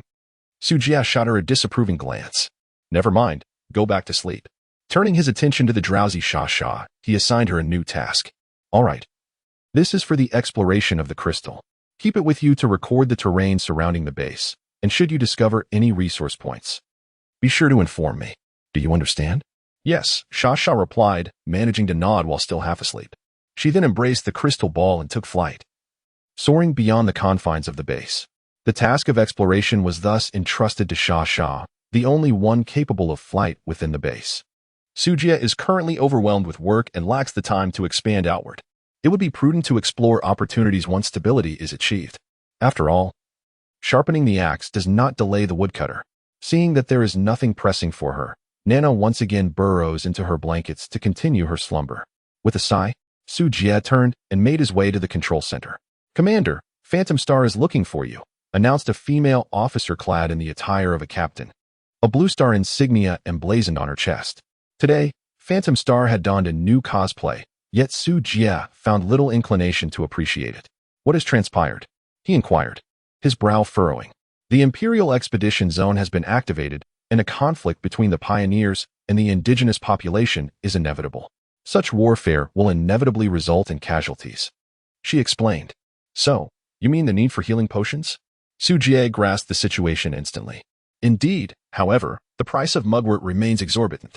We must establish our own medicinal herb cultivation base. While the profits from nutrient solutions are substantial, the cost of raw materials poses a significant challenge. And we must also consider the operational viability of the base's pastures." Upon hearing this, Sujia wholeheartedly concurred with Phantom Star's perspective. The technological sector possesses unparalleled advantages. While others struggle to earn, the technological domain can effortlessly reap immense profits. No amount of labor can rival the efficiency of Sujia's fully automated factories. It is time to initiate a major upgrade for the base. Do you have any valuable suggestions? Sujia, intrigued by the thoughts of the artificial intelligence, recognized its superior cognitive abilities. Within the realm of mutant technology, there existed a structure that seemed particularly suitable. "Boss, take a look," he urged. The large controllable laser cultivation chamber had an overall architectural score of 20,000. The construction prerequisites included 500,000 units of metal, 300,000 units of iron, or 300,000 units of aluminum, or 100,000 units of silver, or 100,000 units of gold, or 10,000 units of metal laser, 50,000 units of glass, 1 mutant core, and 200,000 points.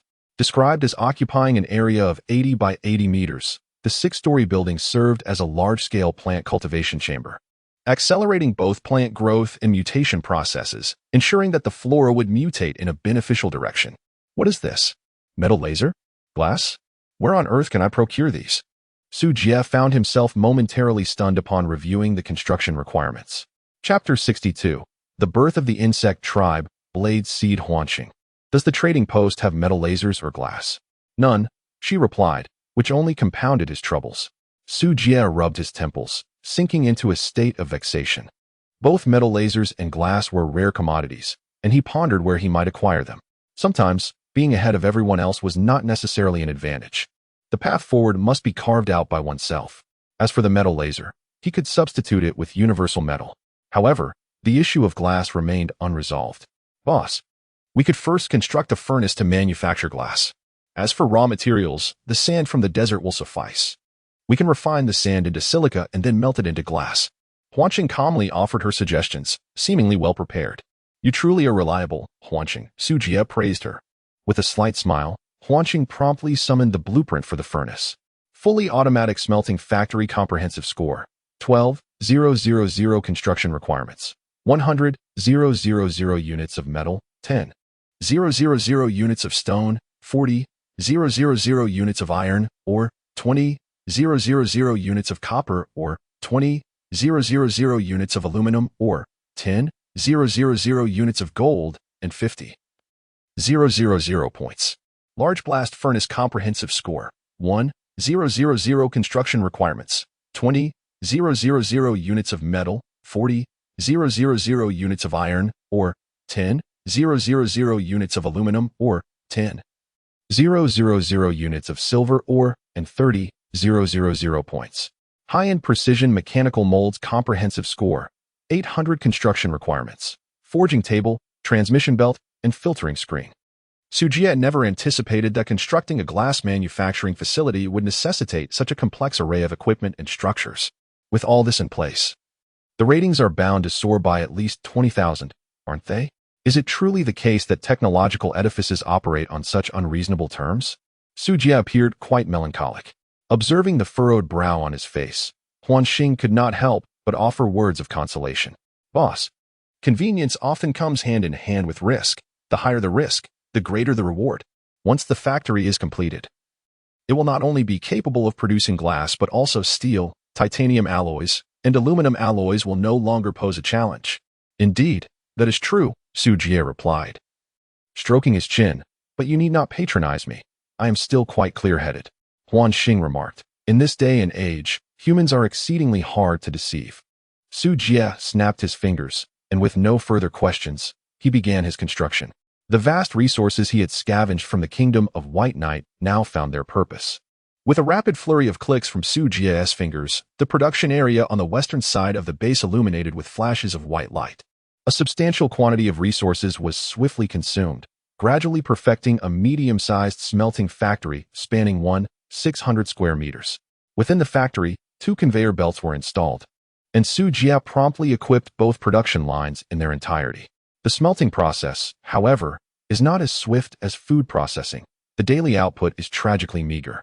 According to the predictions of Huanxing, even with both production lines operating at full capacity around the clock, the maximum output would barely reach 2,000 units of glass each day. To amass the glass required for the laser cultivation chamber, a minimum of 2 weeks would be necessary. This is insufficient. The efficiency is far too languid. Su Jie gazed upon the vast array of resources stored within the warehouse. With an impressive inventory of 8 million sharp spikes, 59 million iron ores, 13 million copper ores, 800,000 aluminum ores, 350,000 silver ores, and 160,000 gold ores, he marveled at his unexpected wealth. Observing the mountains of resources piled high, Su Jie couldn't help but feel a sense of awe. It dawned on him that he was not engaged in the extravagant construction of a mechanical city wall, but merely operating a factory, which required far less material. Thus, there was no need for hesitation. He resolved to utilize the resources abundantly at his disposal. Su Jie expanded the factory's capacity to double its size, subsequently constructing a second, third, and fourth level. 8 factories and 16 production lines now yield an impressive daily output of 16,000 units. Remarkable. Iron ore, 500,000. Copper ore, 30,000. Aluminum ore, 80,000. Silver ore, 50,000. Gold ore, 30,000. Su Jie once again experienced the extravagance of spending money as if it were water. In a single breath, he nearly depleted all his savings. Yet, what does it matter? Money is meant to be spent. Current base rating, 199,000. Sign-in rewards, 199,000. See, there's the money. The construction rating for the fully automated smelting factory stands at 12,000, but since Su Jie is in the midst of expansion, this rating remains unchanged. However, the abundance of instruments and equipment within the factory elevated the rating by an additional 40,000. While others strive tirelessly to enhance their ratings for a greater accumulation of points, I, on the contrary, exert myself to suppress my rating. What kind of situation is this? Alas, Su Jie let out a melancholic sigh. Fortunately, the resources at the base had nearly been depleted, leaving no avenue for improvement in scores. It was the perfect opportunity to take a 2-day respite and absorb the nuances of the new version. Su Jie had already devised a plan. He intended to accumulate a formidable arsenal of skills, and when the time came, he would upgrade all defensive structures, elevating his score to an impressive 290,000. With this, he could engage in a 20,000-point raid, leisurely confronting opponents with his newfound strength of 290,000. Before that, however, he needed to gather sand. Such arduous labor was not something Su Jie would undertake himself. Instead, he decided to check on the hatching progress of the larvae. It was time for the insects to commence their work. As he entered the dimly lit insect chamber, the anticipated thick fluid and pungent odor were conspicuously absent. Instead, a subtle, sweet aroma permeated the air, evoking a sense of delight and tranquility. Following the enticing aroma, Su Jie discovered the industrious insect sister, bustling about in her cleaning endeavors. Ekia, master. Upon his arrival, she jubilantly dashed towards him. Stop. Su Jie swiftly intercepted her. Ekia, She stood there, looking rather aggrieved. This is the drawback of pets. They tend to cling to their owners, always yearning for closeness. While Sha and Nana might be tolerable, he finds no genuine interest in Insect Sister, particularly when she becomes overly affectionate. She resembles an octopus, nearly impossible to shake off. I have come to observe the hatching of the insect eggs, Su Jie remarked, perhaps sensing her master's aversion to unsightly creatures. Insect Sister had deliberately transformed her nest into a clean and bright aesthetic. The repulsive flesh walls were replaced with sturdy exoskeletons, and the writhing veins concealed within the walls. Even the hatching insects had been chosen for their exquisite appearance, belonging to the Blade clan. The downside, however, was the increased difficulty of hatching. She could only pursue an elite route, abandoning the swarm tactics. Insect Sister excitedly pointed to the incubation slots embedded within the walls, passionately recounting her recent labor. Her exuberance rendered her cheeks adorably flushed. Su Jie followed her finger's direction, peering through the translucent membrane. Where writhing within the hatching chamber were the insectoid embryos on the verge of emergence. You've worked hard, he remarked. His tone softened as he recalled the diligent efforts of the Insect Sister over the past few days. He reached out to gently ruffle her hair. He, the Insect Sister, treated tenderly by her master, felt a tinge of shyness. Just then, with a sudden crack, one of the incubation chambers shattered, causing the mother nest to stir restlessly. Su Jie furrowed his brows, inquiring about the situation. The first batch of babies has hatched, the Bug Sister joyfully explained. Su Jie released her grip on her head and approached the shattered incubation chamber. Before her, a creature resembling a spider emerged, its 8 legs sleek and blade-like. Blade Phantom Spider, juvenile, strength 23, intelligence 5, constitution 12, agility 37. Hidden attribute. The Phantom Spider can convert its excess nutrients into exceptionally resilient silk. Chapter 63. A new crisis, water resources in peril. Such outrageous attributes at birth? Su Jie raised an eyebrow, feeling somewhat astonished. In such a comparison, the human race appeared utterly feeble. Master, the Insect Sister elucidated, the breeding of Blade-born is notoriously challenging, demanding a considerable amount of flesh. Consequently, the strength of the offspring is not comparable to that of ordinary insects. Its merits lie in its remarkable growth potential, while its drawbacks include a terrifying appetite, requiring no less than 30 units of meat in a single meal. As the life form continues to develop, its consumption will increase progressively. Is it really that exaggerated? Su Jie was slightly taken aback. Upon closer inspection of the insect nest, he noted that the vast quantities of flesh and blood collected from the end-of-month battle had only yielded a little over 1,000 blade-type eggs.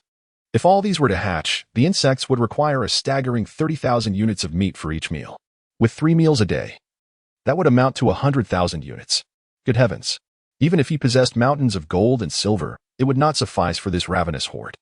Could nutrient solution serve as a substitute for food? Su Jie was struck by a sudden inspiration. It is indeed possible, he mused, but it may impede their growth progress. The Bug Sister hesitated, pondering the implications. In a flash, a radiant light illuminated the scene, and Huan Xing appeared unexpectedly. Boss, Huan Xing declared with utmost seriousness. If the silk spun by the spiders can be woven into fabric and sold as clothing, it would significantly alleviate the issue of sustaining the insects. I have already considered this aspect, Su Jie replied thoughtfully. What I am currently contemplating is whether their surplus nutrients can be converted into spider silk. If that is the case, does it not imply that we could utilize the nutrient solution indefinitely, thereby generating an abundance of spider silk? After all, they cannot possibly overindulge. Can they? Su Jie stroked his chin, devising an idea that would elicit hearty laughter even from a demon. Beneath him, the newly hatched blade demon spider suddenly felt a chill creeping down its back. It realized that its timing for hatching was rather unfortunate. Truly, as a boss, you have mastered the art of exploiting labor. The illusory star silently vanished. However, the Bug Sister remained in a state of bewilderment. Master, aren't the insect babies meant to serve as a force for invasion? She timidly inquired. With such meager strength, I would be better off sending out little armor instead. Su Jie wore a look of disdain. Was the technological torrent of steel not more formidable than these few diminutive spiders? It seemed utterly unnecessary to laboriously illuminate the Zerg technology. These little creatures were decent enough as tools, but engaging them in battle was out of the question. The hive could only serve as support. Su Jie would never forsake the essence for the trivial. With a resounding crash, more and more incubation chambers shattered. Among the thousands of eggs, 100 hatched right on the spot. The longer the hive nurtured, the greater the potential of the creatures. The bug sister was not in a rush to hatch them all at once, opting instead for a gradual cultivation, a decision Su Jie wholeheartedly endorsed. Otherwise, the base would soon be impoverished by this gluttonous lot. As hundreds of ghostly spiders emerged, they swarmed around Su Jie and the bug sister, chattering incessantly and clamoring for sustenance. Master, the bug sister timidly tugged at the hem of Su Jie's garment. Su Jie's lips twitched slightly. These avaricious little creatures, eager to flaunt their meals even at birth, were quite naive to think such fortune would come easily. First, go and fetch me some sand. Those who perform well shall be rewarded with high-grade nutrient solution, while those who falter will face 3 days of hunger. Upon hearing the threat of starvation, the myriad ghost spiders erupted into a cacophony of howls, darting towards the sandy terrain nearby. In an instant, the once boisterous insect nest fell into a profound silence. One must concede, the adaptability of these creatures is remarkably formidable. Although they stand merely half a human height, their diligence and labor is nothing short of commendable. Su Jie arranged for a dozen small carts, specifically designated for the transportation of sand and soil. A long black line of carts moved in and out of the base gate, creating a remarkably grand spectacle. Standing atop the city wall, Chongmei observed the diligent children toiling below and couldn't help but let out a deep sigh. Engaging in logistical work is certainly preferable to perishing on the battlefield. She reassured herself. Unable to conjure a suitable excuse, she settled for this self-comfort. After all, you are not their mother. Why indulge in such sentimentality? Su Jie gently patted the head of the insect girl, expressing his annoyance. Well, my master, I can unconditionally command the insects due to a certain bloodline suppression. These creatures were born with my genes. Although they are not my biological offspring, the bond of blood is still maintained through the insect nest. The insect girl said with a hint of grievance. Is that so? With so many insect kin, can you really manage them all in the future? Hey, this is my first time raising insect babies, so naturally, there are some special emotions involved, she replied playfully, winking. Rest assured, my master. The insect babies born from you will undoubtedly be incomparable to those born in the insect nest. I will devote all my energy to them. Stop.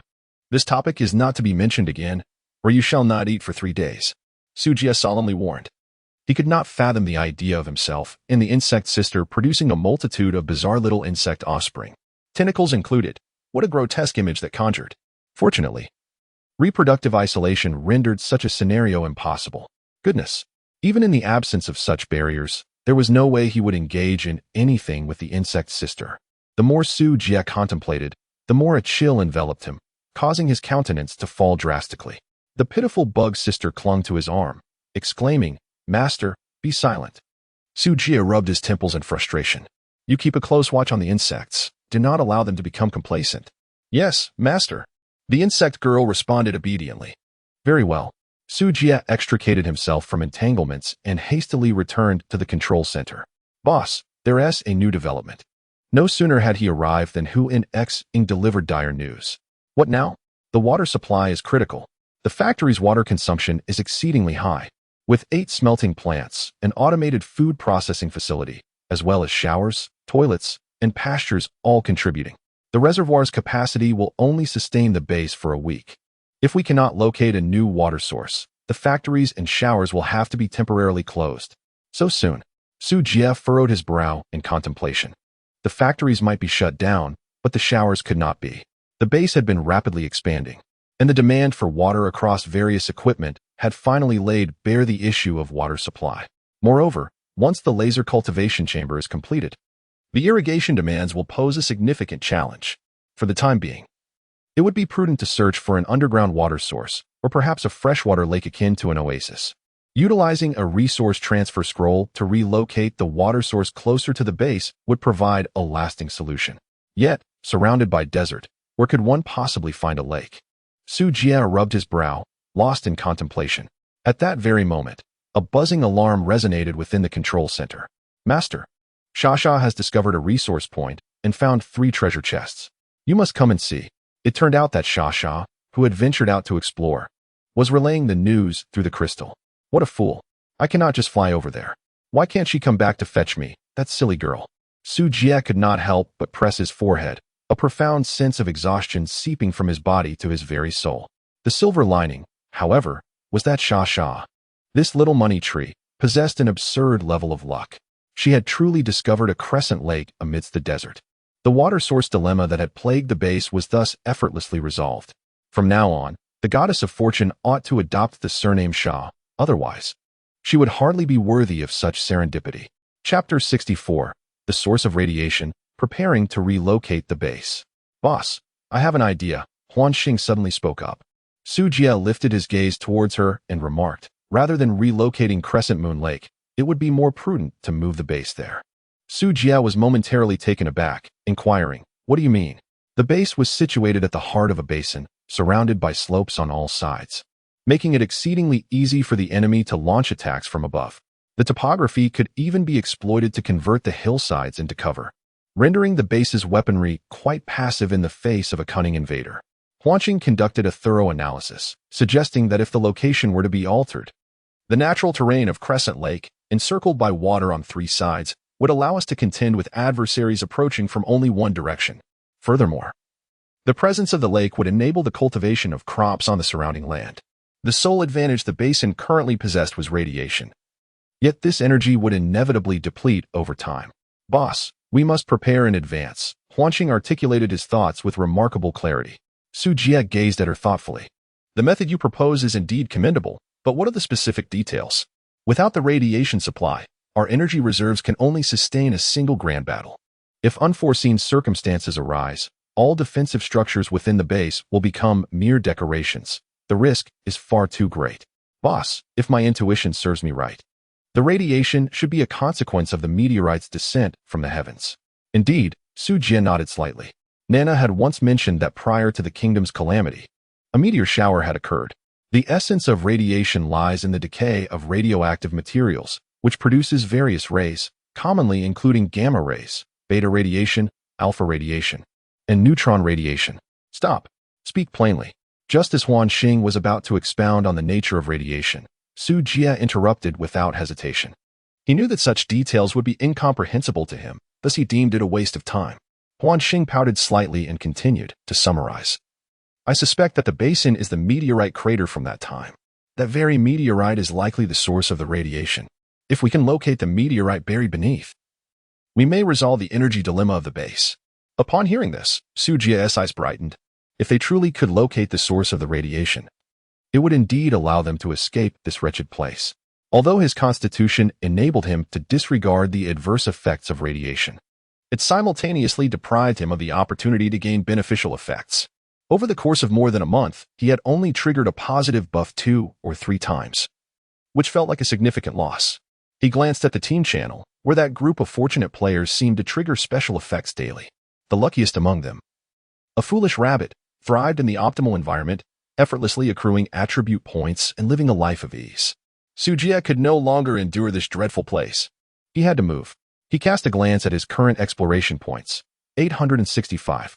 According to the system, using the exploration crystal to document conditions within a 10,000 square meter area would yield 1 exploration point.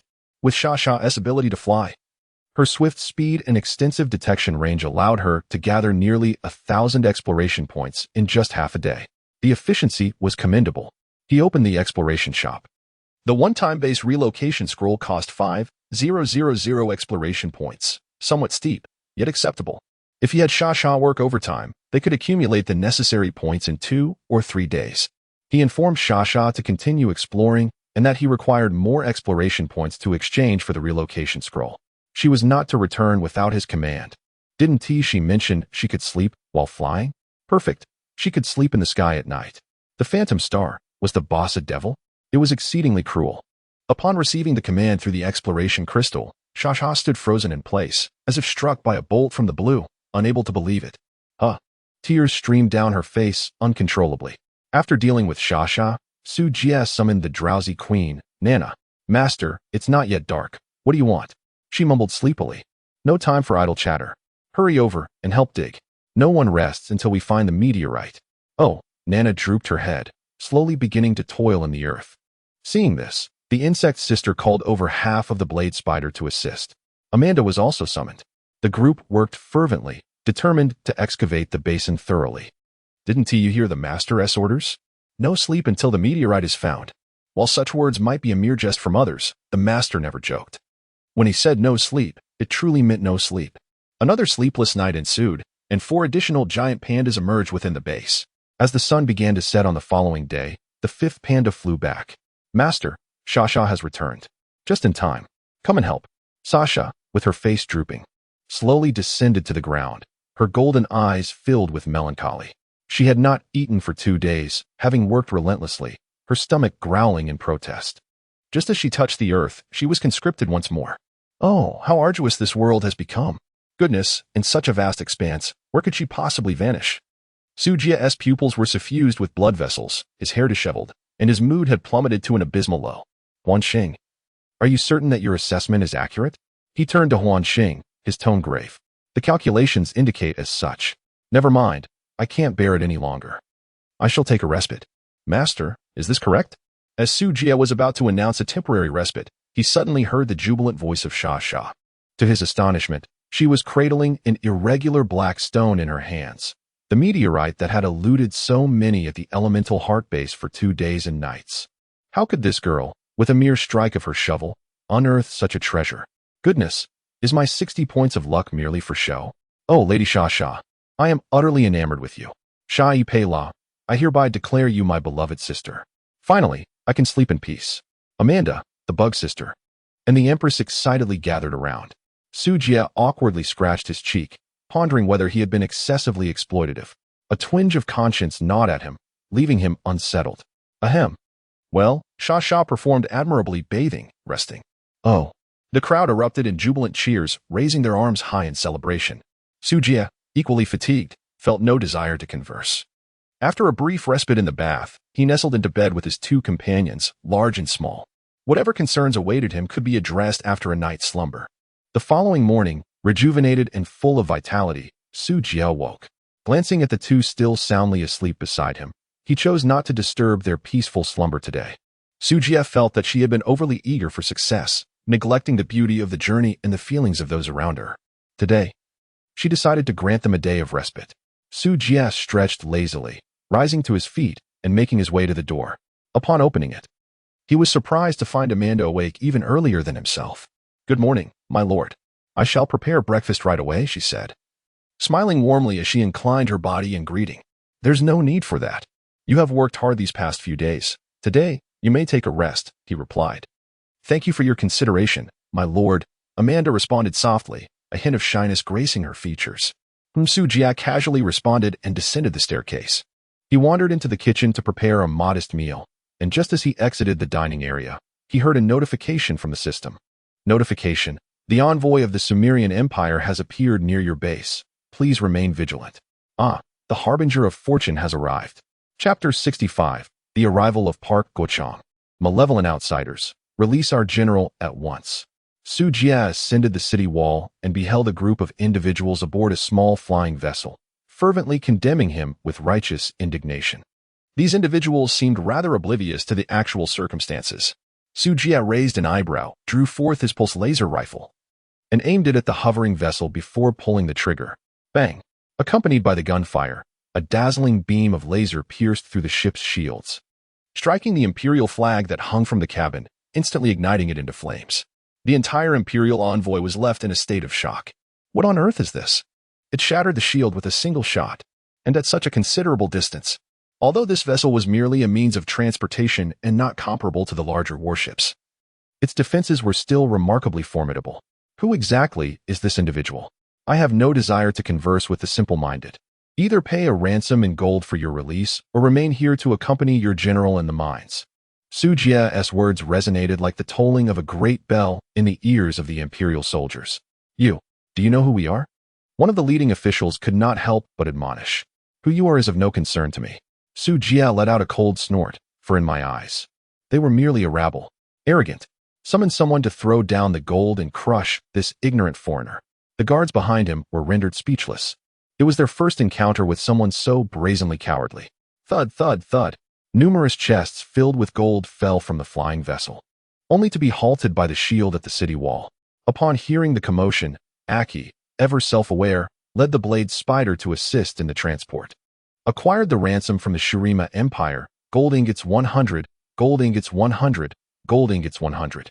Upon receiving the 150,000 gold coins, Su Jie wasted no time and instructed Xiao Jia to bring Isaac, who had tirelessly mined for 3 consecutive days and nights, out of the depths. The moment the general emerged into the light, tears streamed down his face. "General, my lord, are you unscathed?" Isaac choked back his sobs, collapsing into the arms of a soldier, weeping with a heart-wrenching intensity.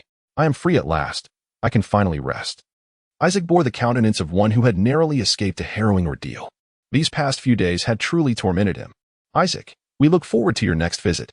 Su Jia stood atop the city wall, waving towards Isaac with a cryptic smile gracing his lips. Isaac felt a surge of tension coursing through him. Return next time? Does he truly consider me a fool? Humph, what are my 2 other deputies? Why have they not been released as well? Isaac glared at Su Jia, demanding an explanation. "I regret to inform you that the ransom of 150,000 gold pieces pertains solely to you. However, if you are willing to pay an additional 50,000 gold pieces, I may contemplate the liberation of the others." Su Jie narrowed his eyes, a dangerous glint flickering within. You are indeed ruthless." Isaac was acutely aware of the terrifying weaponry housed within Su Jie's base and thus refrained from provoking this individual over 2 subordinate officers. Ultimately, he could only endure his frustration and depart with a heavy heart. However, Su Jie was not one to be underestimated. Even a passing goose must shed its feathers. How much more so for a flying vessel? "Wait, did I permit you to leave?" Upon hearing this, Isaac nearly leaped in exasperation, grinding his teeth as he turned around. "I have already paid the ransom. What more do you desire? I previously stated that the 150,000 gold pieces are your ransom alone, not for anyone else." Su Jie spoke softly. "You may leave, but the rest shall remain." Isaac's expression darkened, his suppressed fury nearly erupting. "Do not push your luck. Phantom Star, fire at will." "As you command." With a single command from Su Jie, 30 lightning cannons atop the city walls began to gather their energy. Isaac, frightened, stumbled back several paces, his soiled face a portrait of panic. Stop. I concede. I agree.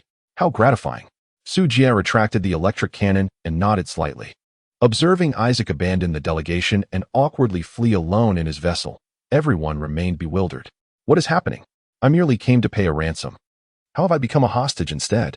The leader of the delegation, who had been the most boisterous, stood utterly dumbfounded. "Welcome, everyone, to our loving family. Wei, Fa Mule, Erchi, bind them all and send them to the mines." "Understood." Erchi immediately surrounded the delegation with a host of fierce blade demons, dragging them away without hesitation.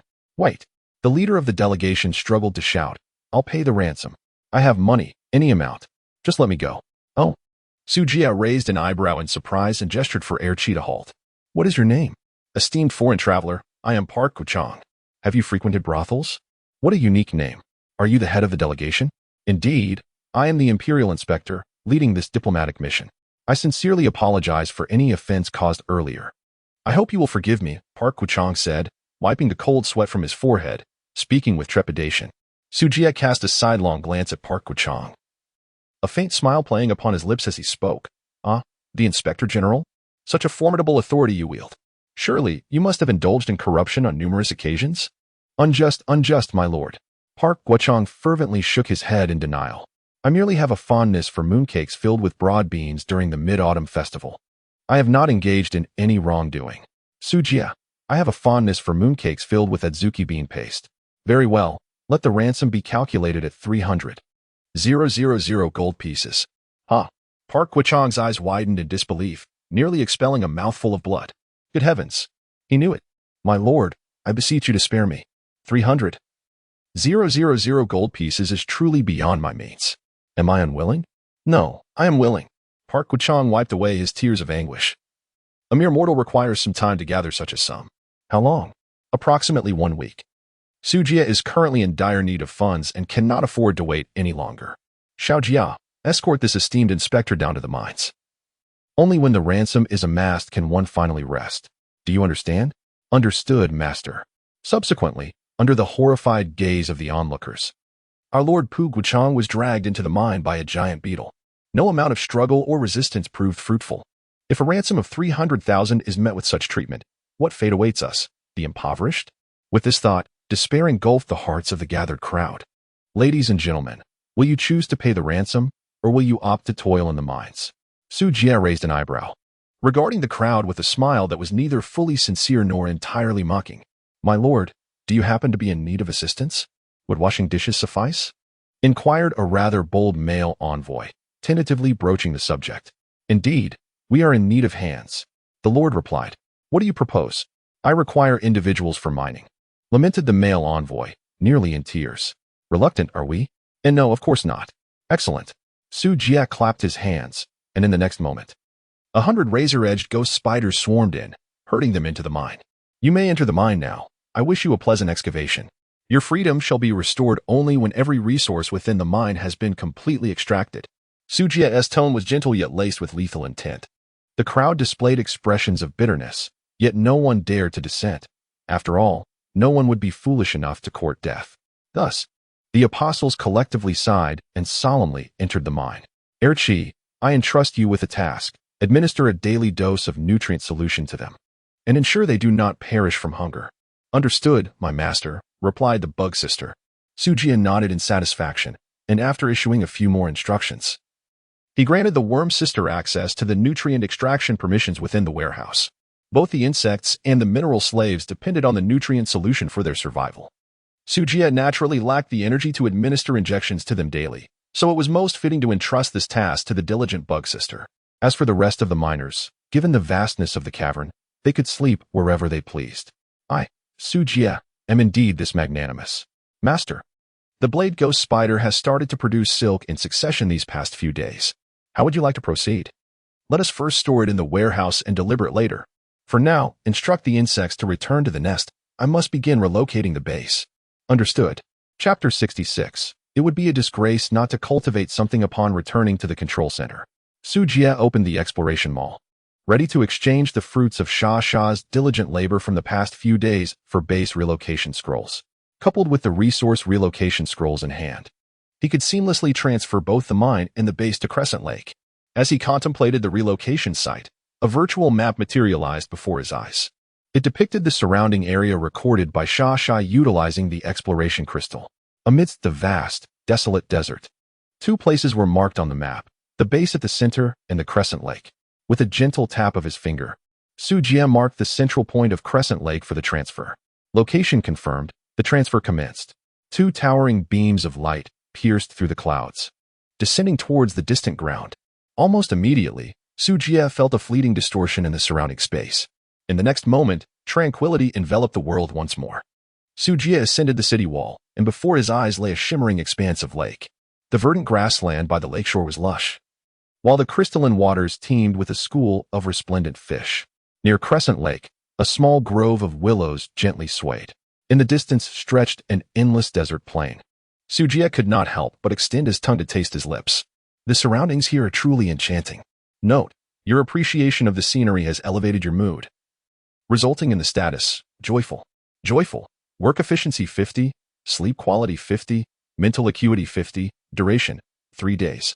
Indeed, after departing from that accursed radiation zone, acquiring buffs has become remarkably effortless.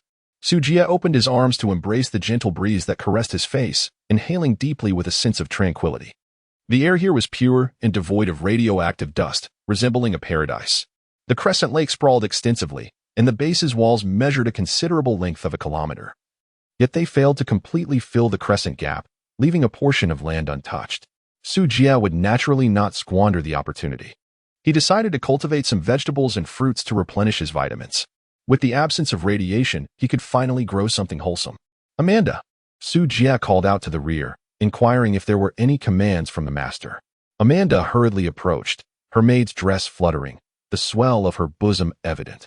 Go fetch some seeds and plant crops to fill the vacant land around the base, the master instructed. Amanda blinked in confusion and asked, my lord, did you not say I could rest today? Su Jie slightly squinted. Have I mentioned it before? Indeed. Ahem. Tomorrow let us take a break. Plans often succumb to the unpredictability of change. Furthermore, please wake up Sha Sha and Nana, and have them come over to assist. Eh? What is the matter?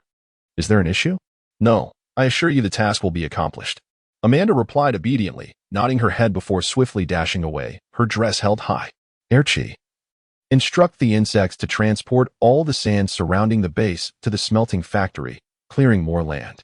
It would be a disservice to my identity as a Huaxiao person not to cultivate something in such a splendid place.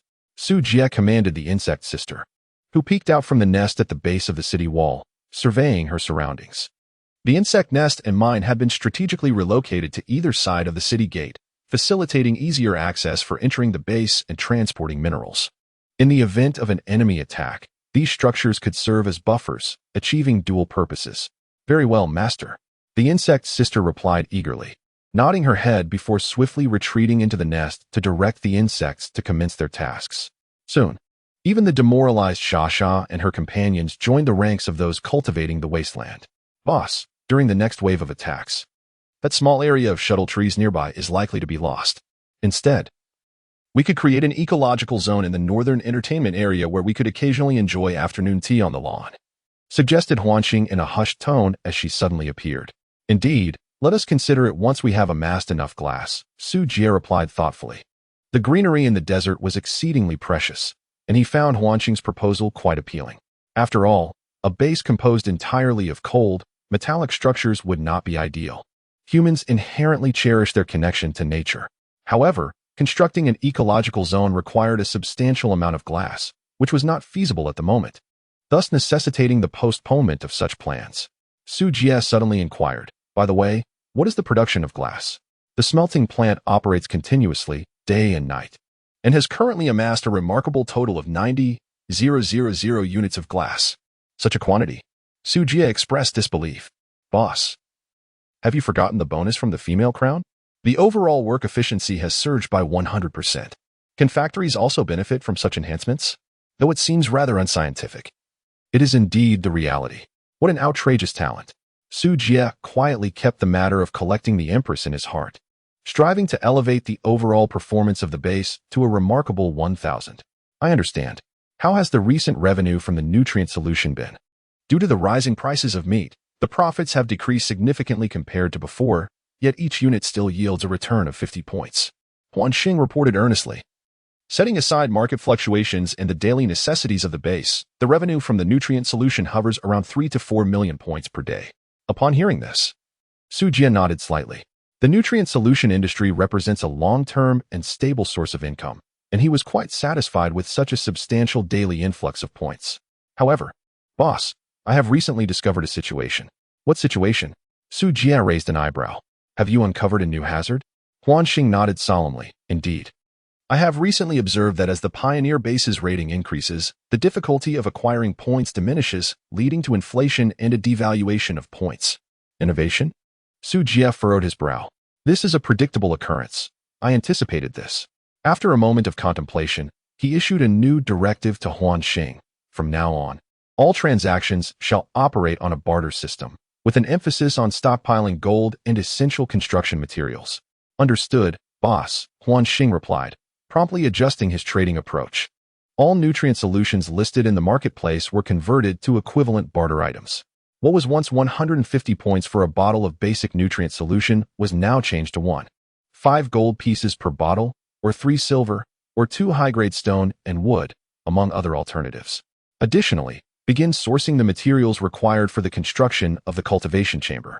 Furthermore, keep an eye out for the materials needed for large-scale mining equipment. The mining speed at the base remains insufficient, and we must upgrade our mining methods. Understood, boss. Huanxing acknowledged the command and immediately set to work. Su Jie was not idle either.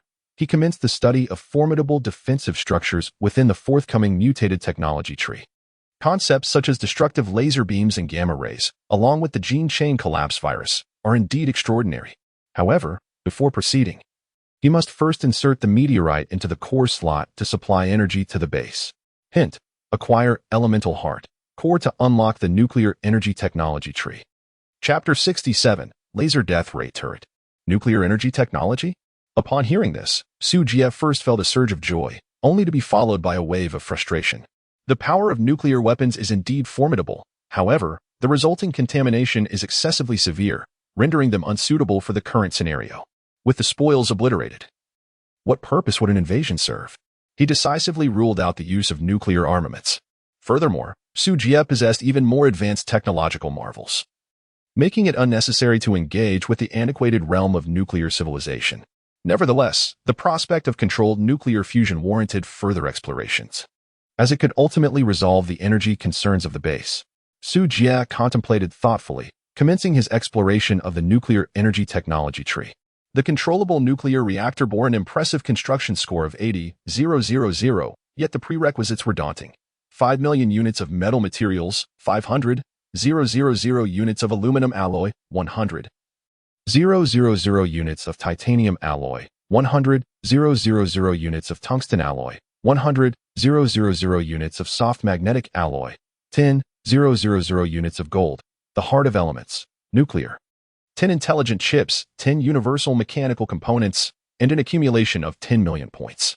Upon surveying the exorbitant materials required for the construction of controllable nuclear fusion, Su Jie could not help but feel a twitch at the corners of his mouth. Must it be so prohibitively expensive? Achieving controllable nuclear fusion would signify the acquisition of boundless energy, yet the challenges involved were equally formidable. Su Jie decisively dismissed this matter, as it is currently futile. We shall revisit it at a later time. Prompt. Yi Liangchen has sent you a friend request. Do you wish to accept? Su Jie was momentarily lost in thought, unable to recall who this person was. Instinctively, he clicked to agree, curious about what the other party sought from him. Yi Liangchen exclaimed, "Brother, we agreed to team up for the dungeon. Where are you?" Su Jie smacked his forehead, realizing how he had completely overlooked this matter. Su Jie scoffed. "You expect me to risk my life for a mere piece of furniture? What a ridiculous notion." With a disdainful curl of his lip, he promptly blocked the individual. Meanwhile, the unfortunate Yi Liangchen, upon receiving the notification of being blocked, found himself at a loss for words, teetering on the brink of tears. He never anticipated that Su Jie would so swiftly sever their ties. His attempt to speak was effortlessly erased. Damn it, I refuse to believe I cannot handle this. Fueled by frustration, Yi Liangchen continued to send friend requests, only to face repeated rejections. On the other hand, Su Jie dismissed the incessant notification sound and delved into the mutated technology tree. The materials for the cultivation chamber had already been dispatched for collection by Huanqing, and it wouldn't be long before they were gathered. Once established, it would undoubtedly trigger a large-scale attack event involving 200,000 adversaries. Enhancing the base's defenses had become an urgent task for Su Jie. Small laser death rate turret comprehensive building rating, 1,000 construction requirements, 150,000 metal materials, 150,000 iron ore, 150,000 copper ore, 50,000 silver ore, 1,000 radium, 100,000 points. Description. Effective range of 1,000 meters. Releases laser beams or light waves that ignore defenses, directly damaging the cellular structure of living organisms or electronic components. Single target attacks can annihilate organisms with a constitution below 500 points, while area of effect light waves can obliterate organisms with a constitution below 100 points. And now, radium is required? Upon realizing that the defensive structure necessitated special elements, Su Jie was suddenly overwhelmed. Setting aside the 10,000 universal metals required for the construction of the cultivating chamber, he was left with merely 1,100 universal metals. That would barely suffice to build a single death ray turret. How disheartening. Where could he possibly find these special elements? Su Jie furrowed his brow in distress as he rubbed his temples. A notification appeared. Yi Liangchen has sent you a friend request. Just at this moment, Yi Liangchen persistently continued to send requests. Su Jie was on the verge of madness. Ultimately, overwhelmed by annoyance, he had no choice but to click agree. Su Jie, are you not tired of being so bothersome? I could simply return a furniture treasure chest to you. Is it not possible to team up with someone else? Yi Liangchen, my brother, one must honor their commitments to others. This is a matter of principle. Su Jie, enough of this nonsense. I have no desire to engage in further conversation. I shall not venture into any dungeons. The human race is feeble, and I cannot offer assistance. Yi Liangchen feeble? Who dares to utter such words? The human race stands as one of the 3 great races of the heavens. Who would claim us to be weak? Does anyone dare to suggest that we lack a great emperor among us? Su Jie, do you truly believe those words? Yi Liangchen, you have no idea how powerful our human race was during its most prosperous era. Even those so-called top-tier races now retreat in fear upon encountering us. Su Jie so? Yi Liangchen, The lack of culture is truly alarming. Let us not dwell on that. Returning to the matter at hand, regarding the instance. You must be aligned with the technological realm, correct? Sujia, take a guess. Yi Lianchen. There's no need to guess. The Goblin Merchant Guild has your transaction record. I exchanged 100,000 points for that intelligence, so it cannot be mistaken. You must be in dire need of metal materials and blueprints. This small dungeon is a side of the mechanical race, and you should comprehend its intrinsic value. Sujia felt a flicker of temptation. Yet he resolutely chose not to proceed. Without the protective structures of the base, venturing out alone, relying solely on his own strength, would essentially be a one-way journey. No matter how bountiful the rewards of the dungeon might be, one must possess the means to claim them. Sujia, allow me a moment to ponder. Yi Lianchen, I shall wait for you merely 2 days. After that, the instance will expire. Sujia, certainly. Sujia fell into a moment of silence. Then suddenly lifted his gaze to the window, murmuring to himself, this fellow is indeed suspicious. He is willing to expend over 100,000 points merely to inquire about my circumstances, only to seek my assistance in unlocking a trivial side quest? Sujia's eyes flickered, as if ensnared in a deep contemplation. He pondered over what qualities he possessed that might render him desirable to others. After an exhaustive reflection, he could not discern a single trait that would attract anyone. Truly, he was devoid of merit. How unfortunate! Sujia abruptly slammed the table, exclaiming, Am I truly that inept? Boss, what if others are precisely drawn to your perceived shortcomings? At that moment, Huan Xing interjected, her words striking like a sharp arrow, piercing through Sujia's proud yet fragile heart. One must be cautious with their words, for they can inflict deep wounds.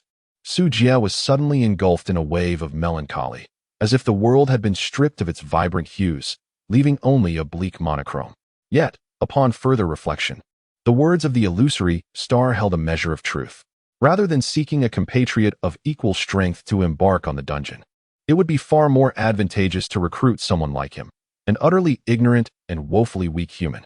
In this manner, wouldn't the rewards within the dungeon be ripe for the taking? The more Sujia contemplated, the more he found the reasoning compelling. Now that the issue had been identified, only the resolution remained. As long as he could become even more formidable than Yi Lianchen, all problems would be effortlessly resolved. And he could even execute a classic strategy of playing the fool to deceive the wise, culminating in a spectacular counterattack. Sujia chuckled quietly to himself, thinking that there were numerous ways to grow stronger. At present, the most suitable method was to fervently engage in the K arena to accumulate K points, which could then be exchanged for skill upgrade scrolls or life leap potions. Sujia, proud and aloof dragon, are you there? Are you there? Are you there? Christia, how much gold will it be this time? Sujia, this is not what I wish to inquire about. I seek to know if you are aware of the human race, one of the 3 great races standing at the pinnacle of the myriad realms. Christia, huh? The human race? Pinnacle? Surely you must be referring to the celestial beings, are you not? Could it be that you are traversing the path of cultivation? Yet that does not align, for why would the path of cultivation require such an abundance of gold? Sujia, according to your perspective, the ultimate fate of humanity is ascension to immortality? Christia, I belong to the dragon lineage. Why ask me? Who else should I inquire? If you do not purchase gold, then begone, for I am preoccupied. Sujia, all right, please continue with your work. Chapter 68, The Leap of Life, Psychic Power. Huan Xing, what is your perspective on this? There must be something amiss. What I mean is, will drinking the potion of life transition lead to ascension into the immortal race? Huan Xing, no, it will not. Sujia, why? The celestial beings cultivate through practice, not through the consumption of substances. Huan Xing calmly analyzed. If the boss is concerned that ingesting the potion may lead to a monstrous transformation, he may simply allow Erchi to consume it. In this manner, with 3 apostles by his side, the boss could face any peril without fear. Why then should he risk advancement? Nevertheless, Sujia furrowed his brow. Although the apostles were formidable, their attribute values were synchronized with their master, rendering my current attribute points insufficient to unleash their full combat potential. If I were to consume the Transcendence Elixir, not only would my own strength be augmented, but Shasha and Nana would also receive a significant boost. A single vial would enhance the combat prowess of 3 individuals, which is undeniably more advantageous than merely strengthening Aki. Huan Xing remained silent for a few seconds. It seemed the boss had already reached a resolution. Sujia has come to a realization. Since humanity is so frail, he might as well abandon his humanity. Bo retrieved the potion, uncapped the vial, and tilted his head back to consume it. Sujie gently closed his eyes, sensing the medicinal effects gradually merging with his bloodstream. Before long, he felt his body temperature soaring rapidly. Current race: human, race transition initiated and successfully activated. Life transition progress: 123. Sujie abruptly opened his eyes, his gaze radiating with a dazzling brilliance. He took a deep breath, feeling the immense energy surging throughout his body, and could not help but let out a long, resounding howl that echoed into the heavens. This exclamation startled those working outside. Sha and the others hurriedly rushed in. "Master, are you all right?" Nana inquired anxiously. No sooner had she spoken than she noticed her attribute values beginning to soar at an astonishing rate. What had once been a meager 300 points in her 4 attributes now surged past 500 within mere moments, continuing its ascent. The elemental energies of earth and darkness in the air began to converge towards the two women. Sujie had lost all interest in the transformations of the two individuals. At that moment, he felt as though every cell in his body had been shattered into a million pieces, only to be reassembled by invisible hands. The excruciating pain, penetrating to the very depths of his soul, brought him to his knees, his face contorted, drenched in cold sweat. Yet before long, the intense agony was eclipsed by a wave of relief.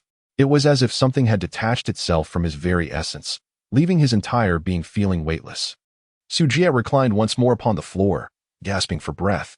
As his awareness gradually sharpened, he found himself reluctant to move. This unprecedented sensation felt as though his soul had shed its confines, experiencing a rebirth. Not only his corporeal form, but his very spirit was rejuvenated as well. "Master, please don't die. I promise I will never sleep in again." Seeing Sujie unresponsive, Sha grew anxious, her words tumbling out in disarray. "This is what you said."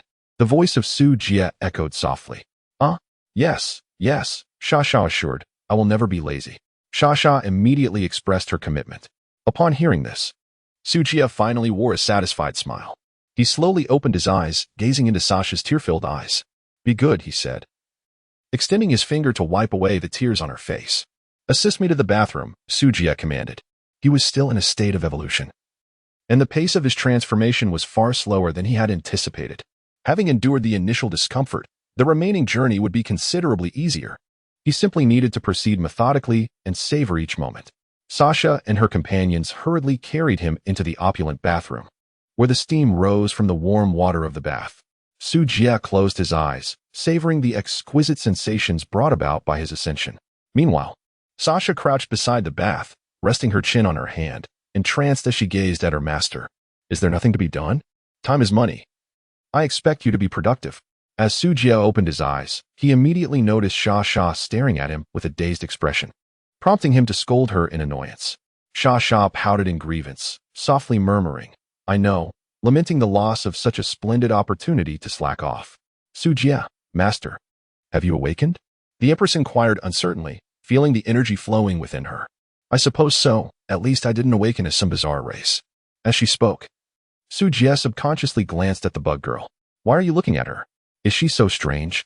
The bug girl pouted unhappily, clearly offended. "I am undeniably beautiful." "Sujie, indeed, exceedingly beautiful." "Humph," Sujie chuckled softly.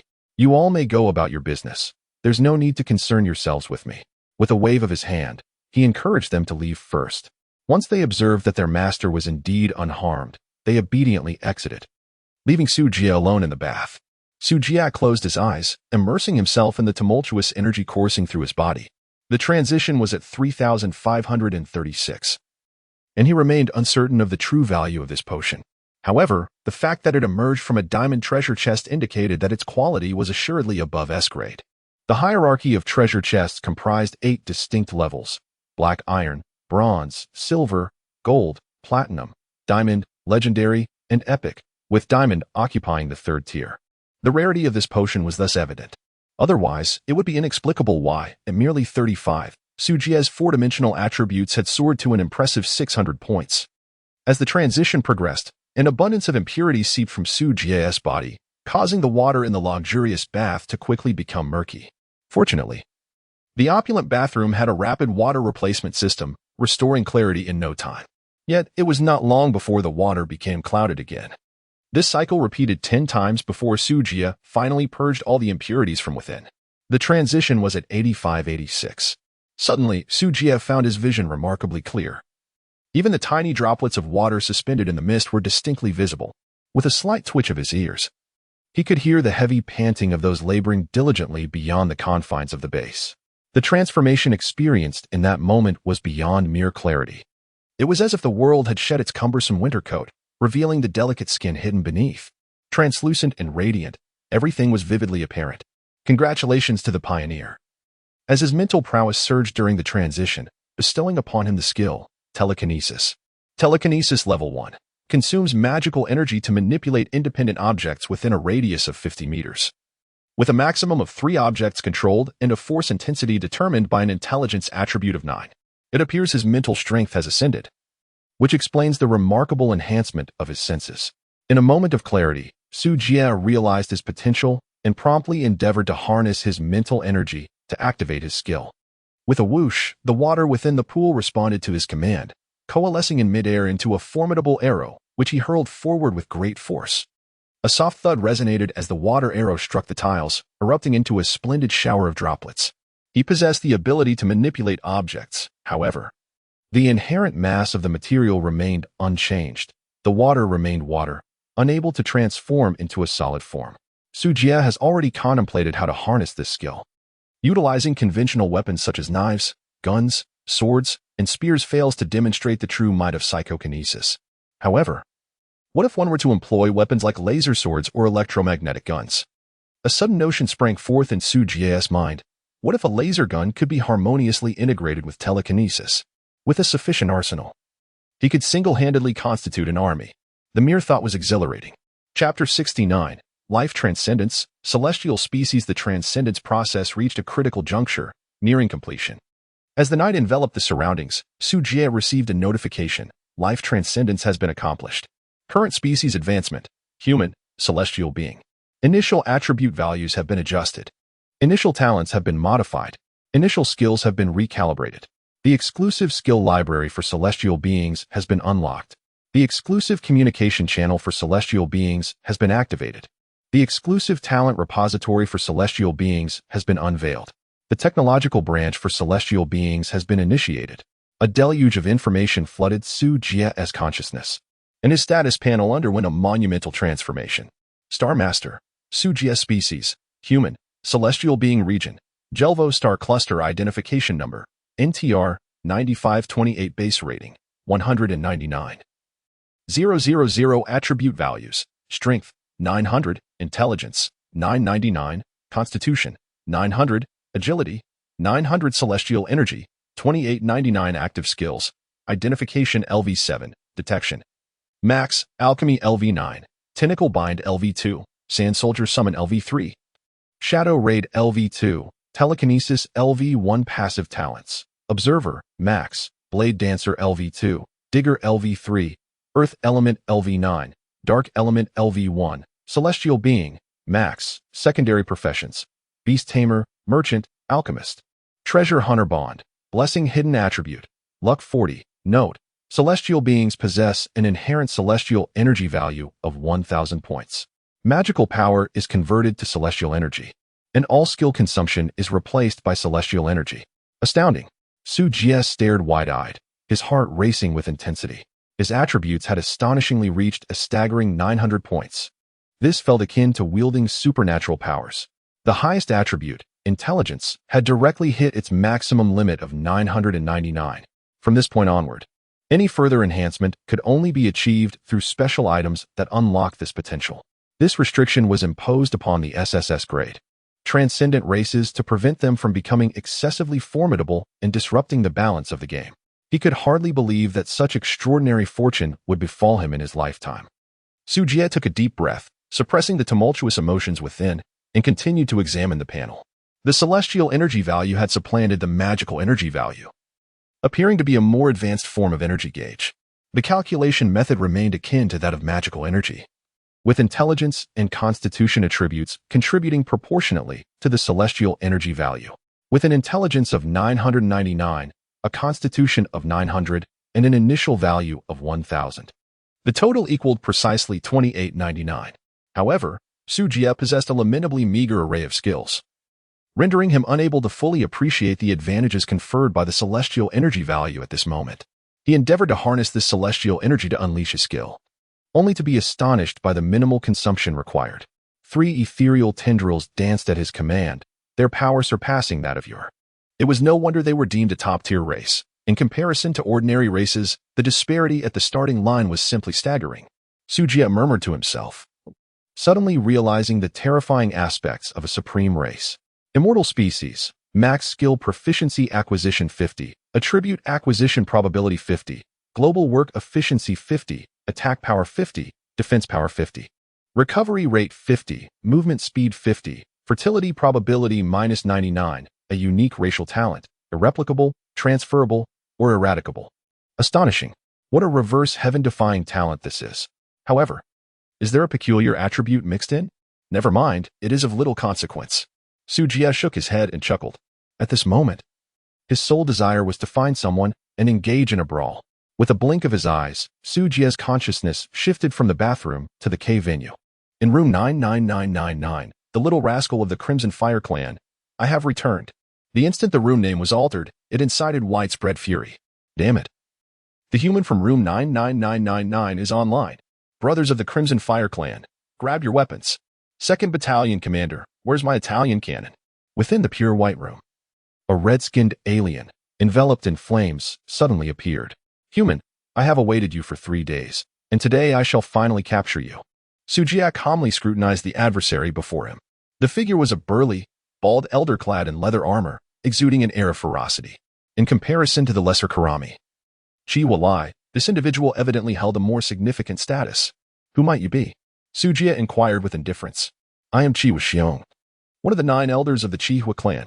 Chi Wuxiong retorted, his face twisted in a menacing grimace, his eyes ablaze with murderous intent as he glared at Su Jie. You have brought disgrace upon my clan, tarnishing our honor. I vow that today I shall reduce you to ashes. Ha! Su Jie mockingly tugged at the corner of his mouth, proclaiming that when one lacks skill, they resort to calling upon their parents. Is our human race devoid of great emperors? How outdated is that notion from years ago? Chi Wuxiong scoffed at the idea. It seems that there truly were formidable figures among humans in the past. Su Jie mused with a furrowed brow. Enough of this trivial chatter, young one. Endure. Wait a moment. Su Jie suddenly raised his hand to halt the conversation. Since you are one of the ancestors of the Flame Tribe, you must possess considerable wealth, correct? Chi Wuxiong replied with a hint of impatience. And what of it? What concern is it of yours? It is of great concern, indeed. How could it not be? Su Jie immediately adjusted the betting price for the room, pressing 3 zeros in succession. A mere 1,000 points was trivial, unworthy of your esteemed heritage as the 9th ancestor. What say you to 1 million points? 1 million points is no insignificant sum, even for the 9th ancestor. After all, starting from scratch and accustomed to a life of luxury, it presents a considerable challenge to embark on a new venture. Chi Wuxiong hesitated for a moment before gritting his teeth and responding, very well. However, I currently lack such a wealth of points. I shall use K-value as a substitute. Not a problem. Although K-values cannot be traded directly, they can circulate through the betting agreements in K-arenas. The current market ratio stands at 1K2,000 points. Individuals like Lorella, who may not excel in base development but possess formidable combat skills, often find themselves immersed in K-arenas, earning K-values to acquire the resources necessary for base expansion. In recent days, Lorella has scarcely engaged in conversation within the team channel. He is either in K or en route to the K arena. Consequently, the progress of base development has accelerated significantly. All roads lead to Rome, and in this regard, the will of the world has performed admirably, leveraging the strengths of various races. Beep, beep, beep.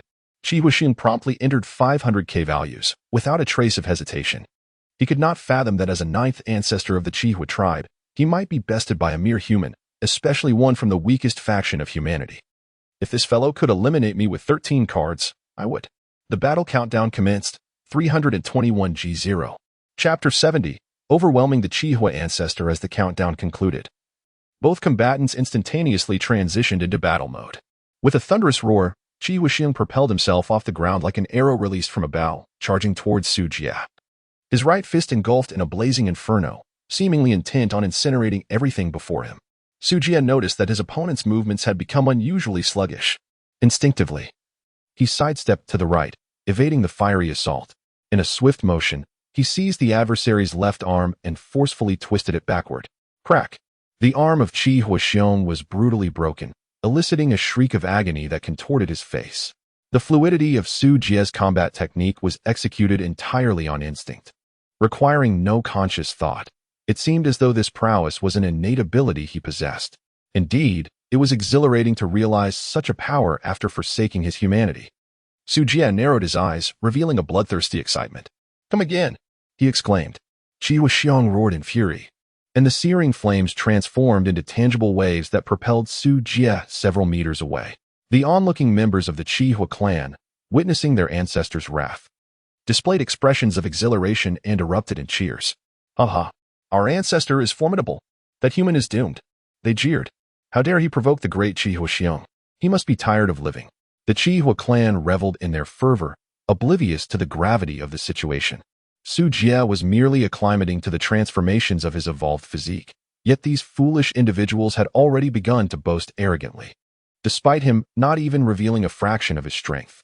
Casting a glance at the attributes of Qi Huaxiong, one could discern Qi Huaxiong, Strength 489, Intelligence 602, Constitution 524, Agility 412, Magic Power 1899.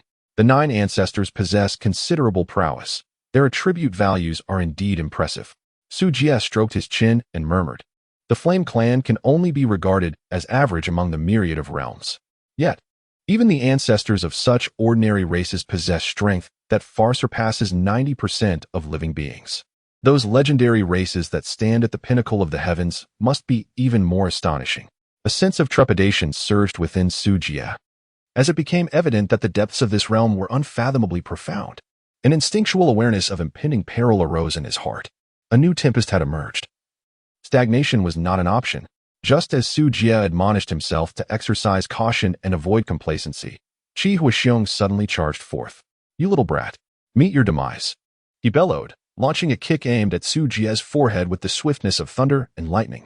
Should the strike connect, it would undoubtedly result in an explosive demise on the spot. Su Jie, however, moved forward with an air of calmness, narrowly evading that fierce kick. In an instant, he clenched his right fist and struck mercilessly against Qi Huaxiong's chest. The sound of impact echoed, as the force of 900 points proved insurmountable. Qi Huaxiong immediately spat out a mouthful of blood, hurtling backward and rolling over 30 times on the ground before finally coming to a halt. "You are simply too weak." Su Jie shook his head and let out a sigh. A profound sense of solitude, as if no one in the world could rival him, arose within him. As if in this realm, he was destined to pursue victory in isolation. The expression of utter disappointment on Su Jie's face not only incited fury in Qi Huaxiong, but also stirred feelings of embarrassment within him. How could he, a distinguished ancestor of the Qi Hua clan, be vanquished with a single punch by a mere human? Even the onlooking members of the Qi Hua clan were in a state of shock. Their revered ancestor had lost. Impossible. The ancestor would never succumb. This young man must have employed some despicable trick. Yes, just moments ago, the ancestor had been careless and failed to evade. Otherwise, how could he have been defeated by this insignificant brat? Listening to the clamor of his kin, Qi Huaxiong felt a stinging heat on his face. Only he understood the sheer force of that punch. "Senior, are you not human?" At this moment, Qi Huaxiong finally sensed a glimmer of insight. Su Jie cast a fleeting glance at him, a cold smirk playing on his lips. "Predecessor? Old man, do not speak carelessly. I am not nearly as aged as you." Qi Huaxiong felt a wave of embarrassment wash over him. He had assumed this young man was an ancient being who had wandered the mortal realm for countless eons. However, the truth remained that strength was paramount. In the myriad realms, the mighty held dominion. The one with the mightiest fist was the true sovereign, an immutable truth that transcended time. Qi Huaxiong, well versed in this principle, demonstrated his ability to yield and adapt, promptly conceding, "You are indeed right, esteemed predecessor. I, Qi Huaxiong, admit my defeat." Upon hearing this, Su Jie furrowed his brow, feeling a tinge of disappointment. Is this where it ends? Qi Huaxiong was momentarily taken aback, but quickly regained his composure, hastily adding, "I sincerely apologize for any previous offenses. This is not merely my own sentiment, but a small token of goodwill from our clan." I hope the esteemed elder can forgive our impolite behavior. As soon as he finished speaking, a finely crafted, crimson gemstone materialized out of thin air, floating gracefully before Sujia. Sujia lowered his gaze and was instantly delighted. What is this? Oh, esteemed senior, you may not be aware, but this is a rare treasure of our clan, the fire source crystal. It enhances magical power and amplifies the potency of fire attribute skills. Qi Wuxiong explained with a smile. Although the elemental energy contained within this crystal core may not rival that of an elemental core, its abundance is remarkable. If one absorbs a sufficient quantity, there exists a possibility of acquiring innate fire elemental affinity, thus unlocking fire magic. How many such precious treasures do you possess? Qi Wuxiong was taken aback. Senior, this. Sujia nodded slightly, indicating that he was not concerned about the monetary aspect. Speak candidly. After a moment of contemplation, the fierce fire ancestor eventually gritted his teeth and acquiesced. Aside from the one I possess, my fire clan still has 10 fire source crystals. Currently, the major regions remain inaccessible, and the Jurwo star cluster, where Sujia resides, harbors very few members of the fire clan, despite being an esteemed elder within my clan. Overseeing all the fire lineage in this area, the acquisition of fire source crystals has been woefully meager. The market price for an elemental core hovers around 1 million points. Thus, even if we value your fire source crystals at 100,000 points each, totaling 1 million points for 10, I trust this will not pose an insurmountable challenge for you? Sujia calmly quoted a price. Qi Wuxiong's lips twitched uncontrollably. The elemental core is valuable yet rare. It seems you have someone willing to sell it for 1 million points. The actual price of the fire source crystal is undoubtedly not as affordable as Sujia claimed. However, if it could mend the rift between this esteemed individual and our clan, a minor loss would be acceptable. Very well. But the elder must also ensure that no trouble will be brought upon the younger generation of my clan in the future. Naturally, Sujia readily agreed, stating that had it not been for someone named Qi Hualai provoking him, he would have no desire to trouble them. Qi Wuxiong was taken aback. Qi Hualai? Indeed. Sujia nodded. By the heavens, I shall make it my mission to deal with him. At that moment, Qi Hualai on the spectator stand suddenly felt a chill run down his spine and couldn't help but shudder. After a cordial exchange, Qi Wuxiong successfully resolved the conflict between the two parties. Upon acquiring the flame source crystal, Sujia also renamed his room to Duguqiubai. As the ancients wisely stated, a household with an elder is akin to possessing a treasure. New Era, Year 0, January 3rd. Qi Wuxiong transformed the enmity with the Galactic Empire into a bond of camaraderie, salvaging countless compatriots from peril, thereby etching his name into the annals of history. Revered by future generations as the esteemed ancestor of fire rescue. Chapter 71. An unexpected encounter with the adorable Luo. Qi Wuxiong departed with his kin. Yet room 99999 found itself at the center of attention. The appearance of a figure suspected to be a formidable individual from the human race immediately captivated the interest of various factions in the vicinity. However, the subject of this intrigue, Sujia, remained utterly indifferent to the unfolding events. He was presently seated cross-legged on his bed, idly toying with a resplendent, translucent crimson crystal. The flame source crystal, a pure energy crystal, coalescing the elemental power of fire. How might one absorb such a thing? Sujia caressed the fiery crystal in his hand, a look of hesitation crossing his face. Master, why not simply consume it? Suggested Sha, clad in a breezy nightgown, her expression one of innocent curiosity. Sujia, slightly irritated, gave her a light tap on the forehead, exclaiming, Your master does not possess such a formidable capacity to digest something so vast. Wu Shasha rubbed her forehead, still stinging from the tap, and said with a hint of grievance, Then what should we do? Master, each race has its own unique method of advancement. Perhaps you should consult your kin?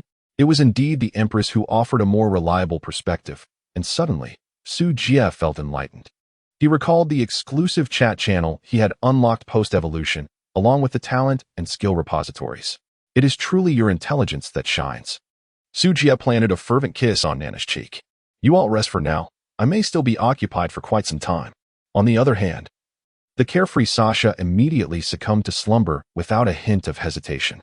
In stark contrast, the Empress wore a look of deep melancholy, seemingly on the verge of expressing something, yet choosing to hold her tongue. Sujia had no time to indulge in a gentle reverie. The exhilarating sensation of gradual empowerment had captivated him profoundly, leaving him unwilling to pause. He swiftly accessed the race-specific chat channel and dispatched a message. As anonymity was not an option in this exclusive channel, he had no choice but to use his real name. Celestial Being Race Chat Channel. Sujia, are there any fellow practitioners online? Having sent the message long ago without any response, he remained uncertain whether there were no traces of the immortal clan in the current area or if the esteemed individuals were simply preoccupied, too busy to engage in idle chatter. Consequently, Sujia dismissed any hopes of receiving assistance from these elusive immortals. Leaving behind a message to contact him privately for matters of importance, he proceeded to delve into the skill repository, searching for useful abilities to learn. The exclusive skill and talent repositories for his race required a new currency known as contribution points for transactions. The will of the world had dispatched them to this new universe for plunder, and naturally, the resources seized were to be returned to the original universe. The new version had introduced a recycling module, whereby various materials could be exchanged for corresponding contribution points. Conveniently, Sujia had accumulated a plethora of miscellaneous items in his storage, and he casually accessed the recycling module, casting all these items into the recycling system. Recycling a venom sac yielded 10 contribution points. Recycling 300,000 snake scales provided 30 contribution points. Recycling 600 bones resulted in 6 contribution points. Was that truly all? Sujia raised his eyebrows slightly, revealing a hint of frustration. Opening the skill library, he discovered the most affordable skill books available. Celestial Technique, Beginner Chi Induction, 500 contribution points. Celestial Technique, Beginner Fireball, 500 contribution points. Celestial Technique, Beginner Gentle Breeze, 800 contribution points. Celestial Technique, Introductory Swordsmanship, 1000 contribution points. Celestial Technique, Introductory Dagger Techniques. Goodness. Are the entry-level skills truly this expensive? Is there no justice in this? Observing the exorbitant prices of these skill books, Sujia's expression fluctuated between hope and despair. Had he been a native of the celestial race, he would not have required these tomes. The knowledge would have been inherent. Unfortunately, being a latecomer to this path, he had to start from scratch and learn gradually. Fortunately, the system provided a means to learn effortlessly. Upon clicking, the knowledge would be instantly acquired, sparing him the time that would otherwise be spent deciphering complex techniques. After a moment of contemplation, Sujia decided to recycle the surplus stones in his inventory, which were of little use. Adding the 46 points he had previously obtained from miscellaneous exchanges, he gathered a total of 500 contribution points and exchanged them for the least expensive Chi induction technique. Notification: successfully utilized skill book. Acquired skill: Celestial Technique, Chi induction, initial level. In the next instant, a torrent of information surged into his mind, prompting Sujia to close his eyes and enter a state of meditation. Celestial Technique, Chi induction, in a non-combat state. By sitting quietly, one can autonomously absorb nearby energy and convert it into celestial power. As Sujia entered a meditative state, the energy within the fire source crystal flowed through his skin and permeated his limbs and bones. Absorbing the essence of the fire source, he gained 1 celestial power. Absorbing the essence of the fire source, his affinity for fire elements increased. Absorbing the essence of the fire source, his resistance to fire elements improved. Absorbing the essence of the fire source, his physique increased by 1. Sujia was astonished to discover that this so-called Chi induction technique did not require him to operate any specific cultivation method. He merely needed to maintain a seated posture. With this revelation, he took the liberty of extracting all 11 fire source crystals and gathered them in the palm of his hand. Meanwhile, he directed his consciousness into the NK field to enhance his skill proficiency and K value. As for time management, he had thoroughly mastered that aspect. Sujia now possesses a clear objective: to prioritize the enhancement of his own strength, subsequently venturing into the dungeons mentioned by Yi Liangqin to acquire rare metals. He aims to amass sufficient materials to embark on an ambitious construction project and initiate large-scale assaults. Once the base is stabilized, he plans to launch a counter-invasion, capturing numerous queens to serve him. Indeed, the plan is flawless. It is time to set it into motion. Notification: you have successfully defeated the Water Tower alien in room 33562, earning 1000 points and 1 NK value. Notification: you have successfully vanquished the Earth Vein Giant clan in room 2776, gaining 100 NK value and 1 NK value. Notification: you have triumphed over the Blood Wolf clan in room 1542, acquiring 200 in K value and 1 in K value. Notification: Su Jie relentlessly cut through the entire arena. Whenever a room was opened, he was the first to charge in and engage in combat. Due to the urgency of the situation, he unleashed his full strength each time, achieving instant kills. Throughout the night, he rendered the surrounding area devoid of challengers, as no one dared to open rooms for duels. However, Su Jie dismissed rooms with stakes he deemed too trivial, leaving some weaker factions unaffected. As he continued his relentless advance, he inadvertently stumbled into one of the top 100 rooms. Notification: You have entered room 96. Betting agreement: 300 in K value. Winged race? Human race? Are you Lorella? Upon hearing this familiar name, the avian opponent opposite him was momentarily taken aback. It is I. Do we know each other? He responded with a chuckle. What a coincidence this is. Su Jie was taken aback to find himself amidst familiar faces, as if the floodwaters had swept him to the Dragon King's temple. Upon their first encounter, Su Jie cheerfully introduced himself. What a surprise to meet you here. Truly, the whims of fate are unpredictable. At his words, the tension of the team member, Lorella, visibly dissipated. She had anticipated a brawny warrior, a veritable Goliath of muscle, yet discovered a rather endearing figure instead. It was no wonder Sophia affectionately referred to her as Little Lolo. Lorella's appearance diverged sharply from Su Jie's expectations. She lacked the towering stature and robust physique he had imagined. Instead, she presented a youthful visage, reminiscent of a cool little loli. A pair of pristine wings adorned her back, complementing her azure feathered attire and enhancing her charming aura. Regrettably, her perpetually stern expression lent her an air of unwarranted maturity. This is the K arena. Do you seek a beating? Upon hearing the embarrassing nickname Little Lolo, Lorella could not suppress her displeasure. Su Jie erupted into hearty laughter. Rare to encounter such a companion. Must you be so serious? Luo Layla shot him a glare, her petite face stern. Once the battle commenced, there would be no possibility of cessation. Discussions could wait until after the fight. Ah, truly. I find you exasperating. Chapter 72. You can drive on such a dreadful road? With a swift draw, the guns blazed forth, and the two were instantly enmeshed in combat. The clash of laser swords and long spears produced dazzling sparks that illuminated the scene. It was uncertain what material forged the weapon in Luo Layla's grasp, for it remarkably withstood the onslaught of Su Jie's laser sword. However, she seemed unable to gain the upper hand, remaining in a defensive stance and enduring the oncoming assault. After the enhancement of Su Jie's attributes, he has reached an unparalleled level of superiority. Unless faced with another top-tier race of SSS rank, he can effortlessly dominate any other species. Little Luo, your speed is insufficient. You cannot reach me. Su Jie deftly evaded Lorella's attacks, a hint of mockery playing at the corners of his mouth. With each strike, Lorella found herself unable to even brush against the fabric of Su Jie's sleeves. You are not human, are you? She inquired amidst her relentless assault. Su Jie did not respond. Instead, he jested, Of course, I am human. What? Do you still believe I am a machine? Humph. Lorella snorted coldly, her gaze filled with defiance. The glory of the winged race shall never fade. Let the thunder be extinguished. With a fierce roar, Lorella's body radiated a blazing electric glow. In the next moment, she transformed into a streak of lightnings, hurtling towards Su Jie. Su Jie narrowed his eyes slightly, swiftly drawing his sword like a flash of lightning. Clang! The resounding clash of gold and iron reverberated through the void. Su Jie felt an overwhelming surge of power coursing through the blade, sending a jolt of pain through his palm. In the next moment, Lorella conjured a silver dagger, glinting ominously as it lunged towards Su Jie's chest, intent on delivering a fatal blow. Alas, how fiercely menacing. Su Jie deftly evaded a lethal strike, and in a swift motion, unleashed a powerful kick with his right leg, striking the opponent's arm.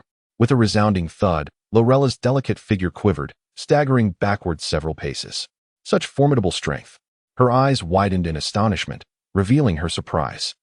Despite her prior anticipation, the first-hand experience still left her utterly astonished. Su Jie grinned. Where do you think this is headed? As he spoke, 3 tendrils burst forth, ensnaring the little girl opposite him. Caught off guard, Lorella found her hands bound in midair. Why you? Lorella's fair face flushed crimson as she glared at Su Jie, fuming with indignation. So what will it be? Do you concede? Su Jie chuckled mischievously as he stepped forward to pinch her chubby cheeks, soft and smooth to the touch. The little girl glared at him fiercely, her gritted teeth rendering her particularly adorable in Su Jie's eyes. There's no shame in losing to me, just admit defeat quickly. Or I may resort to violence. As his words lingered in the air, Su Jie's mischievous hand slowly approached her armpit. Ha ha oh ha.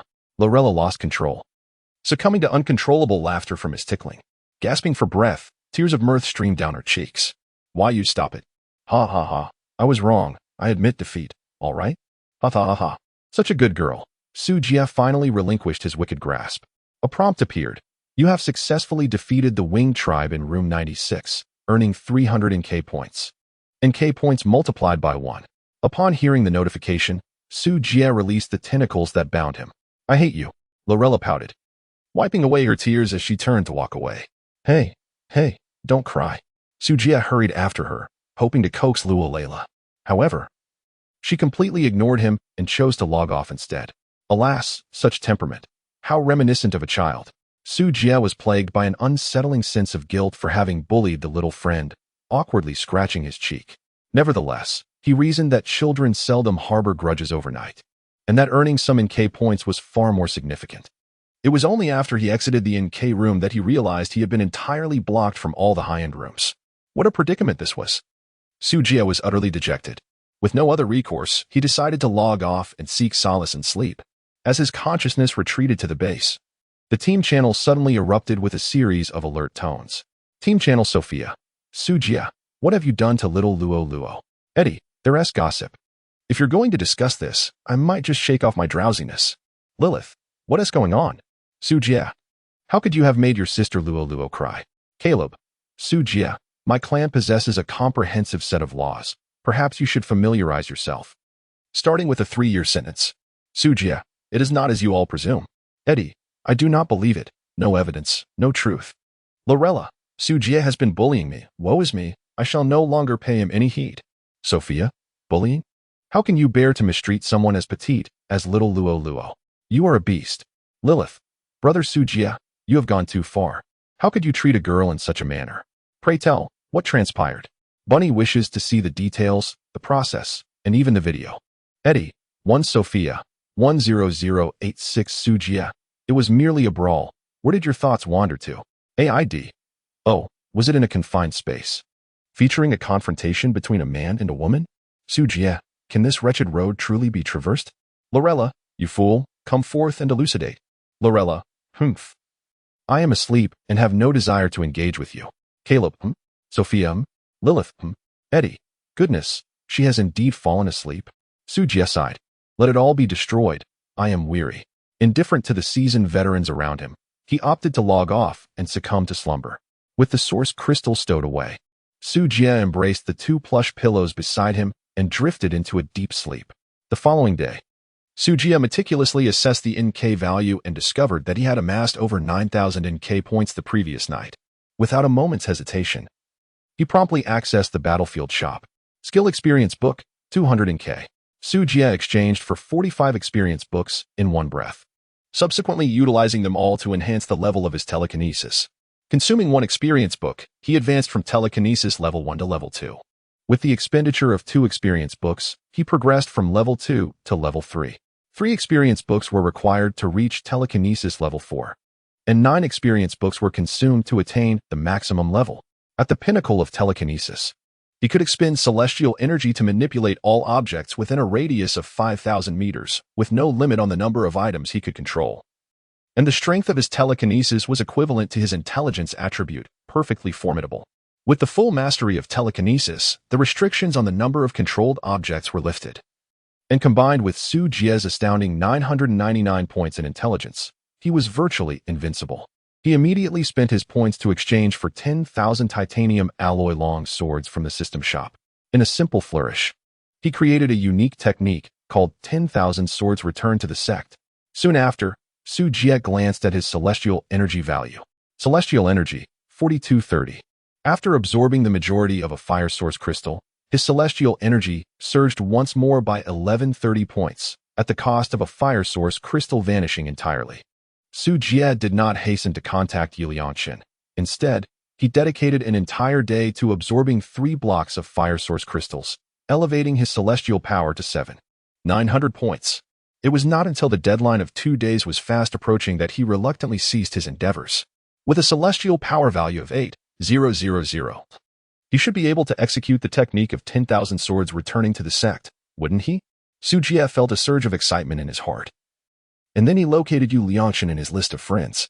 Su Jie, let's get started. Bring me along. Yu Liangchen, you've finally come to your senses, my brother. Let's gather at my base first. Su Jie, you do not belong to our galaxy, do you? The regional teleportation has not been activated. How am I supposed to reach there? Yu Liangchen, that's true. Then I shall directly pull you in. Prompt. Yu Liangchen has sent you a temporary team invitation. Do you agree? Chapter 73. The unveiling of true forms after conveying a few words to Nana to oversee the operations of the base. Su Jie clicked confirm and entered the dungeon. Currently, there were no significant matters at the base. He merely needed to proceed methodically in gathering resources. He only needed to keep an eye on when the ransom from Pu Guchang would arrive. The rest was hardly a concern for Su Jie.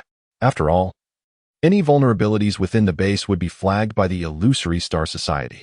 Nevertheless, to be prudent, Su Jie took the Bug Sister with him. The Bug Sister possessed a teleportation skill, allowing him to return to the base instantly in case of any unforeseen circumstances. Prompt.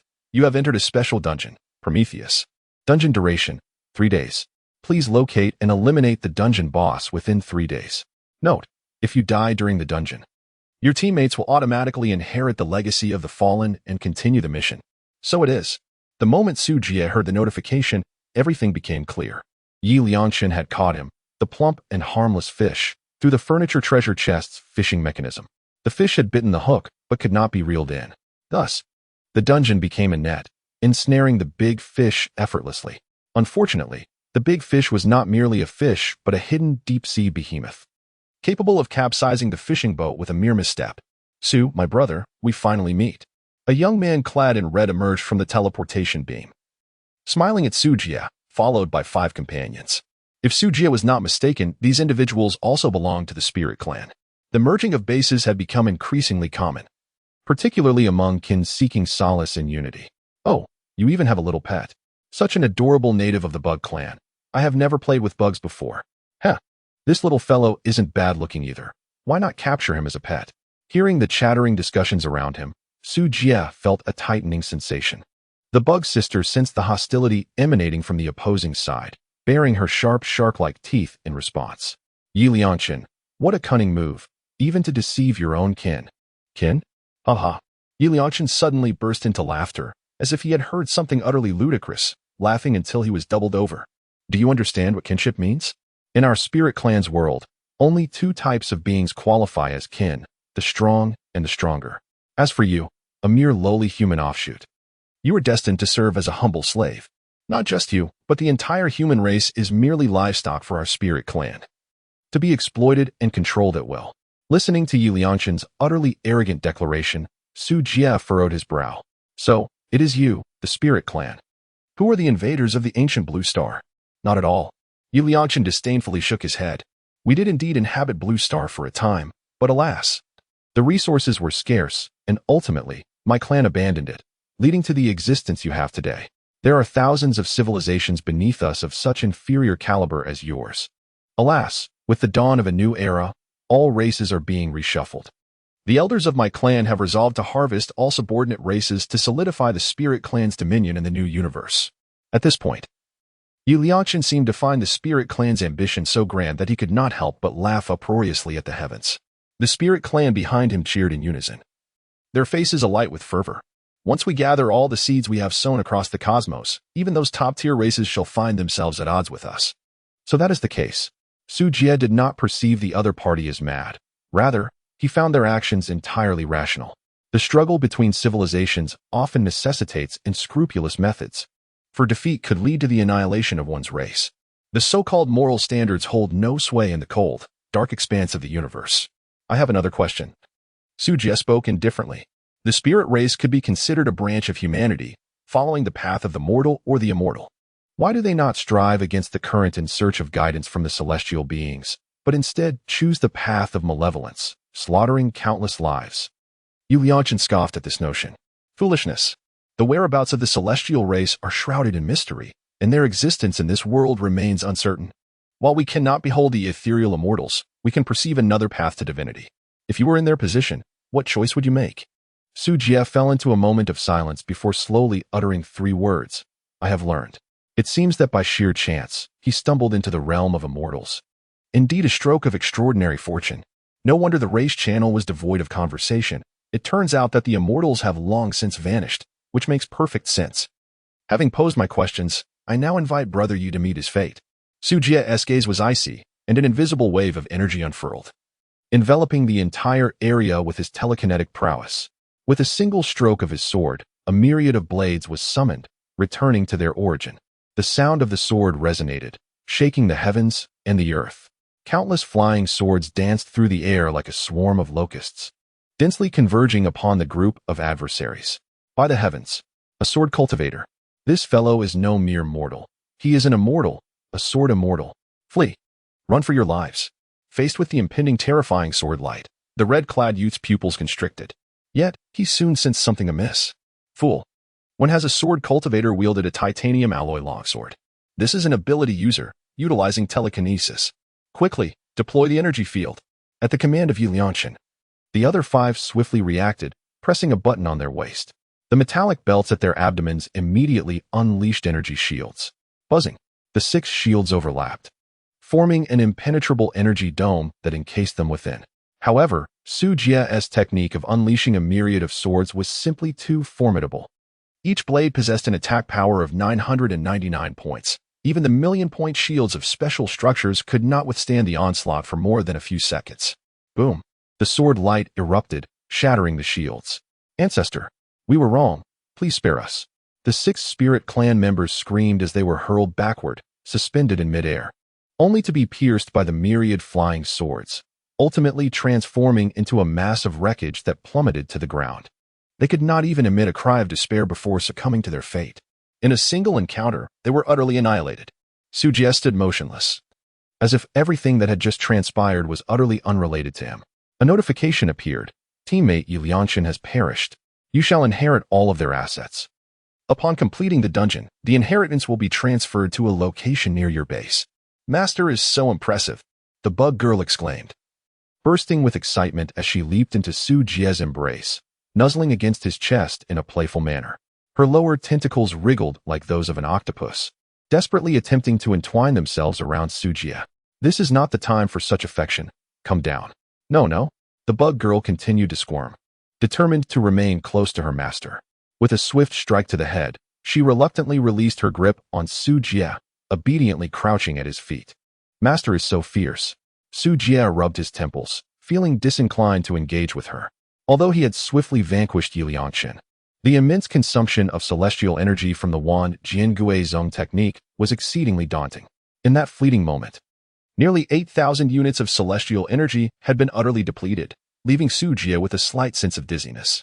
Through this trial, he had garnered a relatively clear understanding of the wand Jiangui Zhong. Such a formidable technique was better reserved for formidable foes. When confronting mere minions, 3 or 4 swords would suffice. Even against a boss, such an excess was unnecessary. As the adage goes, knowing oneself and the enemy ensures victory in every battle. The quality of Yi Lianshan as a testing stone was woefully inadequate. Next time, he should seek a more formidable opponent for evaluation. Erchi, remain vigilant of our surroundings. I require a moment to restore my energy, Su Jie commanded, then promptly seated himself in a meditative posture, extracting a fire source crystal to adjust its state. Ichiya obediently nodded, immediately summoning a dozen blade-edge ghost spiders, vigilantly surveying the surroundings. Chapter 74, 0 Yuan Purchase. No employee is exempt. An hour later, Su Jie opened his eyes, a glimmer of brilliance flashing within them. Fully rejuvenated, he set forth to explore the treasures that awaited in this realm. He dusted off his attire and took the lead, stepping forward with determination. The insect girl followed closely behind, sending her spider ahead to clear the path. The place where Su Jie resides is a desolate planet. The entrance to the replica is a colossal spaceship. An air barrier surrounds the vessel, rendering it impenetrable. With no other options, Su Jie can only take the insect sister into the ship. Master, this place is immense. The insect sister exclaimed as she gazed around. Is this a spaceship belonging to the giant race? Su Jie was somewhat taken aback. The interior of the spacecraft was even more spacious than it appeared from the outside. The ceiling stood a full 3 meters high, adorned with pristine white light strips, while the corridors were lined with an abundance of wires and metal panels. It evoked a striking sense of cyberpunk futurism. As he walked further, a massive metal door loomed ahead. Warning! Warning! Intruder detected! Intruder detected! Eliminate dangerous entities! Eliminate dangerous entities! The red alarm lights flickered ominously, accompanied by a mechanical voice. With a sharp click, the door swung open, heralding the official commencement of the mission. With a clatter, a dozen robots, clad in gleaming silver armor, surged forth from within, positioning themselves before the two individuals. These robots boasted a strikingly formidable design, wielding an array of weapons, with 2 glimmering cannons mounted on their shoulders. In total, there were 16, arranged in a fan-like formation, progressively closing in on Sujie. What a remarkable sight! Sujie's eyes sparkled with desire, revealing an expression of insatiable longing. If he could somehow transport it home, the advancement of the base would undoubtedly accelerate significantly. Although he could eventually construct a mechanical factory, the specialized metals required were beyond his current reach. The critical issue lay in the scarcity of intelligent chips. Such components could only be salvaged from spacecraft, and their availability in the market was alarmingly meager. With his present capabilities, he was unable to even establish a factory, let alone manufacture chips. Yet, now that a ready-made robot was delivered to his doorstep, how could he possibly let this opportunity slip away? Just as Sujie was lost in thought, the robots surged forward, their laser guns unleashing torrents of blue-violet energy beams. "Master, be careful," Mug's sister exclaimed, immediately positioning herself in front of Sujie.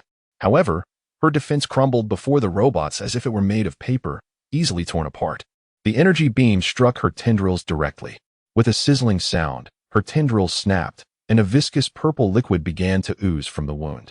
Sujie furrowed his brows slightly, grasping the collar of the insect girl and lifting her effortlessly. Subsequently, he leaped into the air, evading the laser beams with grace. Possessing an agility of 900 points, he navigated through the lasers with remarkable ease. "Are you all right?" Sujie cast aside the bug girl, expressing his concern. Prior to evolving into an apostle, the bug girl's attributes could not synchronize, thus her current status remained at a mere 300 points. Were it Shasha in her place, such a feeble attack would likely fail to penetrate any defenses. "It's nothing," the bug girl replied, covering her severed antennae with a pained expression, assuring him that they would regrow in a couple of days. Sujie furrowed his brow, reaching out to gently pat the head of the insect girl, urging her to keep her distance and summon back all the insects. "All right." The insect girl nodded earnestly, swiftly commanding all the blade spider wraiths to return to their defensive positions. Sujie retrieved a healing potion to aid the insect girl in her swift recovery. Identification: Exterminator, ZD007 attributes, Strength 410, Agility 220, Constitution 300. Intelligence description: a specialized combat unit of the mechanical race, equipped with multifunctional weapon systems such as a small laser cannon and an electromagnetic rifle. Possessing intelligent components for data computation and battle analysis, boasting formidable combat prowess. Ah, what exaggerated attributes. They far surpass those of ordinary races. After examining the panel, Sujie couldn't help but gasp in astonishment. If even a mere minion is so terrifying, to what extent must the mechanical race itself be powerful? "Master, be cautious. They are approaching again," the insect girl warned urgently. "Do not worry, they are no match for our master." A sly smile crept upon Sujie's lips, revealing a hint of malevolence. As his words fell, a sharp snap resonated in the air, and the telekinetic field unfurled instantaneously. Boom, boom, boom. A barrage of lasers surged forth, yet all missed their targets, striking the walls and ceiling instead, creating a multitude of craters. At this moment, all 16 annihilators levitated, ensnared by invisible hands. Warning, warning. Experiencing interference from unidentified energy, temporarily incapacitated. Requesting assistance. Requesting assistance. A series of mechanical synthesized voices echoed in his ears. The annihilators, now suspended off the ground, resembled lambs awaiting slaughter. The inherent flaw of these robots lay in their low sensitivity and sluggish responses. Unless equipped with more advanced components, these minions merely served to deliver provisions to Sujie.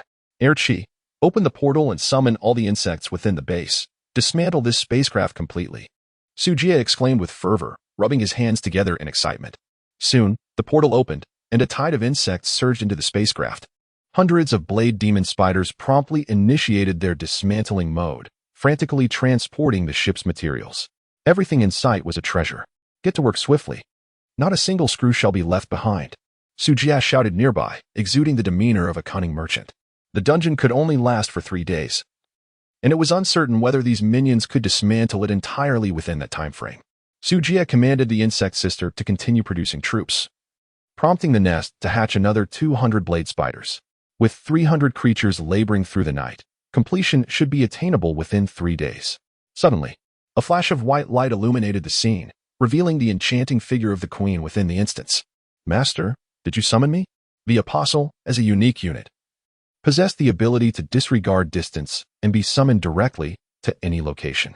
With a mere thought, Su Jie summoned her presence. Uncertain of the circumstances surrounding the robot's entry into the base, she ordered, for safety's sake, position yourself opposite the door. Should they still be in combat mode? Eliminate them without hesitation. As you command. The queen pivoted and stepped through the portal, bracing for what lay ahead. After synchronizing with all of Su Jie's attributes, she found that even though she was not a pure warrior, she could effortlessly manage this group of annihilators. With a deft application of telekinesis, Su Jie hurled the machine into the portal.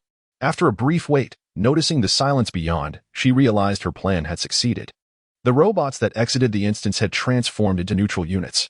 A notification flashed. Annihilator ZD-007 has lost contact. Enemy kill count 1. The system prompt reinforced Su Jie's suspicions. There was nothing more to deliberate. It was time to reap the rewards. After dispatching the remaining robots back to the base, Su Jie pressed onward without pause. She left the insect sister at the entrance to continue directing the swarm and dismantling the surroundings. Summoning Shasha to ensure her safety, she acknowledged that as a support-type pet, Shasha lacked combat prowess. This wall appears quite sturdy. Let us dismantle it and take it with us, she declared. This facial recognition scanner looks promising. We can install it on the main door. Oh, a hidden golden treasure chest? How delightful, she exclaimed. These cameras seem useful as well. Let us disassemble them. Wow, a laser cutting passage? Excellent. We can install it in the mine later, ensuring no one can escape. An unknown cultivation pod? No matter. Let us take it with us for now. Su Jie moved about as if meandering through a supermarket, casually collecting items as he went along. He truly embodied the essence of a zero-cost acquisition. Even the staff attempting to intervene were not spared. His actions were utterly unhinged. In the blink of an eye, a considerable portion of the day had slipped away, and he seemed to have arrived at the central control core of the spaceship. Warning! Warning! An external intruder has breached the core of the spacecraft, activating the ultimate weapon, the Solar God.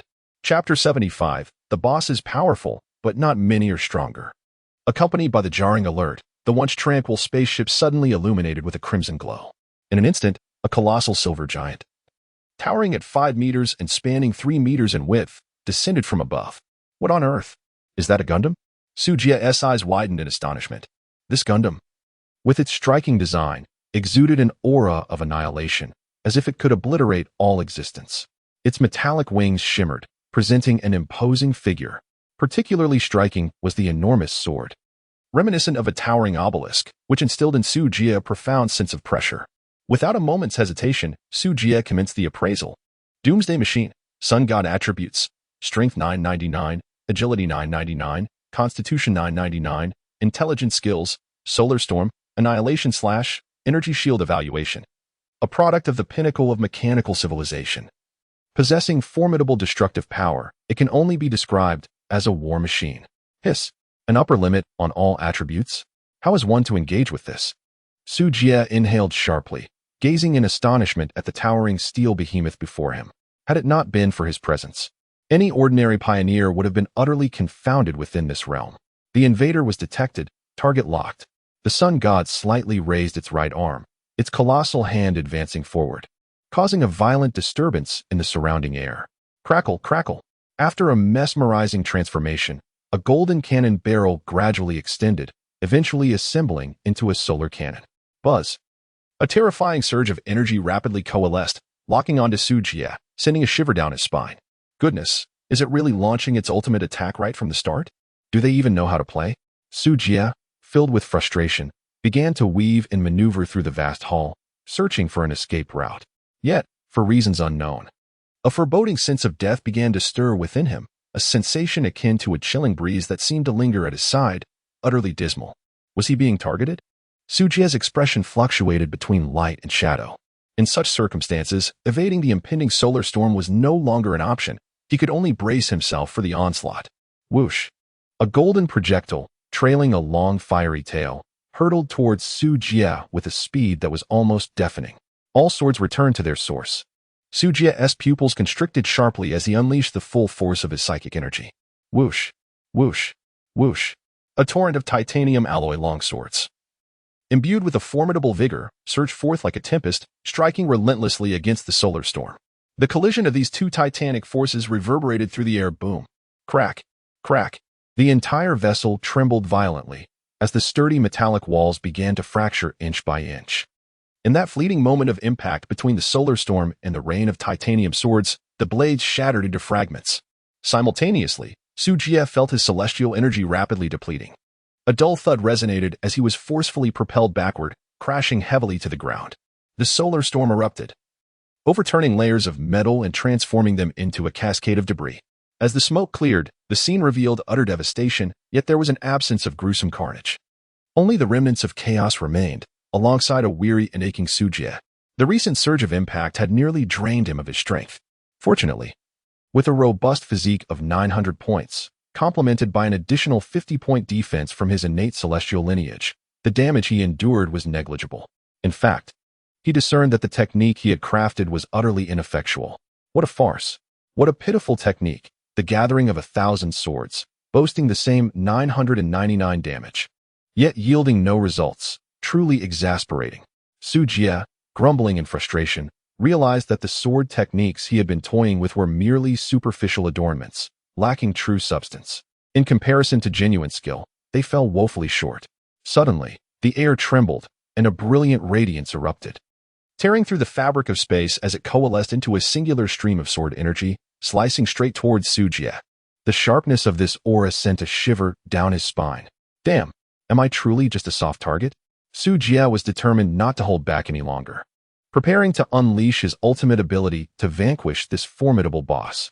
The solar deity, being far too colossal, could not be accommodated within the confines of the teleportation portal, rendering it impossible to transport. Furthermore, the monstrous entity could not be contained within the spatial ring. With no alternatives at hand, the only recourse was to obliterate it. Sasha.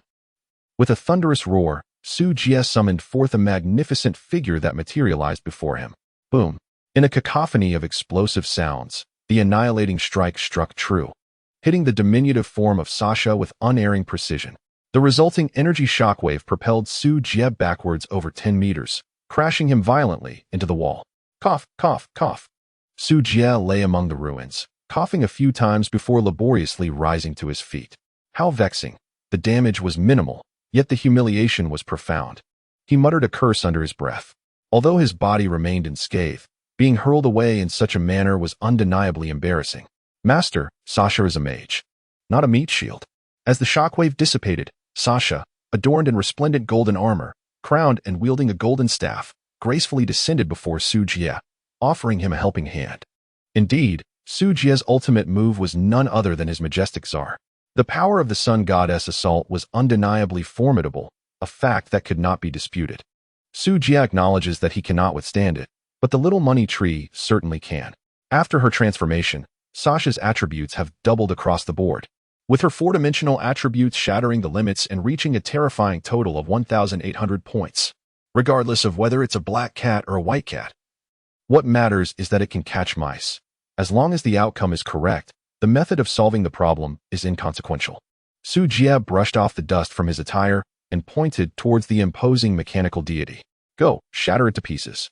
Tomorrow, I shall ensure you awaken at your leisure. Understood, sir. I promise to accomplish the task. Upon hearing this, Sasha revealed her fangs and lunged fiercely at the sun god. In the briefest moment of her wings flutter, she appeared above the sun god. Detecting the intruder, she locked onto her target, Sinai. Boom! Crack! Before her words could fully escape her lips, Sasha summoned all her strength and struck, causing the colossal form of the sun god to be utterly shattered. Sujie stood in stunned silence, his mouth agape, his mind buzzing with disbelief. Could it truly be that this little money tree was so formidable? With a single strike, it vanquished the boss?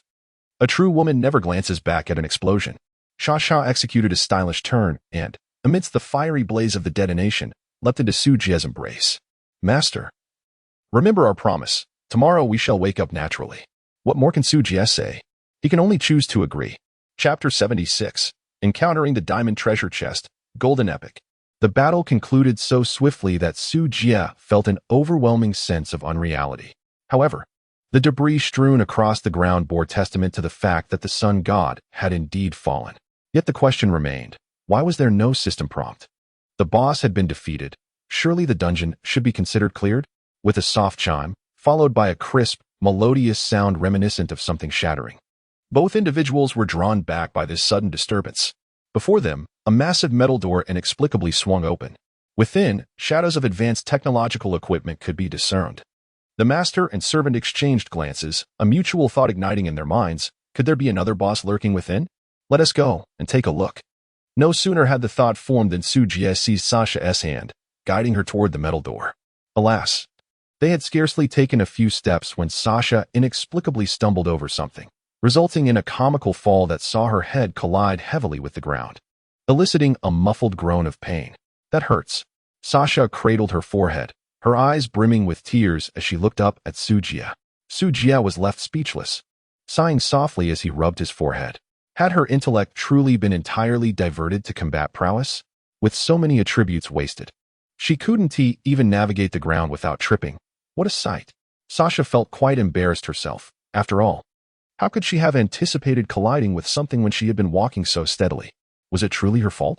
Wait, what is this? Sasha reached out to touch the object that had caused her fall. Master, look, what is this? Upon hearing this, Su Jie lowered his gaze. There lay a resplendent diamond treasure chest, nestled beneath a heap of the sun god's remnants. It is worth noting that the previous diamond chest had yielded the life transition elixir, a miraculous artifact of immense power. And this time, my dear little one, you truly are the fortunate star of your master. Su Jie, filled with excitement, lifted Sha Sha into his arms, affectionately tousling her soft and fluffy hair, and planted 2 affectionate kisses on her cheeks. Thank you for the compliment, dear master. Sha Sha replied, her eyes narrowing into crescent shapes, brimming with delight. Su Jie lifted her in his arms, eagerly opening the diamond treasure chest while silently praying. He hoped that this time the contents would not lead to disappointment. Come on, lucky star, assist your master in unveiling its treasures. Sasha nodded obediently, saying, all right, leave it to me. Just as her words faded, Sasha extended her tiny paw above the chest. Then, at the moment the chest creaked open, a brilliant golden light erupted, dazzling and resplendent. Su Jie and Sha Sha fixated their gaze upon the treasure chest, eagerly anticipating an array of rare and exquisite treasures to emerge. Wow, a golden epic! Sha Sha exclaimed, her eyes widening in astonishment, before turning excitedly to Su Jie. Having successfully unlocked the diamond treasure chest, they acquired an SS-grade special epic weapon, Radiance, along with the blueprint for the Annihilator. Furthermore, the hidden trait of Isabella was triggered, resulting in an award of 100,000 gold and an epic weapon. Su Jie was momentarily taken aback, only to be overwhelmed with joy shortly thereafter. It was not merely the epic nature of the item that thrilled him, but rather its strikingly cool design. It featured 3 pairs of extraordinary luminous wings, from which energy surged forth from a metallic base, creating an extraordinarily dazzling, streamlined brilliance. Special component, Radiant Wings, SS, Energy Capacity, 10W 10W Skill 1.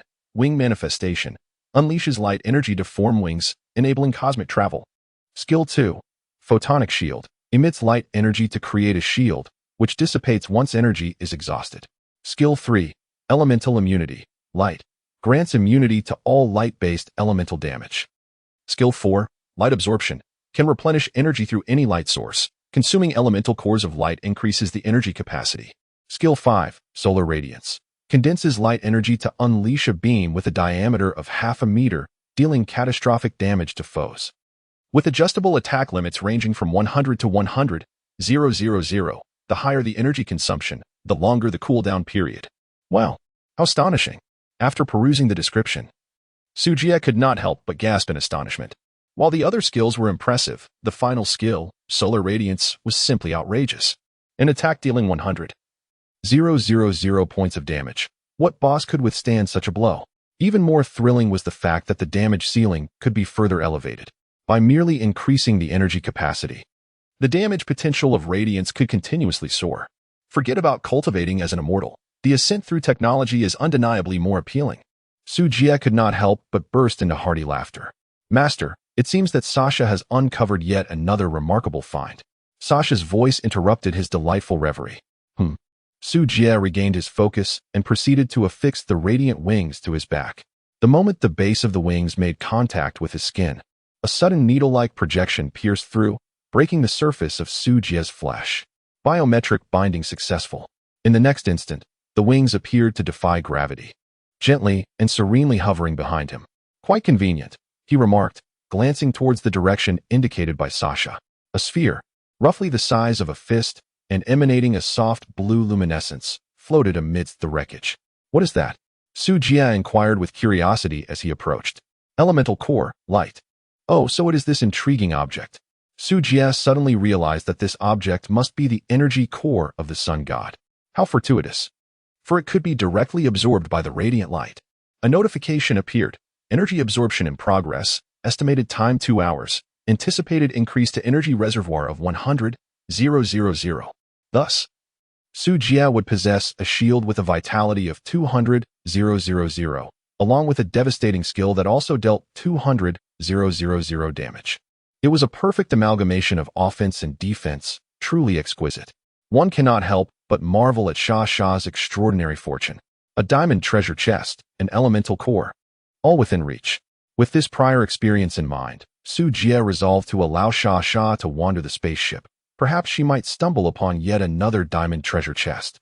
What a windfall that would be. Rest assured, Master, Sha guarantees the safe return of the treasure chest. Sha declared confidently, then dashed about the spaceship with unbridled enthusiasm. Su Jie gazed at the lively figure of the goddess of fortune, a smile gracing his lips, his spirits soaring with joy. These remnants should not go to waste. Who knows what treasures might still be hidden within? Observing the scattered debris of the sun god, Su Jie adhered to the principle of erring on the side of caution, collecting every fragment into his spatial ring, planning to sift through them later. Now, emboldened by the radiance of his newfound power, he felt invincible, reveling in reckless abandon. He boldly disregarded the dangers lurking beyond the metallic gates and stepped forward without hesitation. With a resounding click, the door shut behind him, and Su Jie finally beheld the scene within the chamber. Before a colossal screen lay an array of control panels and an assortment of unfamiliar instruments. This was unmistakably the command center of the spacecraft. Intruder, you possess considerable strength. Would you be interested in striking a deal? A voice echoed, who are you? Su Jie furrowed his brow in search of the source of the sound. Yet he found no one in sight. However, in an instant, a visage unexpectedly appeared on the large screen before him. It was that of a young man, strikingly handsome, exuding a gentle and refined demeanor, who gazed at him with a smile. Who are you? Su Jie coldly inquired. Me? I am Rockefeller, a spark, if you will. Rockefeller seemed to ponder for a moment before responding. You are the central intelligence of this spacecraft? Indeed, Rockefeller nodded, not disputing the assertion. The ship's energy has been depleted, and my time is limited, so allow me to be succinct. Ding. A world mission prelude has been triggered, the fall of civilization. The task carries considerable risk. It is advisable to form a team for its completion. This mission pertains to the subsequent grand narrative of the world, and successful completion will expedite the exploration process. Completing the squad will yield special mission items. Current number of participants for this task, 9. Chapter 77, World Mission Prelude, the Bionic-Made Robot.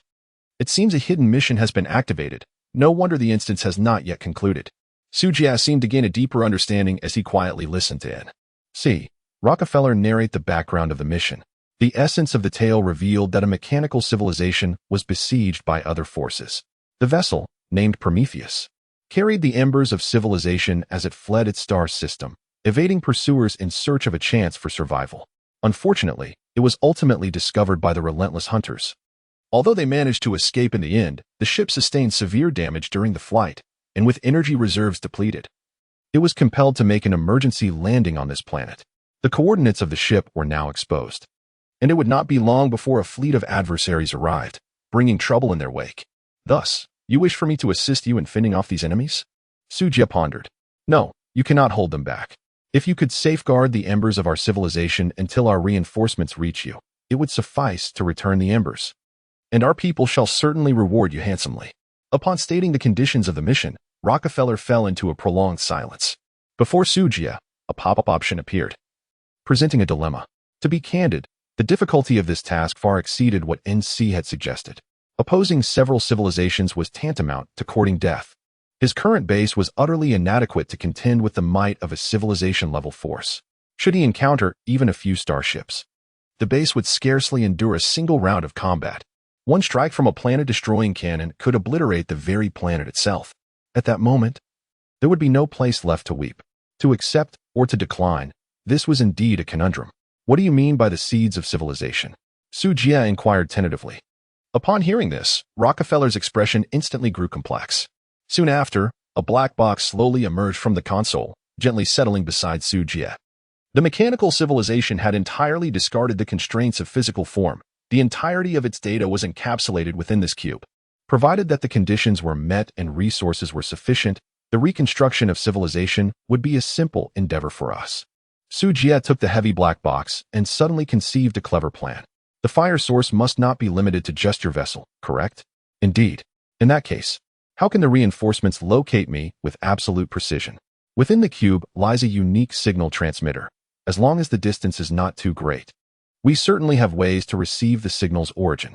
I see. Upon hearing this, Sujia pondered for a moment before ultimately choosing to accept the task. As for his motives, Sujia had no intention of dutifully completing the assignment.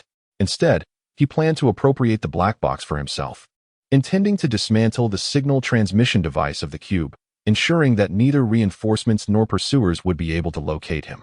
Notification: you have successfully accepted the Prelude mission. The Fall of Civilization. Mission description: please safeguard the mechanical cube until the arrival of reinforcements. During this period, you will be pursued by civilizations of various levels. Mission duration: 3 months. Note: exceeding the time limit will automatically result in the task being deemed complete. Thank you for your kindness. You shall forever be a friend of the mechanical civilization. Rockefeller expressed his heartfelt gratitude to Sujia. Shortly thereafter, he vanished from the screen.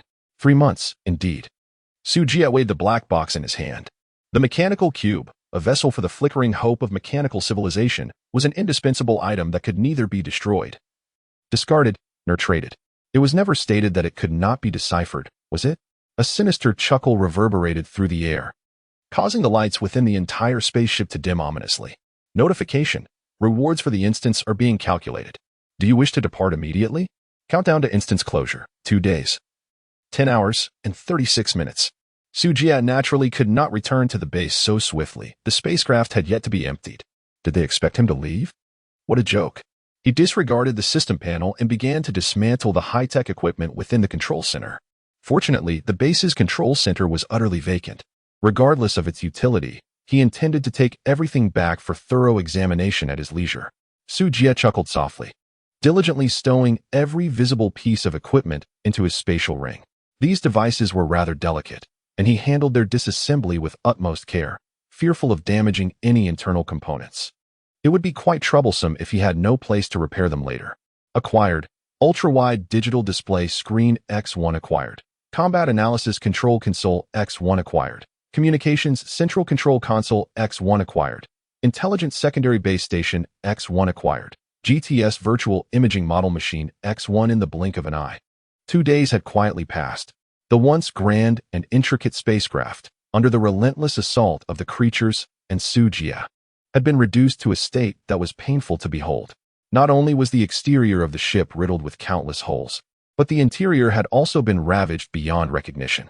Furthermore, all the instruments and facilities had vanished without a trace. Sujia spared not even a single screw. For with the aid of telekinesis, the task of transportation was rendered remarkably effortless. Regrettably, time was of the essence. Otherwise, the remaining shells could have yielded a substantial amount of metal. After thoroughly scavenging everything that could be dismantled, Sujia shook his head in disappointment. The remnants of the spacecraft's framework, composed of an unknown yet exceptionally sturdy material, proved to be time-consuming and laborious to disassemble, leaving no opportunity to transport it. Nonetheless, the rewards of this expedition were already quite extraordinary, leaving Sujia in a state of complete satisfaction. It was time to return. Sujia brushed off the dust from his hands and beckoned Chong's sister and Shasha to return to the base. Once everyone had stepped through the portal, he finally clicked to settle the instance. A notification appeared. In this instance, you have eliminated a total of 120 enemies, 1 boss, triggered a hidden Easter egg, and achieved a perfect clearance. Rewards: 10 choice resource chests, 1,000,000 points, 10 intelligent chips, 3 elemental cores, 1 intelligent bionic home assistant robot, 1 blueprint for a mechanical fabrication factory, 100 free attribute points. Another notification followed. Your teammate has perished, inheritance in process. The rewards were quite impressive, and Sujia planned to explore them leisurely upon returning to the base. With a flash of white light, he vanished from his location, only to reappear at the entrance of his base. "Welcome back, Master," Nana exclaimed sweetly, rushing to him and nuzzling against his arm. It seemed that after 3 days apart, the queen missed him a little. However, Sujia's thoughts were clearly elsewhere at that moment. Turning his head, he noticed that the open space within the base was cluttered with heaps of debris. Steel plates dominated the area, followed by various metal wiring. The entire eastern district was filled with this metallic refuse, nearly obstructing the pathways. What on earth happened? Sujia frowned and playfully swatted Nana on her backside. "Is this how you manage the base?" Nana let out a pitiful whine. "The warehouse is overflowing." Upon hearing her words, Sujia suddenly felt a bit embarrassed, realizing he had misjudged her. "Ahem, you did well. Tonight, I'll reward you with an extra couple of steaks." Nana's joyful response was abruptly halted by Sujia's latter remark. She shot him a reproachful glance, thinking that it was unlikely for her master to take the initiative in this lifetime. It seemed she would have to rely on herself after all. Sujia remained oblivious to Nana's thoughts, lost in contemplation as he gazed upon the metallic debris. Materials are, after all, mere materials. They must be transformed into resources to serve as building blocks. At this juncture, it was the smelting plant's turn to take center stage. Illusory Star. The ethereal figure of Illusory Star materialized out of thin air, awaiting commands with a demeanor of utmost respect. "How long will it take to refine these into usable metal?" "A preliminary estimation suggests at least 2 weeks." "Very well, prioritize the special metals. I require a substantial quantity of radium." "Understood." The smelting plant ceased glass production yesterday and has commenced the smelting of metal materials. "Excellent. I trust you to handle this. By the way," Sujia suddenly recalled something. "I have procured a body for you. Give it a try and see if it fits." With that, he produced the intelligent bionic domestic-made robot rewarded by the system. It must be said, this bionic robot is remarkably lifelike. Its exterior is indistinguishable from that of a real person, with identical body temperature and skin texture. Chapter 78. The Legacy of Yi Lianchun. Thank you, boss. But without a central control panel to transmit data streams, Illusory Star cannot manipulate this puppet. That is easily remedied. We shall simply install one. Sujia meticulously reassembled all the equipment from the spacecraft's control room in the command center on the 2nd floor of the base, following the original disassembly process. As for whether it would be operable and how to utilize it, that was a matter for Huanqing to ponder. Sujia himself was unfamiliar with the intricacies of such machinery and could not navigate it. "Boss, let's just activate one central control panel for now, after all. It is a mechanical civilization, and we must remain vigilant," he advised. Huanqing expressed concern that these devices might harbor viruses or similar threats, fearing that any malfunction could lead to significant trouble. "Rest assured, I have dismantled the core of the spacecraft. Rockefeller has no chance of revival. Even if he were to return, the black box remains in my possession, and he would not dare to act recklessly." "Rockefeller?" "Ah, the artificial intelligence aboard the spacecraft." "I see, yet it is wise to proceed with caution." Sujia nodded, merely activating the central control panel, leaving the rest to be handled by Huanqing. After all, once it possessed a physical form, there would be no need for him to concern himself with such trivialities. With a hum, the energy source connected, and the central console suddenly illuminated. Subsequently, a plethora of base data erupted onto the massive display screen, appearing far more advanced than the previous rudimentary control room. In the next moment, the previously motionless robotic maid abruptly lifted her head, after a brief and familiar acclimatization to her new form. She gracefully lifted her skirt and bowed gently towards Sujie and the Empress. "Boss," her voice rang clear and melodious, imbued with a unique youthful softness. Nana blinked, instinctively sensing a hint of threat. This robot seemed to harbor an inexplicable animosity towards her. Was it merely an illusion? "How does the new body feel?" Sujie inquired. Aside from the average attributes, everything else is quite satisfactory. Thank you, boss. Huanqing replied with a composed smile, both polite and obedient. Su Jie smiled and nodded, saying politely, as long as you enjoy it, that's all that matters. The rest is for you to manage. Although the maid's attribute values are only 200 or 300. Handling some items should pose no difficulty. By the way, are you able to control those annihilator robots? Yes, but it will require some time to decipher. Well, do it as swiftly as possible. After Su Jie finished speaking, he departed with Nana. After all, remaining would not be of any assistance. It was more prudent to return and contemplate the rewards from the dungeon. Once he had dispatched Nana to her tasks, Su Jie proceeded to his chamber. First, he allocated his 100 attribute points. Since his intelligence attribute had reached its limit, he could only enhance his constitution for the time being. After all, boosting constitution also increased his celestial power, which was quite advantageous. With 99 points, he elevated his constitution to the threshold of 999. The surplus point was allocated to agility. Having resolved the matter of attributes, there remained little else to address. The maid had provided him with the illusory star, but the resources required for the mechanical body factory scroll were far too extensive, comparable to controllable nuclear fusion, so that would have to be postponed for now. He decided to wait until illusory star finished tallying the recent gains before contemplating the construction of any buildings. As for the intelligent chip and elemental core, there was little to discuss. They would be preserved for upgrading the base in a couple of days. However, the self-selected resource treasure chest was something he had not encountered before. Upon reviewing the treasure chest's description, Su Jie comprehended its considerable value. The self-selected resource treasure chest was indeed the greatest reward from this dungeon. It contained all manner of resources. Not only could it yield radium, but it could also produce various alloys and even dark matter. Nevertheless, the rarer the metal, the scarcer the quantities obtained. For instance, if Su Jie chose iron, he would receive 1,000,000 units. Yet, if he opted for gold, the maximum yield would be merely 10,000. With 10 treasure chests, Su Jie would acquire sufficient radium to construct a nurturing chamber and a death ray turret. It was time to bestow a significant upgrade upon the base.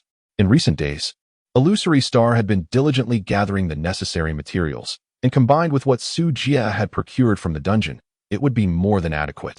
Before that, however, he needed to relocate the Shadewood Forest near Crescent Lake into the base. Just as Su Jie was silently calculating the required resources, Sasha suddenly burst into the room.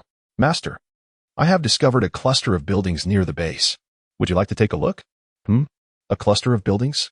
Su Jie furrowed his brow. Yes, master. Approximately 5 kilometers from the base, there lies a small base. I believe it would pique your interest, Sasha explained. Oh, you must be referring to Yi Liangshan's legacy. Let us go, lead the way. Upon hearing this, Su Jie was instantly intrigued. With a swift motion, 6 golden wings unfurled from his back, lifting him into the sky as he soared toward the destination indicated by Sha Sha. In less than 3 minutes, the outlines of numerous buildings came into view on the horizon. Master, it's that one, Sha Sha exclaimed with excitement, and then she guided Su Jie to descend. Who is it? As soon as Su Jie landed, he was immediately met with shouts of reprimand. Subsequently, 5 armored soldiers, wielding weapons, swiftly gathered atop the city walls. In contrast to the ordinary stone walls of the Yi Liangshan base, Su Jie's mechanical fortifications appeared vastly superior. Who are you? What brings you here? The soldiers, their expressions alert, fixated their gaze on the suddenly materialized Su Jie, with the leading man demanding answers in a stern tone. Su Jie cast a cold, indifferent glance at the crowd, a cruel curve gracing his lips. Are you of the Spirit Clan? Whether you are or not, begone. Otherwise, prepare to witness the might of my artillery. The man's countenance darkened as he tightened his grip on his battle knife, wariness evident in his eyes. Finding himself inexplicably in the midst of a desert, anyone would discern that something was amiss. However, Su Jie paid no heed to their warnings. Instead, he surveyed the structures within the base with keen interest. The Spirit Clan represented a civilization where technology and cultivation intertwined. The developmental trajectory chosen by Yi Liangshan leaned towards the technological side. Yet, in comparison to Su Jie's base, the technological standard here was almost laughable. If Su Jie's base epitomized futuristic technology reminiscent of a cyberpunk era, Yi Liangshan's base could be likened to a relic of the Second Industrial Revolution. Replete with antiquated architecture, There was simply no basis for comparison. Hey, are you deaf? Did you not hear our captain? Get out of here at once, or face dire consequences. As Su Jie continued to ignore them, the soldier's anger surged. It seems you have yet to grasp the situation. Yi Liangshan is dead, and you are now my captives. Su Jie crossed his arms over his chest, casting a mocking glance at the group. You speak nonsense. Our Yi Gu is invincible. How could he possibly be dead? He scoffed. Ah, still claiming invincibility? Have you not awakened from your slumber? With a derisive laugh, he turned to Sha Sha. This task is entrusted to you. Remember to bring me back someone alive. We have been short-handed in the mines lately. Understood, master. As soon as Su Jie finished speaking, Sha Sha soared towards the city wall, her staff transforming into a brick. With a swift motion, she struck down several adversaries with ruthless ferocity. 2nd Battalion Commander. Where is my Italian cannon? Damn it. Why has the defensive structure failed? Huh. No permissions activated? No, Brother Yi, help. Su Jie paid no heed to the anguished cries of the crowd, striding directly into the heart of the base. As the heir to a legacy, he had long since mastered the defensive structures within, allowing him unimpeded access. On the battlements, a dozen mortars stood ready, while the interior housed several industrial factories and production workshops. In addition, essential facilities such as bathrooms, restrooms, and storage rooms were all adequately equipped, even boasting a modest vegetable garden. Unfortunately, these were of little significance. The sole feature that captured Su Jie's attention was the towering watchtower that loomed majestically at the center of the base. Su Jie stepped forward to examine the structure, only to find a magnificent blue crystal embedded at the pinnacle of the watchtower. The spiritual energy spire, a product of cultivation, absorbs the free spiritual particles from the air, which can be transformed into energy to power the base's architecture or utilized for one's own cultivation, enhancing attributes and spiritual power. Chapter 79. Drinking this soup is indeed a delightful affair. The spiritual energy spire? Quite commendable. It serves perfectly to elevate my celestial power. Su Jie nodded in satisfaction, then wielded his telekinetic powers to uproot the spire entirely. Following this, he ventured into Yi Liangshan's warehouse, which housed a commendable stock of supplies. When converted to gold, the worth would amount to approximately 300,000 to 400,000. In the realm of pioneers, this fortune was by no means insignificant. Yet for Su Jie, it merely served as an embellishment. He decided to summon the Bug Sister to assist with the transportation. After issuing this directive, Su Jie left Sha Sha to guard the area and took flight with the spire back to the base. He subsequently informed Bug Sister to lead the swarm in dismantling the premises. They had become quite adept at such tasks, requiring no concern from Su Jie. Once the portal opened, everything was swiftly relocated, simple yet effective.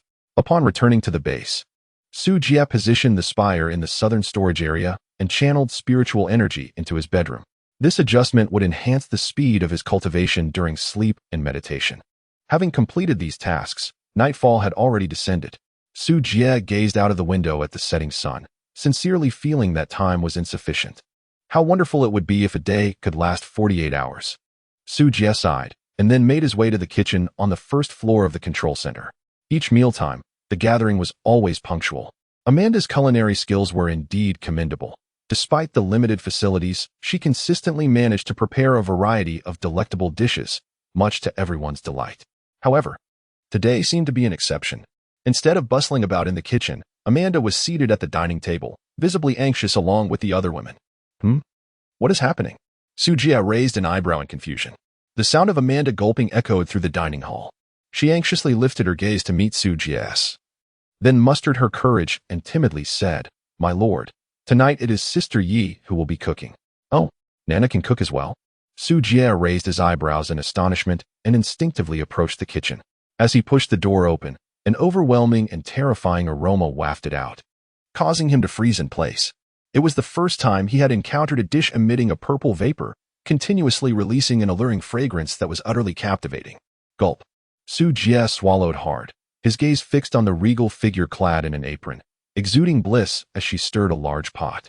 He had once believed that such culinary enchantresses were mere figments of anime, non-existent in reality.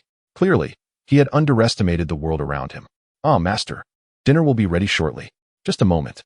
Noticing Su Jie's presence, Nana playfully stuck out her tongue before resuming her alchemical endeavors. Well, how about we go for a barbecue outdoors today?" Sasha proposed timidly, clearing her throat. "What a splendid idea. I wholeheartedly agree, chirped Bug's sister, clapping her hands in approval. Barbecue sounds delightful. Just as she spoke, a sudden explosion echoed from the kitchen, startling everyone into silence. The chicken soup is ready. Nana emerged from the kitchen, cradling a steaming pot of chicken soup, her face radiant. Come, taste and see how it is. Sujie slightly parted her lips. A look of reluctance etched upon her face, yet upon catching sight of the kitchen knife clutched tightly in Nana's hand, she forcefully swallowed back her refusal. Why aren't you all drinking? Nana inquired, her large, watery eyes filled with confusion as she gazed at the crowd. The others fell silent, casting furtive glances around, hoping that a brave soul would emerge to avert this impending tragedy. How about if I have a bowl first? Amanda timidly suggested. That sounds wonderful, Nana responded with delight. For drinking soup was indeed a delightful affair. I shall fetch the chopsticks. Seizing the opportunity while Nana turned to head to the kitchen, Sujie swiftly concealed the pot of deadly chicken soup into her spatial ring. She then cast a knowing glance toward the others, signaling them to cooperate. The group, understanding her cue, nodded in unison. Ah, this is delicious. I've never tasted such exquisite chicken soup. Indeed, I, Erchi, declare it the best. Under Sujie's subtle guidance, the others feigned licking their empty bowls, their expressions rapturous as they lavished praise upon the imaginary dish, putting on a show as if it were a culinary masterpiece.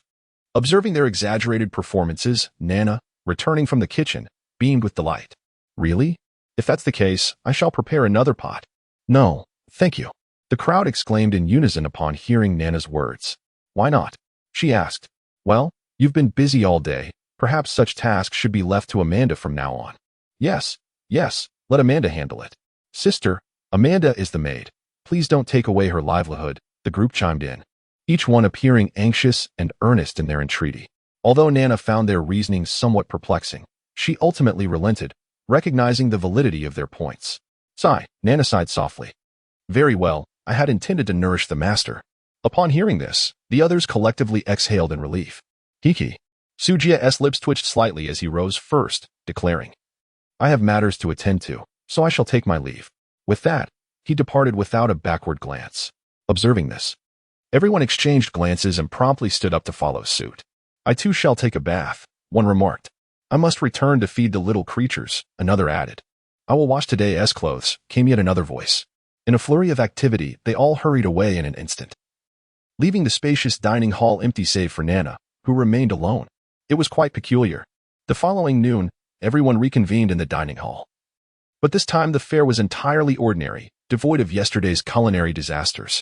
Sujie directly revoked Nana's access to the kitchen, permitting no one else but Amanda to enter. A collective sigh of relief escaped everyone, grateful to have narrowly avoided disaster. After the meal, Huanqing appeared behind Sujie at an unknown moment. Boss, the inventory list for the current base has been compiled. Would you like to review it? Sujie nodded calmly, acknowledging the situation. Soon after, the illusion star projected a list before everyone. Iron, 389, 000 copper, 733, 000 aluminum, 898, 000 silver, 940, 000 gold, 217, 000 platinum, 30, 000 tungsten, 9, 000 radium, 7, 000 mixed alloy, several glass, 190, 000 mutated core, 26 elemental core, 3 smart chip, 18 building upgrade scrolls, 10 advanced base core, 1 resource material chest, 10 universal metal, 11, 100 points, 32, 000. This list reflects the estimated total resources of the base, and while there may be some discrepancies once the pile of metallic materials in the square is refined, the difference is unlikely to be significant. Observing these resources, one could easily anticipate a score of 200,000 or even 400,000. Boss, once the dismantling of the small base is complete, we will be poised to challenge for a score of 300,000, Illusion Star stated gravely. Indeed. Sujie replied with a slight nod. Erchi, instruct the insects to expedite their efforts. Everything must be dismantled before sunset. Rest assured, Master. I will ensure the task is completed, the insect sister assured confidently. As the number of captives in the mine increased, Nana, please assist Little Armor in managing the miners. Of course, Master, Nana responded with a nod before taking her leave.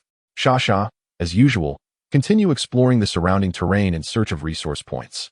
All right, Shasha replied cheerfully, finishing the last bite of her steak before rising to attend to her tasks. Amanda, if you find yourself with some spare time, feel free to collect some ghost spider silk from the warehouse. The sewing station in the workshop is quite simple to operate, so make a few garments. Our base population will undoubtedly increase in the future. Sujia instructed. Understood, my lord. Amanda nodded in agreement. As for Huanqing, manage her as you see fit. Everyone has their concerns, except for Huanqing, for she bears the heaviest burdens, beyond coordinating the logistics of resource transactions. She must also oversee the robotic operations that transport and organize metallic materials. Furthermore, she is tasked with deciphering the devices within the control center and delving into the enigmatic relics left by the mechanical civilization.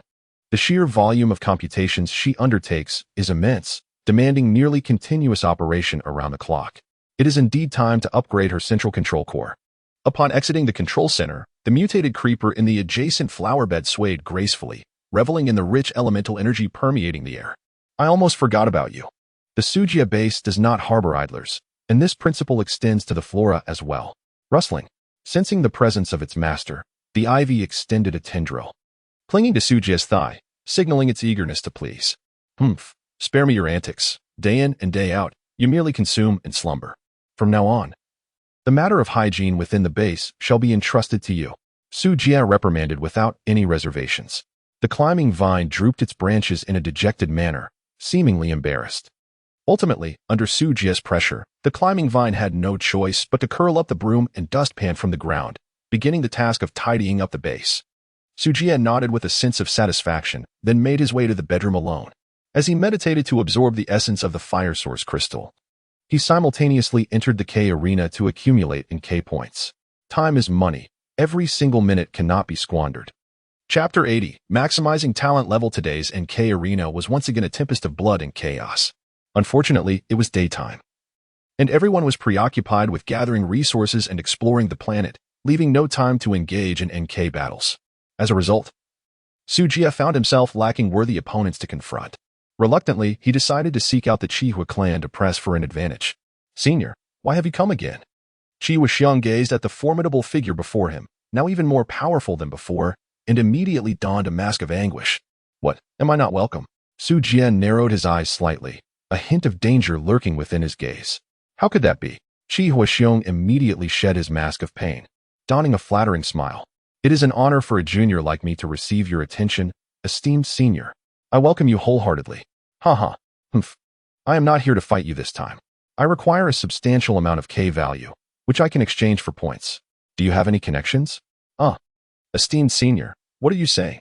Please feel free to ask me for anything you need. Chihua Xiong promptly produced an object resembling a compass and began to contact the younger members of his clan. After a considerable pause, he said, Esteemed senior, Room 666 is ready for you. You may go directly there. My clansmen will come to assist you with the points. Thank you. We'll talk again next time. Sujia replied indifferently. He turned to leave. Hey, esteemed senior, wait. I also have a mutated beast egg here. Would you be interested? Seeing this, Chihua Xiong immediately blocked Sujia's path. A mutated beast egg? Sujia came to a halt, intrigued. Let me take a look. Chihua Xiong promptly retrieved the mutated beast egg and presented it to Sujia. However, Sujia hesitated. A Xuanjia turtle egg? A water attribute creature? Sujia furrowed his brow, for his base was enveloped by vast deserts, and relying solely on Crescent Lake would not suffice to sustain such a creature. However, when it came to water resources, it appeared that Xiao Lualua's planet was remarkably abundant. As the saying goes, one should not let fertile waters flow to others' fields. The hatched Xian turtle possessed formidable defensive capabilities, making it exceptionally suitable for safeguarding the base. Furthermore, the Xian turtle's function bore resemblance to that of the small armor, as it could assist the pioneers in collecting underwater resources. Given that Xiao Lualua was somewhat inept in water, the aid of the Xian turtle would significantly facilitate resource development. What is the price? Sujia inquired. 3 million points, Chihua Xiong promptly replied. An absolute bargain. 3 million points. Sujia contemplated for a moment and deemed it quite a bargain. At most, 1 million. Besides, it was merely an egg, and its potential for hatching remained uncertain. Upon hearing his words, Chihua Xiong displayed a look of reluctance. Senior, after all, this is a mutated beast's egg, which carries the possibility of yielding a formidable creature. Shouldn't it be 1 million, or even 150,000? Sujia interjected, if it's not feasible, then so be it. All right. For the sake of the senior's reputation, I shall concede a bit. Chi Huaxiang gritted his teeth and eventually nodded, sealing the deal. Very well. I shall take my leave now. Room 666 in K. Sujia waited in silence. Soon, a member of the Chi Hua clan approached him. They then raised the wager to a value of 1,000 in K, only to willingly concede defeat. Where there is demand, there is a market. The trading of NK values had become exceedingly commonplace, and one could easily feign surrender. Naturally, this was contingent upon the other party possessing integrity. They could not simply abscond with the funds. With the assurance of a formidable Chi Hua warrior, everything proceeded smoothly. Sujia lacks not for points, but for time. Although the NK value obtained in this manner may be somewhat exorbitant, for a wealthy individual, it is merely a trifling expense. Bored, Sujia stifled a yawn. Such is the unpretentious life of the affluent. With nothing better to do, he opened his friend list and sought out Lorella. Sujia, allow me to show you something remarkable. Lorella? Sujia, mutated Xuanjia, turtle egg. Lorella, in astonishment? Sujia, what do you think? Do you like it? Lorella, flattery without reason? I certainly do not appreciate that. Sujia, are you still angry? Lorella, Sujia, I acquired this for 5 million points, and now I am willing to sell it to you for a mere 3 million. With this, we can settle our affairs once and for all. What do you say? Lorella remained silent for a moment before responding slowly. Lorella, is that for real? Sujia, why would I deceive you? Clean yourself up and wait for me in room 96. Lorella, if you dare not to come, you shall regret it. Sujia, men indeed should honor their words. In the room where Sujia resided, numerous individuals came and went. Each service provider departed with a beaming smile. Before long, Sujia had amassed a sufficient amount of NK value. At the prevailing market rate of 1 NK equating to 2,000 points, he promptly exchanged 15,000 NK value, which cost him a staggering 30 million points. Indeed, this endeavor was remarkably expensive. This also highlights that the formidable races acquire resources at a pace not much slower than his own. However, it matters little once the breeding facility is completed tomorrow. The mere sum of 30 million points will merely be a trivial figure in his eyes. Sujia, holding his NK value, immediately opened the NK marketplace. After accounting for the NK value he possessed, he exchanged for 17 talent upgrade scrolls, and with a series of clattering sounds, he commenced his upgrades. Star Master, Sujia attributes, Strength 900, Intelligence 999, Constitution 999, Agility 901 Celestial Power, 8688 Talents, Observer, Max, Blade Dancer, Max, Digger LV3, Earth Element, Max, Dark Element, Max. Celestial Species, Max, Blade Dancer, Max when wielding bladed weapons, attack speed increases by 100, attack power by 100, and accuracy by 100. Dark Element Affinity, Max Dark Element Magic Power 100, Mana Consumption -99, Chant Time -100. With 3 talents reaching their maximum levels. His dual element Earth and Dark Magic now became instant cast. In close combat, the instant cast Shadow Assault, combined with the attack boost from Blade Dancer, alongside the enhancement from Celestial Species, resulted in a staggering damage output of 2,250 points, with a guarantee of perfect accuracy. Even when facing creatures with a defense cap of 999, he would strike without hesitation. This marked yet another significant enhancement. Chapter 81, Base Upgrade. Large Fortress having completed these tasks, Sujia arrived at Lorella's chamber. Have you finally decided to show up? Lorella frowned disapprovingly at Sujia's tardiness. Her hands placed firmly on her hips, glaring at him. What's this? Can't wait to see me? Sujia chuckled teasingly. Lorella's fair cheeks flushed with a rosy hue. And she pouted, you are quite insufferable. Hurry up and trade. I have been very busy these past few days. Busy? Busy fighting, I presume? Sujia asked with a bemused smile. Lorella shot him a glance. Fighting is merely my hobby. My true journey is among the stars and seas, bringing the glory of the winged people to the entire world. Sujia raised his lips, proclaiming, what admirable ambition. After saying this, he traded the Xuanjia turtle egg to Lorella. Simultaneously, Lorella willingly conceded, allowing him to acquire a value of 1,500 NK. She took a moment to remind him that the profits from the Imperial expedition were indeed substantial, advising him not to remain confined within the NK arena. For plundering was the essence of this game. As she departed, Lorella earnestly cautioned him. Sujia nodded in agreement, reassured, stating that he knew what to do. Humph. As long as you are aware, it's good enough. Lorella waved her paw at him, turning away with an air of haughty indifference. Sujia did not linger. As his consciousness swiftly returned to the confines of his bedroom, Lorella was indeed correct. The essence of this game revolved around plunder. Having successfully raided the dungeon, he was poised to amass a fortune that would take others months to attain. It was imperative to accelerate his progress, without delving into distant ambitions. He must first conquer the planet he currently inhabited. Sensing Sujia's consciousness re-emerging, someone stirred beneath the covers. Master, Shasha is asleep. Please be quiet. I am in the midst of my cultivation. You focus on your practice, and I shall attend to mine. There is no interference. You truly are a clever little one. On the following morning, Sujia rose early, having hardly slept the previous night. The moment he closed his eyes, the enchanting figure of the Empress flashed before his mind. Alas, beauty can lead one astray. Sujia shook his head and, fully equipped, made his way directly to the control center. Fantasy Star. Order the Annihilator to excavate the thicket by Crescent Lake, he commanded. Understood, boss, came the prompt reply. After issuing his orders, Sujia settled into the spacious chair before the central control console. Before him lay several massive digital screens, displaying the comprehensive data of the entire base. The scenes of relentless mining operations within the tunnels were distinctly visible. To facilitate comprehensive management, Fantasy Star had installed all the surveillance equipment that Sujia had dismantled from the spacecraft throughout the base. Thus, the control center could truly be regarded as the heart of the base. Let us upgrade the base first. Sujia sat upon the control chair, raising his right palm to summon the construction interface with a mere gesture. The evaluation of the advanced composite base was an impressive score of 10,000. Construction prerequisites included 400,000 units of metallic materials, 400,000 units of iron ore, 400,000 units of aluminum ore, 400,000 units of copper ore, 10 intelligent chips, 1 advanced base core, and 1,000,000 points. The description read, Artificial intelligence transcends its limitations, initiating a self-accumulating evolutionary mode. The base's data processing speed is enhanced by 500, and the accuracy of defensive weapons is improved by 90.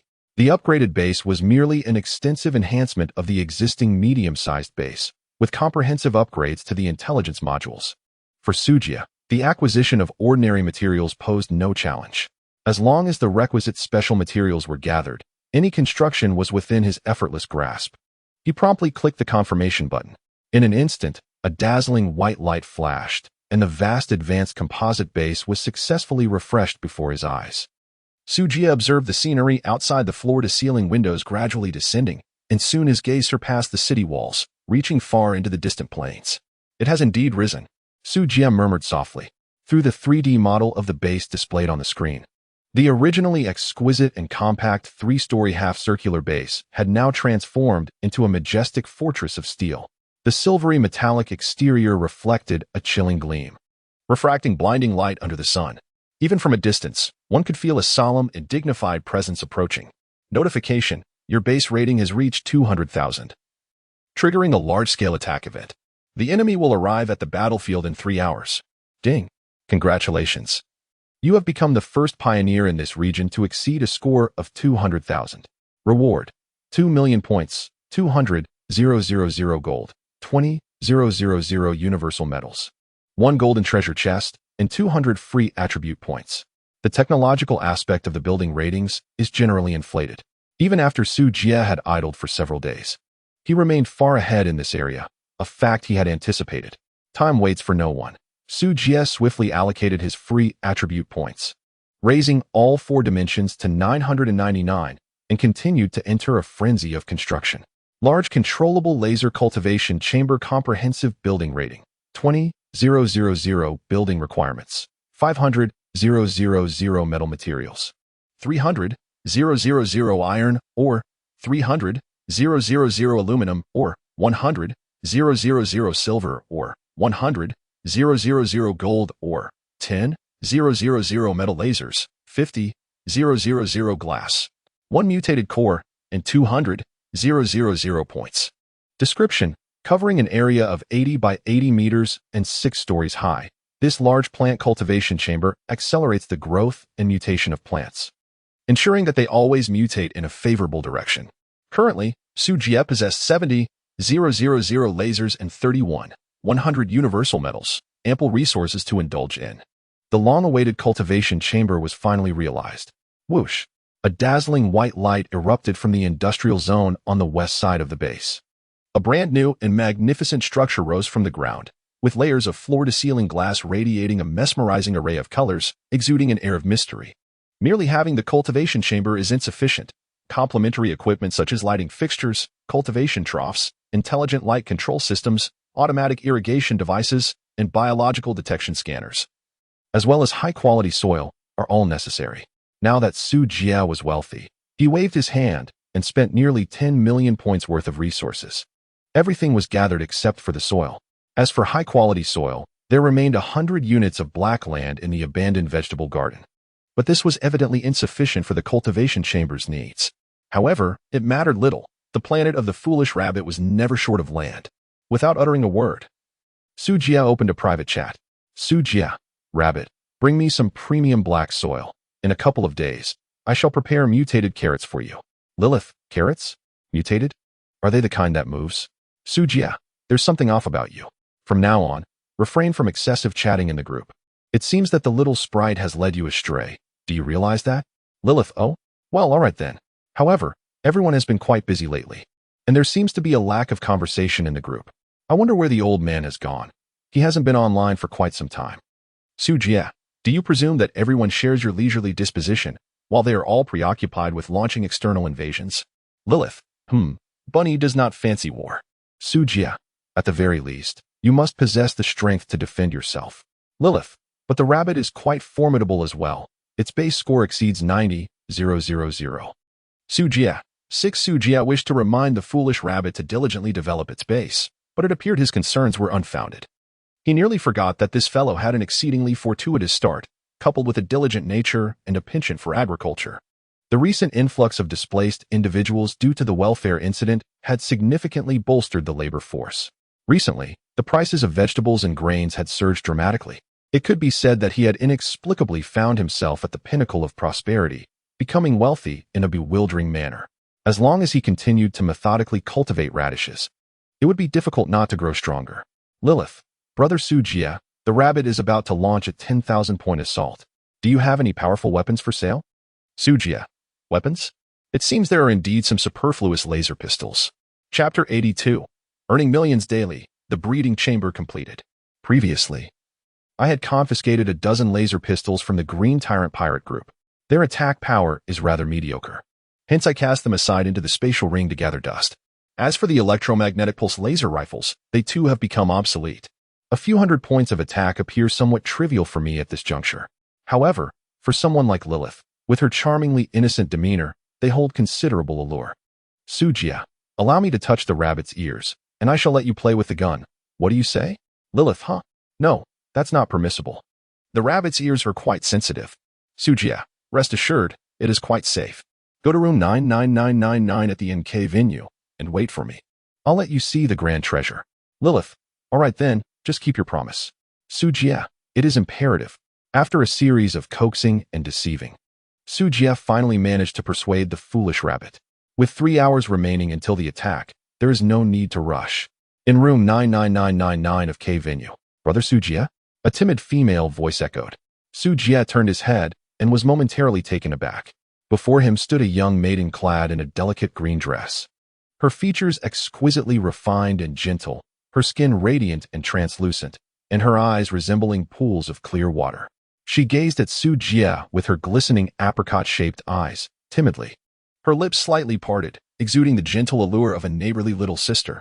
Most captivating, however, were the pair of white rabbit ears that drooped adorably atop her head. Soft and fluffy, radiating an irresistible charm. Brother Su Jia? Noticing Su Jia lost in a daze while staring at her ears, the young girl gently tugged at the hem of her dress.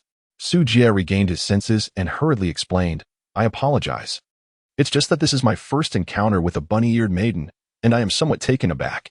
The bunny, too, was experiencing her inaugural meeting with a human. Lilith giggled foolishly, her cheeks tinged with a delicate blush, and her eyes sparkled like the pristine moonlight adorning the horizon, pure and unblemished. Would you like to touch? The young girl mustered her courage, placing her hands upon her chest and shyly leaning forward. Su Jie was amused by her adorably naive demeanor. He raised his hand and playfully ruffled her hair, saying, I was just joking, teasing you. Oh, aren't you really going to touch it? Lilith tilted her head, her expression one of innocent bewilderment. Gulp. Su Jie, 10 years without loss, 3 years of remarkable profit. Just look at this pitiable little appearance. It truly evokes a sense of compassion. Shall we offer a gentle touch? Su Jie cautiously leaned closer to the young girl, his hand gently descending onto her head, softly caressing her rabbit ears. A soft sigh escaped her lips, her face flushed to the point of resembling a ripe berry. Su Jie silently marveled. If this delightful creature could be brought home, it would surely be quite entertaining. After approximately 10 minutes of exploration, Lilith languidly collapsed into Su Jie's embrace. Her voice soft and tender as she murmured that she could no longer think, her mind a complete blank. My goodness, what audacious words. Ahem. Su Jie awkwardly withdrew his hand and adopted a serious demeanor. Well then, allow me to present you with a magnificent treasure, dear. Su Jie, taking advantage of the moment, drew forth a grand spear. Oh my goodness, how magnificent. Lilith's eyes sparkled with admiration, brimming with awe. Is my brother Su Jie gifting this to me? Ahem, no. A gift was out of the question. Perhaps a trade for the black soil would suffice. Just kidding. My brother Su Jie is undoubtedly a Sigma male, and would never allow a rabbit to obtain such a weapon without proper exchange. This is quite simple. The rabbit is never in short supply of land. Ultimately, both parties obtained what they desired. Su Jie acquired 8,000 units of black soil, while Lilith received an abundance of laser weaponry. As for the subsequent issue of recharging, that was a matter he would have to resolve on his own. Su Jie does not bear the responsibility for after-sales service. Anyway, since the rabbit has ample funds, creating an energy storage conversion device is quite a trivial task. After playfully teasing Lilith for a while, Su Jie finally exited the NK scene. Boss, I just noticed that your heart rate has surged, blood pooling in your face, and adrenaline spiking. In human terms, this likely signifies the arrival of spring. If you require assistance, actually, silence. Su Jie irritably interrupted the solemnly driving maid, Huanxing. Very well, boss.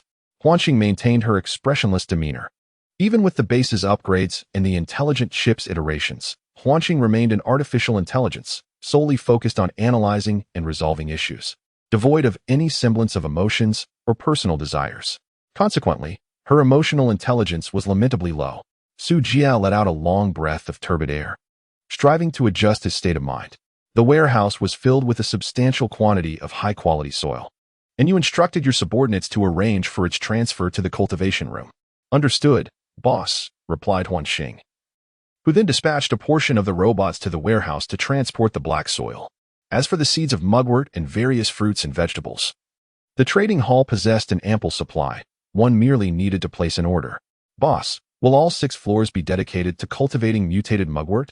Huanxing inquired. Su Jie pondered for a moment, inquiring about the maximum yield of mugwort. If every cultivation rack were fully utilized, with a total of 800 racks per layer and approximately 100 plants of mugwort per rack, accelerated by laser-induced mutations, the plants would mature in just 8 days. Coupled with a 100 global work efficiency, one could harvest 80,000 plants in 4 days, averaging 20,000 per day. With 6 layers, that totals 120,000 plants. The boss possesses a level 9 alchemy skill. Should he personally engage in the process, each mugwort plant could yield an average of 6 bottles of basic healing potions. This translates to a daily output of 720,000 potions. Currently, the market price for basic potions stands at 100 points, while mugwort is valued at 80 points. However, since the cultivation is self-sustained, it effectively incurs no cost. Thus, if the alchemical production rate keeps pace, the revenue from potions could reach an astonishing 72 million points daily. This estimate does not account for the possibility of high-grade medicinal herbs or critical hits yielding intermediate potions or evolution potions. The actual earnings would undoubtedly be even greater. After calculating together with Huanxing, Su Jie could hardly believe his ears. A daily income of 72 million points, Such wealth seemed almost too easy to acquire. Boss, do not rejoice too soon. The premise of earning 72 million points hinges on maintaining the alchemical production speed by your own efforts alone. It may be an insurmountable task to achieve such large-scale production, Huan Xing cautioned, dousing the excitement with a splash of cold reality. Su Jie instantly felt disheartened. This was indeed a fact. He scratched his head and lamented, "Is it not possible for machinery to replace the art of pharmaceuticals? In theory, it is feasible," replied Huan Xing. However, without the enhancement of skills within the pharmaceutical industry, the profits would be directly diminished by a factor of 6. I advise you to capture more individuals possessing secondary professions or innate talents in pharmaceuticals. Only then can you maximize your gains. It seems there is no other choice. Fortunately, a large wave of captives is on the verge of arriving at the battlefield, awaiting his efforts to harvest them. Su Jie revealed a cunning smile, planting 5 layers of mugwort, while reserving the final layer for vegetables and fruits. Understood. Huan Xing, comprehending the intent, promptly commanded the robot to commence sowing. The cultivation chamber offers 2 distinct methods of mutation. One accelerates the growth of plants, hastening their maturation, while the other, reminiscent of prior nuclear radiation mutations, transforms them into extraordinary treasures of nature.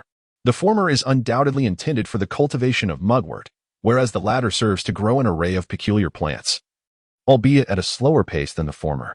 Su Jie estimated that reaping a harvest every half-month would be considered quite commendable. Having resolved the issues within the cultivation chamber, he continued with his construction endeavors. With logistics being prioritized, he had yet to fabricate any defensive weaponry. Chapter 83. Breaking through the 300,000 rating, difficulty of attack. Catastrophe small laser death ray, turret comprehensive building rating. 1,000 construction requirements. 150,000 metal materials, 150,000 iron ore, 150,000 copper ore, 50,000 silver ore, 1,000 radium, 10,000 points. Description, effective range of 1,000 meters. Capable of emitting laser beams or light waves that bypass defenses, directly obliterating biological cellular structures or electronic components. Single-target attacks can annihilate organisms with a constitution below 500. While area of effect light waves can eliminate organisms with a constitution below 100. With a grand gesture, Su Jie effortlessly constructed 10 death ray cannons.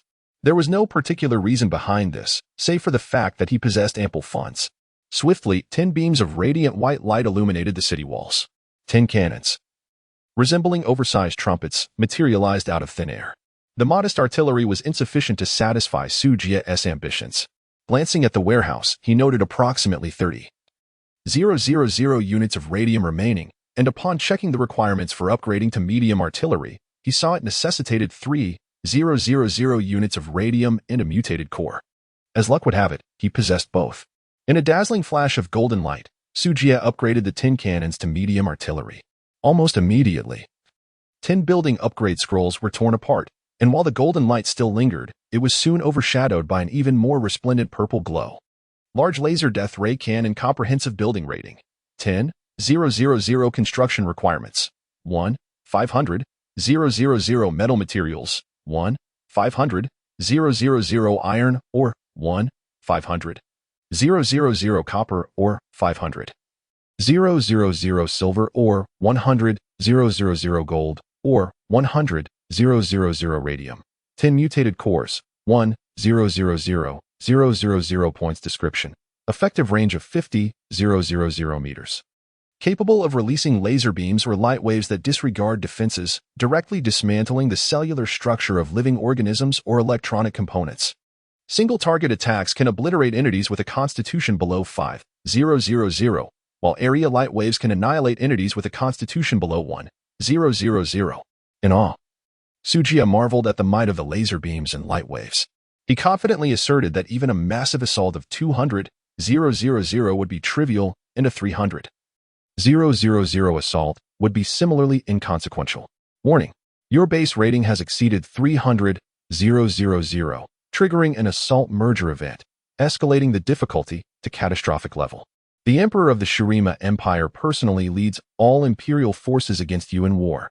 The Green Tyrant pirate crew spreads rumors, inciting all nearby pirate factions to launch an attack against you. The Queen of the Death Sea Worms has prematurely activated her invasion plan, reigniting the swarm tactics.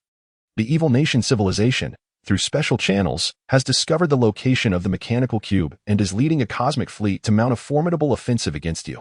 The Nuclean Empire, passing through this region and guided by celestial beings, prepares to take advantage of the chaos and has resolved to besiege you. Ding! Congratulations!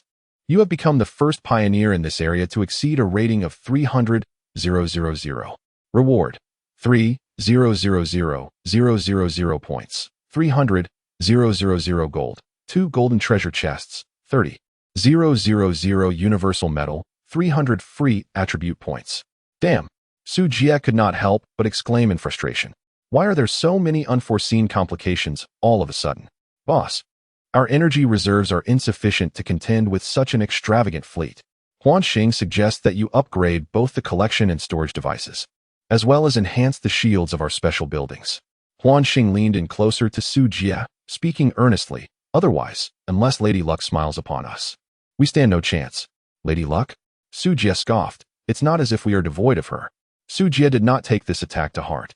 The difficulty of the assault is evaluated based on a scoring system, yet the personal combat capabilities within the base are not included in this calculation.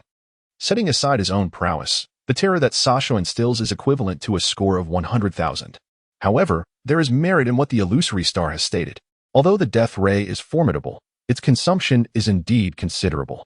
Given the base's current energy reserve of 800,000, it cannot sustain operations for an extended period. Fortunately, the materials required for the radiation collection and conversion device, as well as the advanced energy storage unit, are not scarce, as long as they are not rare metals. Su Jie can produce as many as he desires. Radiation collection and conversion device comprehensive building score, 3,500 construction requirements, 50,000 metal materials, 40,000 copper, or 20,000 aluminum, or 20,000 gold, or 10,000 points effect, capable of absorbing any radiation and converting it into energy reserves. Currently able to convert into any attribute efficiency. 1 unit of any energy per second advanced energy storage device comprehensive building score, 1,500 construction requirements, 38,000 metal materials, 25,000 copper, or 5,000 silver, or 4,000 gold, or 500 points storage limit, 200,000. Without even a glance, Su Jie constructed 3 additional conversion devices, along with 11 storage units. Thus, the energy storage capacity surged to 300 watts, with just over 2 hours remaining until the enemy forces reached the battlefield. The time for energy collection was somewhat insufficient. Left with no alternatives, Su Jie opted to upgrade the collection apparatus. Rapid Charge Energy Collection Conversion Device Comprehensive Building Rating, 6,000 construction requirements, 500 watts of metallic materials, 40 watts of copper, or 40 watts of aluminum, or 20 watts of gold, or 100 watts of credits effect, capable of absorbing any form of energy and converting it into energy reserves. Currently adaptable to any attribute efficiency. 100 units of any energy per second. How exorbitantly expensive. Su Jie gazed at his depleted wallet, feeling an unbearable ache in his heart. He never anticipated that the nurturing chamber and the annihilation cannon would require so few resources, while upgrading the energy collection device had utterly drained his finances. Nevertheless, this expenditure was essential. Without it, he would genuinely lack sufficient energy. Before the upgrade, he could only collect a meager 3,600 energy points per hour, which was pitifully insufficient. Now, however, he could amass 360,000 energy points each hour, 144,000 from 4 devices. Such a pace was finally acceptable. With some resources still at hand, Su Jie boldly decided to fully upgrade the lightning cannon, originally equipped with only 7 large turrets. He gritted his teeth and expanded it to 10. The remaining 20 were upgraded to medium turrets.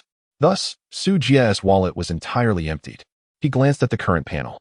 Star Master, Su Jie Race, Human, Celestial Region, Galver Star Cluster ID, NTR, 9528 base rating, 345, 500 attribute values, Strength 999, Intelligence 999, Constitution 999, Agility 999, Assignable attribute points, 402, celestial energy.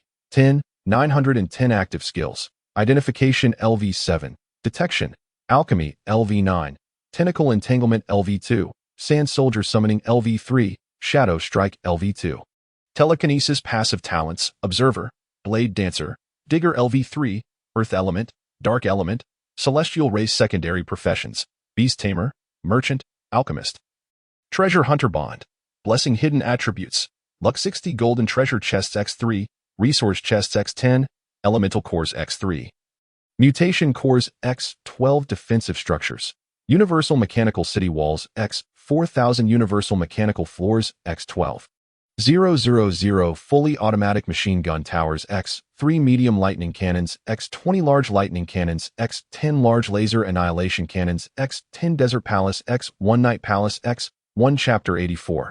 The impending assault and tactical retreat invincible. Surveying the attributes displayed on the panel, Su Jie felt an immediate surge of confidence. He had no discernible weaknesses in terms of group and single combat, melee and ranged capabilities, defense, or logistical support. Unless the adversary unleashed a planet-destroying doomsday weapon, he felt no fear whatsoever. Regardless of how many enemy warships approached, he would shatter them all. Let me examine the conditions required for upgrading special structures. To be prudent, Su Jie prepared to slightly enhance the thickness of his shields. Special structures are also eligible for upgrades, starting at 1 star, with a maximum of 10 stars. Desert Palace, special structure, level, 2 stars upgrade conditions, elemental cores X2 effect, elemental shield increased to 2, 000. 000. Do I require 2 elemental cores to elevate it to 2 stars? Su Jie stroked his chin thoughtfully. He had only 3 elemental cores remaining. Sufficient to upgrade but a single palace. After a moment's contemplation, he resolved to elevate the Desert Palace to 2 stars. After all, Sha was the main force in battle. Once the palace was upgraded, the earth element would become more potent, enhancing her skills significantly. The cooldown time for her abilities and the recovery of her magical energy would also accelerate. Thus, at the pinnacle of the pyramid-like palace, a golden gemstone radiated a dazzling brilliance, emitting blinding rays of light. Accompanied by a low, melodic hum, dozens of layers of golden light membranes emerged around the palace, rippling outward like concentric waves. Ultimately, they coalesced into a pale golden shield with a staggering vitality of 2 million. Phantasy Star. Does the trading post offer elemental cores for sale? No. Phantasy Star replied decisively, shaking his head. Very well. Su Jie sighed. It seemed he would have to devise a solution on his own. He had initially believed that once the reverse invasion commenced, the production of such energy cores would become significantly easier. However, it appeared he had miscalculated. Her items, unlike ordinary goods, are elusive treasures that cannot simply be sought after. Those with the capability to access these cores are invariably the vanguards of their respective domains, fully aware of the intrinsic value of such items and thus unlikely to part with them. The only exception might be a fortunate individual, ignorant of their worth, who stumbles upon one and carelessly offers it for sale in the marketplace. Unfortunately, such serendipitous occurrences are exceedingly rare, often a century apart. Alas, it seems he must resort to crafting them himself. Su Jie let out a sigh and rose from the command platform. Huan Xing silently followed behind, flawlessly assuming the role of a devoted handmaiden. Exiting the command center, the metallic materials in the square loomed like mountains, indicating that considerable time was still needed for complete assimilation. Over 80 annihilators busily maneuvered trolleys in and out, efficiently handling the transportation of metal materials, thus sparing Su Jie a significant amount of manpower. Meanwhile, an additional 40 machines were engaged in relocating the trees from the transport shuttles, swiftly transferring all the vegetation surrounding Crescent Lake into the base. With a grand gesture, Su Jie established a vast ecological garden in the entertainment district to the north of the base. A colossal transparent glass dome envelopes the garden, which is adorned with lush greenery and meandering streams. Equipped with natural ventilation systems, the air is infused with a gentle mist, creating a refreshingly cool ambience that far surpasses the comfort of the surrounding desert. Come, let us venture inside and explore. Su Jie, accompanied by the ethereal Xing, stepped gracefully into the garden, feeling the gentle caress of the natural breeze against his face. Instantly invigorated, he felt a profound sense of ease enveloping him. Upon engaging with nature, his spirit soared, granting him an increase of 3 in celestial energy. My goodness, he mused. It seems imperative to enhance the recreational facilities at our base. Even breathing can bolster one's strength. It is truly remarkable. With a sense of determination, Sujia decisively connected the spiritual energy tower to the ecological garden, allowing the environment within to harmoniously blend with the ethereal energy, thereby creating a true earthly paradise. After procuring a sun umbrella and a rattan chair, he reclined leisurely beneath it, basking in the warm sunlight. Huanqing, bring me a cup of tea, he commanded, relishing the delightful sunbathe. Huanqing nodded in acquiescence and proceeded to brew tea with a newly acquired set of tea utensils from the trading post. The fragrant aroma of the tea wafted through the air, refreshing the spirit. Su Jie contentedly sipped his tea, closing his eyes to quietly savor its exquisite essence. Such a vast ecological garden should not go to waste. Perhaps he would plant some tea trees, ensuring a continual supply of fresh leaves in the future. Understood, boss. Huanqing silently noted this matter, preparing to embark on the planting endeavor. What a beautiful place, exclaimed Xia Xia, rubbing her sleepy eyes as she awoke from her slumber. Gazing at the vibrant greenery, she could not help but cry out in delight. Following closely behind were Amanda and Nana, their faces alight with joy. It had been many years since they had beheld such breathtaking scenery. Did the master create this? Xia Xia rushed over to embrace Su Jie's arm, her curiosity evident. What do you think? Quite splendid, isn't it? Su Jie nodded, declaring that this would henceforth be our sanctuary for leisure, where the pursuit of tranquility and cultivation would harmoniously coexist. Splendid. Sasha was utterly delighted, scampering barefoot across the verdant grass. You found something fun, and didn't he invite me? The little bug sister had appeared from who knows where, joining Sasha in her whimsical frolic. Urki, let us catch jellyfish. Certainly, SpongeBob. As time flowed gently by, 2 hours swiftly elapsed. Master, we have arrived.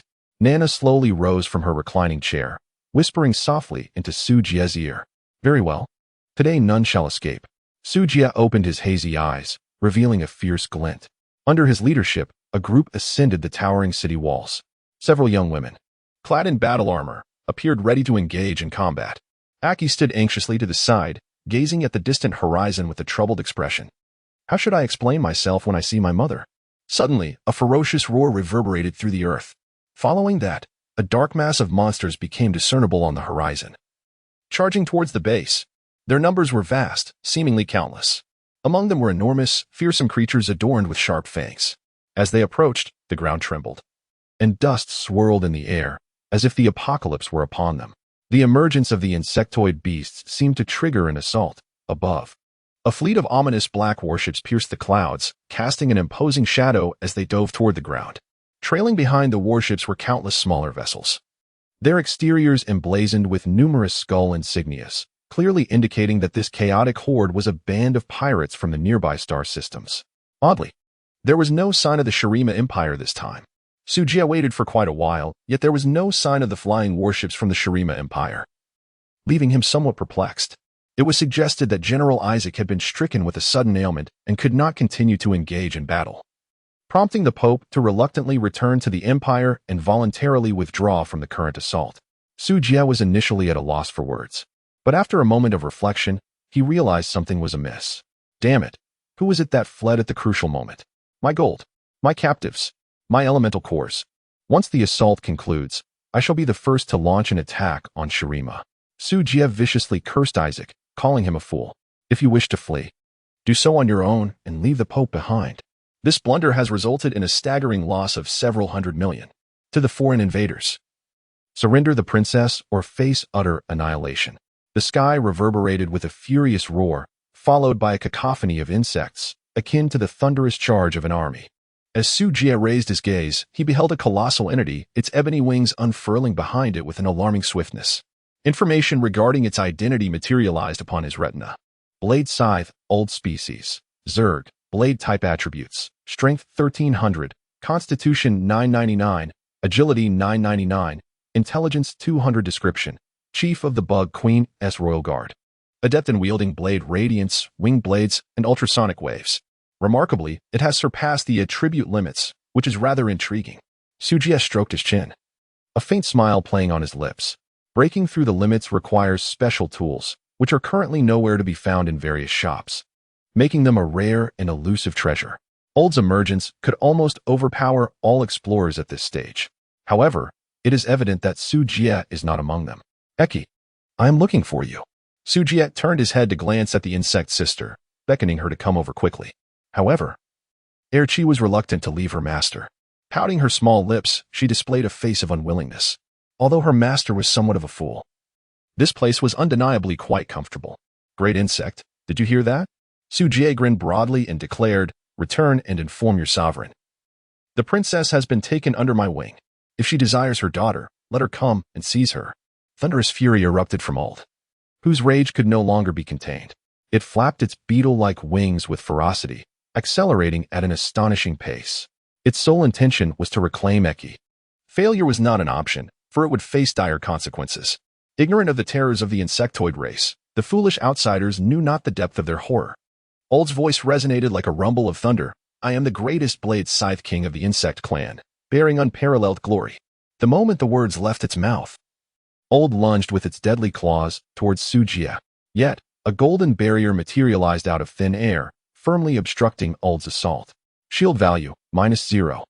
One Su Jie casually pulled over a chair, settling into the recliner with an unwavering composure, gazing at his opponent as serene as the wind. He let out a derisive chuckle. You little insect truly possess some audacity. A mere energy shield can only stave off the Zerg momentarily, but it cannot withstand them eternally. Old sneered coldly. Children, tear it apart. In an instant, a relentless swarm of insect soldiers surged forth, overwhelming the scene like a horde of locusts, sending shivers down one's spine. This was not merely a descent of death worms, but a genuine army of the Zerg. Each insect bore attributes exceeding 100, with some elite specimens nearing 300. Their four-dimensional capabilities were almost on par with those of our esteemed princess. Shield value, -0. 2 shield value, -0. 1 shield value, -0. 3. The incessant alerts rang out, signifying the continuous depletion of the barrier's energy. Su Jie could never allow the situation to spiral out of control. Otherwise, even 1,000,000 shields would not suffice against this swarm of insects. Phantom Star, let them experience the might of the electric cannon. As you command. At his behest, the mechanical walls swiftly transformed, revealing 30 pitch-black apertures. In the next instant, a terrifying electric cannon unleashed a sphere of lightning that tore through the void, accompanied by a piercing shriek as it collided with the insect horde. In an instant, endless arcs of thunder erupted within the swarm. What? Old's horrified scream pierced the air as he hastily dodged. Boom, bang, boom. The ground shook with violent explosions, intertwined with the wails of the fallen, as countless insect soldiers were reduced to cinders, lifeless upon the ground. In the blink of an eye, over 1,000 insect soldiers perished beneath the electric cannon's relentless barrage. Master, is it time for Shasha to take the stage? Shasha eagerly rubbed her hands together, her eyes sparkling with anticipation as she glanced at Su Jie. Not yet. Patience is key. There is no need to unleash our full power immediately. Su Jie gently tousled the little one's hair, before seizing the golden scepter from her grasp. Sand soldiers, arise. A brilliant golden radiance erupted from the tip of the scepter, creating a formidable force that drew countless grains of sand into its embrace. In no time, hundreds of solemn-faced sand soldiers coalesced into existence. Go, clear the battlefield and gather the remains of the insectoid creatures. Su Jie commanded. Yes. The sand soldiers acknowledged the order and immediately began to move with heavy steps. Seizing the opportunity during the interval of the Zerg's assault, they ventured beyond the shield, dragging numerous insect carcasses back within its protective confines. You too, do not remain idle. Lend a hand. Su Jie gently patted the heads of Erchia and Shasha, and the two instantly understood. Shasha retrieved the scepter and with a gentle wave, summoned over 100 desert guards with attributes ranging from 4 to 500, who promptly joined the task of collecting corpses. The insect sister immediately directed the insects to drag the bodies from beneath the city walls into the insect nest. These would serve as nourishment for the nest. Erchia, this time there will be an abundance of meat. Let us hatch the remaining insect eggs. Su Jie instructed Erchi. My master, shall we continue to incubate the blade worms, or shall we cultivate other types of creatures? You may decide, came the reply. In response, a spark of inspiration ignited within the insect maiden's mind, leading her to contemplate a species particularly suited to the current circumstances. With that thought, she promptly squirmed her way back to the insect nest. Before long, a colossal shadow emerged from the depths of the nest. Its form resembled an enlarged earthworm, with a mouth teeming with razor-sharp teeth, resembling a living meat grinder.